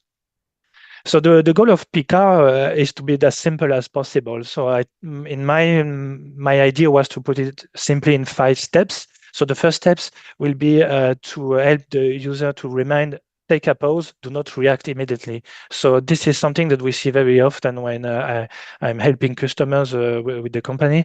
We see a lot of people who just click. That just click on the link within the email, the phishing emails, that they just don't think. I'm sorry to say that, but they act like machine. Even with also calls, when they get calls, they just react without thinking. So always when you have doubt or when you see something, very important emails about transaction, sensitive data that are being asked to reveal, always take a time to take a pause, a couple of minutes, just to think about it. Is it serious? Is it why is this mail ask me to click on the link? Sorry. So take a pause, do not react immediately. I know it's not easy if you have hundreds of mail, but at least try to not to be like a machine. Also, if you can, try to identify if you already see some suspicious, or some, in France we say des drapeaux rouges, red flag. If you see red flag, for example, that is also important. If you have training, if you have also awareness campaign, this is a good step to put this into action. Try to identify what you have learned. Cultivate knowledge. Try to, for example, if you don't have to react immediately to the mail, and you can have, let's say, 1 day to react. It's not very urgent, or you have doubt, and your manager allow you to have more time. You can take some of the time to cultivate your knowledge. Try to look for information. Maybe just look on the way the mail is shaped. Try to see if there is already known suspicion that has been highlighted on the internet, for example. So try to cultivate knowledge. Try to read about cognitive bias if you have some times. That will help you for the next time you will use PICAR. It will be helpful to for the second step to identify. So when you have some free times, try to read a little bit about heuristics and cognitive bias. That will be very useful. The fourth step, sorry. Alternative is probably I will say them also very important. We had a lot of good feedback with this one. It's if you have a team member or colleagues, try to ask them for help. If you are not sure, maybe they will see something. Maybe they have more experience. They will see red flags. They will see something suspicious. So it's very important to be open-minded and to be inclusive to other ideas and opinions. And of course, be reasonable. Don't act emotionally. I know it can sound obvious. However, we see that often. So how PICAR was designed? So it was done during a little bit of free times. As I said, I'm working also in research and development, and it takes a lot of more research, much more complex. But for PICAR, it was more in free time, so it has to be faster. To be created faster. So it was based on my experience with a customer. We were victim of cyber attacks. Sharing of experience and knowledge between analysts, because we work a lot with forensic teams. Discussion with victims, including my parents. My parents were both victims. My mother was victim of pink calls. And my father was a victim of an attacker who was impersonating his bank manager, and he asked for the password to get access to the bank account of my father. And both my parents, like machine, they didn't think. They react immediately. My mother called back the attacker. You know the principle of a pin call. My father react immediately without thinking, and they were both not acting with reason. They were both emotionally. So it's always important to try to put emotion aside and to be. I know it's not easy. It requires experience. So today, to be serious, today the PICAR is not as scientific. It was not scientifically experimented or built, just to be honest. So some of the feedback that we had. So the positive is that PICAR, as you saw previously, the blue square can be easily printed and share and put on the wall and so on. So they like that employee. They like to put stuff on the walls on the office. So that's something that I like very much. It's easy to have with it in the office space. The A, the A is French. The A in PICAR alternative about highlighting the importance of asking opinions. Some employees don't have almost no knowledge about psychology or cyber psychology, on how attackers use all of these psychology techniques to manipulate. So maybe try to be open-minded. There is no shame to not know something, but it is try to ask for help. That's always helpful, and we have a good feedback of this. Some of the negative feedback that we have.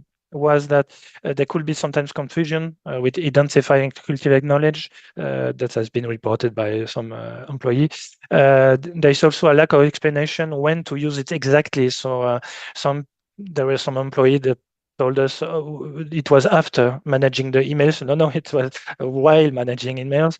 So that's could be interesting to explain to the not just giving PK, but explaining what PK is all about and how to use it.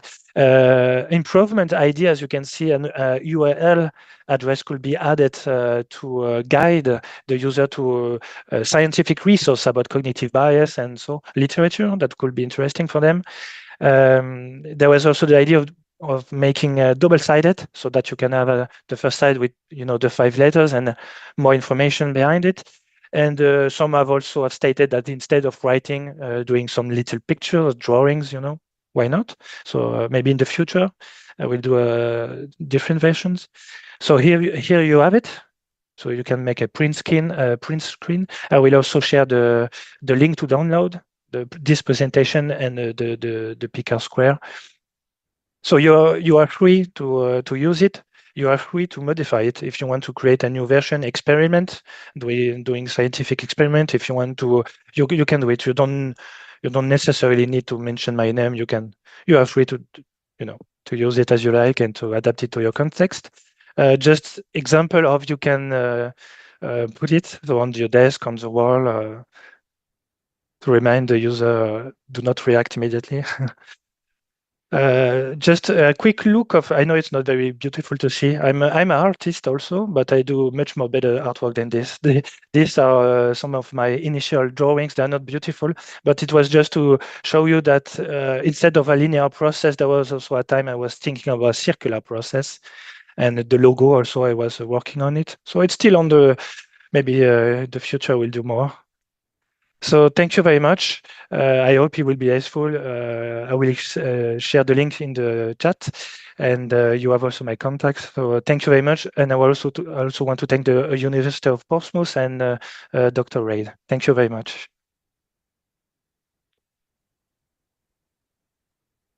Thank you very much, Samuel. That's really interesting. It shows also how some how innovative solutions can really help us just as little nudges on the side of our computer screen, I feel.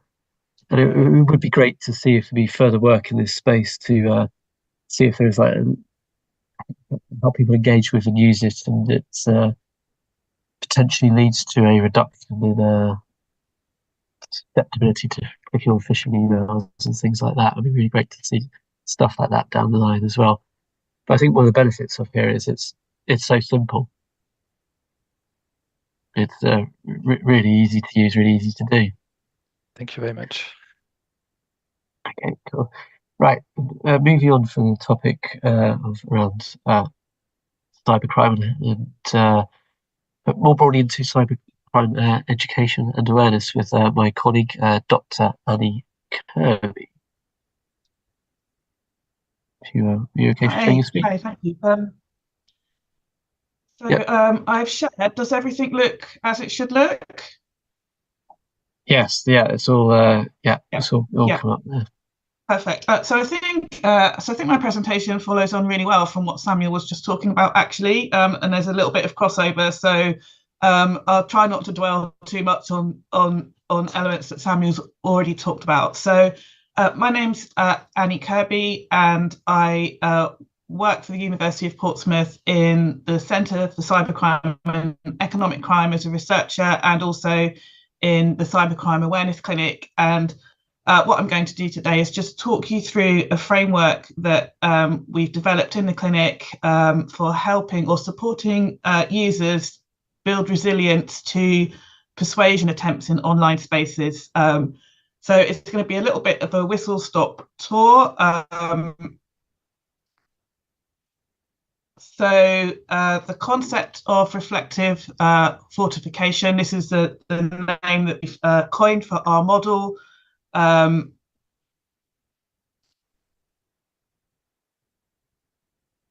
So it's not really controversial, I think, to say that humans are a weak link in cybersecurity. And we all know that cybercriminals use social engineering, and often as part of that process of social engineering, they're trying to persuade their victims to take a certain action or not take a certain action.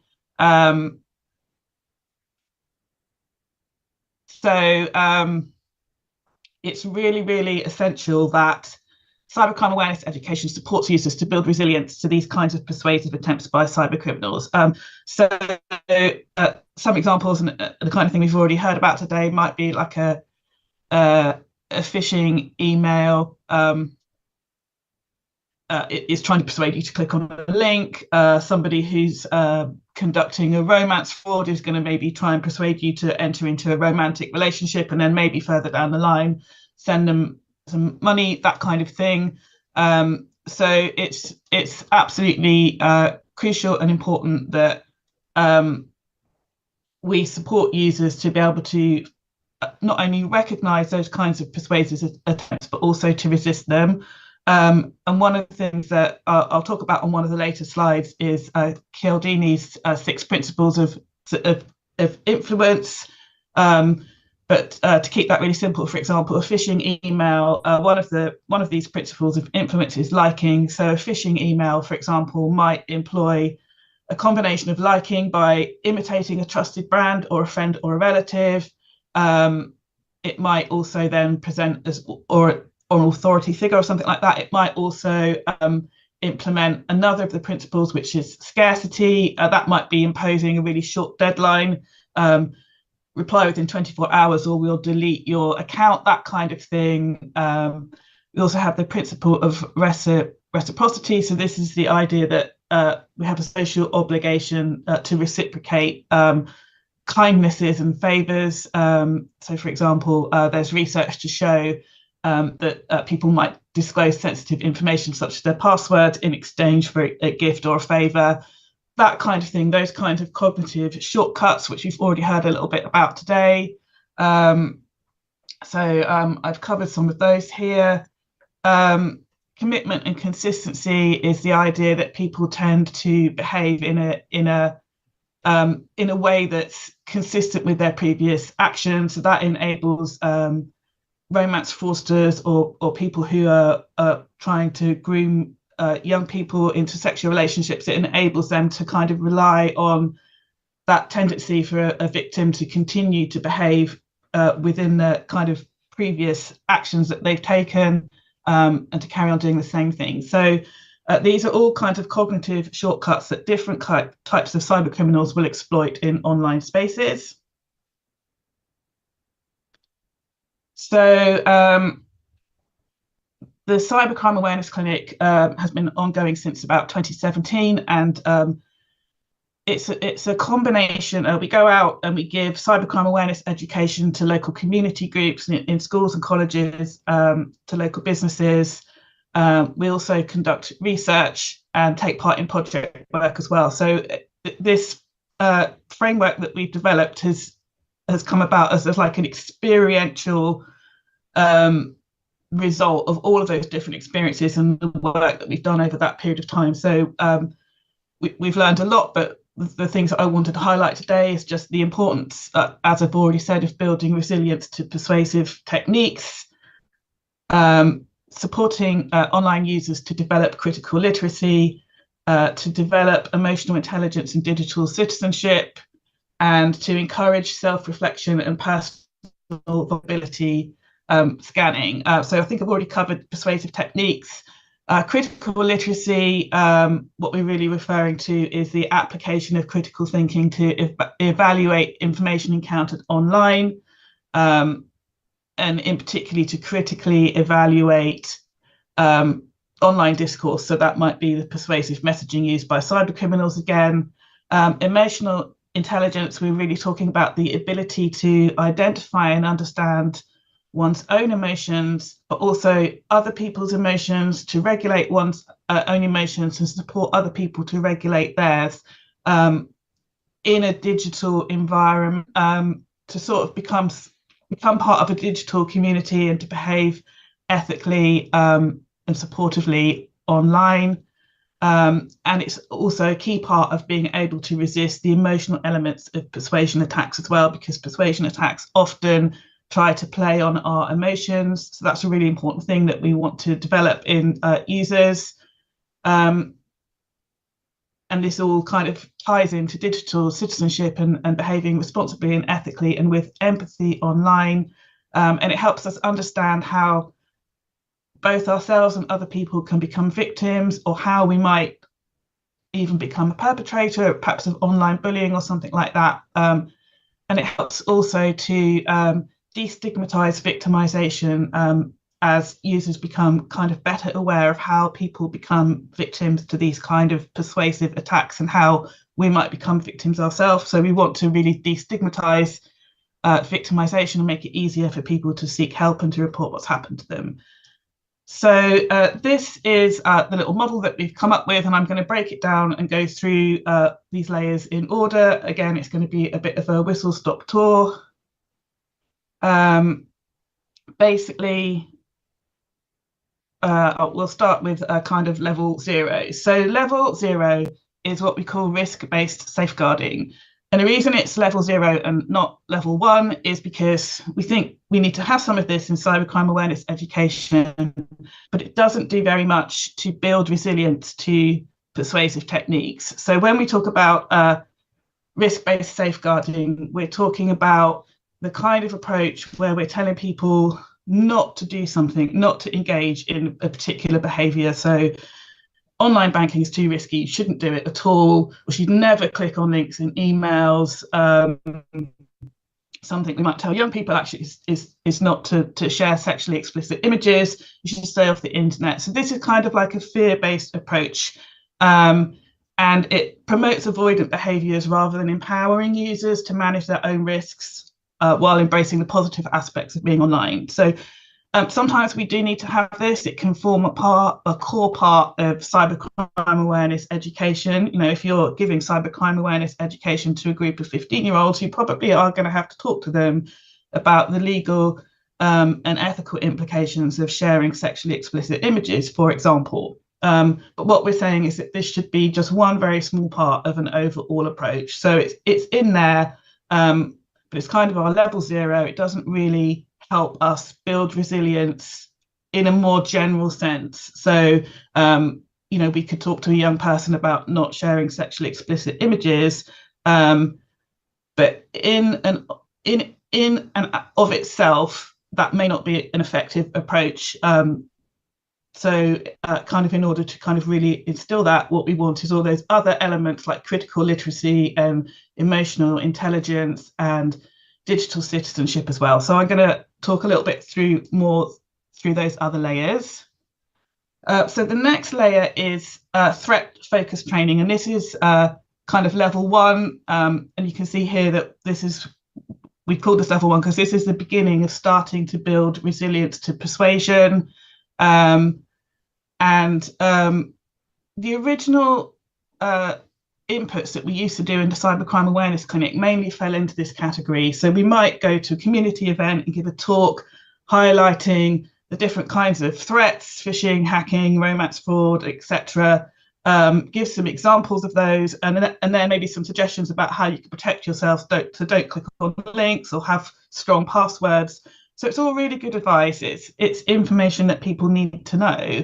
But what we've concluded after sort of 7 years of doing that is that this should really be the beginning of the cybercrime awareness education, and not the sole part of it. It's not on its own, it's just not enough. So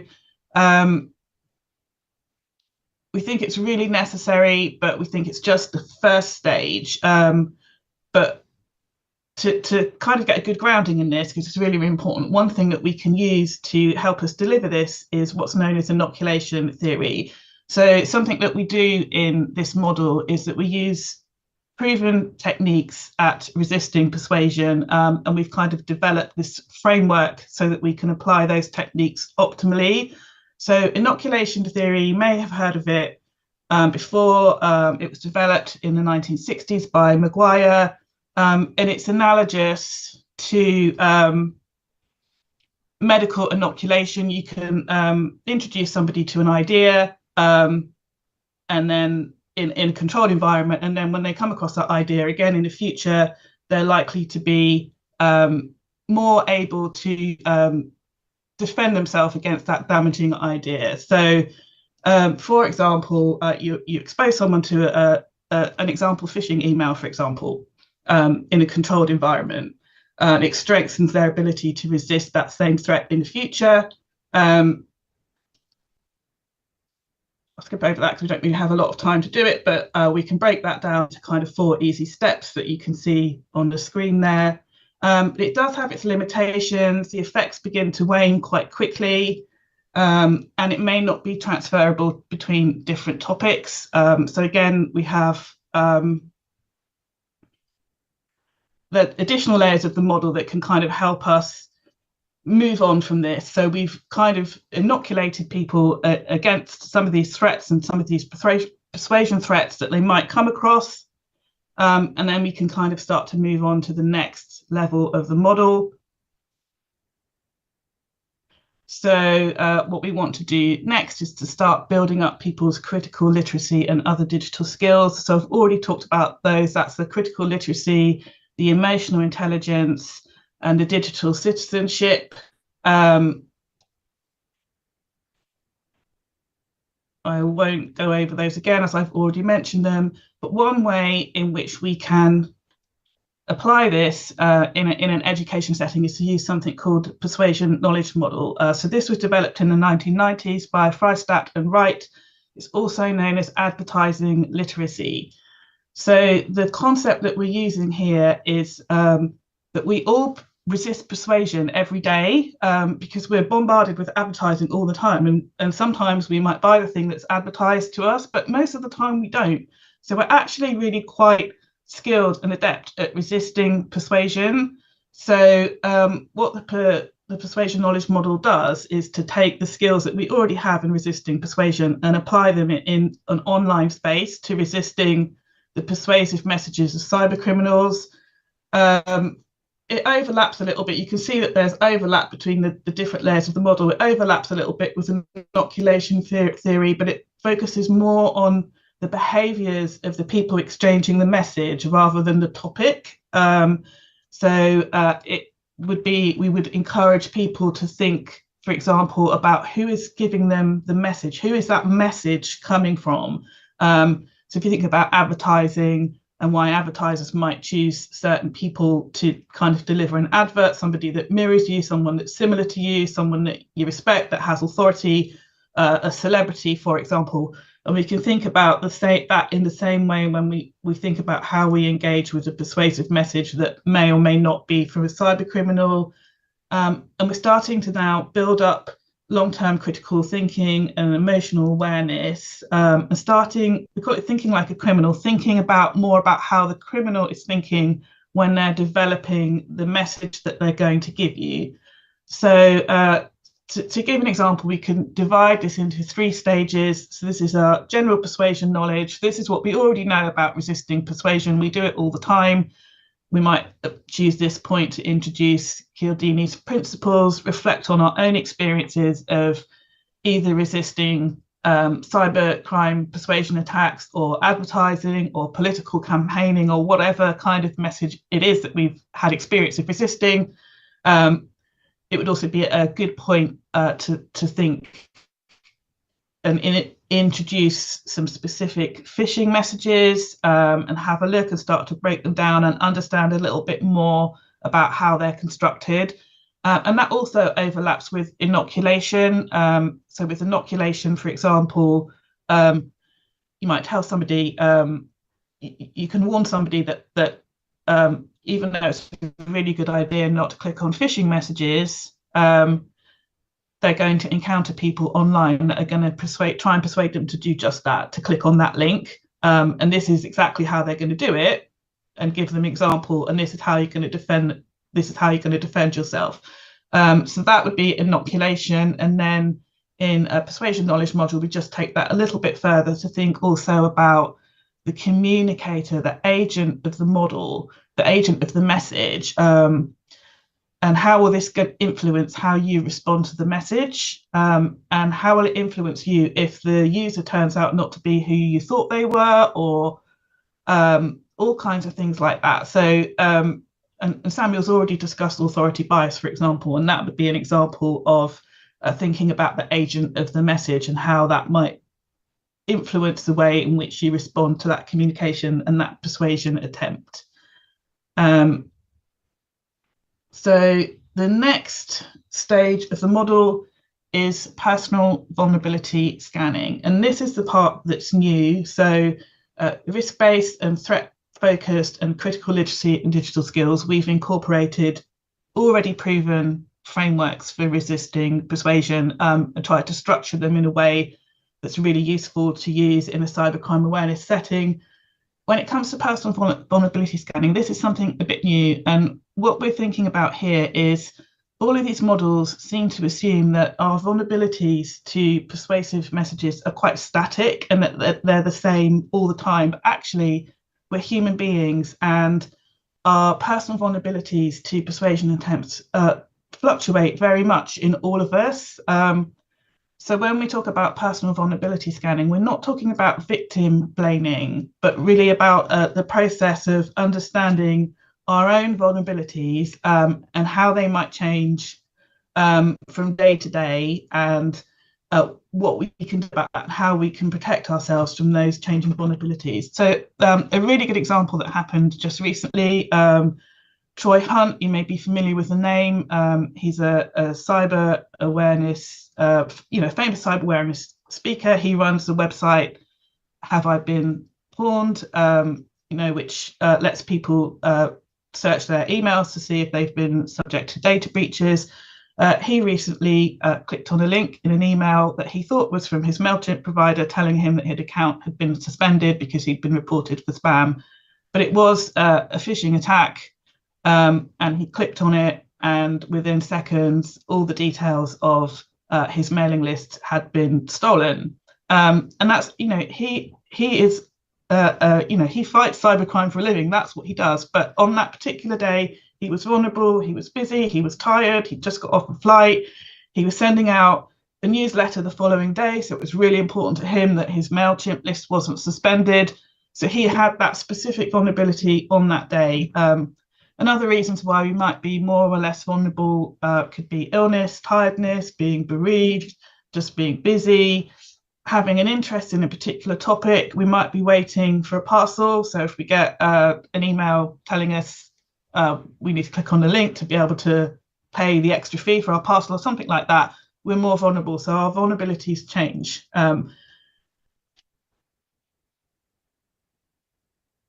One thing that Samuel's already talked about is Kahneman and this idea of exploiting fast thinking or instinctual thinking, and that we need to kind of take a breath and slow down and pause. So that's something we would encourage. I won't kind of belabor that point because I think Samuel's already covered it really, really well.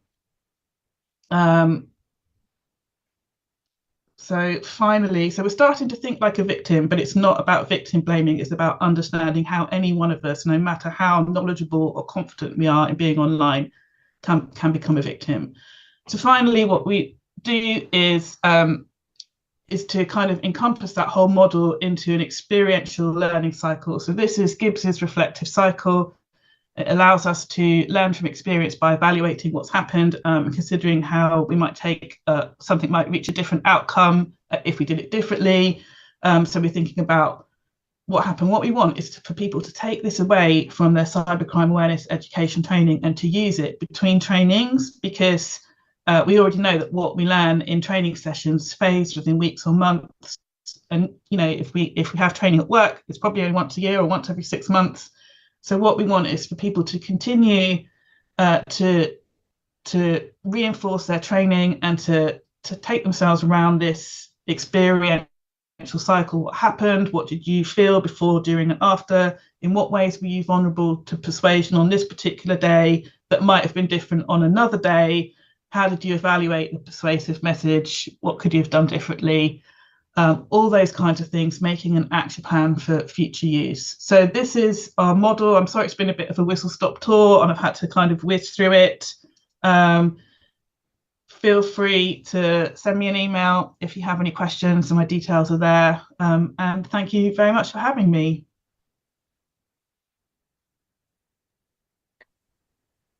Thank you so much, Annie. That's been absolutely brilliant for showing the work that's still being done by the cybercrime clinic and the next steps for taking it further forward. I guess that brings us to the end of all of our speakers today, and I guess there's been some nice parallels across everybody's thing, talking about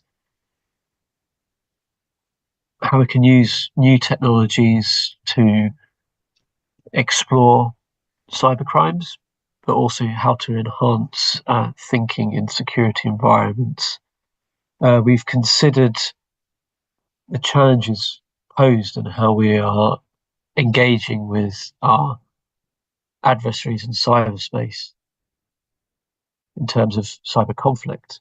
At the same time, my colleague Dafif has been exploring US cyber diplomacy and how the events over the last few months have potentially going to be leading to radical changes within this space, and how at a global level cyber is negotiated through to presentations from Samuel and from Annie, which taken a moment to step back and consider ways in which we can help prevent cyber attacks at a more individual level, through to how we may tailor and develop cyber security awareness and education training packages. So I think so part of the key here, takeaway message across all of these, is that cyber is massive, really. I mean, we need to incorporate a whole host of different approaches to really understand this area, and it's going to call for greater interdisciplinary, multidisciplinary, transdisciplinary approaches to working on these very difficult questions, these very difficult areas to explore. And we're really going to have to, all of us, work together and potentially have a rethink about how some of these challenges are addressed at a societal level as well. I'm also wondering if we've had any sort of overall questions come in at all from the outside audience that I may wish to assign to speakers to answer. Have we had any questions come in at all, Melissa? Or is there any thoughts or pointers? I'm aware it's very early in the morning in Canada now at this point.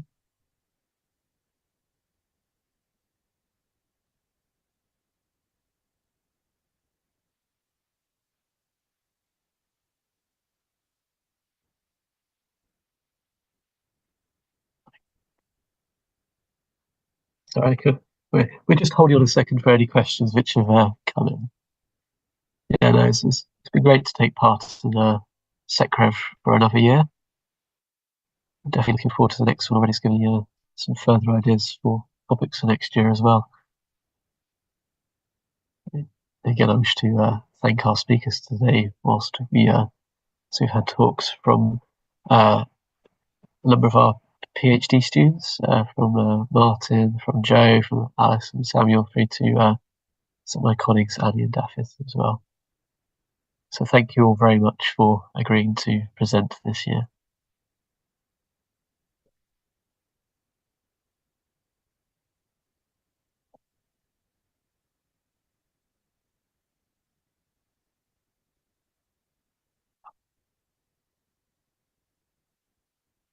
Ooh, Samuel, first up for you, I'm afraid. A question come through, which is, what are the major challenges involved in convincing management to adopt PICA? Talk about the consequences.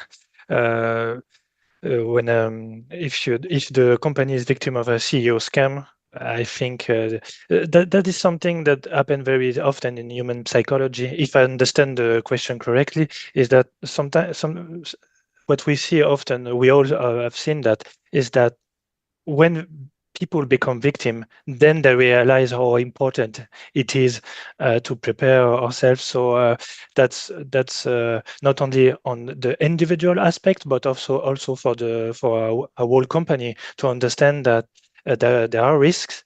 The consequences are not beautiful to watch, and to be honest, it's always important to talk about it and to talk about it openly with manager and director, and to try to make them realize that the more you are prepared, the more you have tool to protect yourself, the better it is. And sometimes we see customers that they lost a lot, and the company will not survive, and that's hardcore. And so sharing experience from people who have living it, it's also important to make them realize. I don't know if I answered the questions exactly. Oh, it's okay. So, yeah, we've got 4 minutes left. Is that enough time for any other questions, Melissa? Or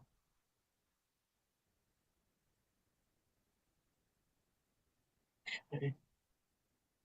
Right. Yeah, unfortunately, I'm not too sure we've got enough time for answering any other further questions. But of course, you're more than welcome to reach out to myself at ian.reed@port.ac.uk if you do have any questions about any of the talks from any of my colleagues today, and I will be able to direct you through to them as well if you hadn't had a chance to grab anybody's email addresses from their slides. Okay. But yeah, no, it's been really fun to be involved in this yet again. Okay. I think we've still got a couple of minutes left. Cool. Yeah. Okay. Thank you all very much for listening today. As I say, we've been speakers from the University of Portsmouth today, from our cybercrime and cybersecurity research group, and from colleagues across the broader university as well. Thank you very much for taking the time to listen to our presenters today. Thank you.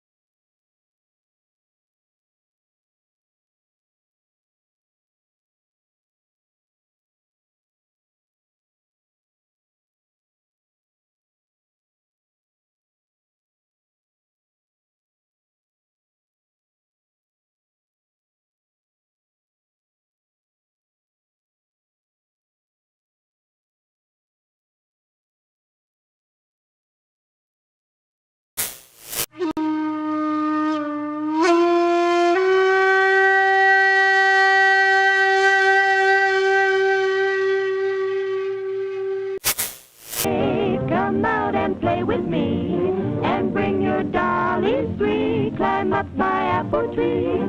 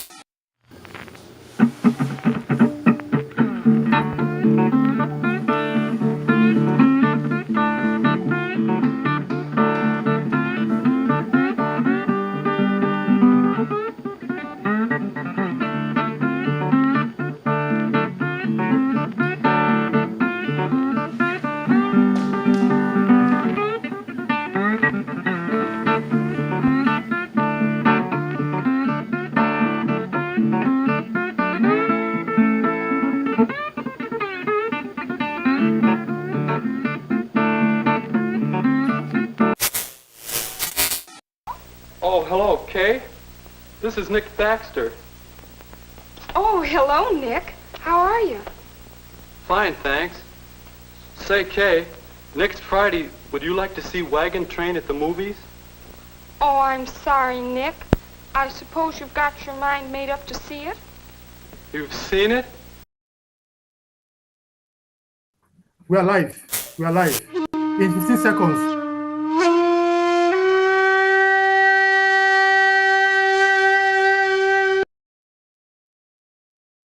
I will introduce Apimpe, then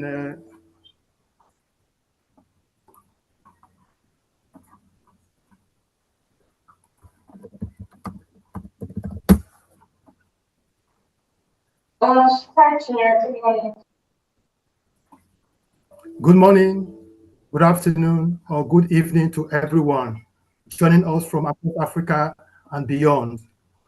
Welcome to SECREV 2025 African section. My name is Frank Mazwaye. I'm joining you from Lagos, Nigeria. I'm the founder of LiveGig Limited. LiveGig Limited is the co-organizer of SECREV 2025. We are a tech company committed to developing AI-powered solutions, chatbot, and image generation applications.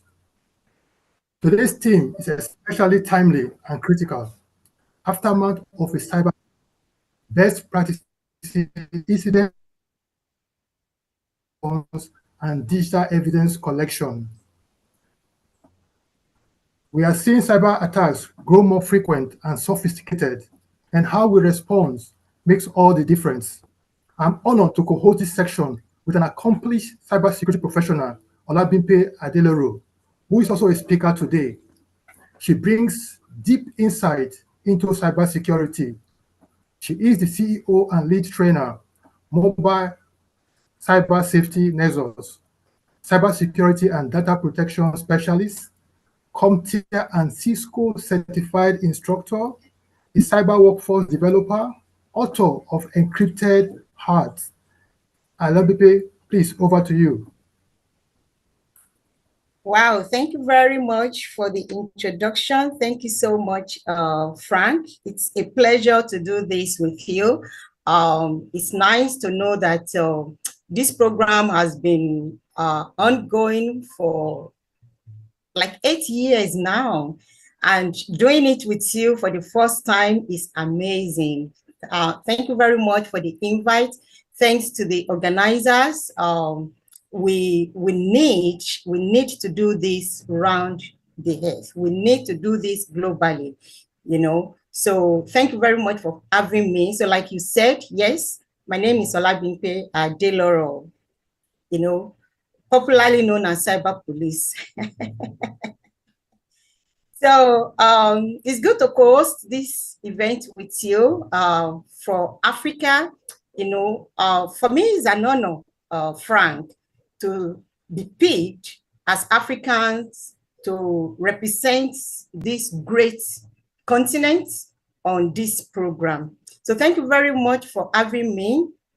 And it's good to know that we are not alone. It's not just you and I that will be doing this. We have other amazing men with us, and we call on them now. Let them tell our listeners a little bit about themselves. Then we go right in. We dive right in.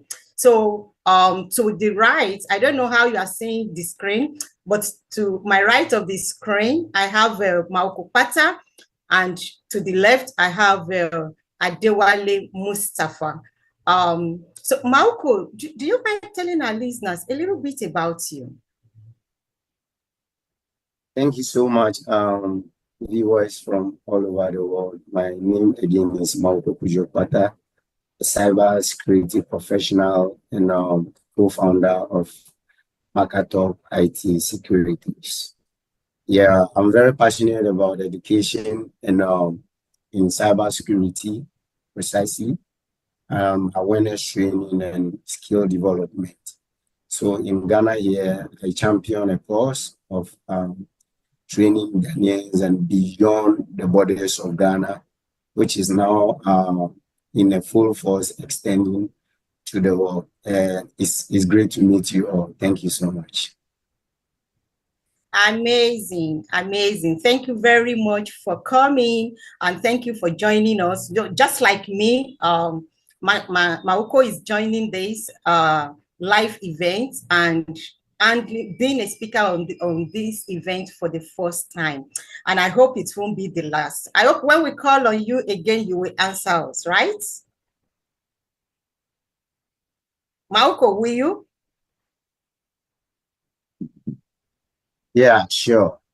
Awesome, awesome. So the gentleman to my left for my screen is called Adewale Mustafa. He's a man that is very dear to the industry, making impact. So Adewale, can you please tell our listeners who you are? All right, thank you very much. Thank you for having me. My name is Adewale Mustafa. I've been a cybersecurity engineer for a couple of years. I've gained some hands-on experience, and currently I practice as a cybersecurity application security engineer.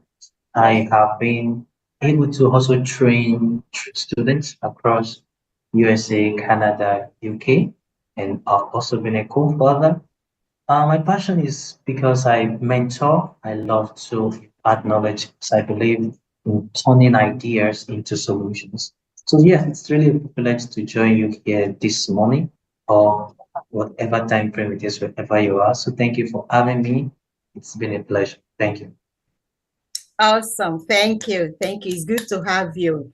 And the last but not the least on our panel this morning, it's morning for us in Nigeria.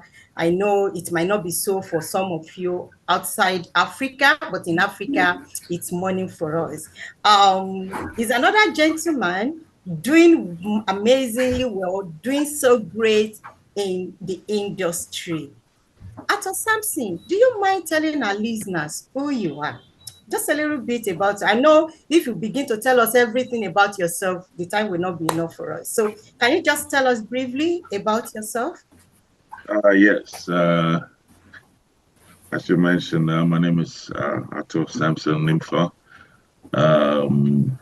I've been with the industry for a long time. Can you help us a little bit more with your audio?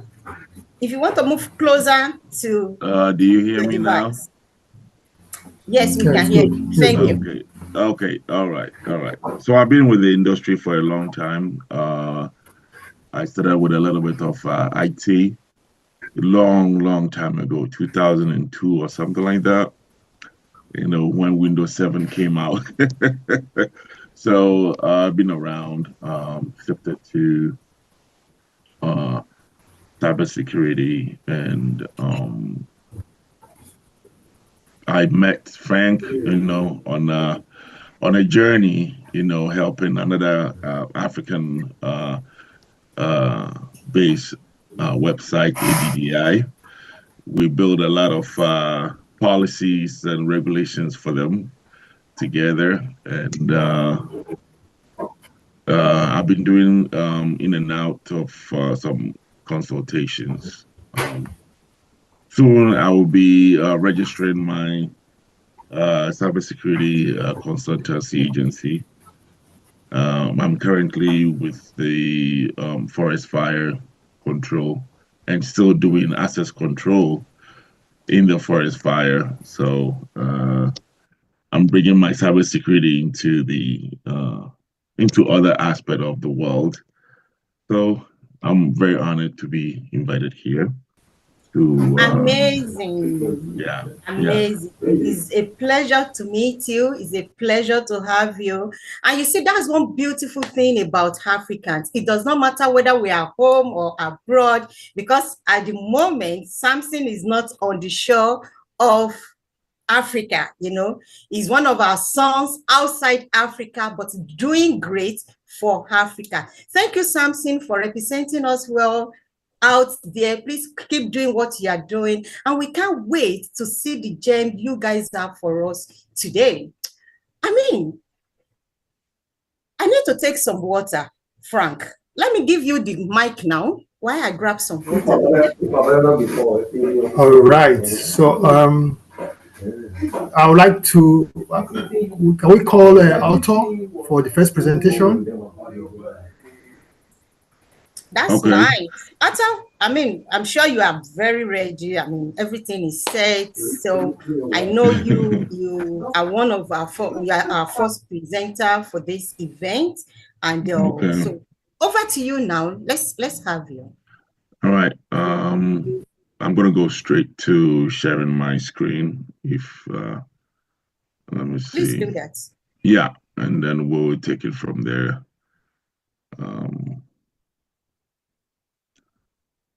Okay.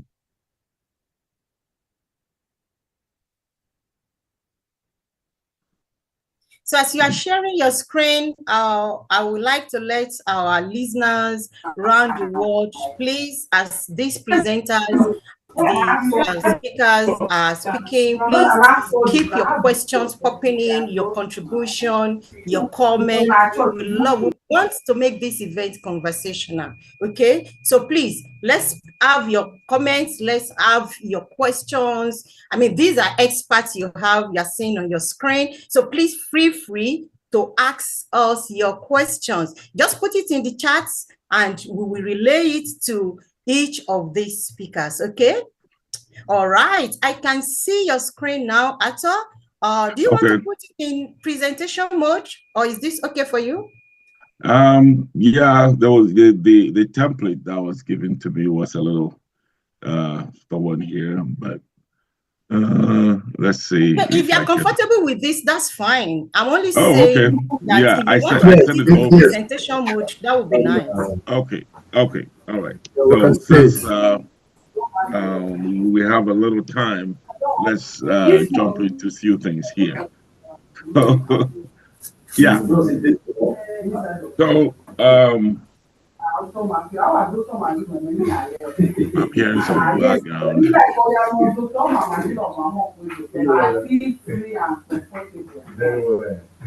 Please, Frank, if you can temporarily mute your mic for us, please. Thank you. Yes. Okay. So yeah, so these are some of the very few things, you know, I had to cut down a lot of stuff because cybersecurity is very broad and we have limited time. So these are some of the few things that I have to put in.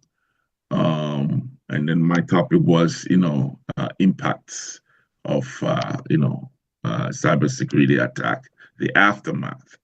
Well, so we have what it can do immediately here.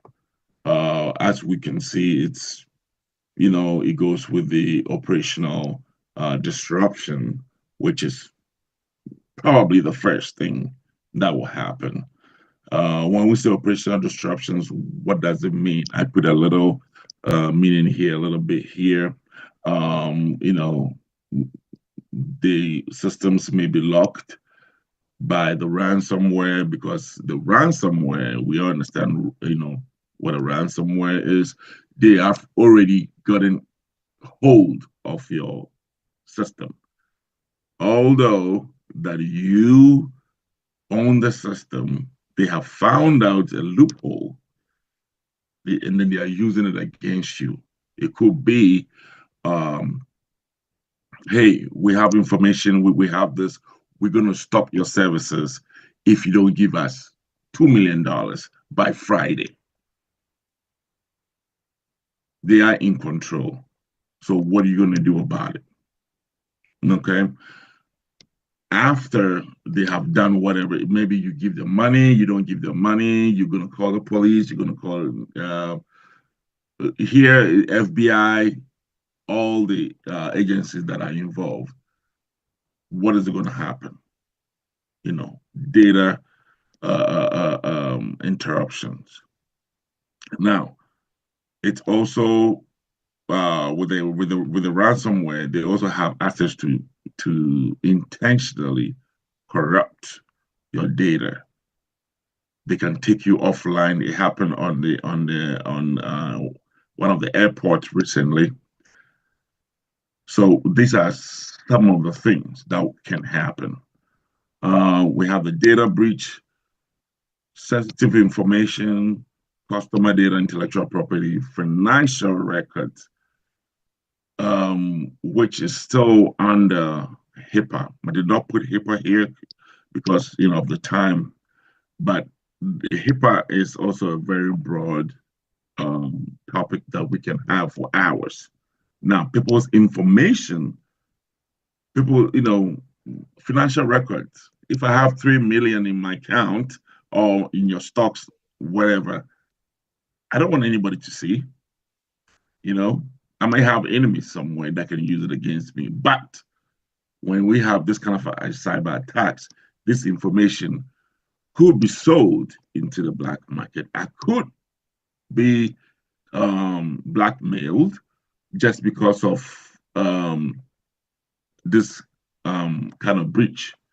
But meanwhile, I trusted the company. Let's say Frank's company. I trusted Frank, so I came to do some financial stuff with him, and then now I'm out there. That is another cyber attack that can happen.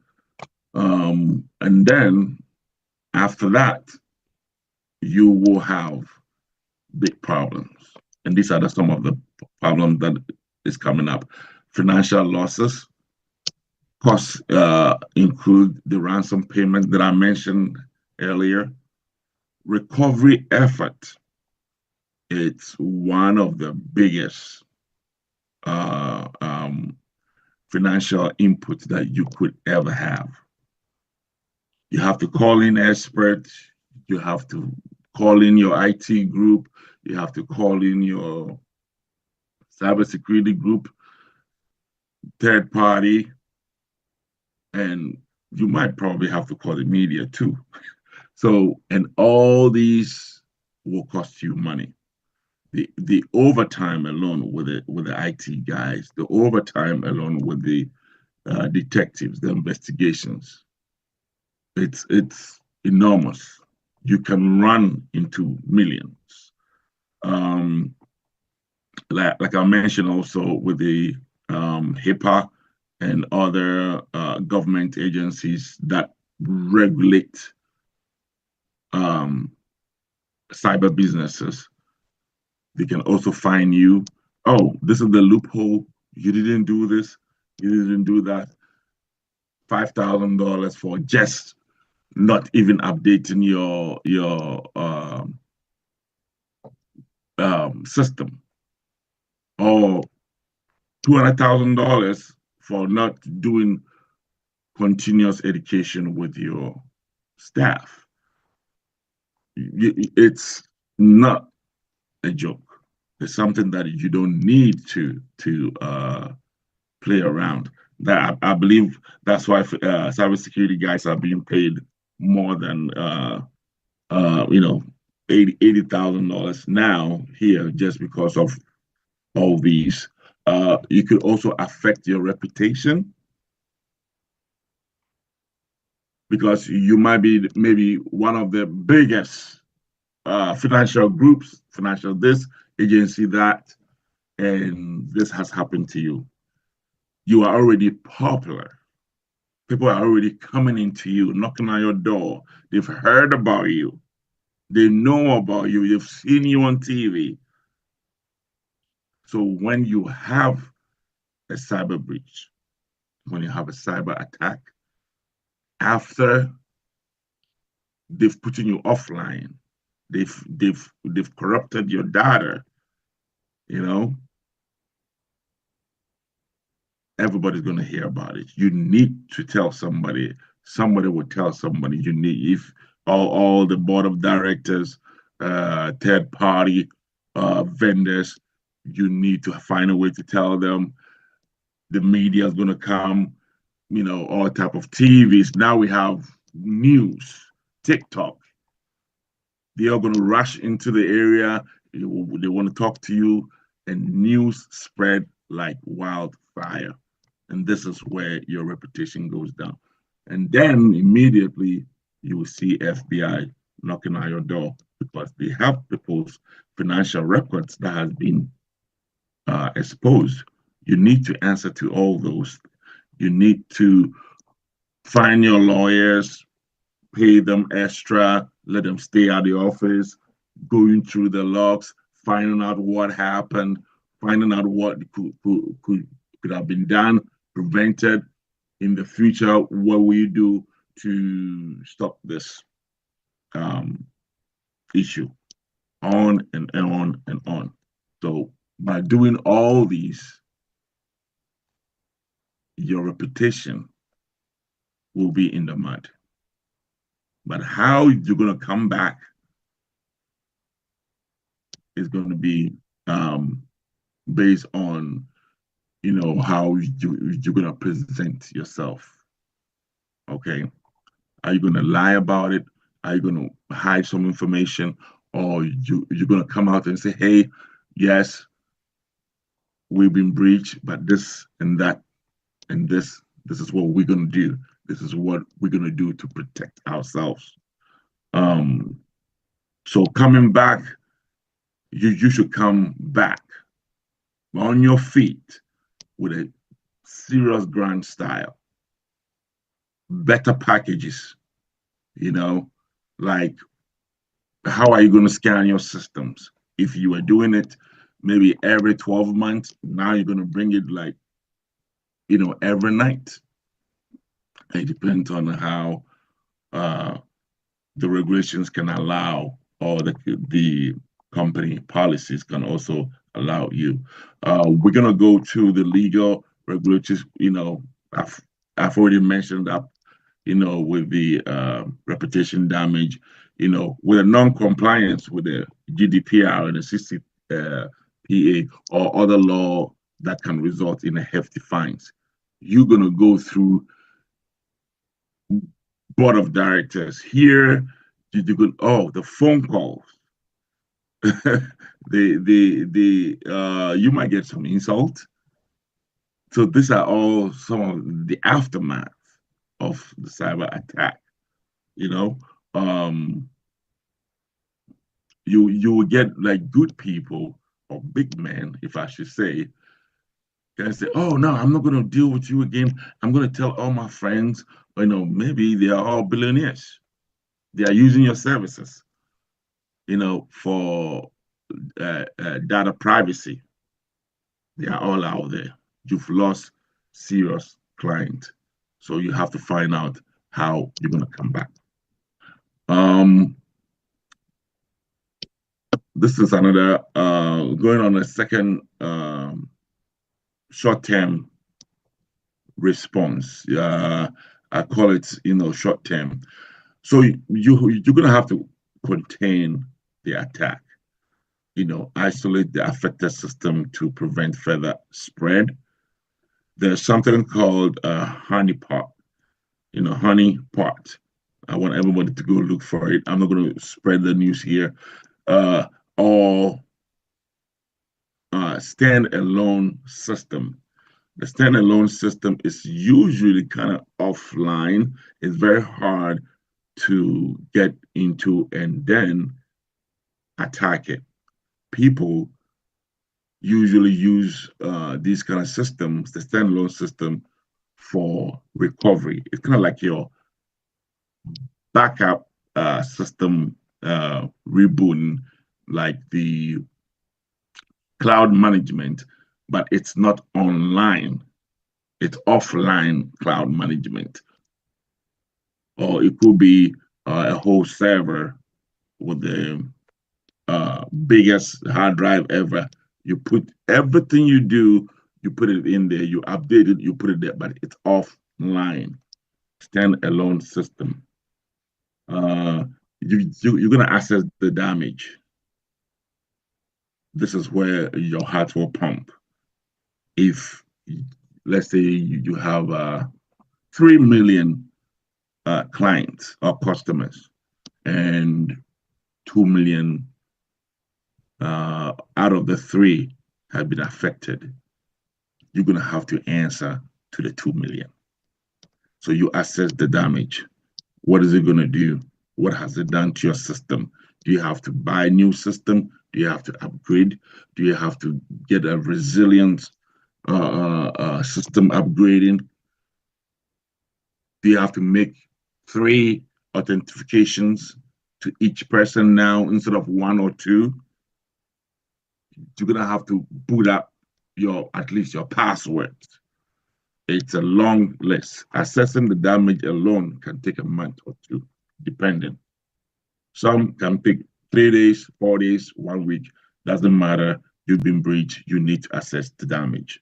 And it can even corrupt your system or bankrupt your whole company.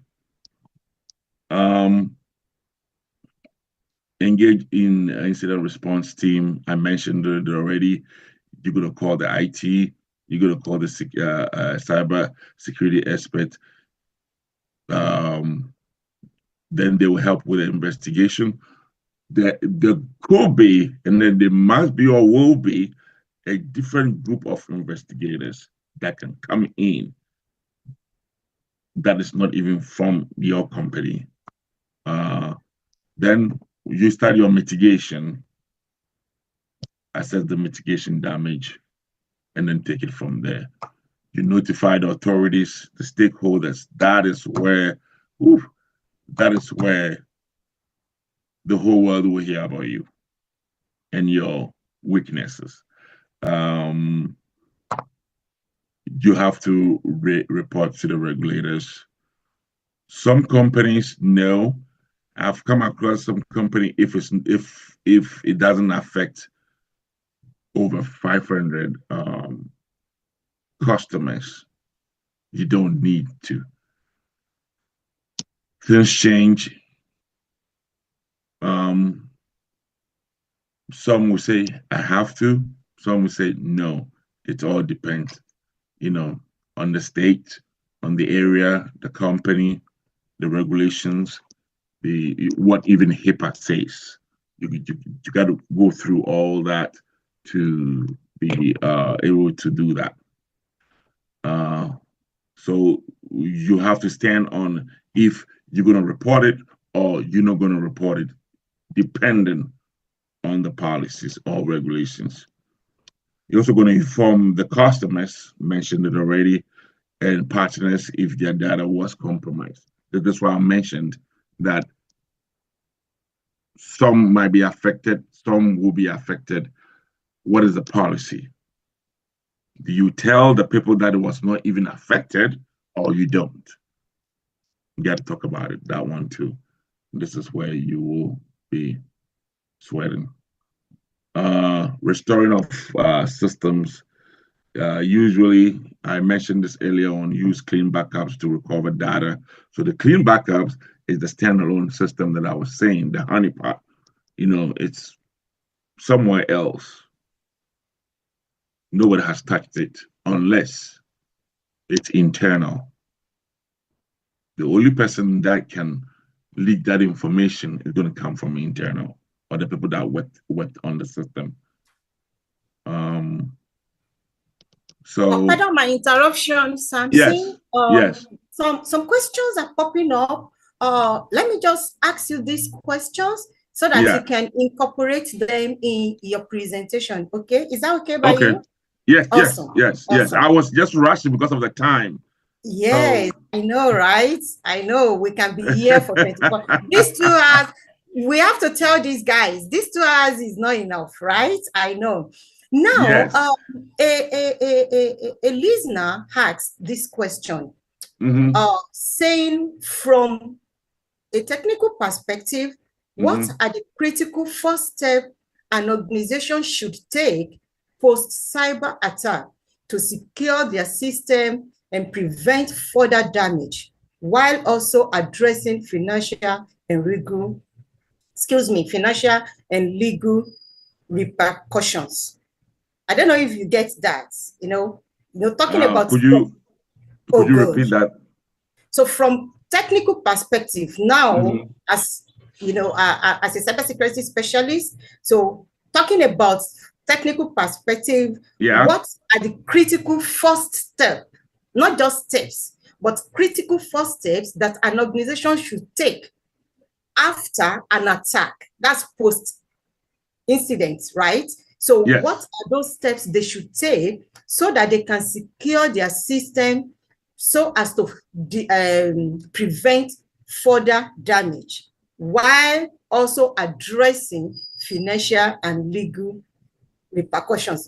This is like a 3-in-1 question. So you want to do something after an attack. We don't want an attack to take place, but now there is an attack. So what are the steps to take while you consider the legal and financial repercussion? You may want to, first of all, I think I said it's still here. You contain the attack. Okay, that's a critical first step, because if not, you will still be, because if I'm able to hack you or Frank, I'm not the only person. It's a group, it's a whole market. There are hackers that, like we're doing right now. I can also have a Zoom meeting. Hey, I just attacked Frank. This is the thing, this is the code, this is the loophole. I saw one like maybe port 88. It's also open. Then I'll give it to Malco. Okay. Then Malco will also, bang Frank. Hey Frank, this is the group. Yeah, we need $2 million before we can do this for you, or we're gonna corrupt your file. And then you are, I'm already been attacked by Acto. No, they are in cahoots. You know what I mean? So you isolate the problem first. You pull it aside. They say, hey, port 88 is this thing. Your password are weak. Immediately. You start recovering that. You start creating very stringent password. I used to hate password. I mean, to be very honest with you, I know if you have password on my computer right now, it's a bad practice. Somebody get hold of it. Everything here is out there. Okay, so that is the first thing you need to do, and doing that will prevent you or will help you financially, because then you don't have to go into more debt of sending in more guru cyber aspects, FBI, all that to come in and say, hey, look at this magnitude of damage that has been caused. So when you isolate these, you may have like maybe 10% of your system already breached. Awesome. I think we got that. I think we got that. So you isolate the attack. Fine. So is there any other steps you can just quickly let us know? You can shut down the system. Oh, nice. Yes. you have to shut down the system like the airports did. Mhm. Right here in my face, you shut down, you cancel all flights. After all, when I'm not out there, then there is nothing to further attack, right? No. That makes sense. Sure, sure. That makes sense. Yes, That makes and then this, people. Very good. You shutting the system down, Awesome. and then yeah. So then I have another question just coming up now. Yes. Can you quickly just attend to this? I hope you can do this for me in like 30 seconds. It says, oh, can you the time. a real world example of how a cyber attack caused significant operational disruption and reputational damage for an organization, and what key lessons were learned in the recovery? So now talking about real life scenario, what happened? How did they reconcile? I mean, how did they resolve it? Maybe like 30 seconds. Okay, so let's just stay with the airport stuff. Okay, I'm not going to mention the flight name. We're going to say Frank Airport. Okay, so this is what happened. It was a busy airport.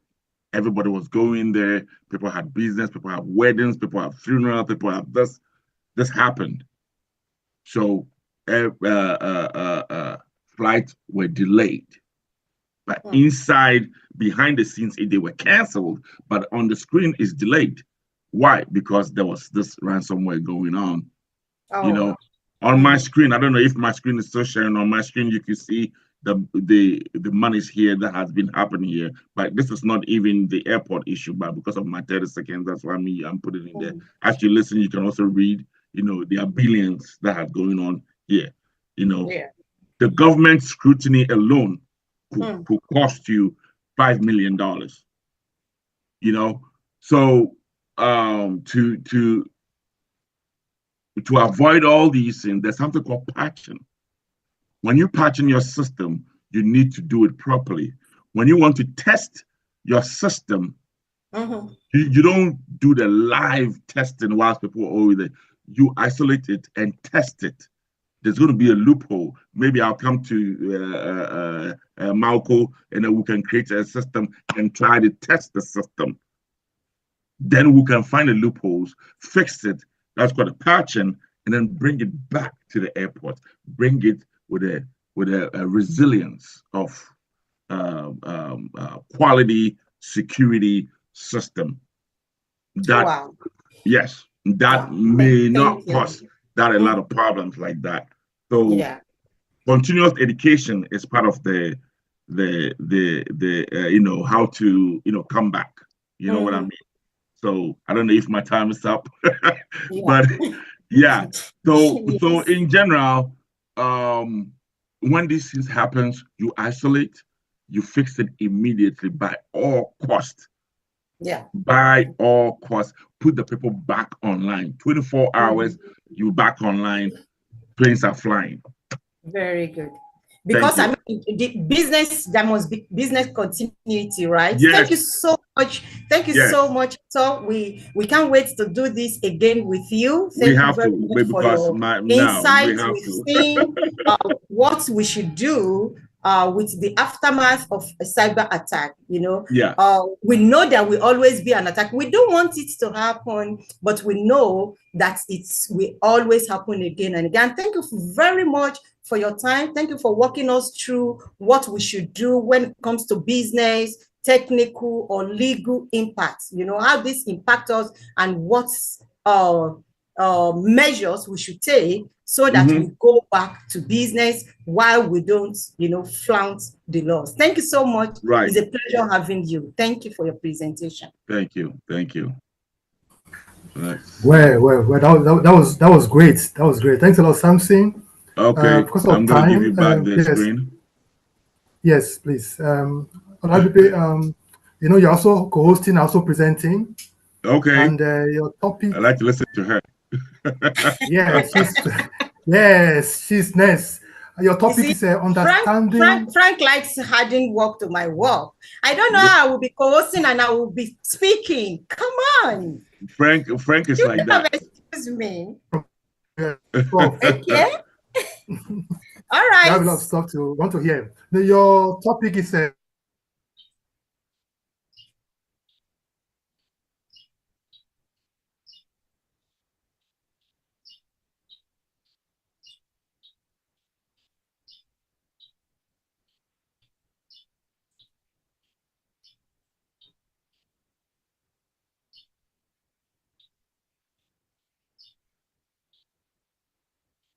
Well, I can't hear Frank again. Yes, I've introduced you. The floor is yours. And please confirm if you can see my screen. Yes, yes. You can. Awesome. Awesome. Yeah. Thank you very much. Once again, now I'm coming as a speaker, not as a host. Okay.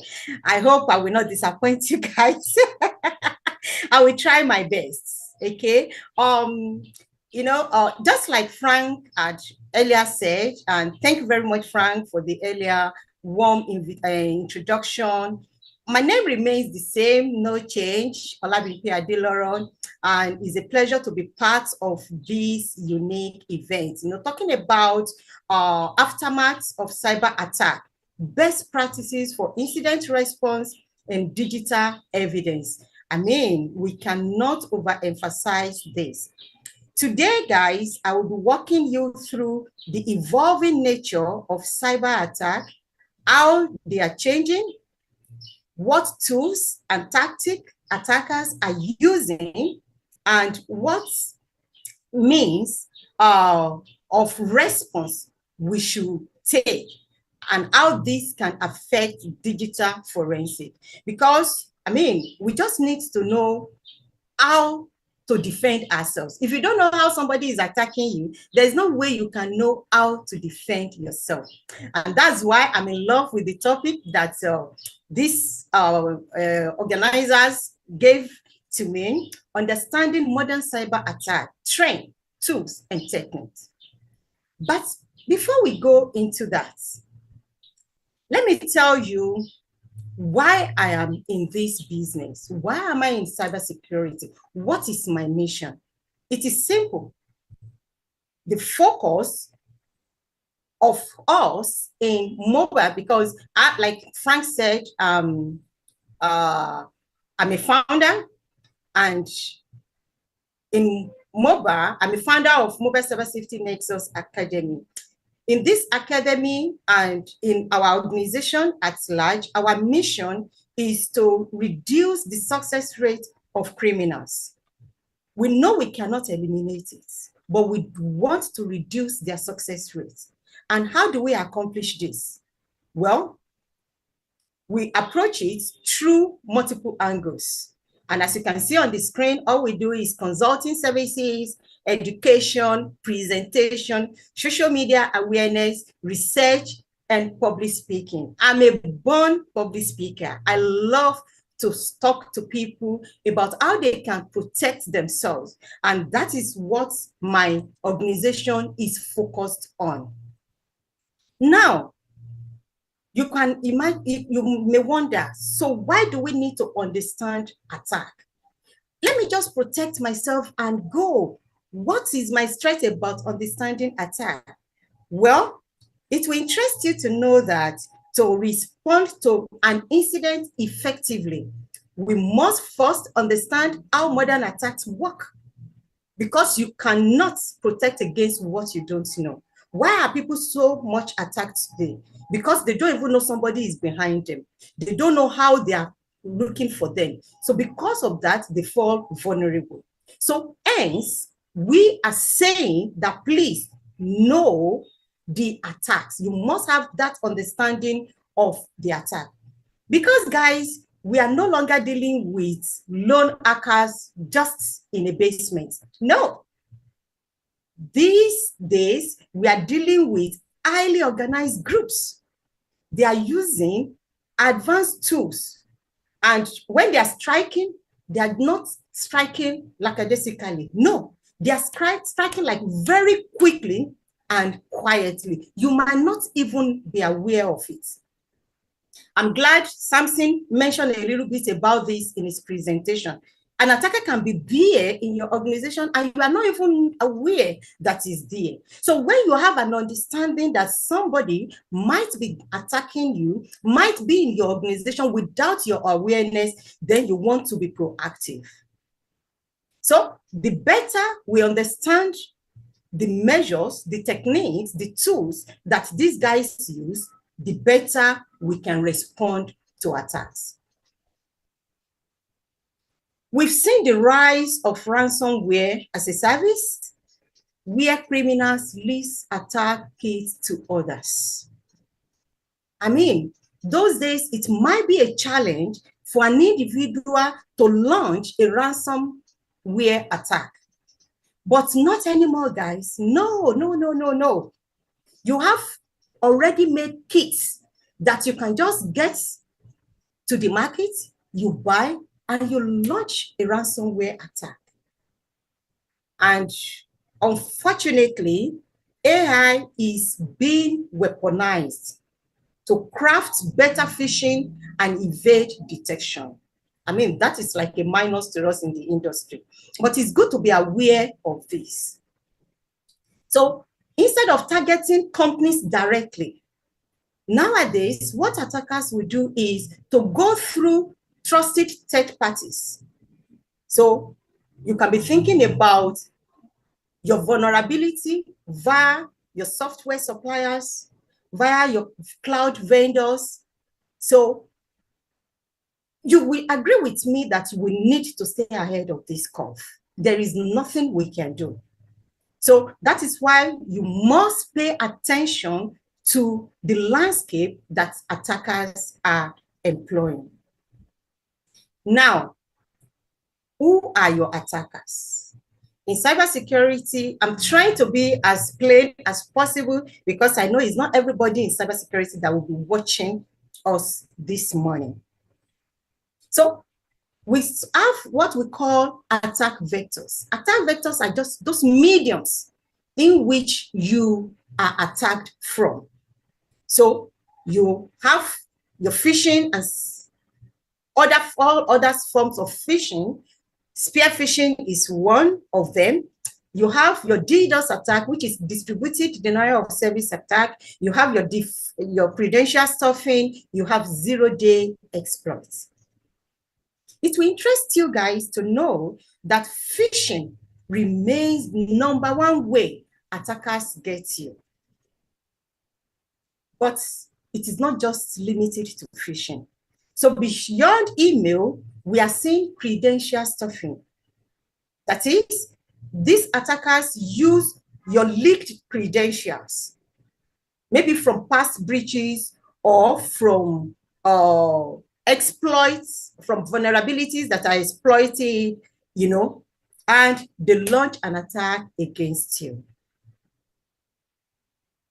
These are often combined for maximum damage. So please, in your efforts to mitigate this attack, don't just focus on one, because attackers combine their efforts. They can combine phishing with DDoS, they can combine DDoS with zero-day exploit, they can combine it with, because their target is just to get you and get you. Okay, so once you know that, you want, to make sure that you don't want to be gotten.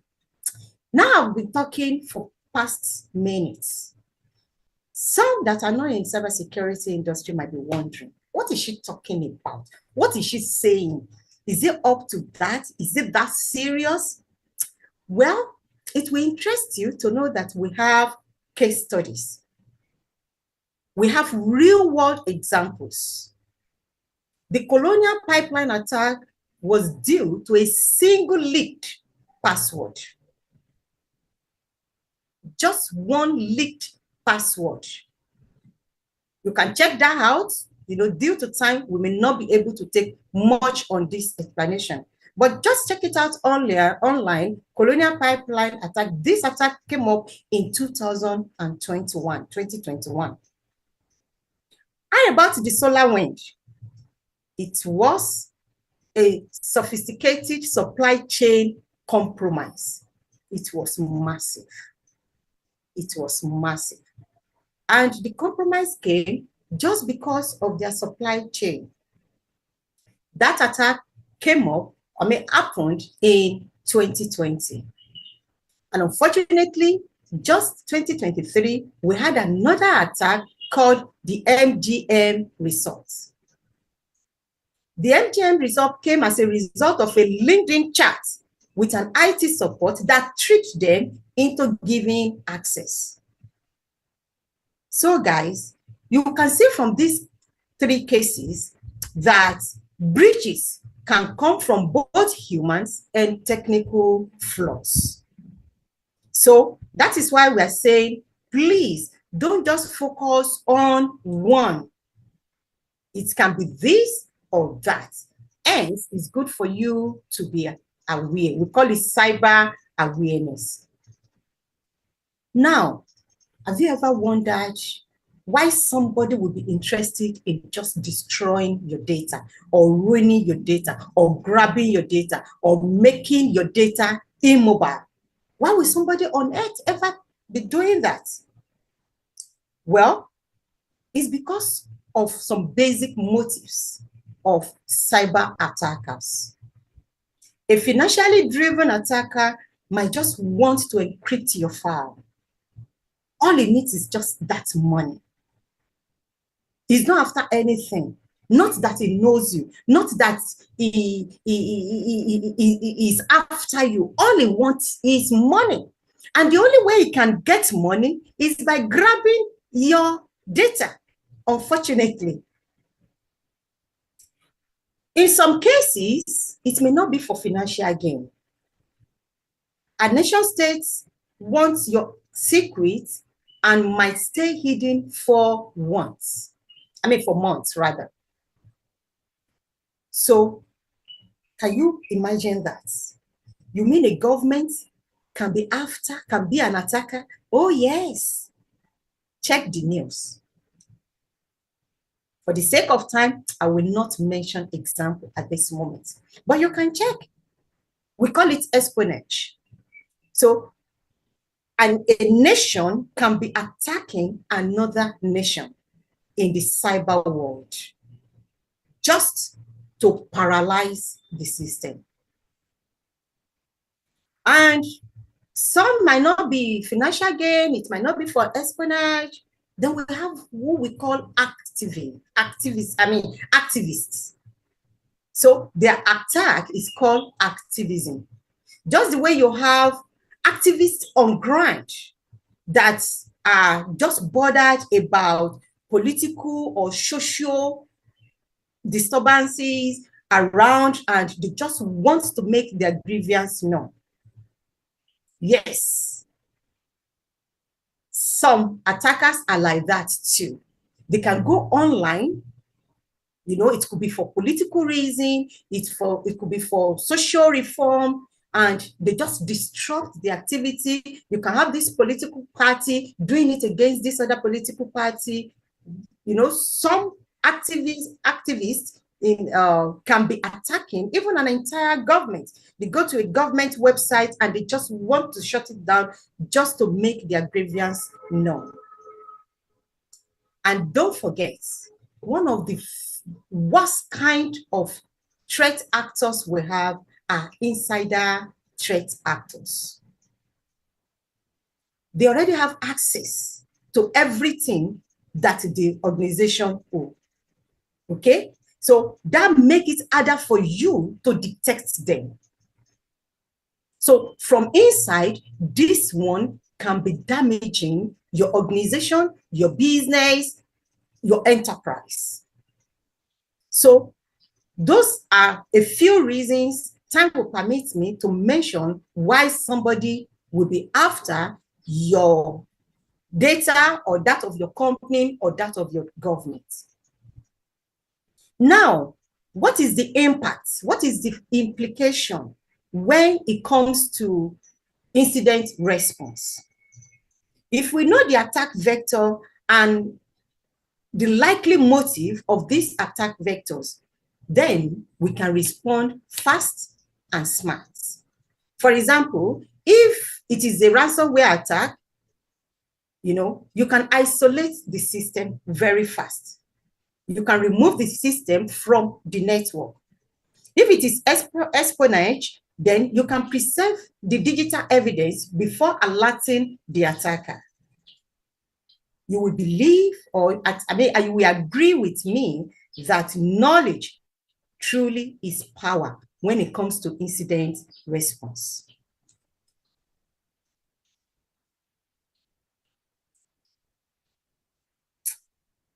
What have we talked about?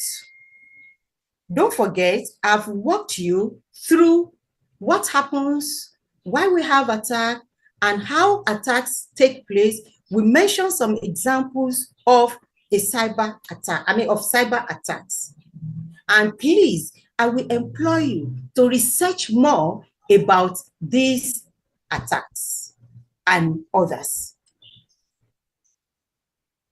What will be my final thoughts? Please stay active. Attackers evolve every day. So you are expected to evolve too. The method they used yesteryear is not what they are using today. So please step up your game. Stay proactive by studying new threats, practicing incident response, and training our people is our best defense. So if you are a business owner, don't be too stingy to train. Don't be too stingy to educate those that are managing your business. Don't wait for the breach to learn the lessons. Let's learn from past breaches. I will always say this: if you think it can happen to you, you might just be the next victim. Please, I don't want that to be your lot. Thank you very much, ladies and gentlemen, for listening to me. If you would like to connect with me, if you like to collaborate, or you have questions, feel free to, let me know. Now, Frank has shut me off. I can't see the comment section. He has shut me off. So I don't know, in case there are questions, I'll be more than willing to take them. But if you need to contact me, you can just screenshot the slide on the screen at the moment. You can connect with me on LinkedIn. You can go to my company's website, Mobile Cyber Safety Nexus. You can send me an email at oadeloro@mobilecybersafety.com. I will want us to take our relationship further than this. Thank you, ladies and gentlemen. And now I will yield the mic to you, Frank. Yeah, thank you, Madam Aditoro. Thanks a lot for that insightful presentation. Yes, I've got a lot of questions from audience. Because of time, I just pick some. And let me ask the first question I've jotted down. One is, how has the rise of ransomware as a service and AI-powered attacks changed the cyber threat landscape? Wow. What new challenges do these trends pose for organizations? That was, did you get the question? I think I do. I think I do. Can you call me again, most especially with the final parts, please? Yes, I got a lot of, I jotted one. How has the rise of ransomware as a service and AI-powered attack changed the cyber threat landscape? And what new challenges do these trends, pose for organization? Because you mentioned AI is a threat. Yeah. Yeah, I think I got the question. You see, the emergence of ransomware has drastically lowered the entry barrier for cyber criminals. Unfortunately so. Those days, like I said in my presentation, it was, a little bit challenging. If you don't have an idea, there's nothing you can do about it. You just let it be. But these days, because you have ready-made products, you have tools, so anybody can just wake up, PM, and launch. And, AI power attack have also enabled threat actors to automate tasks like social engineering, like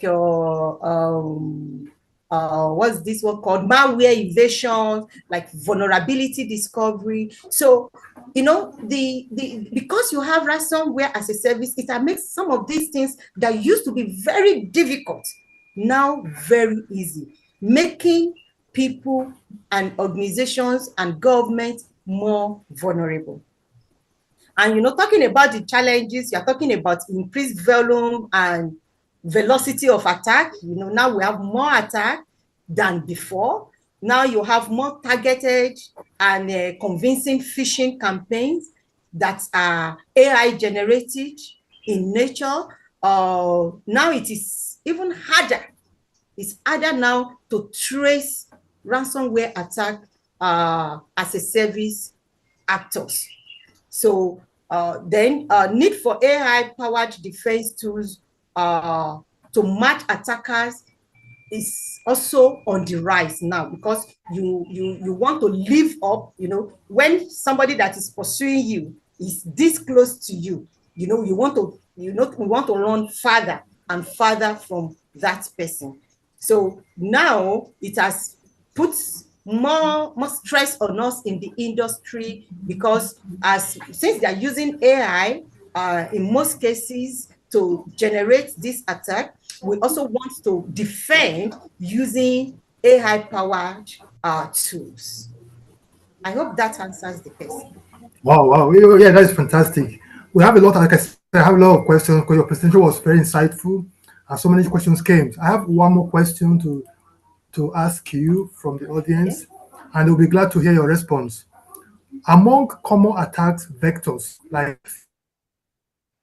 DDoS and zero-day exploits, which do you see as the most prevalent or dangerous today, and what defensive strategies are most effective against them? Do you get the question?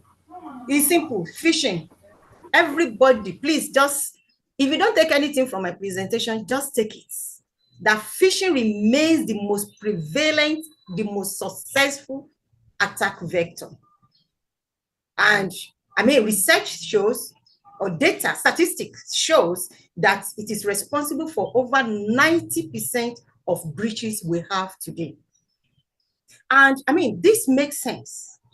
You know, this can happen because phishing is low cost, the reward is high, and it is often, you know, the starting point for other bigger attacks.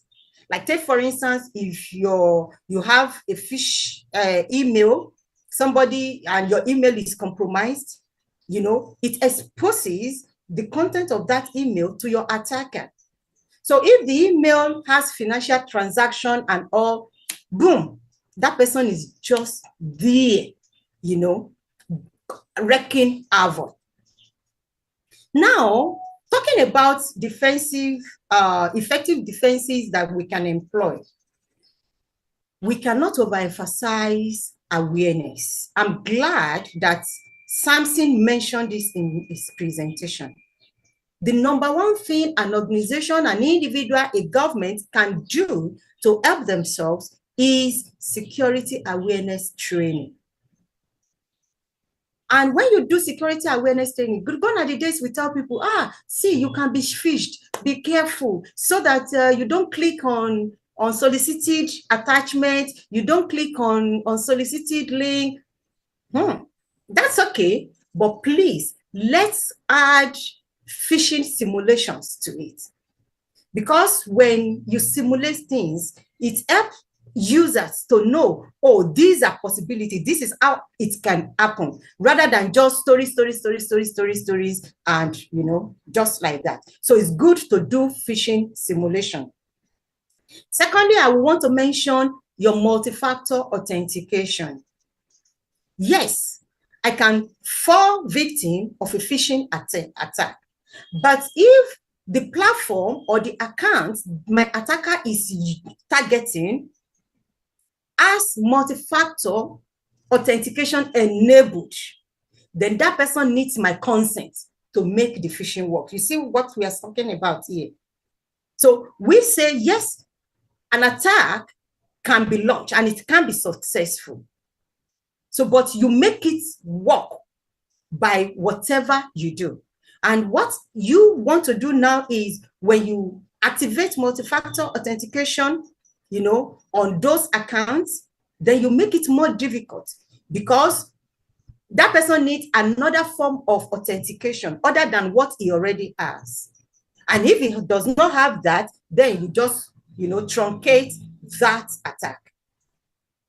Another thing I want to mention, most especially this one for phishing emails, is to filter the emails. Email filtering and sandboxing tools will be very good. So that by the time because most of the attacks have patterns, okay? So when you use email filtering and sandboxing tools, so when they are coming into your email, it will not even get into your email at all. It will be filtered. It's either you don't have it at all or you have it in your spam folder. Then we can employ AI-driven threat detection. When you use AI-driven threat detection, the purpose is to identify anomalies in a user's behavior. So when a user, these AI-driven detectors, they know how a user operates.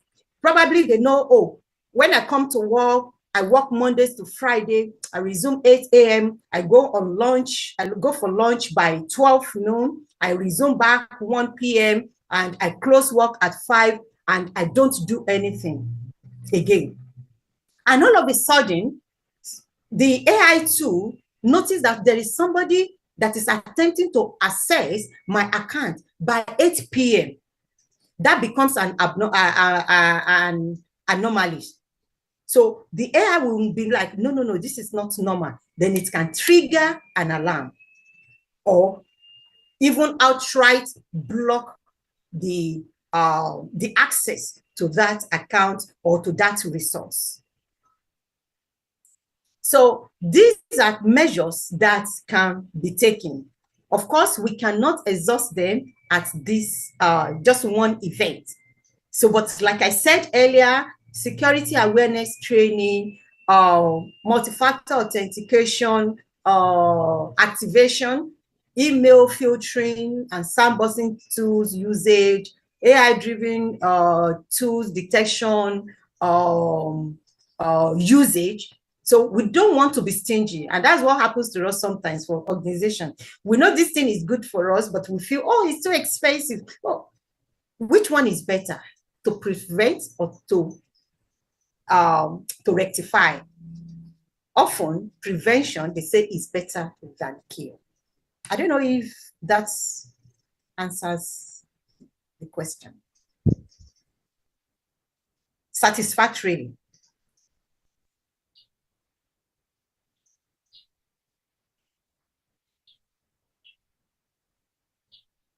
Frank, in case you are talking, your mic is muted. We can't hear you.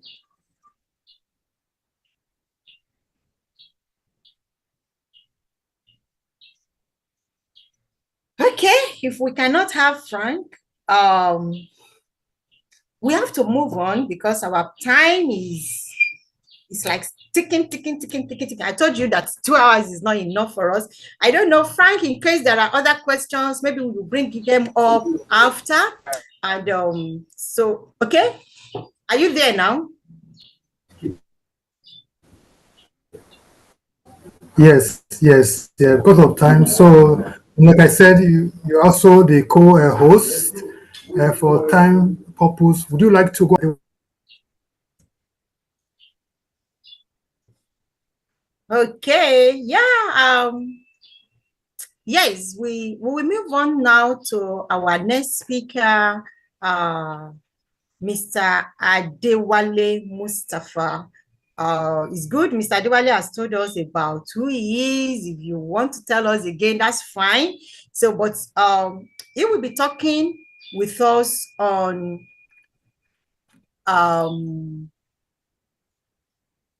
best practices for incident response planning and execution. incident response planning and execution. I yield the mic to you now, Mr. Adewale. Thank you very much for coming. All right, thank you very much for having me, everyone. I would like to confirm that my voice is audible enough to proceed. Please confirm when I proceed.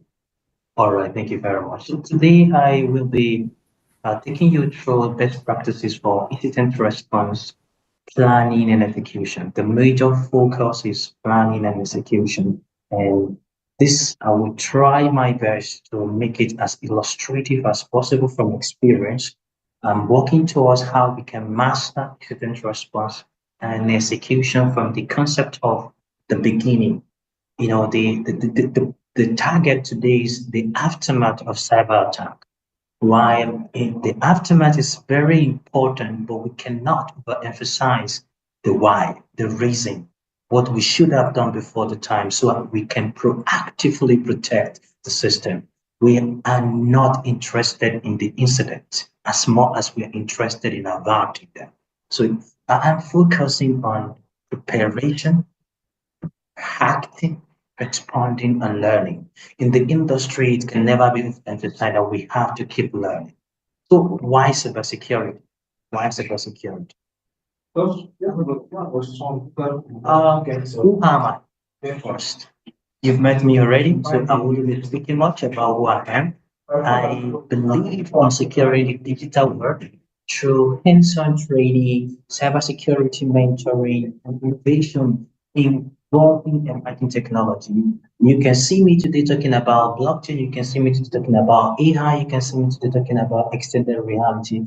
All I think about is security. I have the privilege to work in Security Operations Center, security engineering, have practiced blue teaming, purple teaming, and I have to. Why? Because my focus is how we can proactively defend.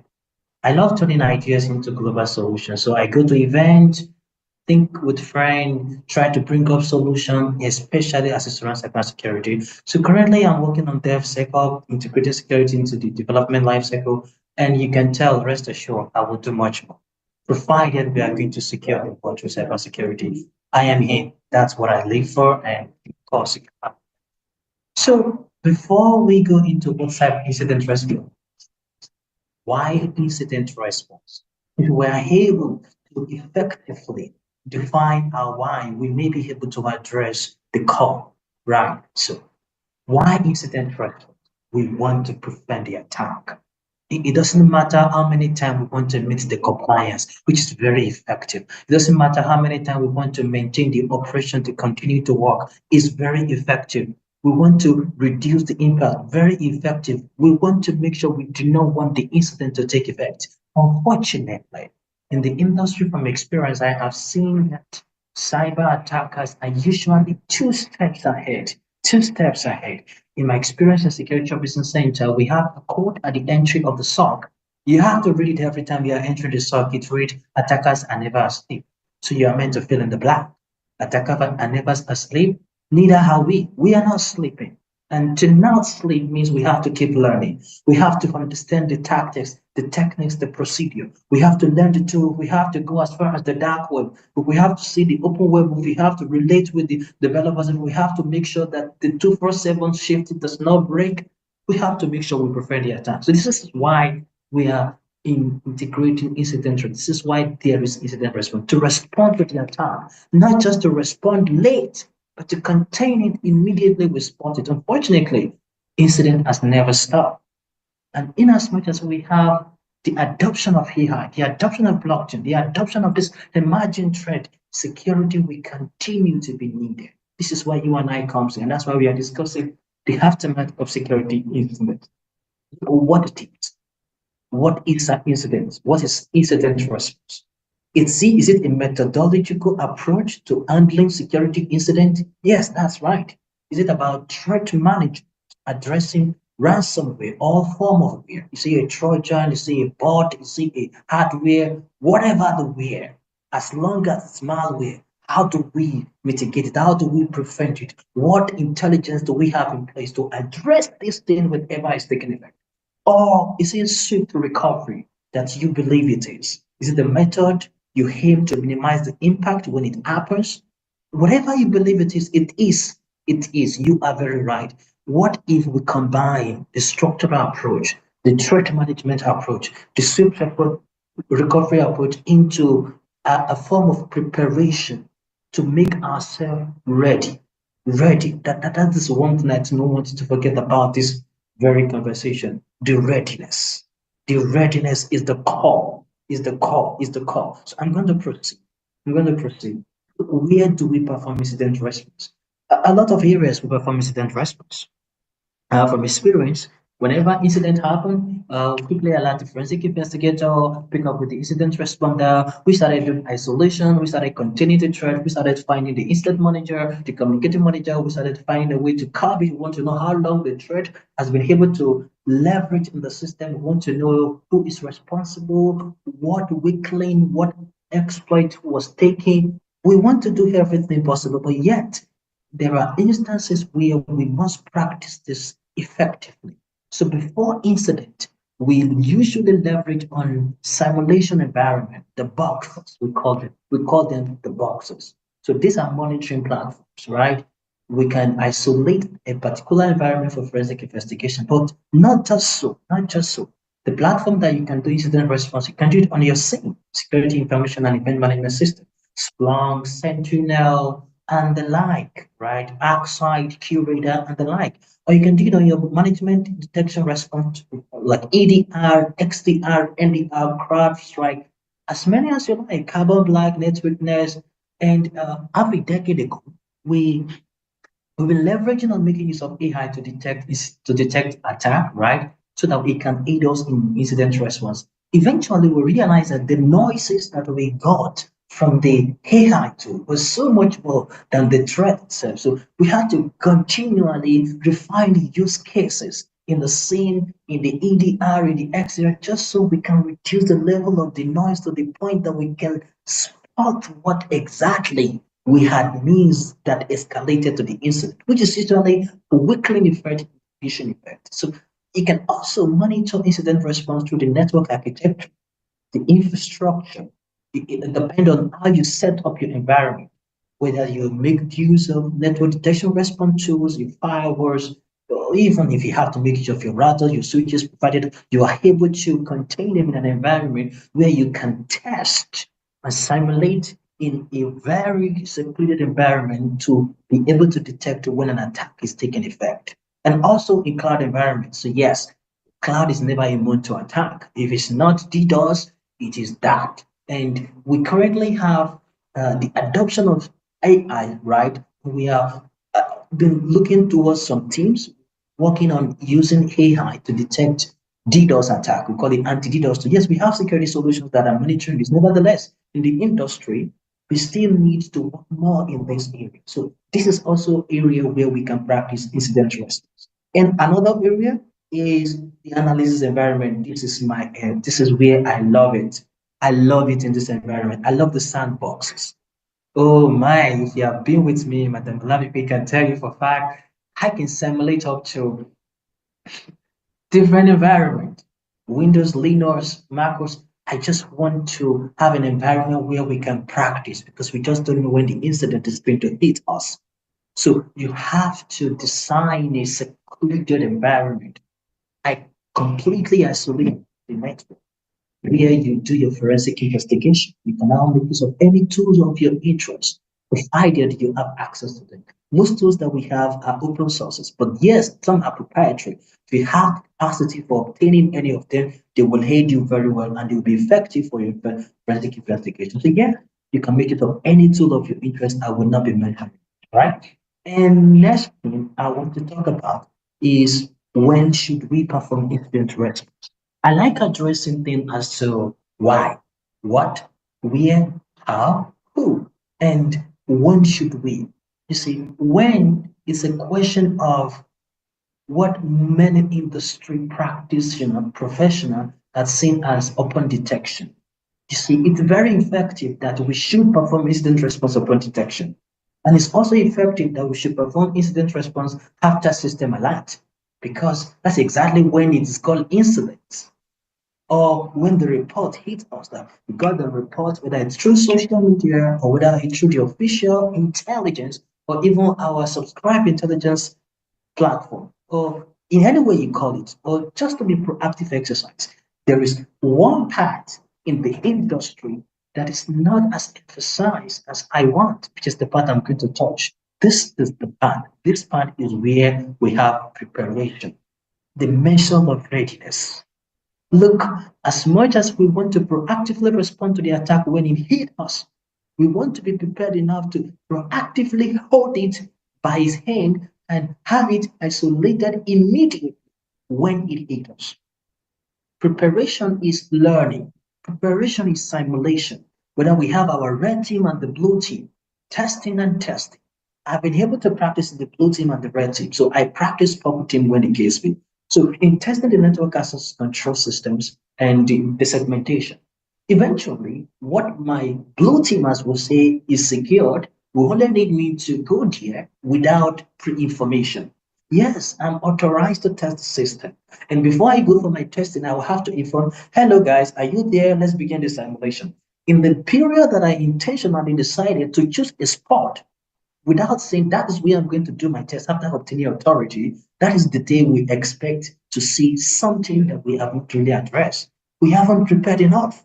We have to prepare. We have to test. We have to simulate. We have to keep the ground running every time. We have to be so ready that when we are hit, we can barely face it. So this part is very core. Preparation. When should we perform incident response? Upon detection, after detection, the user reform. But what is more effective is to prepare for it before it hits us. And our particular issue, you and I, we are professional practitioners, security analysts, forensic investigator, expert, threat hunters, SOC engineers, and legal and compliance, into the extent of the Lego. If you watch movies, you will see performance of forensic investigation in the attack scene. Same way we have in cybersecurity. We adopted the term reconnaissance from the military. If you watch attack scenario where we have reconnaissance to initial access to execution, persistency, defense evasion. If you follow the MITRE attack framework, you will see most of this. So I usually use MITRE a lot for forensic investigation and incident response, as well as tracking the tactics, techniques, and procedure, and the tools that the attacker used to compromise system. It is from that incident, from that environment, that I realized that most people can perform it. Analysts can perform it, and experts, forensic investigators can perform it, provided you know the tactics, the techniques that the advanced persistent threat actors are using, the cyber criminals are using, the nation sponsors are using, provided you can learn what they do, how they do it, when they do it, and who is responsible, and the logic in their grouping. Be able to spot it on time. In the industry, we've been able to decide an area where when we see a tool, we can quickly relate it to a group who has made use of the tactics like that. That helps us to spot the advanced persistent threat actors. And so, yes, these are the people that can practice it. Professionals like you and I can do incident response time to time. So I will try to manage time. How do you perform it? I will not speak so much about this, but if I want you to look at something on my left side, you need to detect and identify. You need to contain the incident. You need to eradicate the root cause. You need to recover the system, and you need to document it. As much as this is effective, we cannot overemphasize the right side of this line, where I adopted something from the example, where we have preparation, identification, containment, eradication, recovery, lesson. They are both speaking the same thing, only with one plus. The second slide, the second picture showed an arrow that started from preparation and returned back to preparation. And I love that, because in as much as we identify, we contain, we eradicate, we recover, and we learn our lesson, though the hard way, we want to be prepared again. We want to be ready again, so that we're not just containing, having lost a lot of money, reputational damage, integrity problem. We want to make sure that if it's coming, we hold it by tail or by hook or by head. Just make sure that we perform it effectively. So when you want to perform your incident response, do so much, enough time. Take your time on preparation. It's just like reconnaissance, the beginning of every form of attack, whether it's active reconnaissance or passive reconnaissance. We want to do every bit. We want to do fine-grained preparation. We want to make sure that we lose no guard. And then we will be able to identify the attack. We will be able to contain it on time. We'll be able to eradicate it as much as possible. We cover the system and put it into monitoring and operation again, and then we can table our lesson and see how we bring this back into the preparation so we prepare better. I will try and round up as fast as I can. So what are the classification of framework, the classification of incident response? This is normal in the industry. If it's not critical, it's high. If it's not medium, it's low. But the first thing you and I want to identify when we see an incident is to first classify. By classification, we know what to do to address it. We know who to communicate with. We know what to communicate with. We know what hierarchy of escalation we should follow. If you are able to classify critical, see, this is critical. You can follow the playbook you want to use to quickly know, okay, this is how we resolve critical event. This is who we call during critical event. This is when we do critical incident response. So that is very key. I will begin to building resilience in incident response plan, which is one of the core reasons why we are here today. We want to build resilience. We want to make sure the best practice in the planning and execution is effective. So we want to build resilience. First, we need to define the threat scenario. We want to identify it, relate it from experience with the attackers that we have learned. Is this coming from EPT1 or EPT10 or EPT9? By experience, is it from China or is it from Africa? Is it new? Is it 0 day? Whichever one it is, we want to be able to analyze it effectively and define it. Then we find responsible delegates and ministers who has some form of expertise in an area that can help us to address the particular area. So we assign the responsibility to the team member. And then we prepare a detailed process, a form of a playbook, an escalation matrix that we follow into missing no gap to make sure that we are able to get this thing done, right? And then the next thing is we test the plan regularly through simulation in sandboxes. And then we utilize advanced tools. Yes, in testing, I have learned to use tools. If you see my lab, learning to use the tools, having understand the concept is the thing. Once you understand the use of the tools that the attackers use, you can tell what is to expect if you see something that is related to that. For that, we'll be able to address this on time. I'm trying to work with my time. Also, is the last option is to review and learn. Do not forget this last word, learn. We have to keep learning to stay relevant. We have to keep learning to stay organized. We have to keep learning to stay ready. We have to keep learning to stay prepared. So that is how we build a resilient incident response. And I will move to a bit more details on how you and I can build an effective incident response. And first is, this cannot be overemphasized, that Atos did justice to training, awareness. But here is, I want to be specific, train the team. Train the team. Train them so good that you are not scared. Nobody is too good to learn in this industry. It is no longer how much you know, but how first you learn to apply. We're not competing, we're just solving the problem. Train the incident responders. Train the forensic investigators. Train the hunters. Expose them. Do the build. I think I love one thing about the industry in this current country. The industry is adopting the solution that can be used to mitigate the threat, and they are buying big into it. I must say that we have institutions, especially the financial institution and the fintech, they are really paying the bill, making sure that their expert are being trained.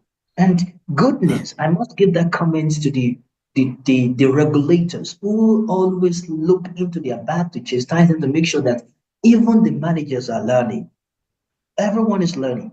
train the incident responder, train the employees, train the team. Next is identify the key stakeholders, assigning the role and define the key stakeholders. This is very important. We need to manage the communication control. We need to manage the incident manager. We need to ensure that the manager is able to relate with the technical manager. And we need to make sure the technical manager is able to be in line with the communication manager. So each knows what to do when we have it. An incident manager lead the whole meeting. Technical manager is the one you want to speak to when you want to talk about technicality. And when you want to talk about communication, you want to know who is responsible on our behalf to communicate on the social media, because this is a lot of reputation at stake. If anybody should speak on the behalf of the organization, in a way it's not supposed, the reputation could be damaged. For that reason, we want to manage the communication manager, and we want to continually reinforce the importance of this through learning, through training everyone. And as I round up, while I round up, a tabletop experience. It is very, very important. Please make sure you run the tabletop experience, a non-biased, open-minded tabletop where everybody is able to bring up their idea, a role that the red teamers and the blue teamers play by simulating a scenario, having taken the response, the feedback from every of the experiences they have gathered during the incident response. And we can now proceed. Lastly, I want to say thank you. I hope I've been able to manage the time. I hope I have not wasted your time. I have learned one or two things, and I want to appreciate you for your undivided attention. Should you be willing to reach me in any form, that's my LinkedIn account, and that's my portfolio, and that's my email address. Thank you for having me, and it's been a great time with you. Thank you. If there's any question, I'm open so that we can manage it. Thank you. Woo! If I weren't a SOC analyst myself, I would have said you are inciting me to jealousy, but I can relate with what you were saying. Thank you. Thank you. And as I was relating, our audiences were bringing questions. I think what we would do is maybe we go on YouTube and answer some of these questions, but a quick one. And if you can do this in 30 seconds, because this listener has been like, I must answer, this question must be answered. Now, right. Please, Mr. Dewale, what are the key components of a scalable and repeatable incident response framework, incident response framework, and how can organizations ensure it adapts to evolving cyber threats? If we can just do this in like 30 seconds, please. I wouldn't mind if you take the question again, please. Can you take it again so that I can understand it better? Okay. What are the key components of a scalable and repeatable incident response framework? Key components of a scalable and repeatable incident response, and how can organizations ensure it adapts to evolving cyber threats? Did you get that? I get that question. That's a fantastic question, and I will rush straight to this very slide in how we build resilience. If you take this pattern, you will build a scalable incident response plan. And if you see this very slide, where I made a lot of emphasis on preparation, this is another one that can help you to scale, to mitigate, to remediate, and put this back.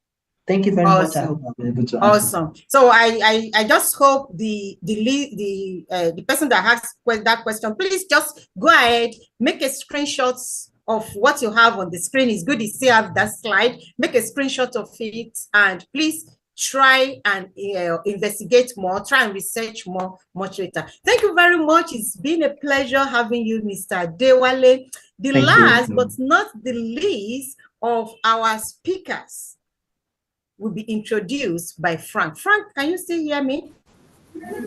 Yes, I'm with you. Thank you. Please go ahead, please. Our time Mr. Yes. The last speaker for today is Mr. Mawuko Kuzo Bata.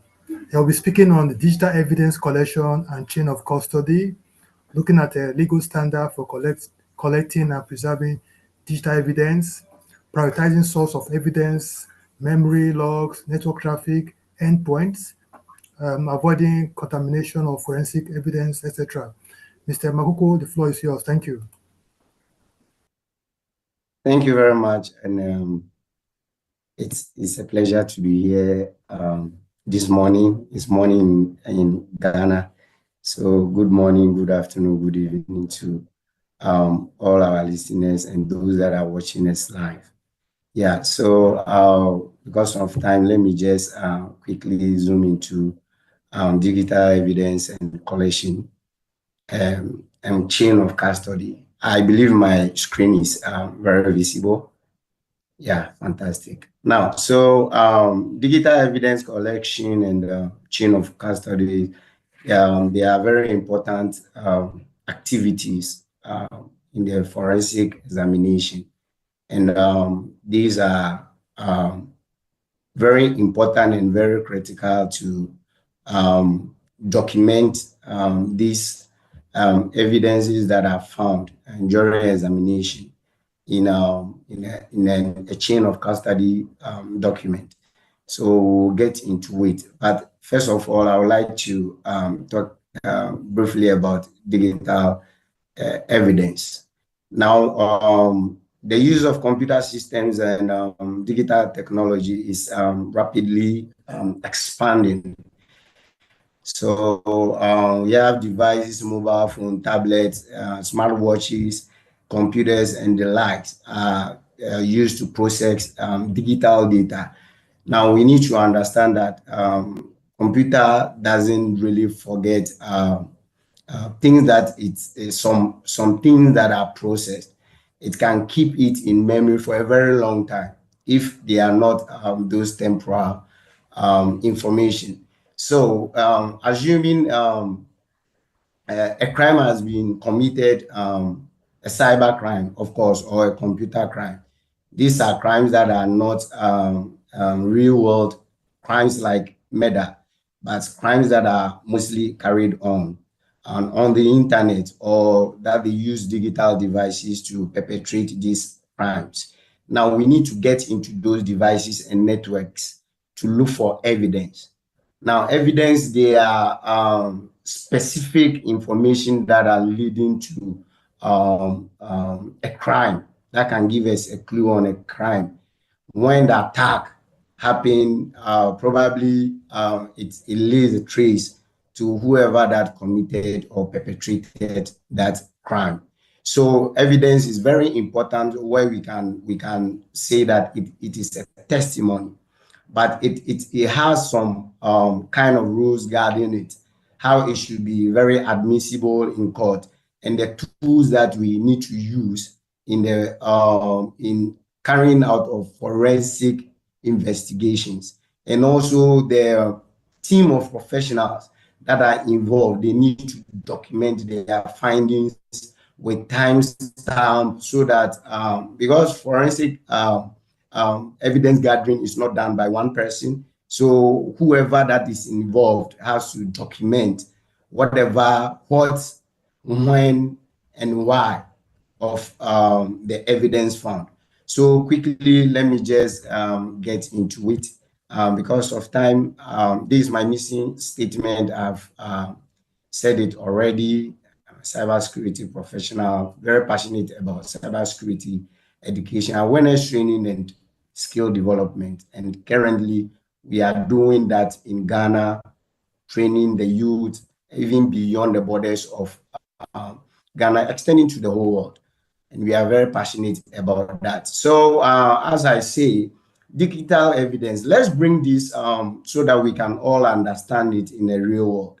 Let's say a crime is committed, a murder has been committed. Now, we need professionals from the securities, especially the police service, to come and carry out an investigation at the site where the crime has been committed. Now, my interest is to know that anytime a crime is committed, the criminal always leave a trace on the crime scene. All right. So maybe someone goes and strangles somebody or shoots somebody with a gun. okay, the bullet of that gun can be extracted from the body of the deceased, and investigations will be performed on that bullet to know the type of bullet, the manufacturer, and probably who bought that bullet. And they could trace all this and then get the person that committed the murder. So it's the same thing when it comes to computer devices and computer networks.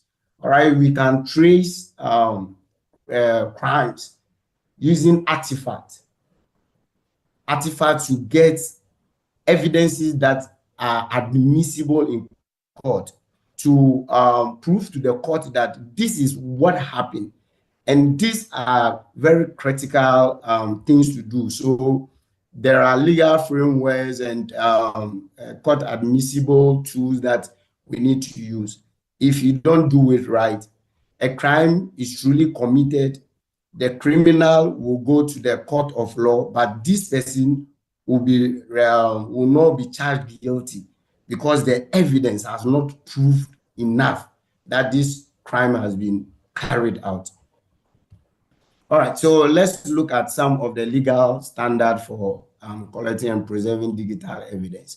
Now we have legal standards that are globally used, and we have jurisdiction-wise as well.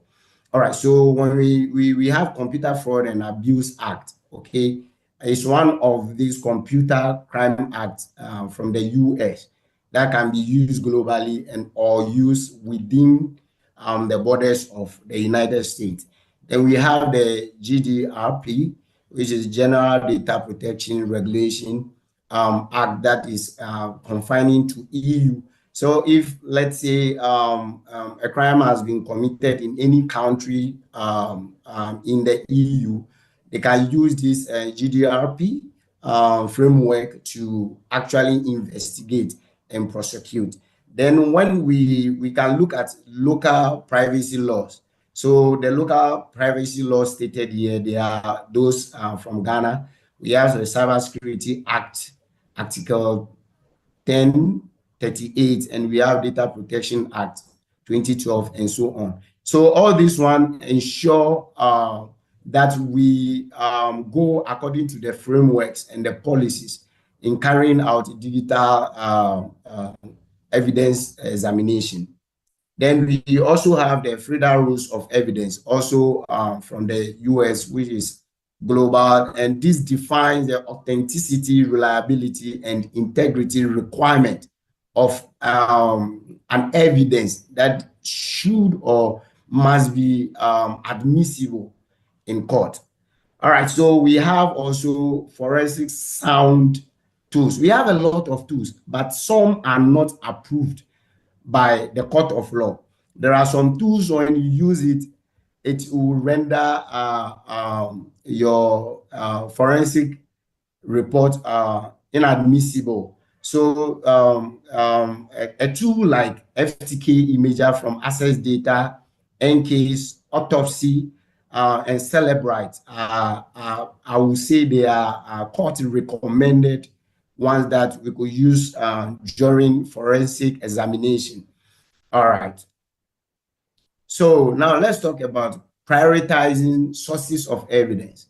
Now we can gather or examine or fetch, okay, or acquire evidence from a whole lot of sources. Now these sources, some of them are temporal, and the moment these sources go off, then data will be lost. All right, so we tend these data that they are the most volatile ones. Okay, for instance, when a computer system is on, data that is saved in the computer RAM, they are temporal. So we save